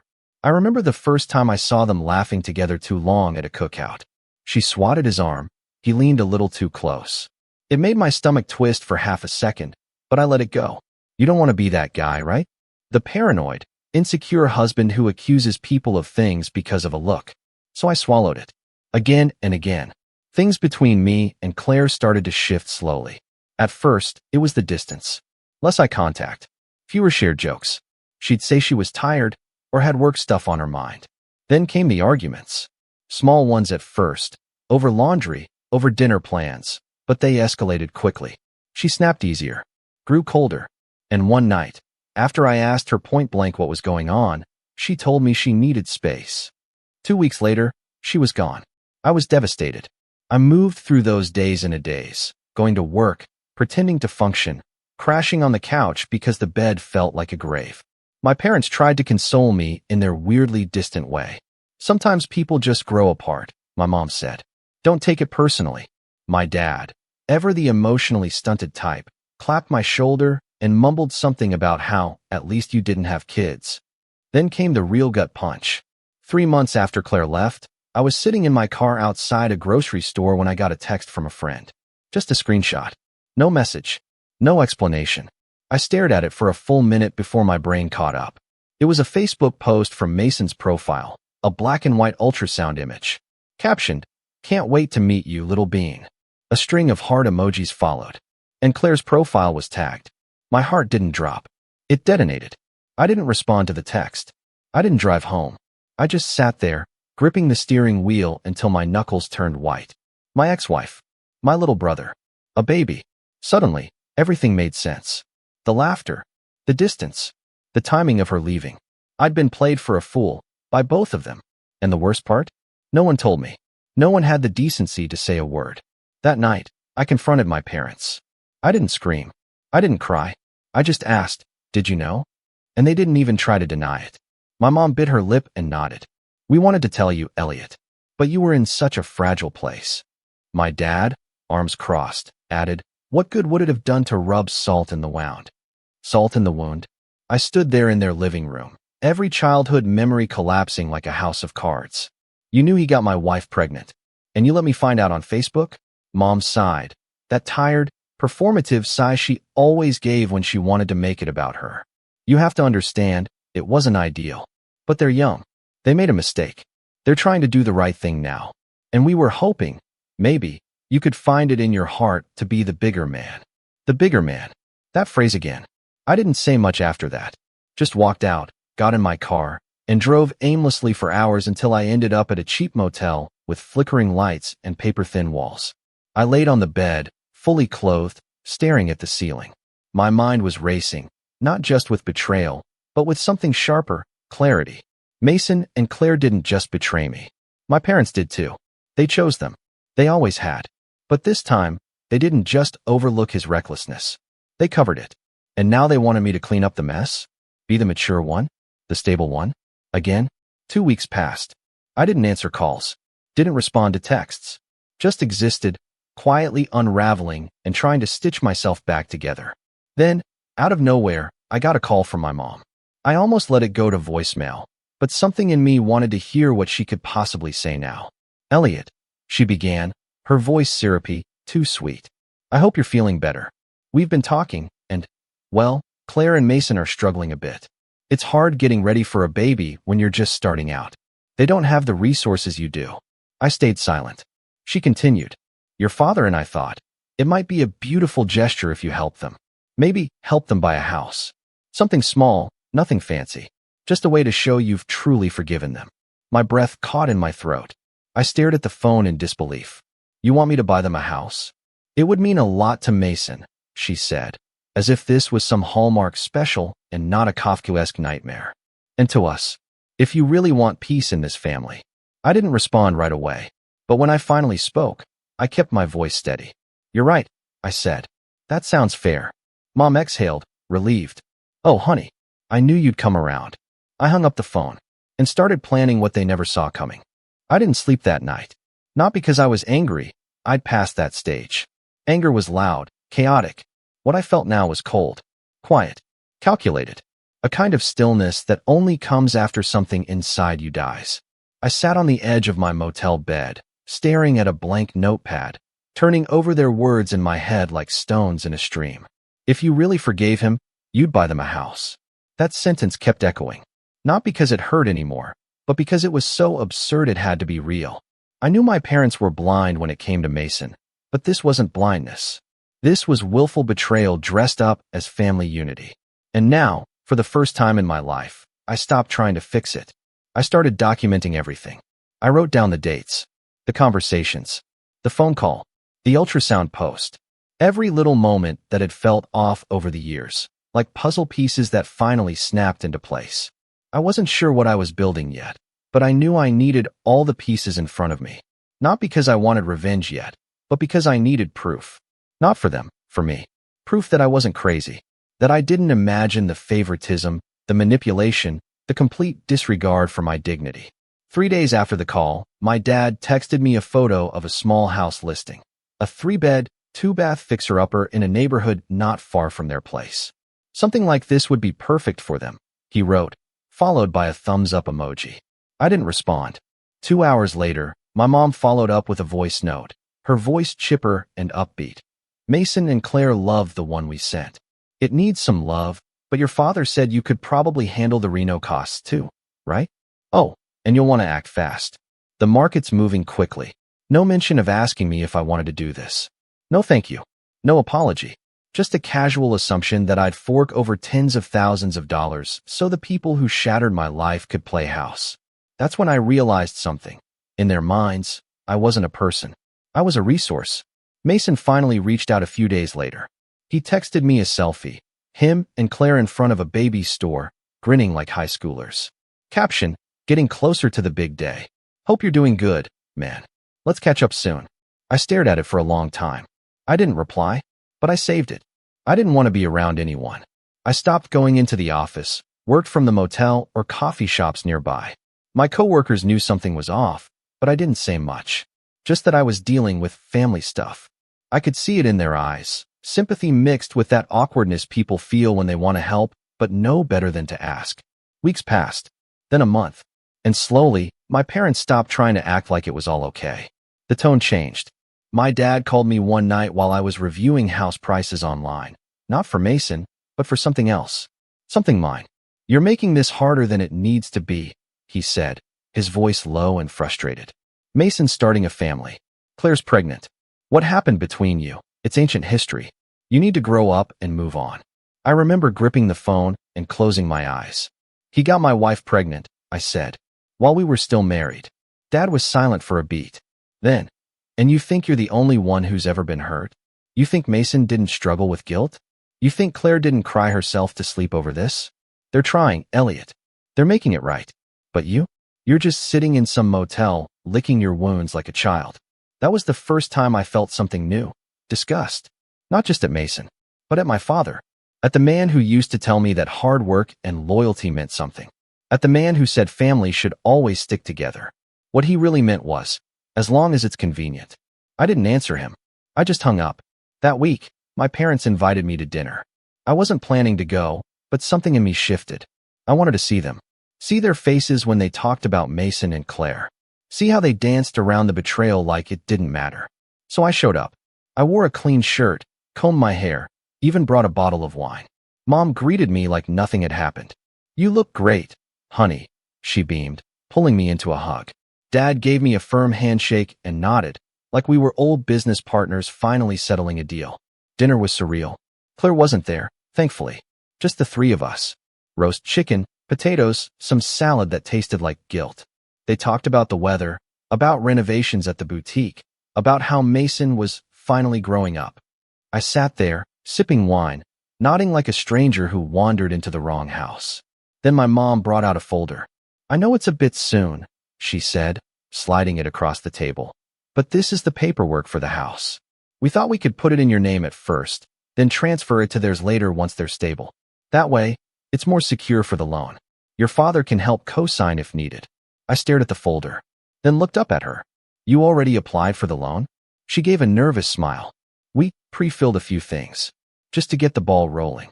My dad leaned forward. This is what families do, Elliot. We help each other. I slowly pushed the folder back toward them. And when exactly were you going to ask me? Dad's jaw tightened. You agreed, Elliot. I said it sounded fair, I said.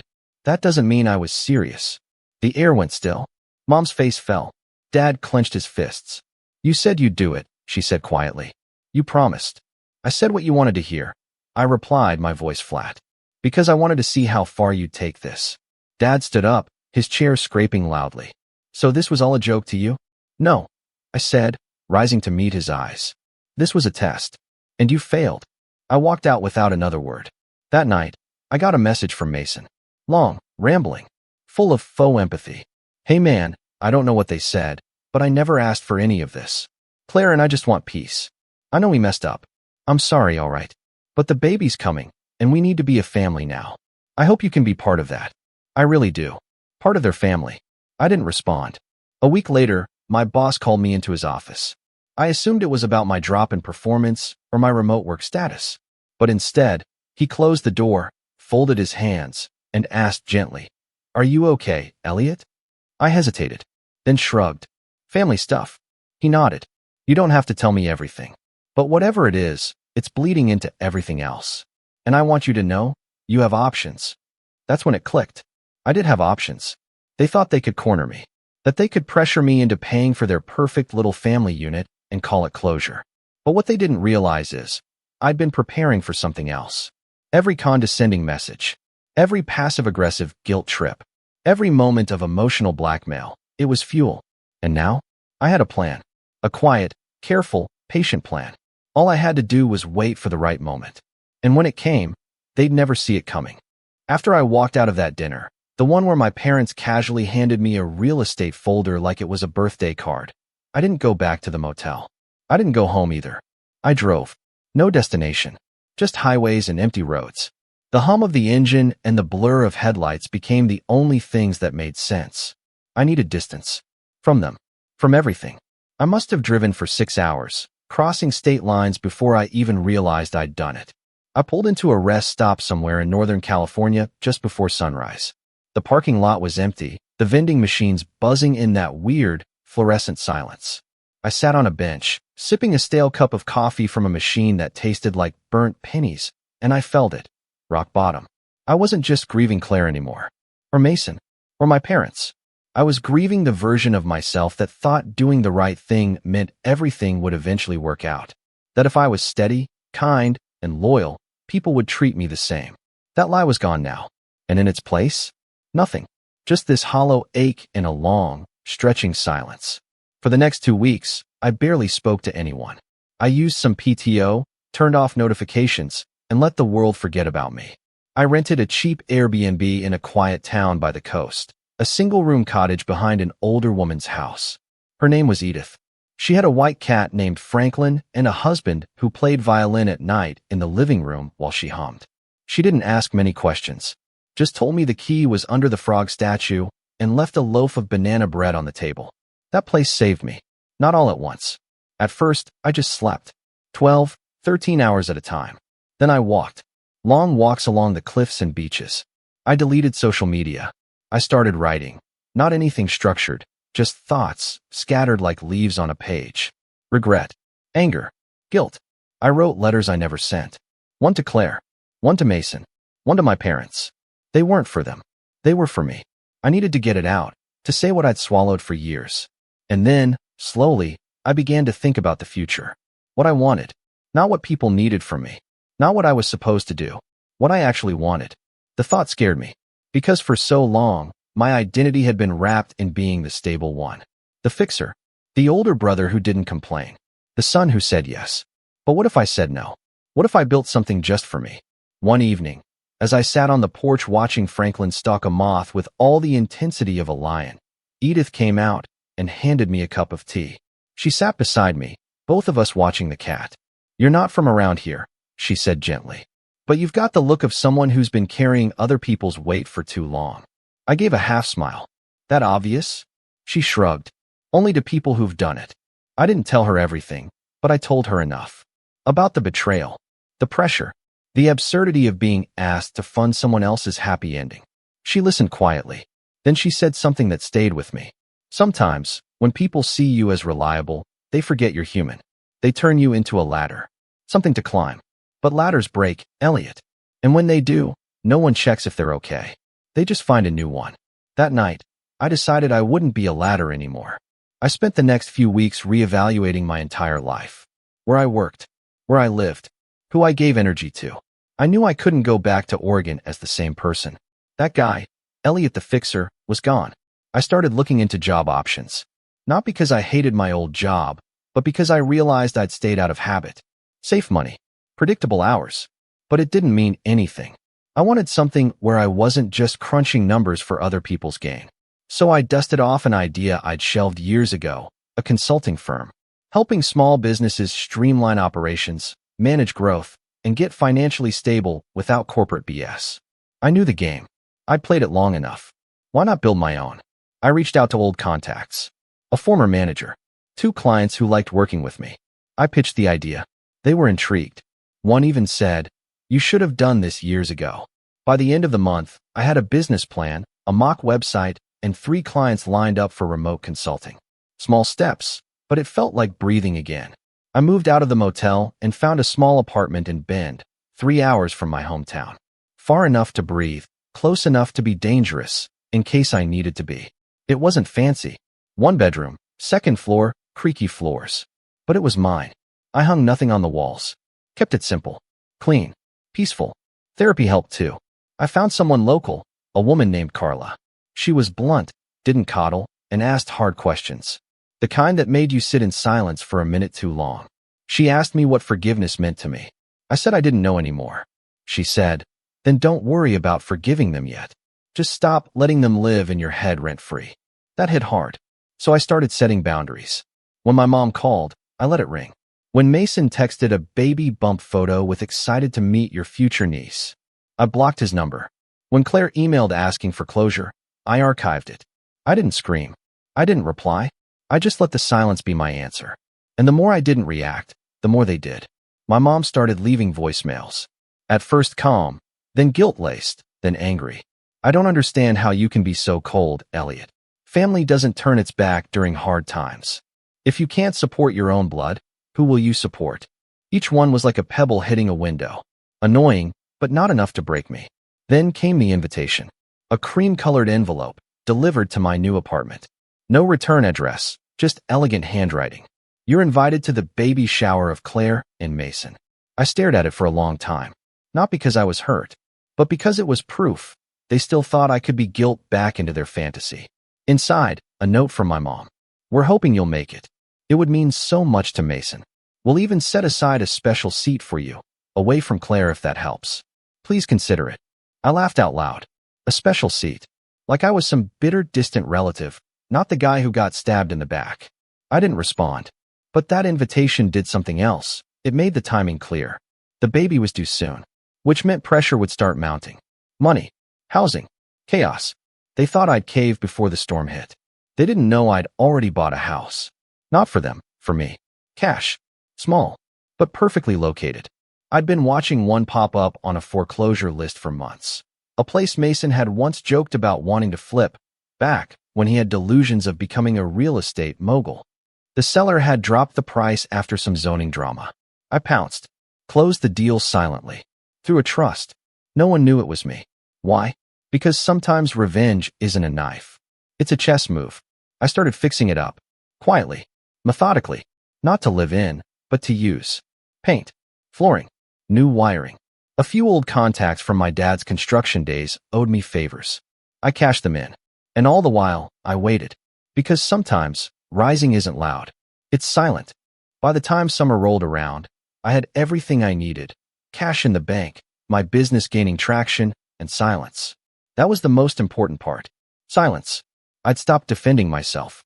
Stopped explaining. I let them talk themselves in circles while I rebuilt in the shadows. And while Mason and Claire were busy posting baby bump selfies and staging their Pinterest nursery in my parents' garage, I was preparing something far more permanent and far more surgical. The house I bought wasn't much to look at on the outside. Peeling paint, crooked shutters, an overgrown yard with a for sale sign still leaning half-collapsed in the grass. But the foundation was solid, the bones were strong, and the zoning history? That's where things got interesting. See, what no one knew, not my parents, not Mason, not even most of the neighbors, was that the plot next to the house I'd bought was technically part of an old, unclaimed subdivision. There'd been a developer who went bankrupt during the 2008 crash, leaving behind half-finished plans and one particularly valuable parcel of land, one that had access to the only service alley on the block, which meant, legally, I had the power to restrict or grant easement rights for utilities, trash pickup, and even driveway access for 2 adjacent homes. Guess which house my parents lived in? I didn't jump on it right away. That would have been too obvious. Instead, I focused on what I could control, improving the house itself. I hired a landscape crew to clear the yard, had the interior gutted and modernized, even had the roof replaced. My contractor, Pete, was an old friend from high school who owed me after I helped him sort through a messy IRS audit a few years back. He didn't ask questions, just did the work and laughed whenever I dropped by. You planning on flipping this place or living in it? he asked one afternoon, wiping sweat from his brow. Something like that, I said, handing him a bottle of water. It's not for me. It's for family. He gave me a look. The good kind of family, or the kind you leave off the Christmas card list? I smirked. The kind that learns a lesson the hard way. By early August, the house was nearly finished. 2 bedrooms, 1 bath, fully remodeled kitchen, hardwood floors. I didn't furnish it. I left it intentionally empty, because its purpose wasn't to be lived in. Not really. It was a chess piece. A statement. And the only thing missing from the board was a good reason to move it into play. That's when my mother gave me one. It started with a voicemail, soft, tentative, almost sweet. Elliot, sweetheart, I know we haven't spoken in a while. I miss you. We all do. Your niece is due any day now. Claire's been asking about you. She's nervous. I know things have been messy, but maybe it's time. Maybe we can all start fresh. Come home. It was manipulative, of course. A thinly veiled ploy. But it gave me an idea. I waited a day, then called her back. I kept my voice neutral. Calm. Mom, I said, I've been thinking a lot lately. And you're right. Maybe it is time. She practically gasped with relief. Oh, honey, thank you. Mason will be so glad. And Claire, I want to help, I interrupted. But not just financially. I want to be involved. If I'm going to be part of this family again, I need to feel like it's equal. Like I have a real role. There was a pause. Then, carefully, of course you do. I baited the hook. Over the next week, I began to play a careful game. I visited them, showed up with gifts, baby onesies, diapers, even a high-end stroller I knew Claire would drool over. Mason looked wary, but my parents were thrilled. They called it healing, said I was finally stepping into my uncle role. They didn't realize I was studying them, observing how much space they had, how many arguments happened behind the scenes. The pressure of an impending newborn was clearly cracking their perfect image. One night after dinner, Mason pulled me aside. We stood on the back porch, crickets chirping, a cheap citronella candle burning low. Look, man, he started, rubbing the back of his neck. I know things got messed up, and I know I should have said something sooner, but I never meant to hurt you. I stayed quiet. He glanced at me. Claire, she never planned for it to happen either. It just did. I know that sounds lame, but you love her? I asked. He hesitated. Yeah, I do. I nodded. Then be ready to prove it. He blinked. What do you mean? I didn't answer, just patted his shoulder and walked back inside. Because here's the thing. I wasn't interested in an apology. I wasn't interested in fake forgiveness or half-truths. I wanted consequences, not out of spite, but because it was the only language any of them ever understood. I began planting seeds. I told my parents I'd been looking into buying Mason and Claire a house. Something small like they asked. I even showed them photos, mock listings I pulled from Zillow, doctored slightly to match the specs of the house I actually owned. I told them I'd need their help. Co-signing, of course, since technically it would be for Mason, and I wanted to keep the transaction under his name to make it special. They agreed, thrilled to finally see me coming around. Then I made a separate call to a friend of mine named Jenna who worked in real estate law.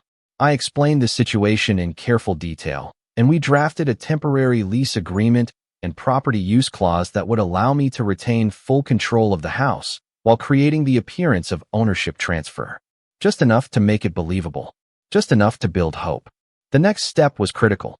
I offered to let Mason and Claire move in early. Just for a month, I told my parents. While we finalize everything. The baby's almost here. They need space. You guys are exhausted. Why not let them settle into the new place? They agreed immediately. Claire was over the moon. Mason looked skeptical, but kept quiet. I handed over a single key. I even helped them move in, hauling boxes, setting up the crib, installing shelves in the kitchen. Claire cried when she saw the backyard. Said it was perfect. And for a week, it was. They thought they'd won. My parents beamed. This is what family's about, my mom said during a celebratory dinner. Putting the past behind us. I smiled. Sure is. The baby was born 2 days later. A girl. They named her Ivy. My mom sent me a photo. Mason holding her, red-faced and squirming, Claire smiling beside him. My dad captioned it. You're an uncle now. Officially. And that's when I made the call. Back to Jenna. File it, I said. Every clause. Every hold. Every restriction. Because the house wasn't a gift. It was a trap. Over the next 2 weeks, I did what I'd been quietly preparing for. I transferred the trust ownership to a shell LLC I controlled. I revoked any implied lease rights. I installed security cameras. And I filed notice with the local zoning office that due to unresolved easement issues, all service access, trash pickup, water maintenance, even power grid access, needed to be reassessed across 3 properties, including my parents'.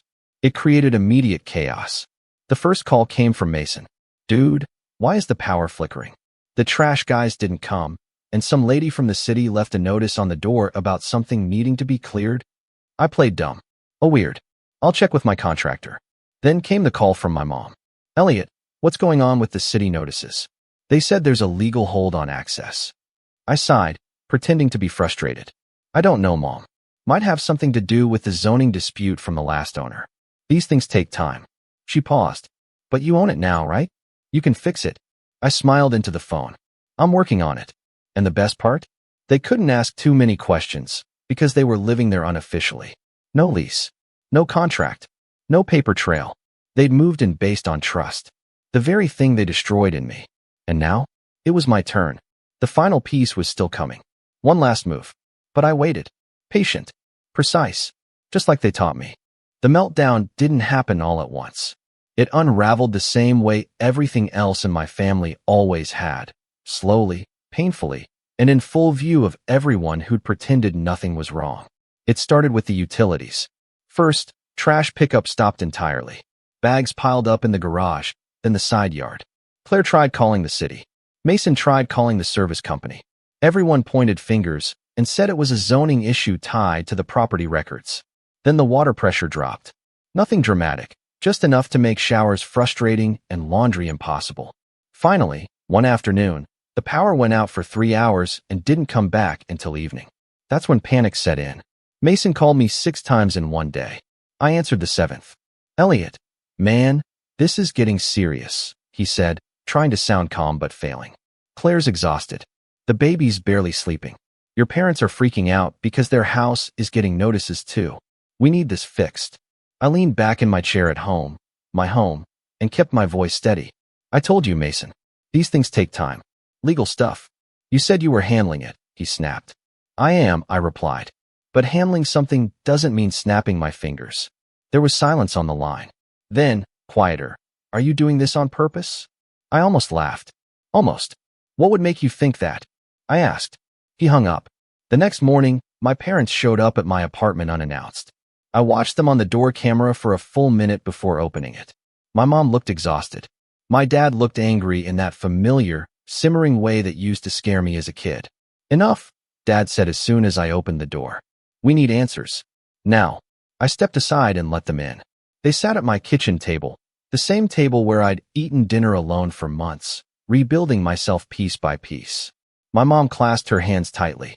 "Elliot," she said, voice trembling, "this has gone too far. The baby can't live like this. Claire's crying all the time. Mason hasn't slept in days. If there's something you're not telling us." "There is," I said calmly. Both of them froze. I reached into a folder I'd prepared weeks earlier and slid it across the table. Not aggressively, not dramatically, just deliberately. "What's this?" my dad asked. "Property records," I said.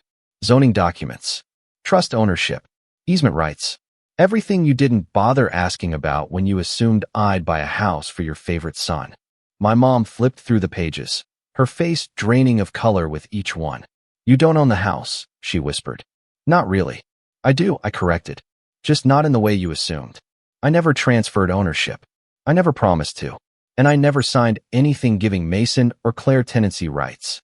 Dad slammed his hand on the table. "You tricked us." "No," I said evenly. "You tricked yourselves. I just stopped correcting you."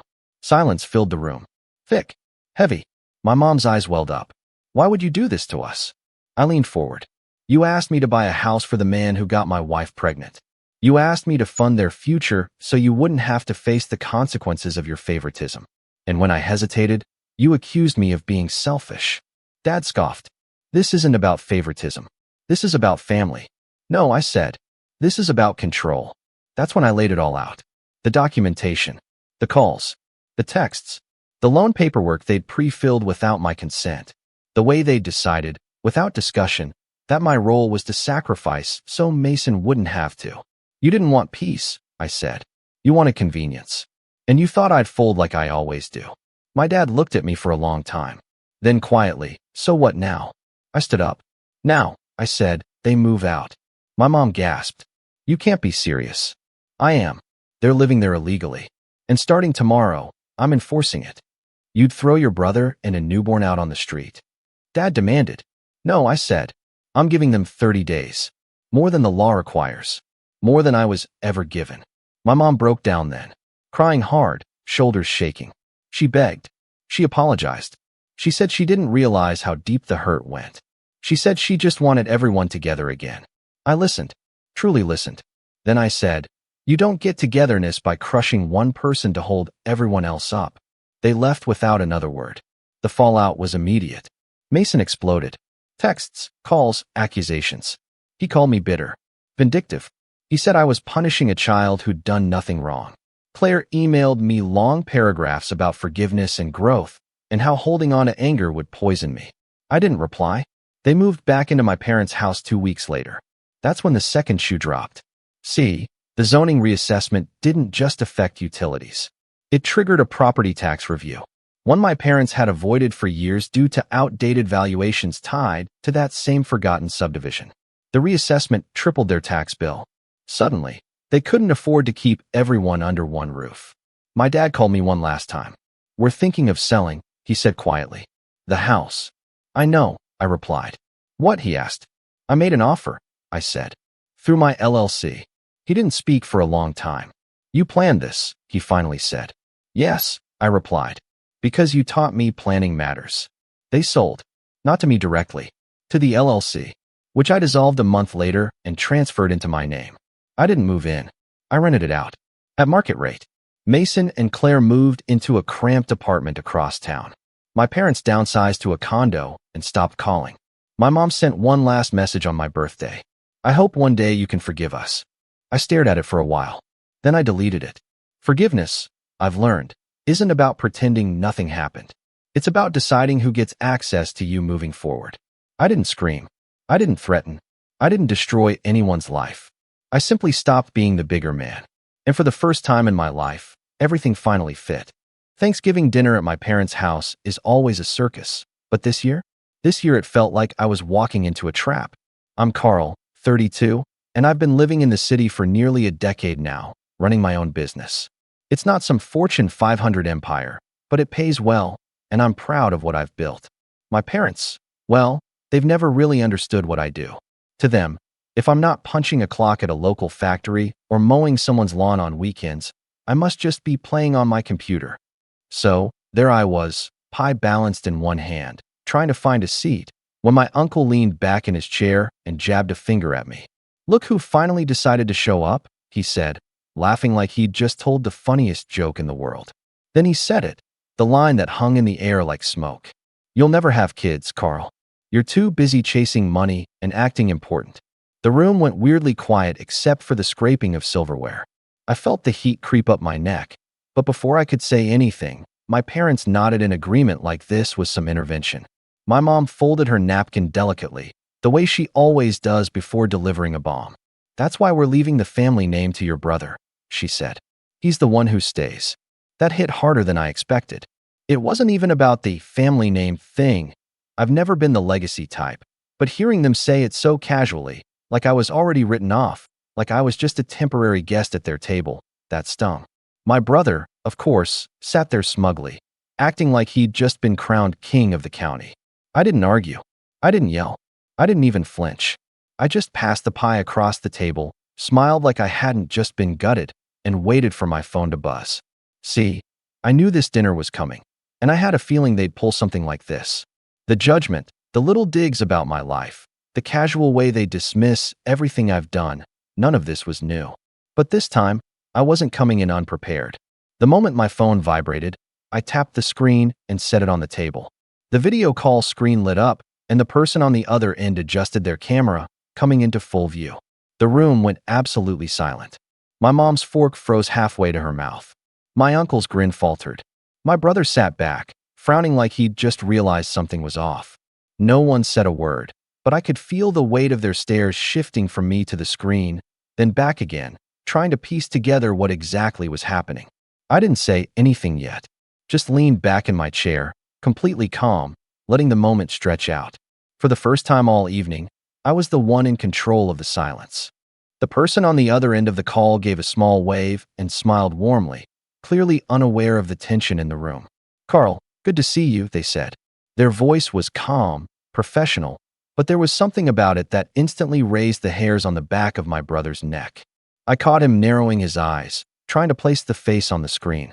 I stayed quiet just a moment longer, savoring the suspense. Then I turned the phone so everyone could see clearly. "Everyone," I said casually, like I was introducing someone at a cocktail party. "This is Claire. She's the head of operations for the company I've been working with for the past 3 years." My uncle squinted at the screen. "Company you've been working with," he echoed, like I just told him I was moonlighting as an astronaut. Claire nodded politely. "Yes, Carl has been one of our top partners.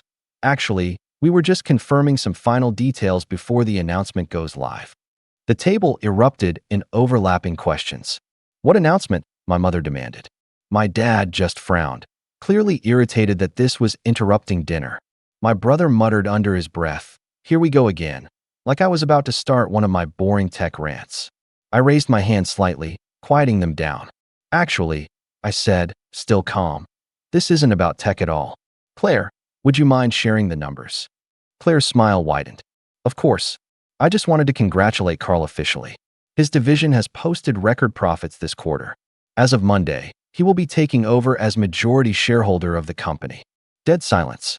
The kind that hums in your ears. I could practically hear the mental gears grinding at that table.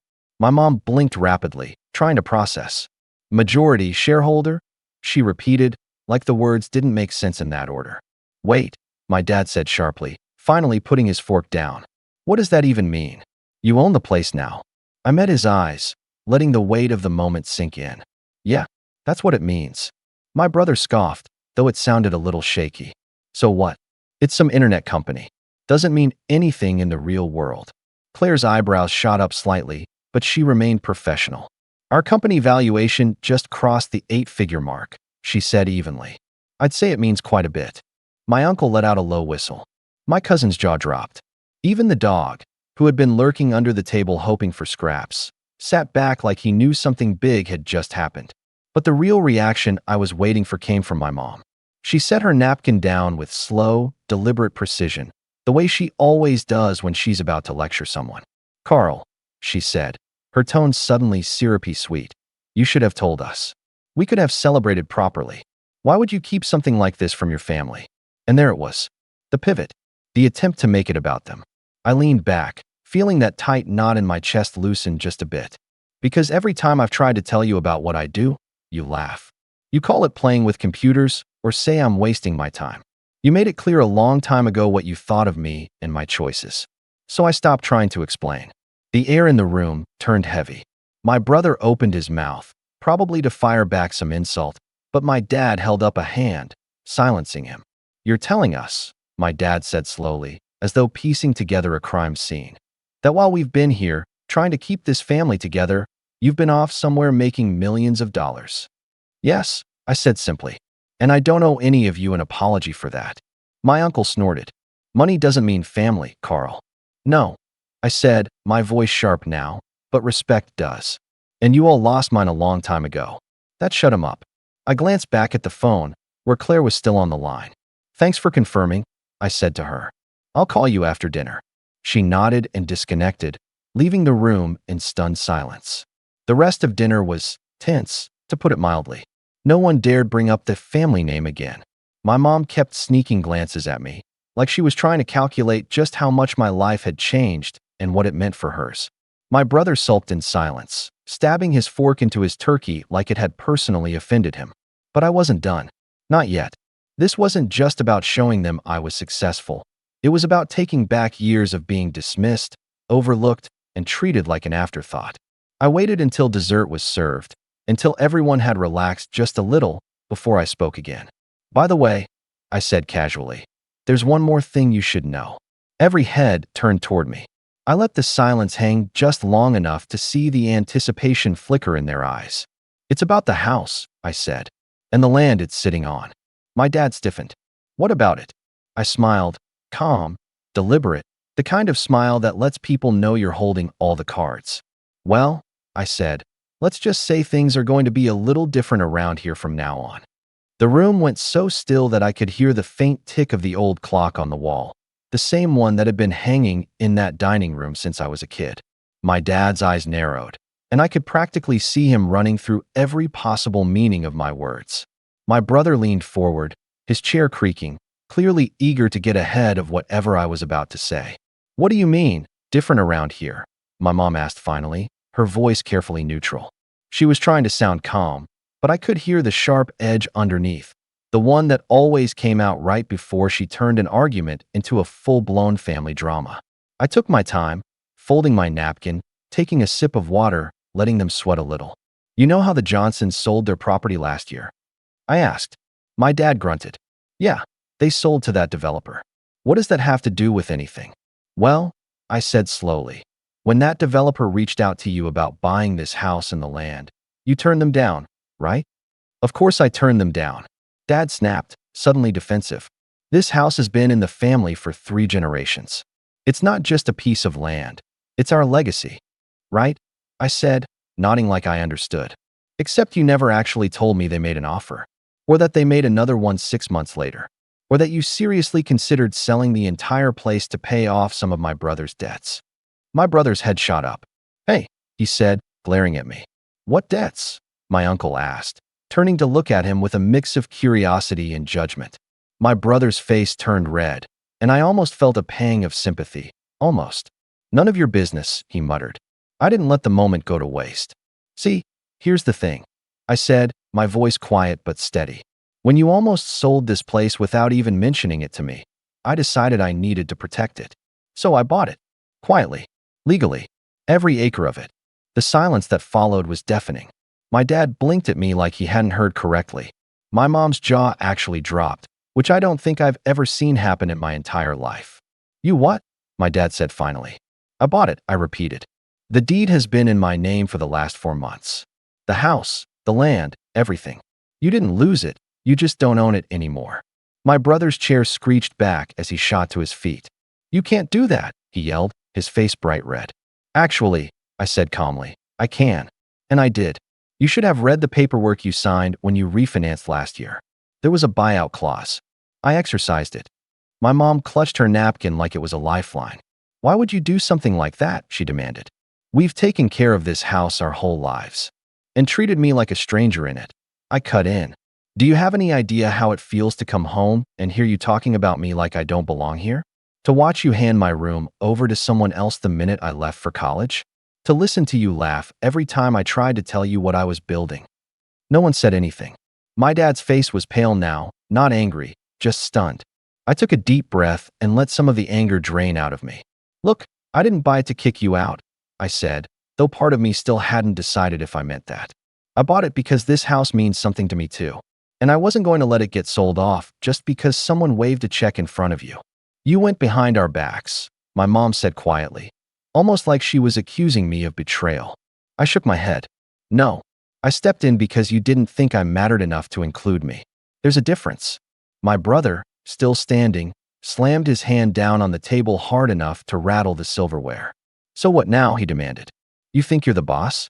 You think you can just waltz in here once a year and start telling everyone how it's going to be? I met his glare head on. No, I said softly. I don't think I'm the boss. I know I'm the owner. And that means things are going to change. The tension was so thick I could barely breathe. My uncle, of all people, was the one who broke the silence. Well, he said, chuckling nervously. Guess we know who's carving the turkey next year. Nobody laughed.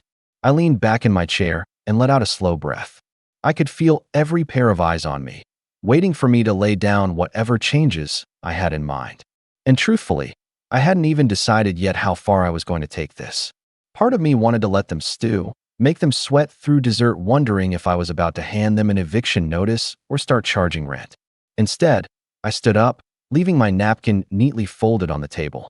I think I'm done for tonight, I said, my voice calm measured. Enjoy the rest of dinner. Carl, my mom said quickly, her voice just a little desperate now. Sit down. We can talk about this like adults. I paused at the doorway and looked back over my shoulder. Funny, I said. That's all I ever wanted. Then I walked out, leaving them staring after me in complete silence. I didn't leave right away, though. I stood outside on the porch for a long time, watching the cold night settle over the yard. Through the window, I could see them all still sitting there, whispering to each other, stealing glances toward the door. I knew this was only the beginning, that the real conversations, the real fallout, would start as soon as I left. And that was exactly what I wanted. Because tomorrow, when they wake up and realize I meant what I said, I'll be ready for them.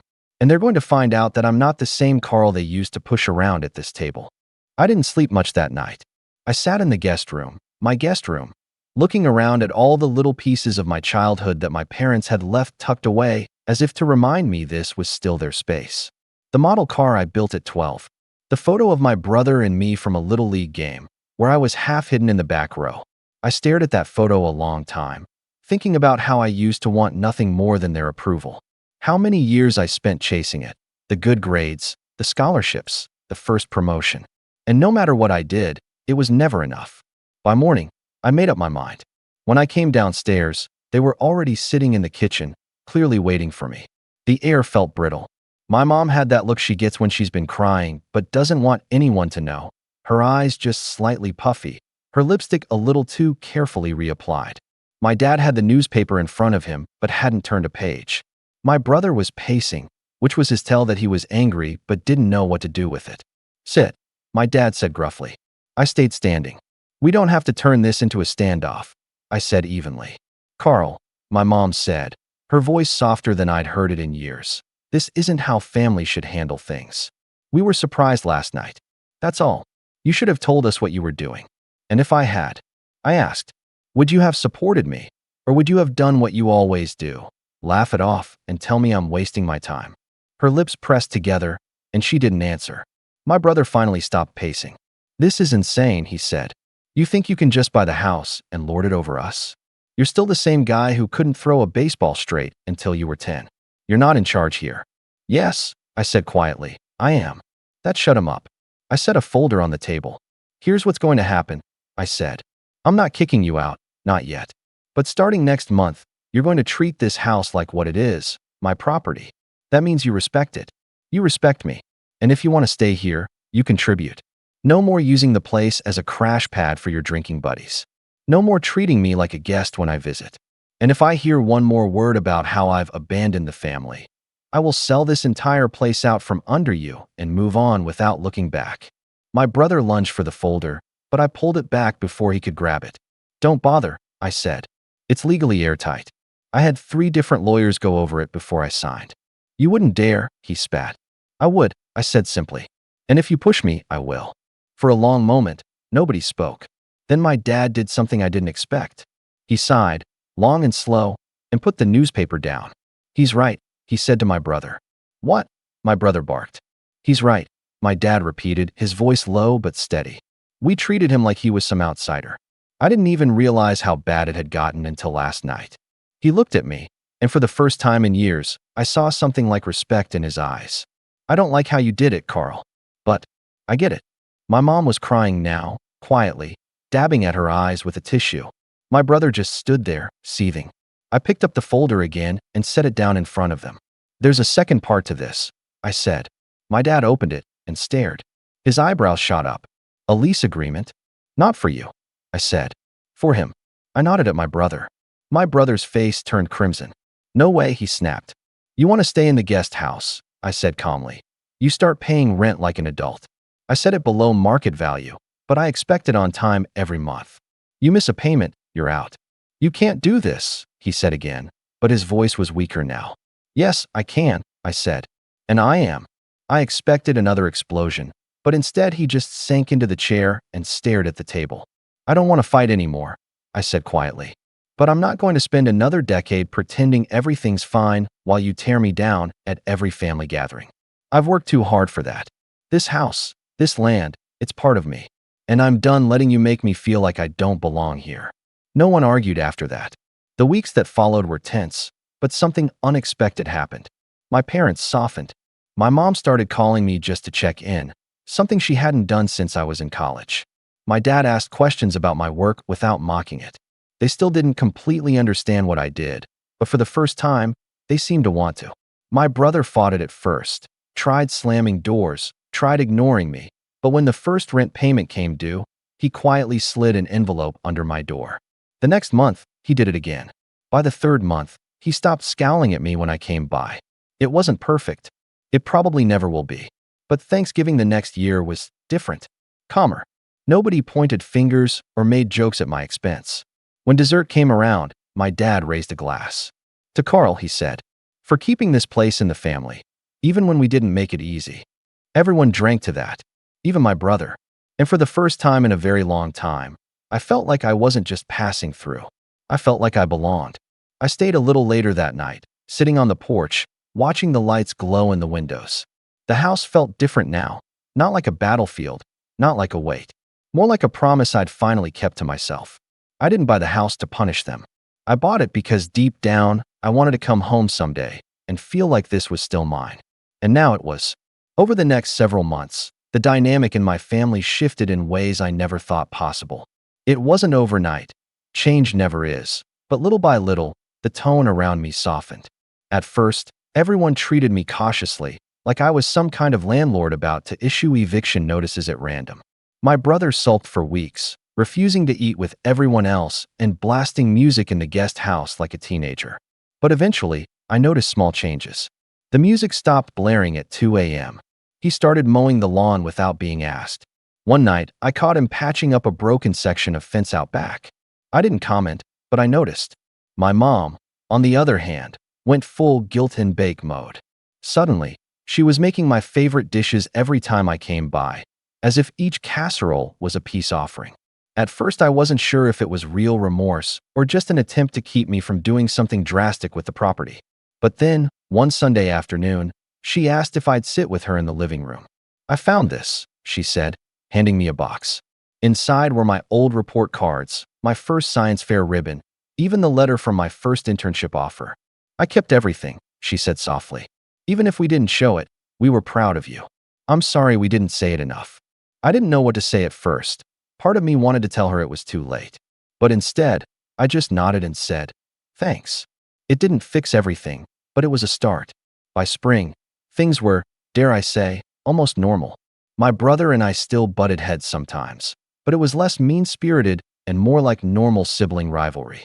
One weekend, I even helped him tune up his truck, and for the first time in years we actually laughed together about something instead of at each other.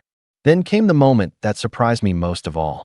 It was late summer when my brother came into the kitchen, sat down, and slid an envelope across the table toward me. Inside was a check, the exact amount of his rent for the next 6 months. What's this? I asked. I'm moving out, he said. Got a place with a buddy closer to town. I must have looked shocked because he smirked. Relax, he said. I'm not running off. I think we all need space. And honestly, you were right. I need to grow up a little. It was one of the first times I'd heard him admit that about himself. When Thanksgiving rolled around again, it was a completely different vibe. No backhanded comments, no pointed jokes. My dad asked me to carve the turkey this year, which might not sound like much, but in this family, that's basically knighting someone. And then, the kicker, my mom made a toast. To Carl, she said, lifting her glass, for reminding us what this place means and for giving us all a chance to be better. I'll admit it, I got choked up. We ate, we laughed, we played cards after dinner like we used to when I was a kid. And when I finally got in my car to head home, I just sat there for a moment, letting it sink in. I didn't just buy back the house. I bought back my place in this family. And maybe, just maybe, I gave them a reason to see me for who I really am. But here's the thing, I still wonder if I went too far. Was buying the house the right move, or was it too extreme? Should I have confronted them first instead of quietly taking control? What do you think? Was I justified in taking such a big step to protect myself and my future? Or should I have tried to talk it out before making a move this drastic? My name's Jason, I'm 25, and if I'm being honest, I've never been the golden child in my family. That spot has always belonged to my younger sister, Emily. She's smart, outgoing, and knows how to win people over instantly. Growing up, it was obvious she was the favorite. At family dinners, my parents bragged about her grades, her awards, her friends, while I was the quiet one in the corner who had potential, but just didn't apply himself. It stung, but I learned to live with it.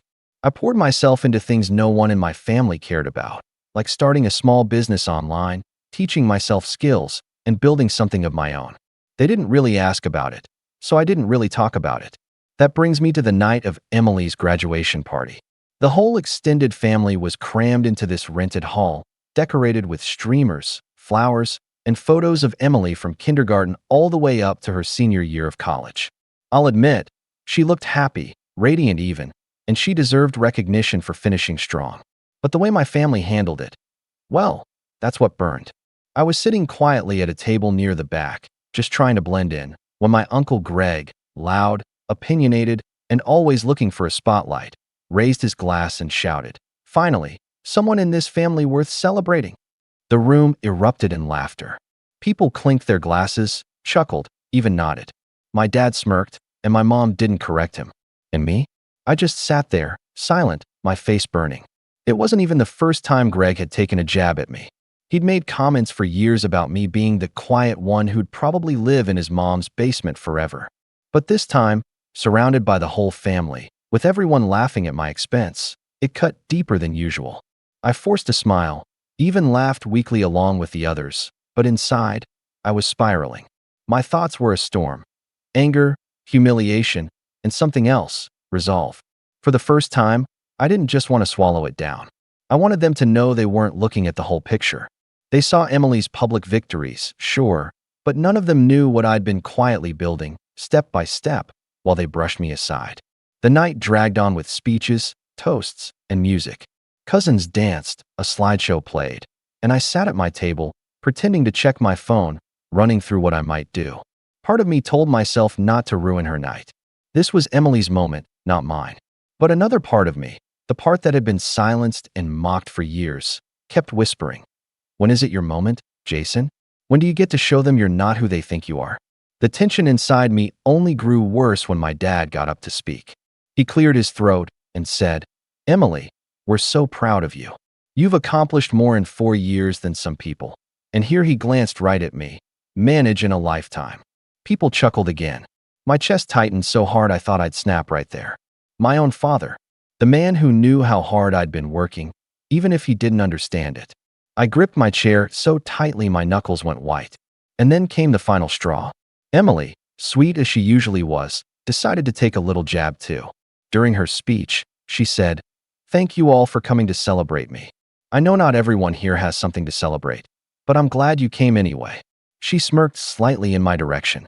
A small dig, maybe even meant as a joke, but to me it was the culmination of years of being dismissed. The laughter that followed was the last push I needed. I stood up slowly, heart hammering in my chest, and walked toward the stage. My cousins raised their eyebrows, and a few aunts whispered to each other. The DJ, clearly confused, lowered the music. I picked up the microphone Emily had just set down. First off, I began, my voice shaking at first but growing stronger. "Congratulations, Emily. You've worked hard, and you deserve this celebration." People nodded politely, waiting for me to step aside. But I didn't. Instead, I paused, scanning the room. All those faces, many smirking, many dismissive, suddenly looked uneasy. "But since we're all here, I want to share something," I continued, steadying my breath. For years, I've sat quietly while jokes were made at my expense. I've been called a failure, the one who never measured up, the one with nothing to celebrate. And I've let you believe that. I let you laugh, let you look down on me, because I thought maybe it wasn't worth correcting you. But tonight, since we're talking about accomplishments, I think it's time you all know the truth. The room fell silent. No clinking glasses, no whispering. Just the soft hum of the air conditioning and every eye locked on me. And that's when I dropped the first hint, the spark that I knew would set the whole hall on fire. I leaned closer to the microphone, lowered my voice so they had to really listen, and said, "I've been keeping something from you. Something big. And after tonight, none of you will ever look at me the same way again." The silence deepened. My Uncle Greg actually set his glass down, his smirk faltering. My mom shifted uncomfortably in her chair. Emily blinked at me, clearly caught off guard. I smiled faintly, a mix of nerves and satisfaction, and added, "You want someone in this family worth celebrating? Well, maybe you should have been paying closer attention." I could feel the weight of the silence pressing down on me as I stood there holding the microphone. My palms were damp, but my voice had steadied. I wasn't backing down this time. For years, I'd been the quiet shadow in the room, but at that moment, every pair of eyes was on me, and I wasn't going to waste it. "I've been working on something," I said, pacing slowly across the stage. "Not school, not sports, not the things you all usually clap for. While you were laughing at me, calling me the disappointment, I was building. Nights when you thought I was wasting time in my room, I was teaching myself how to run a business. Days when you assumed I was unemployed, I was actually making connections. And while you've been treating me like I had nothing going on, I've been creating something bigger than any of you realize." There were whispers now. My Aunt Linda tilted her head, clearly skeptical. Greg crossed his arms, smirking again, like he was just waiting for me to embarrass myself further. Emily shifted uncomfortably, tugging at her dress. She clearly hadn't expected her little jab to ignite this kind of storm. I kept going, my voice gaining strength with every word. "I've kept quiet because I didn't think I owed anyone here an explanation. But tonight, after hearing the same jokes, the same dismissive comments, I think it's time. Because whether you like it or not, I've outgrown being the family punchline." My dad chuckled under his breath. Not loudly, but enough that I heard it. That one sound lit me up inside. It was like he was saying, "Here goes Jason again, trying to make himself look important." I gripped the microphone tighter and looked straight at him. "You always told me I wouldn't amount to anything," I said, my tone sharper now. "That I'd never measure up to Emily. You made it a family sport to compare us. Well, here's the truth, Dad. While Emily was finishing school, and again, congrats to her, I was working behind the scenes. And as of last month, my company hit its first million in revenue." Gasps broke out across the hall. A fork clattered onto a plate. Someone muttered, "What?" My mom's hand flew to her mouth. My cousin's eyes widened like they'd just been told Santa Claus was real again. Uncle Greg, though, laughed. Not the kind of laugh that comes from amusement, but one laced with disbelief. "A million? What? Selling video games in your basement?" he sneered. A few chuckles echoed around him, but not many. The tone in the room had shifted. There was tension now. Doubt, yes, but also curiosity. I didn't flinch. I'd expected the pushback. "Not video games, Greg. An online store. Products I researched, imported, marketed, and sold. I worked every single night when everyone else was sleeping. I learned how to design, advertise, and negotiate. And now, I employ 6 people. Real jobs. Real paychecks. I have contracts lined up for next year worth more than you've probably earned in the last 5. That last line landed harder than I expected. Greg's smirk wavered, and he glanced around, as if searching for someone to back him up. No one did. The energy in the room was changing. Some faces still skeptical, but others watching me with a new kind of focus. Emily looked at me, her expression complicated. Pride? Jealousy? Maybe both. She opened her mouth like she wanted to say something, but nothing came out. I wasn't done. "You all laughed at me for years, and I let you. I let you call me the disappointment because I thought proving you wrong wasn't worth it. But now, standing here, I realize something. It's not just about me. It's about the way you treat people who don't fit your mold. The way you decide who's worthy of respect and who isn't. And I'm telling you right now, you've been wrong about me." The silence was thick, almost suffocating. My heart pounded, but instead of shame, I felt a rush of clarity. Then my dad stood up. Slowly, deliberately. His face was unreadable, which somehow made it worse. He adjusted his tie, cleared his throat, and said, "Jason, if this is true, then why haven't we heard about it before? Why keep it a secret unless you're making it up?" There it was. The challenge. The same doubt he'd cast over me since I was a teenager. And I knew this was the moment everything could turn. I met his gaze, steady and unblinking. "Because I didn't think you deserved to know," I said quietly. The room gasped again. My mother whispered my name, horrified. Emily covered her mouth. Greg muttered something under his breath. And before anyone could respond, I reached into my jacket pocket and pulled out an envelope I had debated bringing all night. Inside were copies of the business articles that had just been published about my company, complete with photos of me, the logo, the revenue figures. I'd printed them out not because I planned to use them, but as a reminder to myself of how far I'd come. I held the envelope up. But since you're all so quick to laugh, maybe it's time you see the proof. I walked toward the center of the hall, the envelope in my hand, the entire family watching me with wide eyes. My father's face had gone pale, my uncle's smirk was gone, and Emily looked like she didn't know whether to hug me or cry. I stopped in the middle of the room, about to open the envelope and show everyone exactly what I'd been hiding. The tension was electric. Some people leaned forward, others whispered, and I could feel the weight of every ounce of doubt and ridicule I'd carried my whole life about to explode. And just as I started to pull the papers free, someone's voice rang out from the back of the hall. "Jason, wait." The entire room turned toward the voice. It was my grandfather's voice. Strong, clear, cutting through the noise like a bell. Everyone turned in unison toward the back of the hall, where he was slowly rising from his chair. My grandfather, Robert, wasn't the type to involve himself in family squabbles. He was a retired engineer, quiet, observant, always the one who sat silently at gatherings and only spoke when something truly mattered. Which is why the moment he stood up, the entire hall seemed to hold its breath. "Jason," he said again, his eyes fixed on me. "Before you show those papers, I need to say something." The envelope trembled slightly in my hand. My chest tightened. My grandfather never interrupted anyone, especially not at an event like this. Part of me wanted to wave him off, to finally claim my moment without interference. But another part of me knew his words carried weight in this family. When Robert spoke, people listened. I lowered the envelope just a little, still clutching it. "What is it, Grandpa?" My voice was steady, but inside I was tense. He walked slowly toward me, the shuffle of his shoes on the polished floor echoing in the silence. The room felt frozen in time. Cousins leaning forward, Emily biting her lip, my Uncle Greg with his arms still crossed, though his expression had slipped into unease.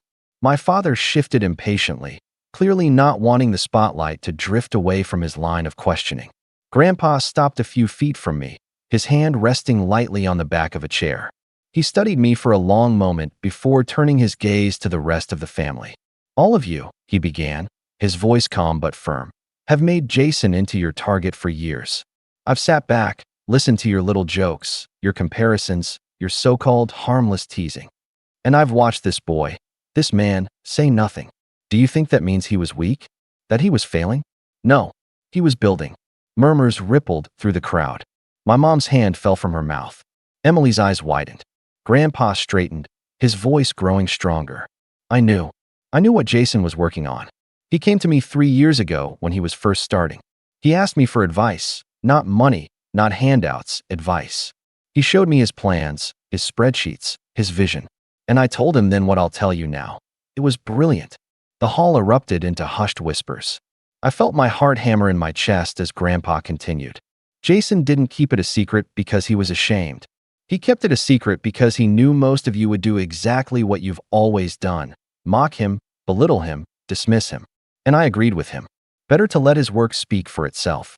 And now, he said, gesturing toward the envelope in my hand, it's ready to do just that. The room was silent again, but the energy had changed completely. My Uncle Greg looked visibly uncomfortable, his smugness slipping into something more like defensiveness. My father's face was tight, his jaw clenched. My mother was fidgeting with her necklace, clearly overwhelmed. And me? My throat tightened, not from nerves this time, but from something closer to relief. For years I'd carried this alone. Now, with my grandfather standing there, I felt like the weight had shifted. It wasn't just me against the room anymore. I opened my mouth to speak, but my dad cut in, his voice sharper than before. "Dad, this is ridiculous. You're taking Jason's side without proof. Anyone can make claims. A business, $1 million. Where's the evidence?" He looked at me, his eyes narrowing. "Go on, Jason. Show us this proof. Let's see if it's real." The challenge hung heavy in the air. My fingers tightened on the envelope. This was it. The moment everything could collapse or finally snap into place. I slowly pulled out the papers, the glossy print of the magazine article catching the light. Headlines with my company's name, photos of me standing beside shelves of products, charts showing growth. Gasps and murmurs swept through the hall as I held them up. But before I could pass them around, Greg suddenly barked. "So what if he got lucky one year? Businesses fail all the time. Let's not pretend this makes him some kind of hero. Emily earned her degree the right way. That's something no one can take from her. All eyes flicked back to me. The skepticism was creeping back in, clawing its way into the room. Greg's voice had always carried influence, and I knew if I didn't handle this carefully, the tide could turn again. I looked at him calmly, then at the rest of the family, and said, "It's not luck. And it's not just 1 year. What I've built isn't just about money. It's about proving that I wasn't the failure you all made me out to be. And if you want more proof than this, I have plenty." I slid another sheet out of the envelope. This one wasn't a magazine article. It was something else entirely. Something even I hadn't been sure I'd show tonight. The hall leaned in closer, straining to see what it was. And just as I lifted it into view, Emily suddenly stepped forward and grabbed my wrist. "Jason, stop," she whispered urgently, her voice trembling. The entire hall froze. My sister, who'd always been the golden child, who'd let the jokes about me slide, who'd even joined in herself, was suddenly standing beside me, her hand on my arm, her face pale. "Don't show them that," she said, her voice barely above a whisper. I stared at her, stunned. The family began buzzing again, the whispers growing louder, the tension breaking into confusion. My dad's eyes narrowed. My uncle leaned forward. My mom looked between us like she'd seen a ghost. And in that moment, I realized something. Emily knew exactly what I was about to reveal. I looked down at Emily's hand clutching my wrist. Her fingers were trembling, and her usually confident expression was cracked with panic.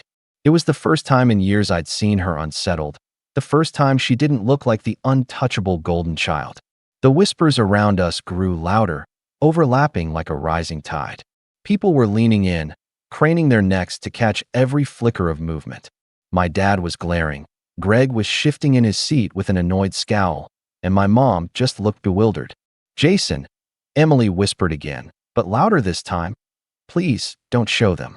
The hairs on the back of my neck stood on end. My stomach knotted. Why would she say that unless she knew exactly what I had in my hand? And more importantly, why was she so desperate to stop me? I pulled my wrist gently but firmly from her grasp, my eyes never leaving hers.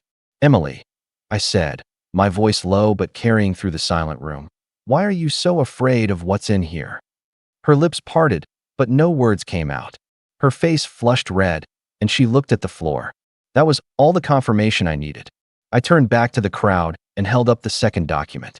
It wasn't another article or growth chart. It was a contract, a signed partnership agreement between my company and a major corporation, one that everyone in the room would recognize. Their logo was splashed across the top in bold blue letters. It wasn't just some little business milestone. It was a deal that placed me firmly on the map. Gasps rippled through the hall. My uncle's smug expression collapsed into disbelief. My mother clutched her necklace tighter. My father blinked rapidly, his jaw clenching. And Emily, my sister who had just been the star of the night, looked like she might faint. I took a deep breath. "This," I said, holding the contract high, "is proof that what I've built isn't just luck or temporary success. It's recognition from a company all of you know, with a deal that guarantees millions in revenue over the next few years." I wasn't going to show this tonight. I didn't want to overshadow Emily's graduation. But since you've spent the entire evening laughing at me, mocking me, and treating me like I don't belong, I think it's time you all understand that I am not the failure you've made me out to be. The room erupted in a cacophony of voices. Some people gasped in admiration, others whispered frantically to their neighbors, and a few clapped hesitantly. My uncle Greg muttered, "This can't be real," but his voice lacked conviction. My father stayed seated, his face hard, but his silence spoke louder than anything. I turned back to Emily. "You knew about this, didn't you?" I asked, my tone sharp. Her eyes filled with tears, and she nodded faintly. The room went dead silent again. "Explain," I demanded. She swallowed hard, her voice breaking as she spoke. I found out a few weeks ago. I overheard Mom talking about it with Grandpa. I didn't tell anyone because," she glanced nervously at the crowd, then back at me, "because I was afraid you'd take this moment away from me." The words hit me like a blow, but they made sense. My own sister, who had always basked in the spotlight, had known the truth about my success and said nothing. Worse, she'd still taken a shot at me in her speech, fully aware of what I'd achieved. I shook my head slowly. "You let them laugh at me, even knowing the truth? You let Dad keep mocking me, knowing I'd already accomplished more than he ever dreamed? And then you had the nerve to stand here and take another jab at me in front of everyone." Emily's tears spilled over, and she whispered, "I didn't mean it like that." But the damage was done. I turned back to the family, my chest burning with a mixture of anger and triumph. "You all wanted someone in this family worth celebrating? You've been looking in the wrong direction. While you were worshiping degrees and dismissing me, I was building a future. And now, that future is here. I don't need your approval. I don't need your applause. But I won't sit in silence while you treat me like I'm nothing." For the first time in my life, the room was mine. Every eye was on me, not in pity or mockery, but in stunned silence. The tables had turned completely. And then, my grandfather stepped forward again, placing a hand gently on my shoulder. "Jason," he said softly, but loud enough for all to hear, "you've done what no one else here had the courage to do. You believed in yourself when no one else would. That is worth more than any degree or toast. Tonight, they should be raising their glasses to you too." The words landed like a hammer. A few relatives actually began clapping, hesitant at first, then stronger. My cousins started nodding, their faces lighting up with admiration. My mom looked conflicted, caught between pride and guilt. My dad, however, stayed frozen, his face tight with suppressed anger. Uncle Greg scoffed loudly, standing up. "All right, enough. He's just trying to steal the spotlight. This is Emily's night, not his." But this time, no one laughed with him. No one nodded. His words fell flat. I looked him square in the eye and said, "I didn't steal anything. I earned it. The only thing I'm taking tonight is my voice back." The room applauded again, louder this time. Greg sat down, his face red. My father looked like he wanted to argue, but he knew he'd lost the crowd. Emily just stood there, tears streaking her face, caught between shame and something that looked like regret. I lowered the microphone slowly, the adrenaline still coursing through me. For the first time in years, I felt lighter. Not because I'd finally proven them wrong, but because I'd finally spoken my truth. As I stepped off the stage, my grandfather squeezed my shoulder again and whispered, "I'm proud of you, son." I smiled faintly, my chest swelling with something I'd craved for years. Not approval from the whole family, but acknowledgement from someone who had always mattered most. The rest of the night carried on awkwardly. Emily's celebration didn't vanish, but the mood had changed. Conversations shifted, glances followed me, and the air was heavy with unspoken apologies. My dad avoided me, my uncle sulked, and my mother hovered, clearly torn. But none of it mattered anymore. I had taken back my place in this family, not as the failure in the corner, but as someone worth listening to. And as I left the hall later that night, contract still tucked under my arm, I realized something important. Their respect, their laughter, their opinions, they didn't define me anymore. They never had. The only thing that defined me was what I had built with my own two hands. And for the first time in my life, I knew they all finally understood that. That was the night the joke stopped. That was the night I stopped being their punchline. That was the night I became someone worth celebrating. My name's Leo. I'm 32 years old. And if you had told me a year ago that my own family would one day stand around me while I collapsed on the ground, debating whether I was faking it or not, I would have laughed in your face. But life has a way of humbling you.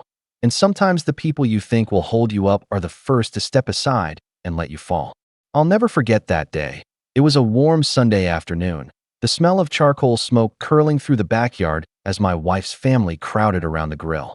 It was supposed to be just another casual barbecue, the kind where kids splash in the pool, the adults sip cheap beer and talk loudly about nothing important, and I fade into the background like I usually do. Except this time, I didn't fade, I dropped. I'd been feeling off for weeks, but I brushed it aside. I work long hours, I barely sleep, and my diet had become more about convenience than health. My wife, Emily, noticed, of course, but she didn't seem overly concerned. "You always overthink things," she told me, brushing off my complaints like they were gnats buzzing around her head. It wasn't that she was cruel, at least, not overtly, but her entire family had this air of superiority, like emotions or vulnerabilities were weaknesses. They prided themselves on being tough, and I guess in their minds, that meant mocking anyone who dared show a crack in their armor. I was an easy target, the quieter son-in-law, the one who worked in tech rather than real work, like construction or sales. To them, My successes weren't tangible, and therefore not valid. That afternoon, the yard was buzzing with noise. Emily's father, Rick, was holding court by the grill, spatula in one hand and a beer in the other, laughing as he told some recycled story I'd heard a dozen times before. Her mother, Diane, was arranging potato salad bowls and barking orders at everyone else. Emily flitted around, topping drinks, adjusting her hair in reflective windows, and occasionally shooting me glances that felt more like reminders to stay in line than expressions of care.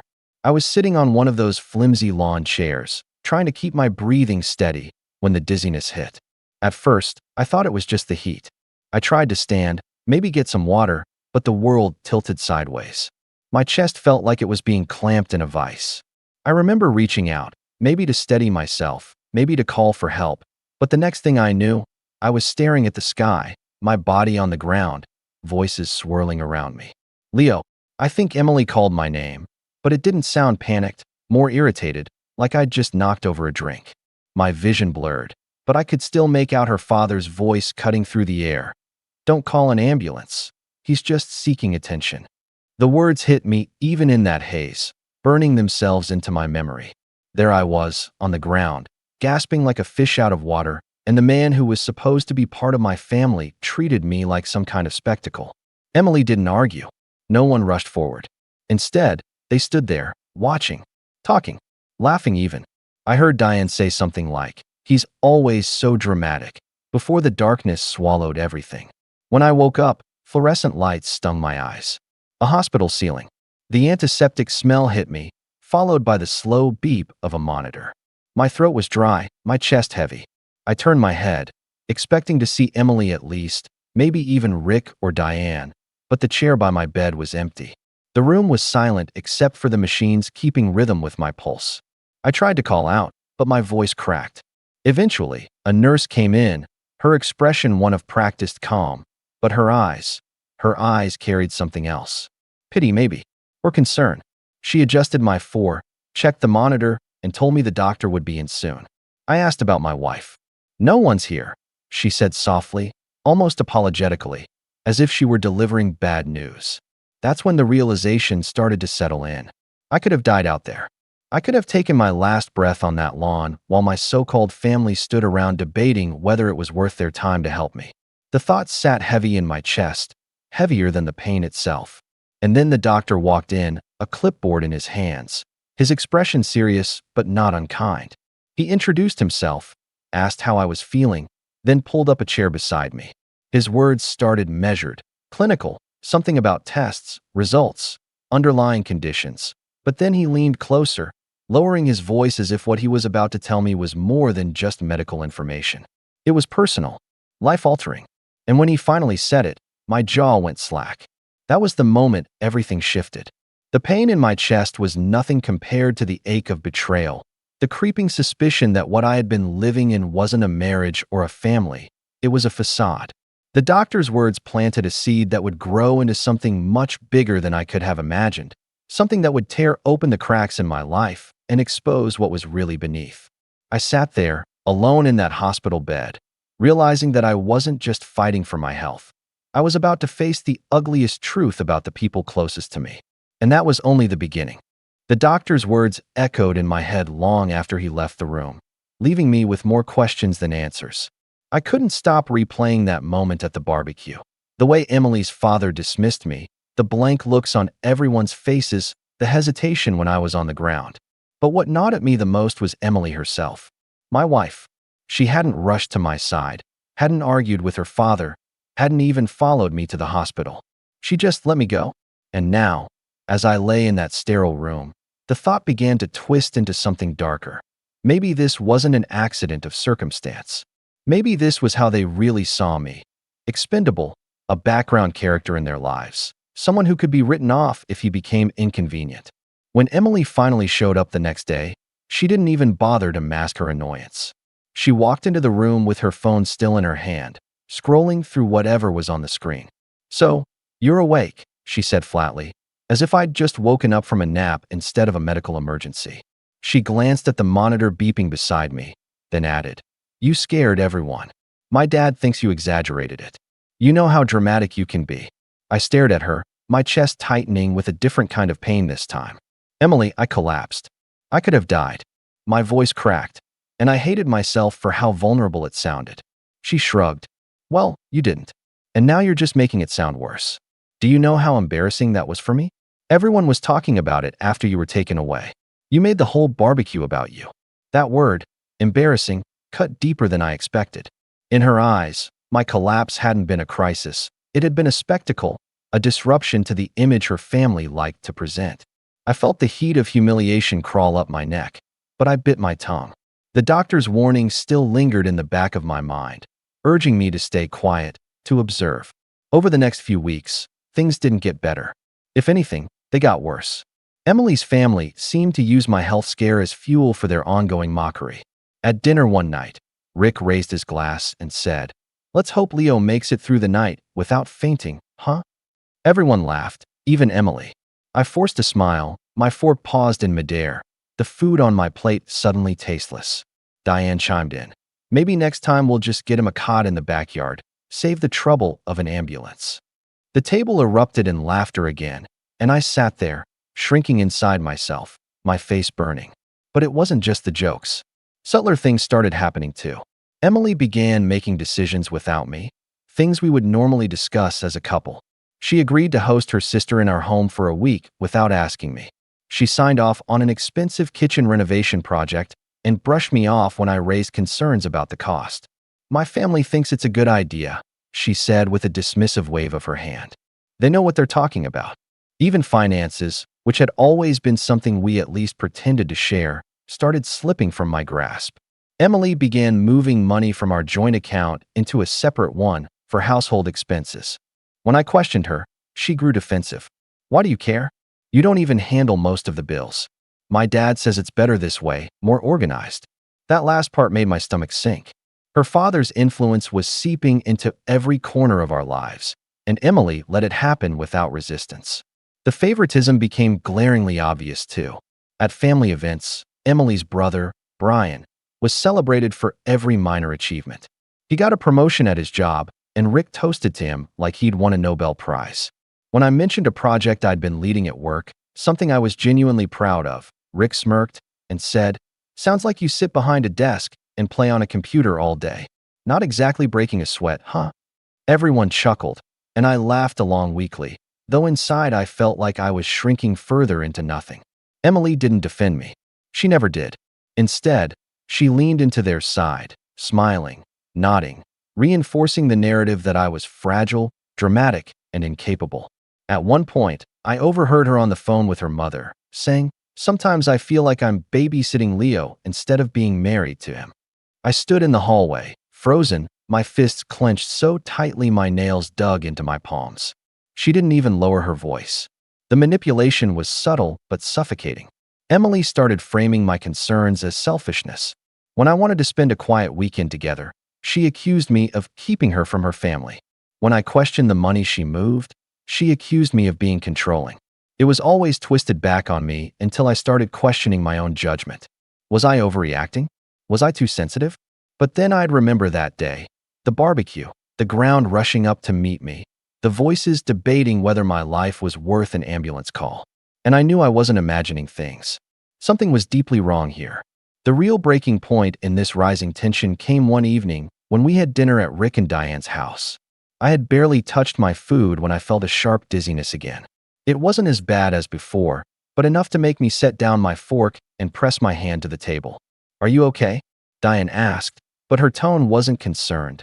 It was mocking, as though she was already setting up the punchline. Before I could answer, Rick barked out, "Don't fall over, Leo. We don't want another hospital bill." Laughter filled the room, but this time, Emily didn't just laugh. She added, "If he does, maybe we'll just let him sleep it off on the couch." I excused myself to the bathroom, my hands trembling as I locked the door. I stared at myself in the mirror, pale, sweating, my heart pounding. That's when it hit me with full force. They didn't care if I lived or died. To them, I was an inconvenience, a punchline, a wallet they could manipulate when needed. The doctor's words replayed again, louder now, and I realized that maybe what he told me wasn't just about my health. It was about everything. My marriage, My family. My entire life. And as I gripped the edge of that bathroom sink, trying to steady myself, I knew this wasn't just about enduring their cruelty anymore. Something inside me was shifting. Something was building. And soon, it was going to break. The night of the major betrayal didn't announce itself with fireworks or some dramatic prelude. It crept in quietly, disguised as another family gathering. By then, I had learned to brace myself whenever Emily suggested visiting her parents, because each trip meant a new round of subtle humiliation or outright mockery. Still, I went. I told myself it was easier than fighting, easier than being accused of abandoning the family. Rick had invited us over for what he called a celebratory dinner. Emily was buzzing with excitement all week about it. "Dad's got big news," she kept saying, as if the words alone should light me up with joy. I stayed quiet, already suspecting that whatever big news it would somehow come back around to diminish me. The table was laid out like a banquet: steaks, roasted vegetables, Diane's overly salted casseroles, and wine glasses already filled. I sat at the far end, my usual spot, where I could eat quietly without drawing too much attention. Rick stood at the head, raising his glass, waiting for silence. "I want to toast to Brian," he declared, clapping his hand on his son's shoulder. "He's officially been added as a partner in the family business. A well-earned position for a hardworking man." The table erupted in applause. Emily clapped too, smiling wide, her eyes shining with pride for her brother. Then Rick's gaze slid to me. "You know, Leo, Brian reminds me of what real success looks like. Building something tangible. Not like sitting at a computer all day, pressing buttons. Maybe someday you'll understand." The laughter that followed wasn't deafening, but it was sharp, cutting into me like tiny blades. I took a sip of water, forcing myself to breathe, telling myself to hold it together. That's when Diane leaned forward with a conspiratorial smile. "Speaking of which, we should probably tell him." My stomach dropped. "Tell me what?" Emily shifted uncomfortably in her seat, but she didn't stop her mother. Instead, she gave me a quick glance, almost guilty, and then looked away. Rick smirked. "You see, Leo, we've been helping Emily get things straightened out. You've been unreliable lately, what with your health and all. So we thought it best to move some responsibilities around." He slid a folder across the table toward me. I stared at it, my heart hammering.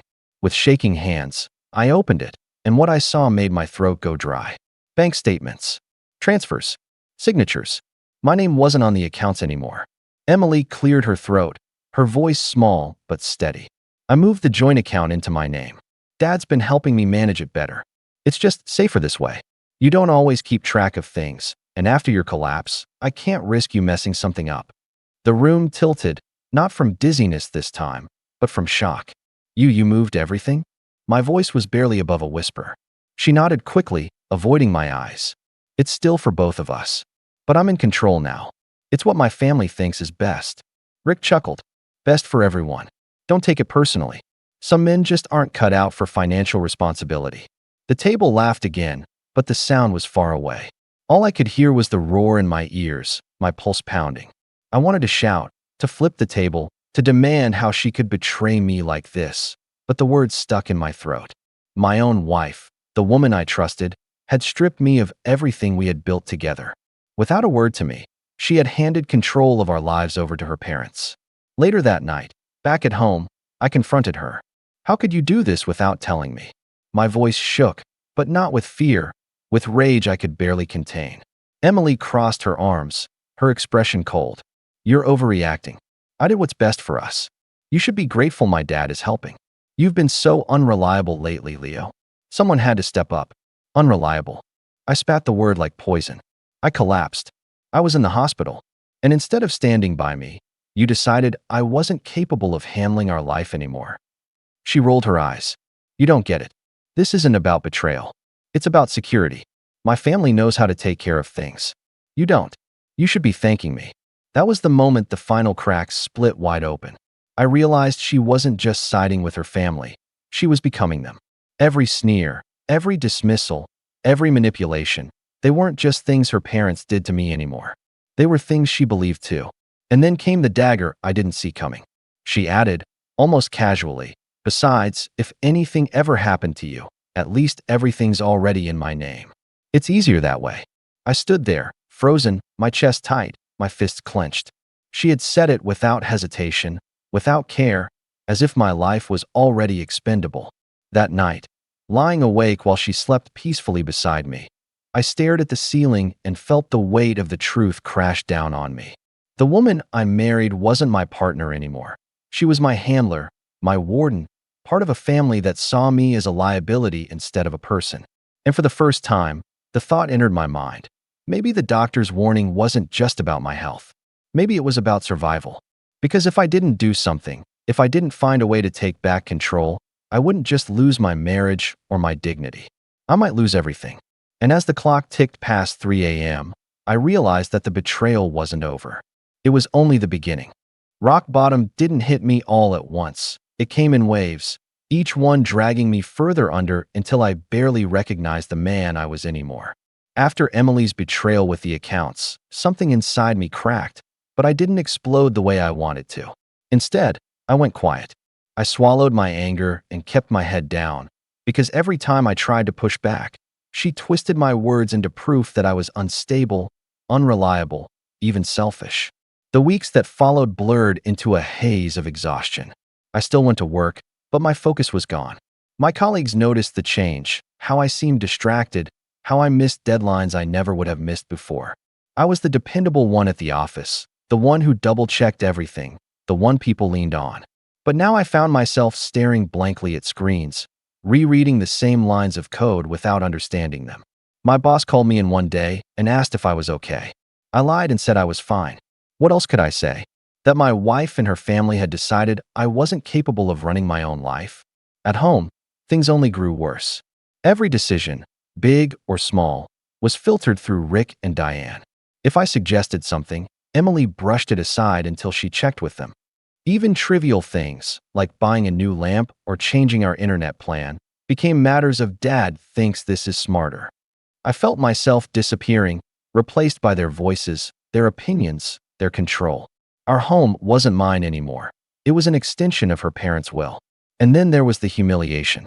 At another family dinner, Rick casually mentioned that he'd been helping Emily budget and had found a lot of unnecessary spending. He said it with a smirk, his eyes locked on me. "Grown men should know how to manage money better," he said, and the table laughed. Emily didn't defend me. She never did. In fact, she piled on. "I told him that too, Dad," she said, smiling like she'd scored points in some twisted game. I sat there, my fork poised over my plate, my face burning as if every eye in the room was drilling into me. I wanted to disappear. Instead, I chewed my food slowly, swallowing not just the meal but the bitter taste of my own humiliation. But the lowest point wasn't public, it was private. One evening, I checked my phone and noticed a series of unusual charges. When I confronted Emily, she didn't deny it. She had used our money, my money, though technically no longer in my name, to pay off one of Brian's debts. He needed help, she said matter-of-factly, as if that explained everything. "Family comes first." "Family?" I asked, my voice trembling. "What about me? Aren't I your family?" Her answer was cold, flat. "Of course, but you don't understand. They've always been there for me. You're different. You can't even take care of yourself half the time." That night, I sat alone on the couch long after she had gone to bed, staring at the darkened TV screen, my reflection faintly staring back at me. I looked hollow, weak. Everything I'd built for myself, my independence, my pride, my sense of worth, was slipping through my fingers. For a moment, I wondered if maybe they were right. Maybe I was weak. Maybe I didn't deserve to stand beside them. But then I remembered the doctor's words, the quiet urgency in his voice when he leaned close. He hadn't just been warning me about my health. He had given me something more, something I hadn't fully grasped yet. And the more I thought about it, the more I realized there was something they didn't know I knew. I didn't act on it yet. Not then. Instead, I started watching, listening. I let them talk, let them mock me, let them underestimate me. I kept my head low, nodding along, giving them the illusion they had won. Because in their arrogance, they revealed things they shouldn't have. Rick boasting about tax shortcuts. Diane slipping up about accounts no one else knows about. Emily bragging to her sister about how everything's in my name now. I filed it all away, every word, every slip, every smug smirk. And while they laughed at me, while they stripped away my dignity piece by piece, I quietly started to build something they couldn't see. A plan. It was small at first, late-night notes in a locked folder on my phone, discreet searches, carefully worded questions at work to trusted colleagues. But with each day that passed, the plan took shape. I didn't know exactly how I'd do it yet, but I knew this. I wouldn't stay here forever. They thought they'd broken me. They thought I had no fight left. But they were wrong. Because at rock bottom, there's nowhere left to go but up. And when I rose, I wouldn't be quiet anymore. I'd make sure every single one of them regretted underestimating me. The rise didn't come overnight. It wasn't some cinematic moment where I stood up one day and declared I'd had enough. No, it was quieter than that, almost invisible at first, like the slow rebuilding of muscle after a long illness. But every step mattered. Every inch I gained back felt like a rebellion against the hold Emily and her family thought they had on me. The first step was my health. The doctor's warning had stuck in my head like a thorn, nagging at me whenever I felt weak or short of breath. He'd told me, bluntly, that if I didn't change something soon, I was on a dangerous path. That collapse at the barbecue hadn't been just a fluke, it was a symptom. And in my lowest moments, I realized that if I didn't take control of myself, I wouldn't have the strength to take control of my life. So I started small. Morning walks, even when my body protested. Cutting out the fast food I'd been leaning on during stressful nights. Water instead of soda, vegetables instead of quick carbs. It wasn't glamorous, and it wasn't easy, but over time, I felt my body fighting its way back to me. I dropped the weight that had been dragging me down. My energy slowly returned, and with it came something I hadn't felt in a long time: clarity. Next was my career. For months, I'd been going through the motions at work, letting my performance slip.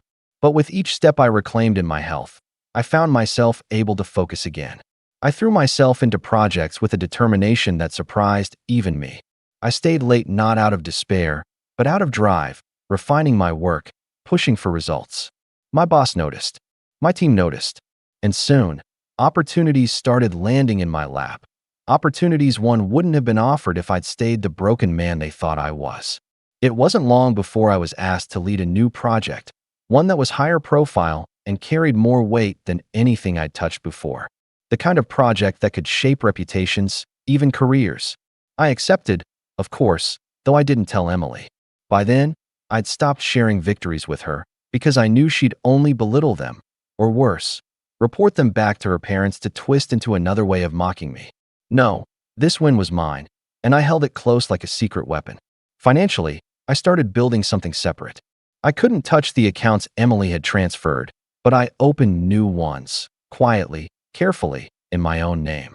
Side projects from work, small consulting gigs, even investments I'd researched meticulously began to add up. It wasn't much at first, but every deposit into those hidden accounts felt like a brick in a wall I was building between myself and her family's control. And perhaps the most empowering part was how I stopped reacting. At dinners, when Rick mocked me, I no longer flinched. When Diane made snide remarks about me being fragile, I didn't take the bait. I smiled politely, said little, and let them think I'd surrendered. In truth, I was observing more than ever. I noticed the way Rick bragged about deals that didn't sound entirely legal. I noticed how Diane dropped hints about money stashed away in places she thought no one else knew. I noticed Emily's growing carelessness, how she flaunted her control of the finances without realizing how revealing her words could be. To them, I was still the fool sitting quietly at the table. But inside, I was sharpening every piece of information they handed me, storing it away like arrows for a quiver I hadn't yet revealed.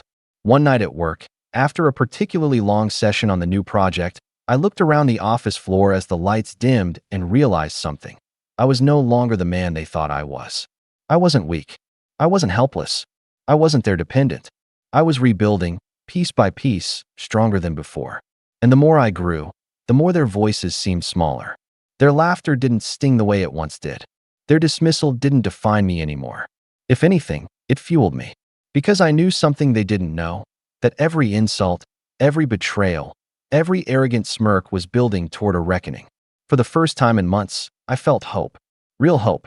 The kind that kept me awake at night, not in despair, but in anticipation. Because I knew, deep down, that the balance of power was shifting. Slowly, quietly, invisibly to them, but undeniably to me. And soon, the day would come when I wouldn't just rise quietly. I would rise in a way they could never ignore. And when that moment came, they would see just how wrong they had been to underestimate me. The setup for revenge began, strangely enough, with silence.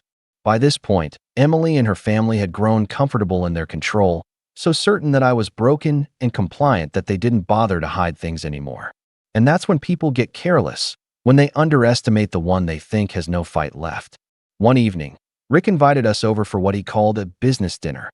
Normally, I dreaded these nights, hours of listening to him brag about deals and insider tricks, while Diane played hostess and Emily acted like she was seated at the royal table. But this night was different. I wasn't there as the humiliated son-in-law anymore. I was there as a listener, a collector. Rick had been drinking heavily, his voice loud and his gestures broader with each passing glass. He started boasting about a project he was handling, something about moving assets around through shell accounts. "The government's too slow to catch on," he said with a laugh, tapping his nose like it was an inside joke. "You just have to know how to play the game." Diane hushed him, but not before he let slip a detail. An account number, rattled off half in jest to Brian, who nodded eagerly. It wasn't much, but to someone like me, who'd quietly been learning how money trails worked, it was a thread. And threads, when pulled carefully, unravel entire garments. A week later, I caught Emily in the kitchen whispering on the phone to her sister. She thought I wasn't home yet, but I stood just out of sight, listening. "Yeah, it's all in my name now," she said proudly.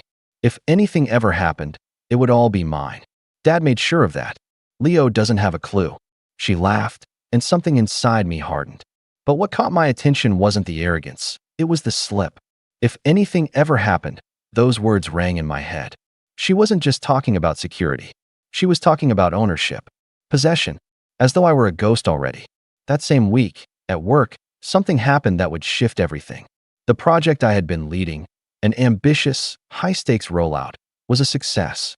My team pulled through, and the company's leadership took notice. One afternoon, I was called into a meeting with executives, and to my surprise, they offered me a promotion. A real one this time. It came with a significant raise, stock options, and more importantly, control over a division that handled sensitive client data. The timing couldn't have been more perfect. While Emily and her family thought they had stripped me of financial independence, I was quietly being handed access to resources, information, and influence they couldn't begin to imagine. And I didn't breathe a word of it at home. Instead, I started building a parallel life. I funneled part of my new income into those hidden accounts I'd opened, spreading them across different banks under careful layers. I started consulting with a financial advisor, one who understood discretion. Bit by bit, I was securing a foundation that no one could touch but me. But the real breakthrough came when I ran into an old college friend, Alex, who now worked in forensic accounting. We grabbed coffee one weekend, and as we caught up, I mentioned, without names or specifics, how I'd noticed some strange financial behaviors in someone close to me. Alex's eyes lit up. "That's my bread and butter," he said. He explained how certain red flags, like the kinds of things Rick had bragged about, were almost tailor-made for investigation. With the right documentation, he said, you could expose everything. That was when the plan crystallized in my mind. Rick wasn't just arrogant, he was reckless. And reckless people leave trails. If I could quietly collect evidence, with Alex's help, I could do more than just free myself. I could dismantle the entire facade they'd built, piece by piece, until they were left with nothing. At home, I played my role perfectly. I let Emily think I was subdued, docile, even grateful for her management. When Rick cracked jokes at my expense, I smiled politely. When Diane sneered about me being fragile, I nodded as though I agreed. Every humiliation was fuel. Every insult was another log on the fire I was stoking inside. They had no idea that while they laughed at me, I was building something stronger than their mockery. I was building leverage. And soon, when the moment was right, that leverage would turn into power. The kind of power that would make them regret ever underestimating me. The kind of power that would finally put me back in control. And when it happened, it wouldn't just be revenge. It would be justice. Revenge didn't arrive with fireworks. It arrived with silence, with careful planning, with the kind of patience that my wife's family never thought I had. They thrived on impulse, on arrogance, on loud declarations of dominance. I learned to thrive on the opposite. By the time everything was in place, months had passed since the barbecue collapse. To Emily and her family, I was still the quiet one, the weak link. They thought they had broken me. But while they smirked and mocked, I was weaving a net around them, thread by invisible thread. It started with Rick. His bragging about shortcuts had given me all the ammunition I needed. With Alex's guidance, I began piecing together the evidence. Unusual transfers, unreported accounts, and patterns that screamed fraud to anyone who knew what to look for. I didn't confront him directly. I didn't even let him suspect. Instead, I quietly gathered every detail, every slip, every loose end he carelessly let fall in front of me. The more I dug, the more I found. And it wasn't just Rick. Diane had her own skeletons. Cash stashes moved in ways that didn't add up, and loans under names that shouldn't have existed. Emily, too, though she thought she was untouchable, had her fingerprints all over accounts that weren't supposed to be hers yet. They had grown so comfortable with control that they never stopped to consider who might be watching. The first move I made was financial, quiet, but devastating. With Alex's help, I drafted a report, clean, meticulous, undeniable, and submitted it anonymously to the right authorities. I knew it wouldn't explode overnight, but I also knew once it was in motion, there would be no stopping it. The gears of the system were slow, but they were relentless once they turned. While that unfolded, I prepared my personal strike. I'd been funneling money into my own accounts, building them up while Emily thought she held all the strings. What she didn't know was that I had already shifted my salary into accounts she couldn't touch. For months, she had been boasting about everything being in her name, not realizing that her empire was hollow. By the time she noticed, it would be far too late. The real reveal came one evening at another of Rick's endless dinners. He had invited us over, as usual, and was in fine form, drunk, loud, boasting about some deal he'd just closed. The table was buzzing with laughter at my expense again when Rick raised his glass and said, "To family, to building something real together, unlike sitting behind a screen." That was my moment. I smiled politely, lifted my own glass, and said, "You're right, Rick. Building something real matters. Which is why it's so interesting how you've built, well, let's just say, a house of cards." The table quieted, confused. Rick frowned, lowering his glass. "What's that supposed to mean?" I leaned forward, calm, steady, my voice low but clear. "I know about the transfers, the shell accounts, the loans and names that don't exist. I know about the money Emily shifted into her name. And I know, more importantly, that the people who need to know about it already do." The silence was deafening. Diane's fork clattered onto her plate. Brian muttered, "What?" under his breath. Emily stared at me, her face pale, her lips parting in shock. Rick barked out a laugh, trying to recover. "You don't know what you're talking about." I smiled. "Don't I? Funny thing about working in tech, you learn how to follow trails. And funny thing about arrogance, you all left plenty of them. Every brag, every careless word, every slip. I've been paying attention. And I made sure the right people have it all now." Emily's voice broke through, trembling. "Leo, what did you do?" I turned to her, my expression flat. "What you forced me to. You took everything from me, treated me like a liability, a burden. You thought I'd just stay quiet forever. But here's the truth. While you were busy laughing at me, I was building something stronger than all of you. Independence. Evidence. Power." Rick stood, his face red, his hands shaking. "You'll regret this." I didn't flinch. "No, Rick. You will." The room erupted in chaos, voices overlapping, chairs scraping, Diane's sharp voice rising above the others. Emily grabbed my arm, her nails digging into my skin. "Leo, you can't do this. You'll ruin everything." I looked at her, calm, almost pitying. "You already ruined everything the moment you chose them over me. The moment you stripped me of my trust, my dignity, my life. I just made sure there would be consequences."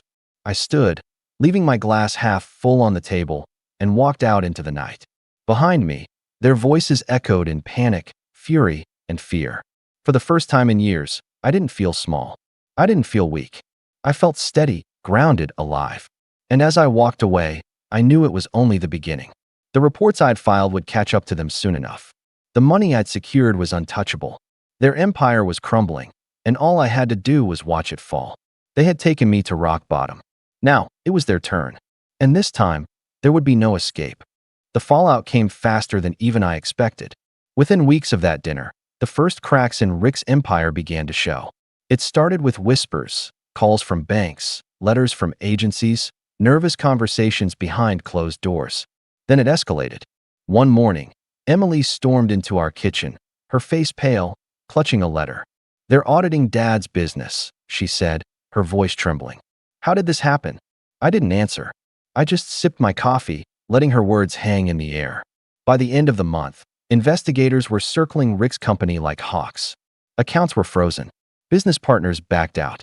The grand image he had built for decades began to crumble in plain view. Diane tried to keep up appearances, insisting to anyone who would listen that it was all a misunderstanding. But her forced smile cracked more each day. Even Brian, who had always played the golden son, couldn't escape the fallout. His name had been tied to enough of the shady dealings that he was pulled down with them. And Emily? She realized too late that her control of our finances was a liability, not power. The accounts in her name were now under scrutiny, every transfer, every questionable expense laid bare. She begged me one night, her voice breaking in a way I'd never heard before. "Leo, please fix this. You know how. You can make it go away." I looked at her, really looked at her, and saw not the woman I had once loved, but the reflection of her father and mother's greed staring back at me. "I already did fix it," I said calmly. "I fixed it for me. For once, I chose myself." When the investigators finally knocked on Rick and Diane's door, I wasn't there to see it. I didn't need to be. I'd already moved into a new apartment, one I'd paid for entirely from my own accounts, the accounts they never knew existed. The place was small, simple, but it was mine. Truly mine. For the first time in years, I could breathe without feeling someone else's hand around my throat. The final blow came in the form of headlines. Rick's name splashed across local news, his company dismantled, his assets seized. Diane's voice cracked as she tried to defend him to reporters, but the damage was irreversible. Emily called me once more, sobbing, her words desperate. "We can fix this, Leo. We can rebuild. We're still married." I listened quietly, then said the only thing I had left to say. "You were never on my side. You made your choice. Now you can live with it." And I hung up. Months later, I passed by their old home and saw the gates chained, the lawn unkempt, the proud symbol of their power reduced to decay. The family that once stood above me, mocking, belittling, laughing, was scattered and broken, undone not by my anger, but by their own arrogance. Standing there, I realized I no longer carried the weight of their cruelty. I wasn't the fragile man they had painted me to be. I wasn't their burden. I wasn't their joke. I was free. And as I turned away, walking back toward the life I had rebuilt on my own terms, I knew I had delivered not just revenge, but justice. Because in the end, the people who once stood over me while I lay on the ground had been brought to their knees. And this time, I was the one who walked away. Christmas dinner was supposed to be peaceful this year. I had one simple wish: no drama, no yelling, no whispered guilt trips from Mom, no passive-aggressive digs from my older brother, Eric. Just food, fake smiles, and the awkward but bearable silence of a family that pretends everything's fine for the sake of holiday tradition. That's all I wanted. My name's Nathan, I'm 28, and while I'm the youngest in the family, I've somehow become the only adult in the room. I've been working full-time since I was 20, bought my own condo at 26, and this year, I brought the fancy bottle of wine to dinner like a good son.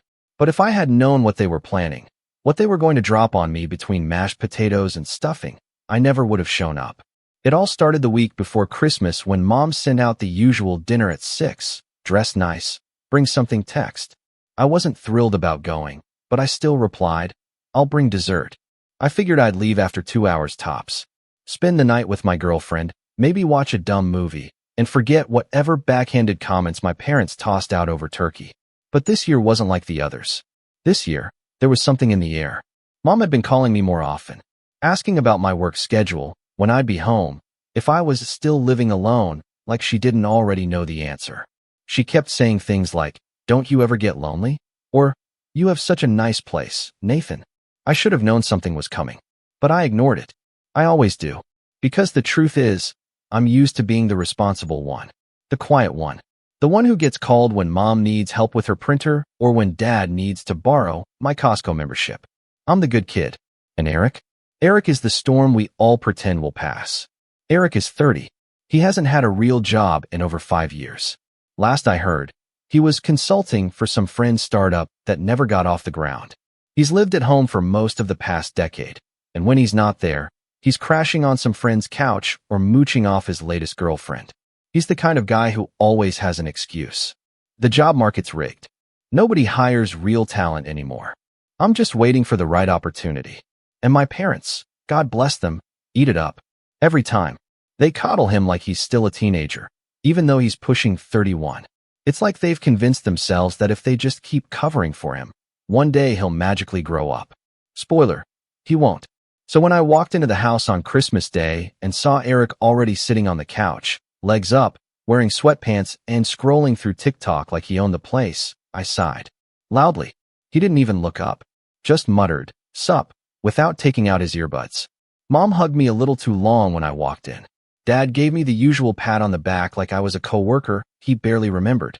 And as I set down the box of cannolis I'd brought from the good Italian place, I tried not to read into the weird energy floating around the living room. Dinner started off normal enough. The food was good, everyone complimented Mom's turkey, and I did my part to make small talk. I even laughed at one of Dad's awful jokes about airline food. For a moment, it felt almost pleasant. Then Eric reached across the table and took the last scoop of stuffing without asking. I was mid-sentence. Didn't even blink. Just stabbed his fork into the dish and dumped it onto his plate. I paused, blinked once, and said, "Cool. Yeah, I didn't want any more anyway." He shrugged like I was being dramatic and mumbled, "You had plenty." Mom didn't say anything. Dad looked down at his plate. It was such a small thing, but it was so Eric. That entitled, oblivious confidence that only comes from a lifetime of being told the world would wait for you to get it together. I pushed it aside. Just one more night, I told myself. Smile, nod, leave early. You're not getting sucked into this. I wish the story stopped there. I really do. But it didn't. After dinner, we were all still sitting around the table, picking at the last bits of pie, when Dad cleared his throat. He does this thing when he's about to make some grand declaration. Sits up straight, folds his hands in front of him like a school principal. I braced myself. "So," he said, "we've got some news." I looked over at Mom, who was already nodding. Eric had this smug little grin on his face like he'd been waiting for this all night. My stomach dropped. "Your brother's moving in with you," Dad said. Just like that. No build-up. No warning. "You've got that second bedroom, and he needs a change of scenery. He'll stay with you for a bit, just until he's back on his feet." I blinked. Once. Twice. Thought maybe I'd misheard him. Mom leaned in like she was adding frosting to a cake. "He's just overwhelmed, Nathan. He needs support right now. Be a good sibling." I stared at them. All three of them. Like I was on some hidden camera show. "He's 30, I said, trying to keep my voice calm. "I'm not his legal guardian. And you never even asked me." Eric leaned back in his chair, arms crossed, eyes full of smug superiority. "You've got space. I won't be a problem." That's when it hit me. This wasn't a request. This was an ambush. They'd planned this. Rehearsed it, probably. Waited until I was trapped at their table with a full plate in front of me, so I couldn't bolt. They'd decided, without my input, that my home was now Eric's safety net. I looked down at my plate. At the half-eaten slice of pumpkin pie. At the crumbs from the roll I'd buttered just moments before. I set down my fork. "Then consider this my last meal here," I said. Silence. Mom's smile faltered. Dad's eyes narrowed. Eric raised an eyebrow. "I'm not doing this," I said. "You don't get to decide what happens in my home. You don't get to dump your mess onto me because you're tired of cleaning it up. I've worked too hard for too long to carry someone who refuses to walk." Eric rolled his eyes. "Wow. Real mature, Nathan." I stood up, grabbed my coat, and without another word, I walked out. The air outside was freezing, but I didn't care. I needed to get out before I said something I'd regret. My phone buzzed 3 times before I even made it to my car. All from Mom. I didn't answer. I sat in the driver's seat, keys in hand, heart pounding. I knew this wasn't over. Not by a long shot. And I was right. Because what came next changed everything. I didn't answer their calls that night. Or the next day. I needed space. Time to think. Because what they did, it wasn't just tone deaf. It wasn't just manipulative. It was a betrayal of the quiet boundary I'd spent years trying to hold. The boundary that said, "I'll be the good son, I'll show up. I'll do my part. But I won't be your backup plan. I won't be Eric's babysitter. And I definitely won't be his landlord. By the time New Year's rolled around, I still hadn't heard a real apology. Just 3 texts from Mom that all read like recycled messages. Eric is struggling, Nathan. You're his only hope. We were just trying to help. Don't be so dramatic. That last one hit harder than I expected. I'd spent years swallowing my pride for this family, ignoring the fact that Eric was always the favored one. The baby, even though he was older, the one who got praised for the bare minimum, while I quietly carried the weight of everything they didn't notice. He dropped out of college. Mom said he was too creative for structure. He got fired from a sales job for not showing up. Dad said that manager didn't appreciate raw talent. He crashed my car when we were in our early 20s. Mom blamed me for letting him borrow it unsupervised. Meanwhile, I graduated, got a decent job, paid off my debt, bought a condo, kept my head down, and didn't ask for help once. And they called me dramatic? I went back to work on January 2nd and tried to refocus. New quarter, new project deadlines. But the family stuff buzzed in the back of my mind like a low-grade headache. I didn't want to deal with it, but I also knew I couldn't avoid them forever. The first bomb dropped that Friday. I got home from work around 6:30 p.m. It had been raining all day, and all I wanted to do was throw on sweatpants and watch something mindless. Instead, I saw a pair of unfamiliar sneakers by the front door, a duffel bag slumped against the wall, and Eric, sitting on my couch, eating chips, watching my Netflix. What are you doing here? I said, my voice sharp. Eric looked up like I was the one who had intruded. Mom said you'd come around eventually. Figured I'd get settled before the semester starts. What semester? I blinked. He grinned. I enrolled in an online coding boot camp. Starts next week. Takes 6 months. I need a quiet place to study. I felt something inside me snap. You broke into my apartment? I asked. He had the audacity to laugh. Mom had your spare key. You left it at their house, remember? I remembered. I'd given it to Mom last year during a plumbing issue, just in case. I never thought she'd use it like this. You don't live here, Eric. He leaned back, arms behind his head. I do now. I didn't yell. I didn't slam the door. I just stared at him, then walked into my bedroom, locked the door, and sat on the edge of my bed, hands trembling. I texted Mom. Did you give Eric my spare key?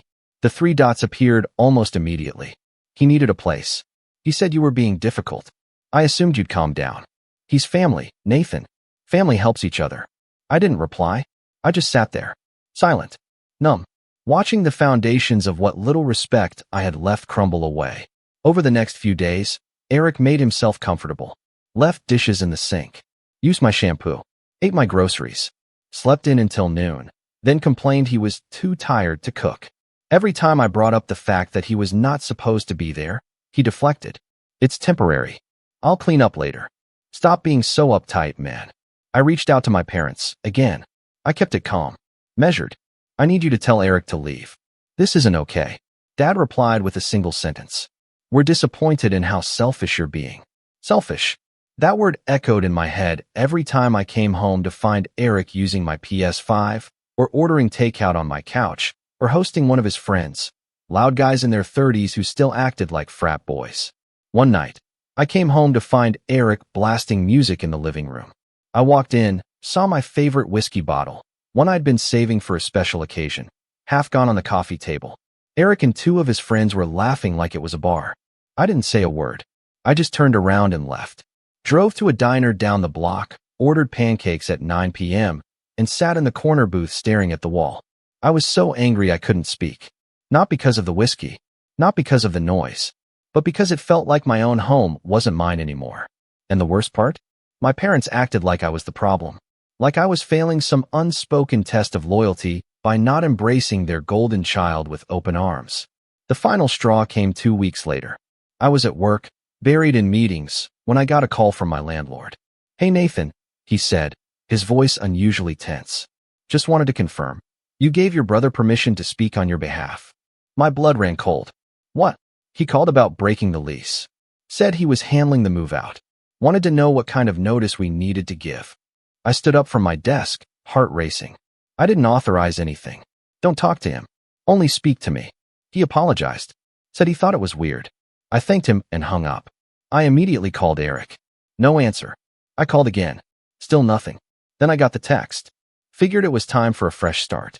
That place is way too small for both of us anyway. I'm looking at this loft in Midtown, perfect setup for my startup idea. If I get approved, I'll just have them transfer the lease. Shouldn't be a big deal. I stared at my screen in disbelief. He was trying to take over my apartment. My lease. My home. I left work early that day. When I got back, he was in the kitchen, frying eggs like it was a Sunday morning. You seriously tried to get me kicked out? I said. He didn't even flinch. Chill. It was just a question. Thought you were going to move in with Sarah anyway. We broke up. I snapped. He blinked. Oh, that sucks. Guess that works out for me then. I stood there, hands clenched, every muscle in my body screaming to explode. But I didn't. I just turned and walked into my room, locked the door, and sat down. This wasn't just disrespect anymore. It was war. I emailed my landlord. Explained everything. Thankfully, he was understanding. Said he wouldn't speak to Eric again and that no changes would be made without my written consent. But I knew something had changed that day. A line had been crossed, and I couldn't unsee it. That night, I lay awake in bed staring at the ceiling, listening to Eric snore through the wall. And I made a decision. I wasn't going to argue anymore. I wasn't going to beg my parents to understand. I wasn't going to try to convince anyone of anything. I was going to show them. If they wanted to treat me like the villain for protecting what I'd built, fine. Then they were about to find out what the villain was really capable of. But before I could put any plans into motion, something happened that made everything 10 times worse. Something I never saw coming. Something that pushed this entire mess beyond the point of no return. And it started with a letter in my mailbox. The envelope was plain. No logo, no return address. Just my name, typed in block letters, and my unit number. I found it wedged between a furniture catalog and a takeout flyer when I got home from work the next evening, still fuming over Eric's latest stunt. He'd used my Amazon account to order a $200 mechanical keyboard, claiming it was an investment in his coding future. The worst part? He used my save card and thought I wouldn't notice. But this letter, this was something else. I opened it right there in the lobby, my fingers stiff from the cold. Inside was a neatly folded page with a simple message. Your brother's credit is shot. He listed your address on 3 loan applications. Call me. Mark, XXXXXXXX. At first, I thought it was a scam. Some junk collector fishing for a bite. But my gut said otherwise. I typed the number into Google. Mark was real. A regional loan officer from a small credit union. I called him. Mark speaking. Hi. My name's Nathan. I got a letter from you. About Eric. There was a pause. Then a sigh. Yeah. I figured you might not know. Look, I'm not trying to cause drama here. But your brother listed you as a cohabitant and emergency contact on 3 separate applications last month. He used your apartment address. Said you were co-signing on a business loan. My stomach flipped. I never know. I didn't co-sign anything. I figured. His application was sketchy. Got flagged. But your name came up enough times that I thought you deserved a heads up. Thank you. I said, my voice barely above a whisper. That was the moment everything came into focus. This wasn't just a case of Eric being lazy. He was using me. My name. My address. My life. Like it was a grab bag of free resources he could exploit. And my parents? Either they were willfully blind, or they knew and just didn't care. That night, I sat in my car long after I pulled into the garage. Just sat there, hands on the wheel, staring into the dark. I'd hit my limit. But here's the thing about rock bottom. It's quiet. Cold. Clarifying. You stop hoping people will change. You stop bending to make room. You stop clinging to the illusion that love means tolerating betrayal. And once you let that go, you finally have room to build. The next day, I took the first step. I took a sick day from work. Not to rest. To reclaim my space. I called a locksmith. Eric was still asleep, probably recovering from whatever late-night live stream he'd been yelling at in the living room. I tiptoed past his door, let the locksmith in, and had the locks changed by noon. Then I waited. I didn't pack up his things. I didn't scream. I didn't even leave a note. I just sat in my living room. Lights off, phone charged, door locked. At 3:12 p.m., Eric returned. Loudly. The handle jiggled, then rattled harder. Yo. What the? Nathan. I didn't answer. He knocked. Then pounded. Then started shouting. You changed the locks? Are you serious? I let him yell. Let him try calling me 5 times in a row. I watched the screen flash his name, then dim again. I didn't pick up. Finally, I slid my phone under the door. One message. You have 24 hours to get your stuff. I'll leave it bagged in the hallway. After that, it's getting donated. He screamed, called me every name he could think of. But I didn't care. I felt lighter. He left after 20 minutes of pointless rage. The next morning, I bagged his stuff, dumped it all into 4 garbage bags, set them outside the door, locked it behind me. He came by later that day, didn't say a word, just gave me a look like I'd ruined his life. And maybe I had, but I wasn't sorry. That was the last time I saw him for a while. But the fallout wasn't over. Mom called, furious. You humiliated your brother.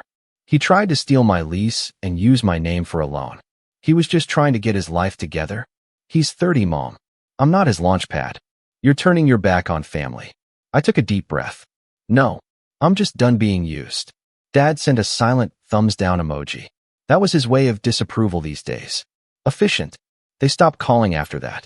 And that was the beginning of the silence. I didn't realize how heavy their constant noise had been until it was gone. The first few weeks were strange.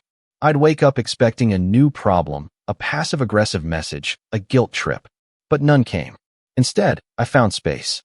I started working out again. Nothing fancy, just early morning jogs and cheap dumbbells in the bedroom. I rediscovered the quiet joy of making dinner for one. I read books without being interrupted.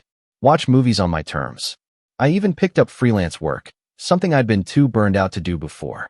A friend of mine ran a small marketing agency and asked if I could help with copywriting. I said yes. Before long, that side hustle became a consistent source of income.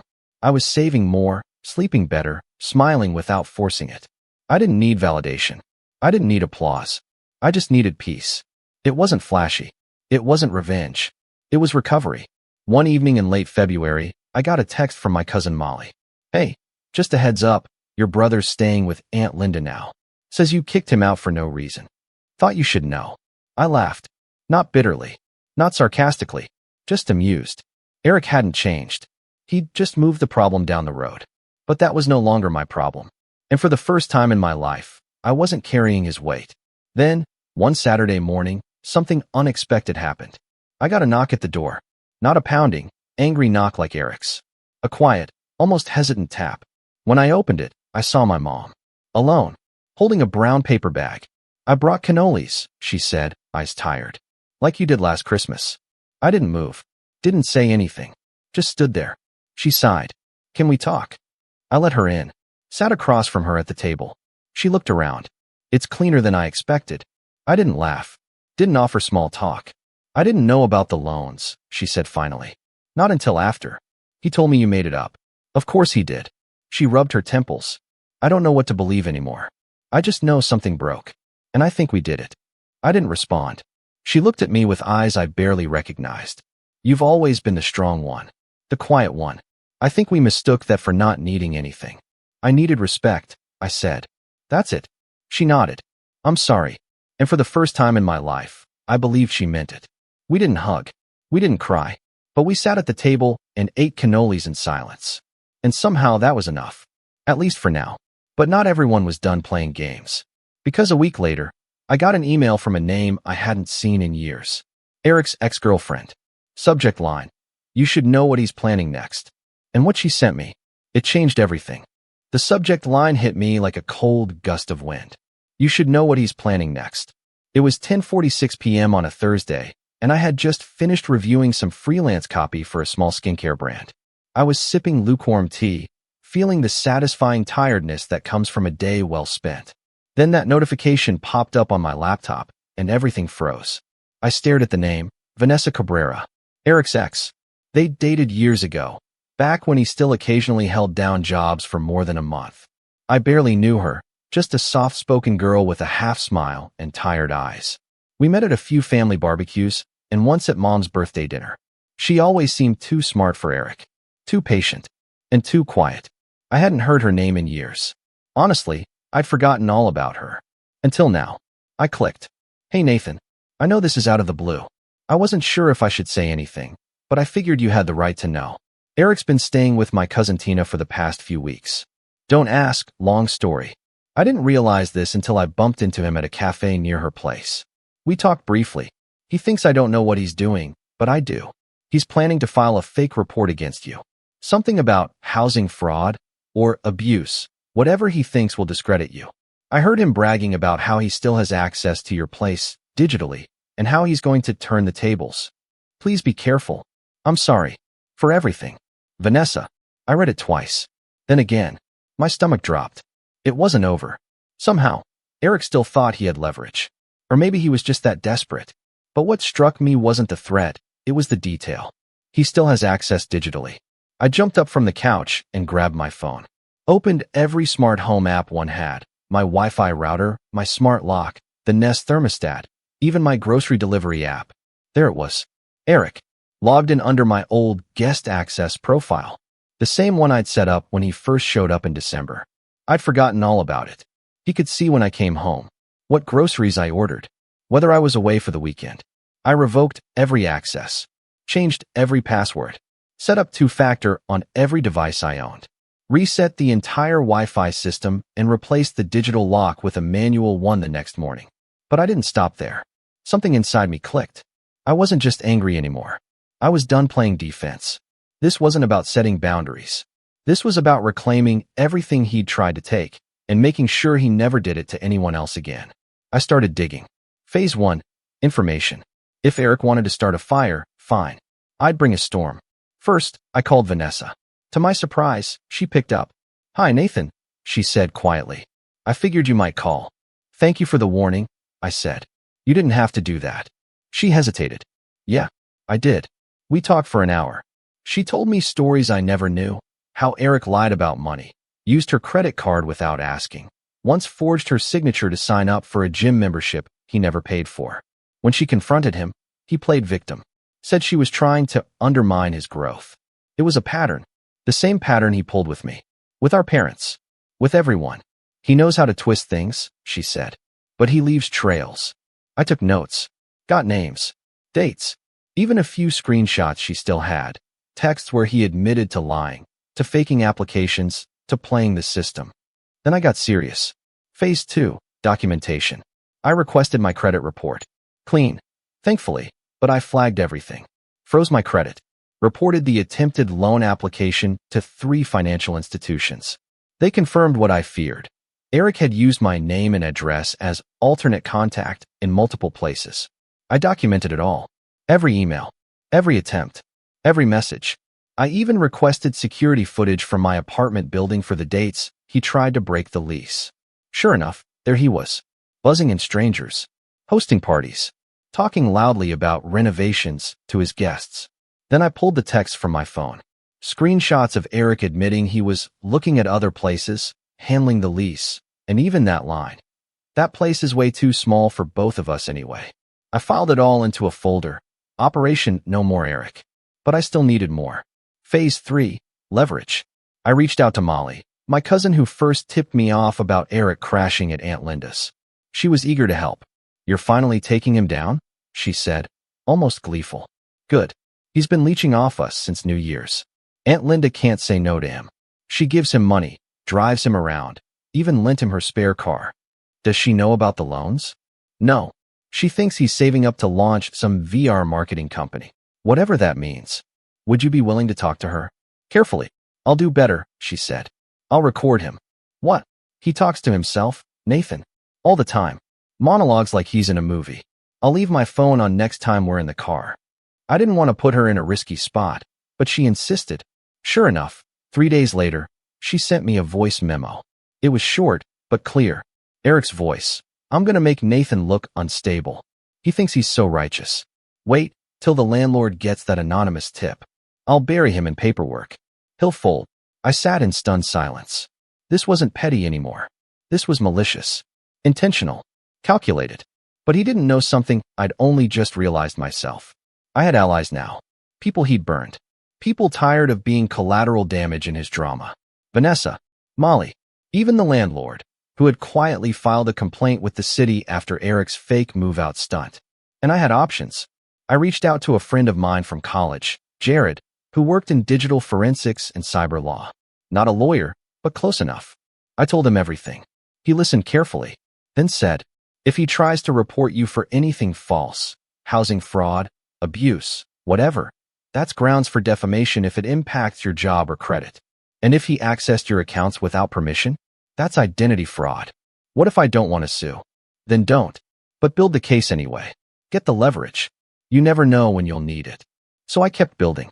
Screenshots, logs, statements from neighbors, voice memos, emails, a full dossier. But I wasn't just collecting evidence. I was planning a message. Because Eric didn't fear consequences. He thrived in shadows, manipulated when no one was looking.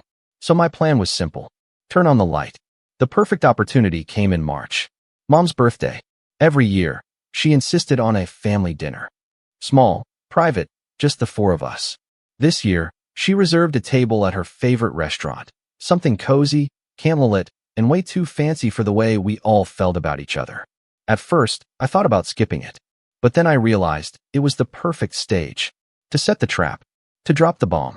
To end it, once and for all. And I knew exactly how to do it. Because the real revenge? It wasn't about screaming. Or lawsuits.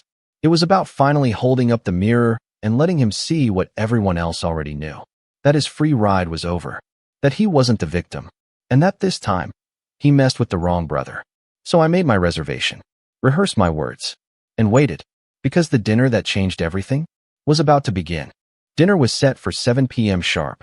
It was a warm Friday night in early April, the kind that usually brings a quiet sense of relief. But I felt none. My hands were still. My voice calm.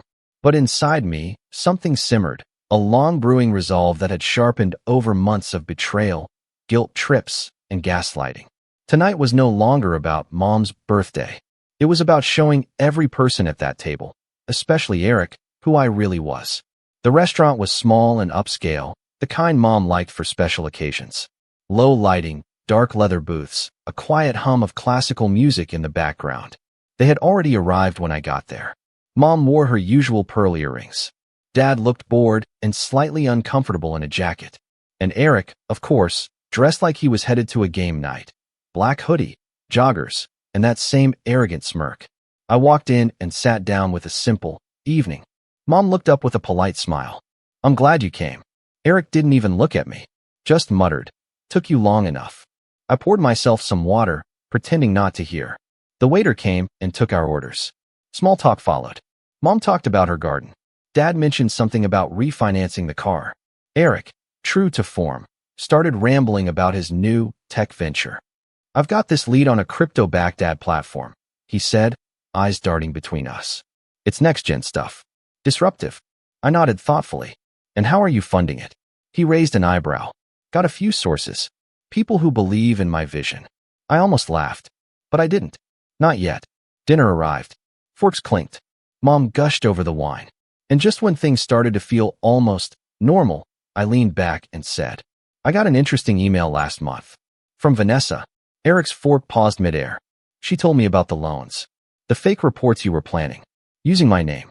My apartment. My credit. The air at the table changed instantly. Mom's smile evaporated. Dad stiffened. Eric froze. She's lying, he said. She recorded you, Eric. I replied, calm as ever. Talking about filing a false report. Admitting to forging my info. Even boasting about how you'd turn the tables. Mom gasped softly. Eric. She edited it, he snapped. That's not real. You don't know what you're talking about. Oh, I do, I said, placing my phone on the table. Would you like to hear the full clip? Or maybe see the screenshots? Or the statements I collected? The loan attempts in my name? The footage from my building when you tried to fake the lease transfer? His mouth opened, then closed. The smirk slipped. I didn't do anything illegal, he muttered, eyes shifting toward Mom. You tried, I said. Repeatedly. And if I'd been one day slower, you might have succeeded. Nathan, Mom said quietly, maybe we should discuss this. No, I cut in. We're not brushing this aside. Not this time. He put me at risk. My home. My credit. My job. Dad cleared his throat. Son, maybe it was just a mistake. It wasn't, I said. But it doesn't matter. Because I've already reported everything. Eric looked up, eyes wide. What? I filed a full report with the FTC, the police fraud unit, and every financial institution he listed me on. I gave them the audio, the documents, the timeline. Everything. You're bluffing, he said, voice low. Try me. He shot up from his chair. You're ruining my life over nothing. You ruined your own life the moment you tried to steal mine, I said, still seated. He looked at Mom. Aren't you going to say something? She looked pale, quiet, and for the first time, I saw doubt in her eyes. Real doubt. You said he was being paranoid, she said softly. You told me Nathan locked you out because he was unstable. He was. Then why are there 3 loans tied to his address? Eric froze. Why is there a recording of you bragging about manipulating the system? Still frozen. She turned to me. What happens now? I looked at Eric. That depends on him. If he walks away now, quietly, I won't press criminal charges. But if I get even a whisper that he's trying to sabotage me again, I'll hand over everything to the DA. Eric looked like he was going to explode. He clenched his fists. His face went red. But in the end, he just stormed out. Mom started to follow him, then stopped. She looked at me with this strange, unfamiliar expression. Shame. Maybe even respect. Dad didn't say a word. We sat in silence. Just the 3 of us. Then 2. Eventually, I stood up. I'll pay for my meal, I said. But I'm not staying for cake. Mom didn't argue. I left that night with the weight of years off my shoulders. Eric tried a few more stunts after that, texted me vague threats, tried to spin the story with extended family. But it didn't stick, because I had receipts. And now everyone knew who he really was. Molly shared the story discreetly with the rest of the cousins. Vanessa, surprisingly, posted her own account of what she'd endured on Facebook. And Aunt Linda? She cut him off completely after learning what he'd done with the loan attempts. Eric went quiet after that. Word was, he left the state. Mom still calls sometimes. She's softer now, gentler. She never defends Eric anymore. And while I haven't fully rebuilt my relationship with her, I don't slam the door shut either. As for me, I'm thriving. I moved to a better apartment. Got promoted at work. Turned that freelance gig into a small business. Even started dating again. Nothing serious, but healthier than anything I had before. Because I learned something through all of this. Sometimes, family isn't sacred. Sometimes, it's a weight you carry until you finally decide to put it down. And when you do, you don't just reclaim your space. You reclaim yourself. My brother tried to steal my life. So I gave him a front row seat to watch me build one without him.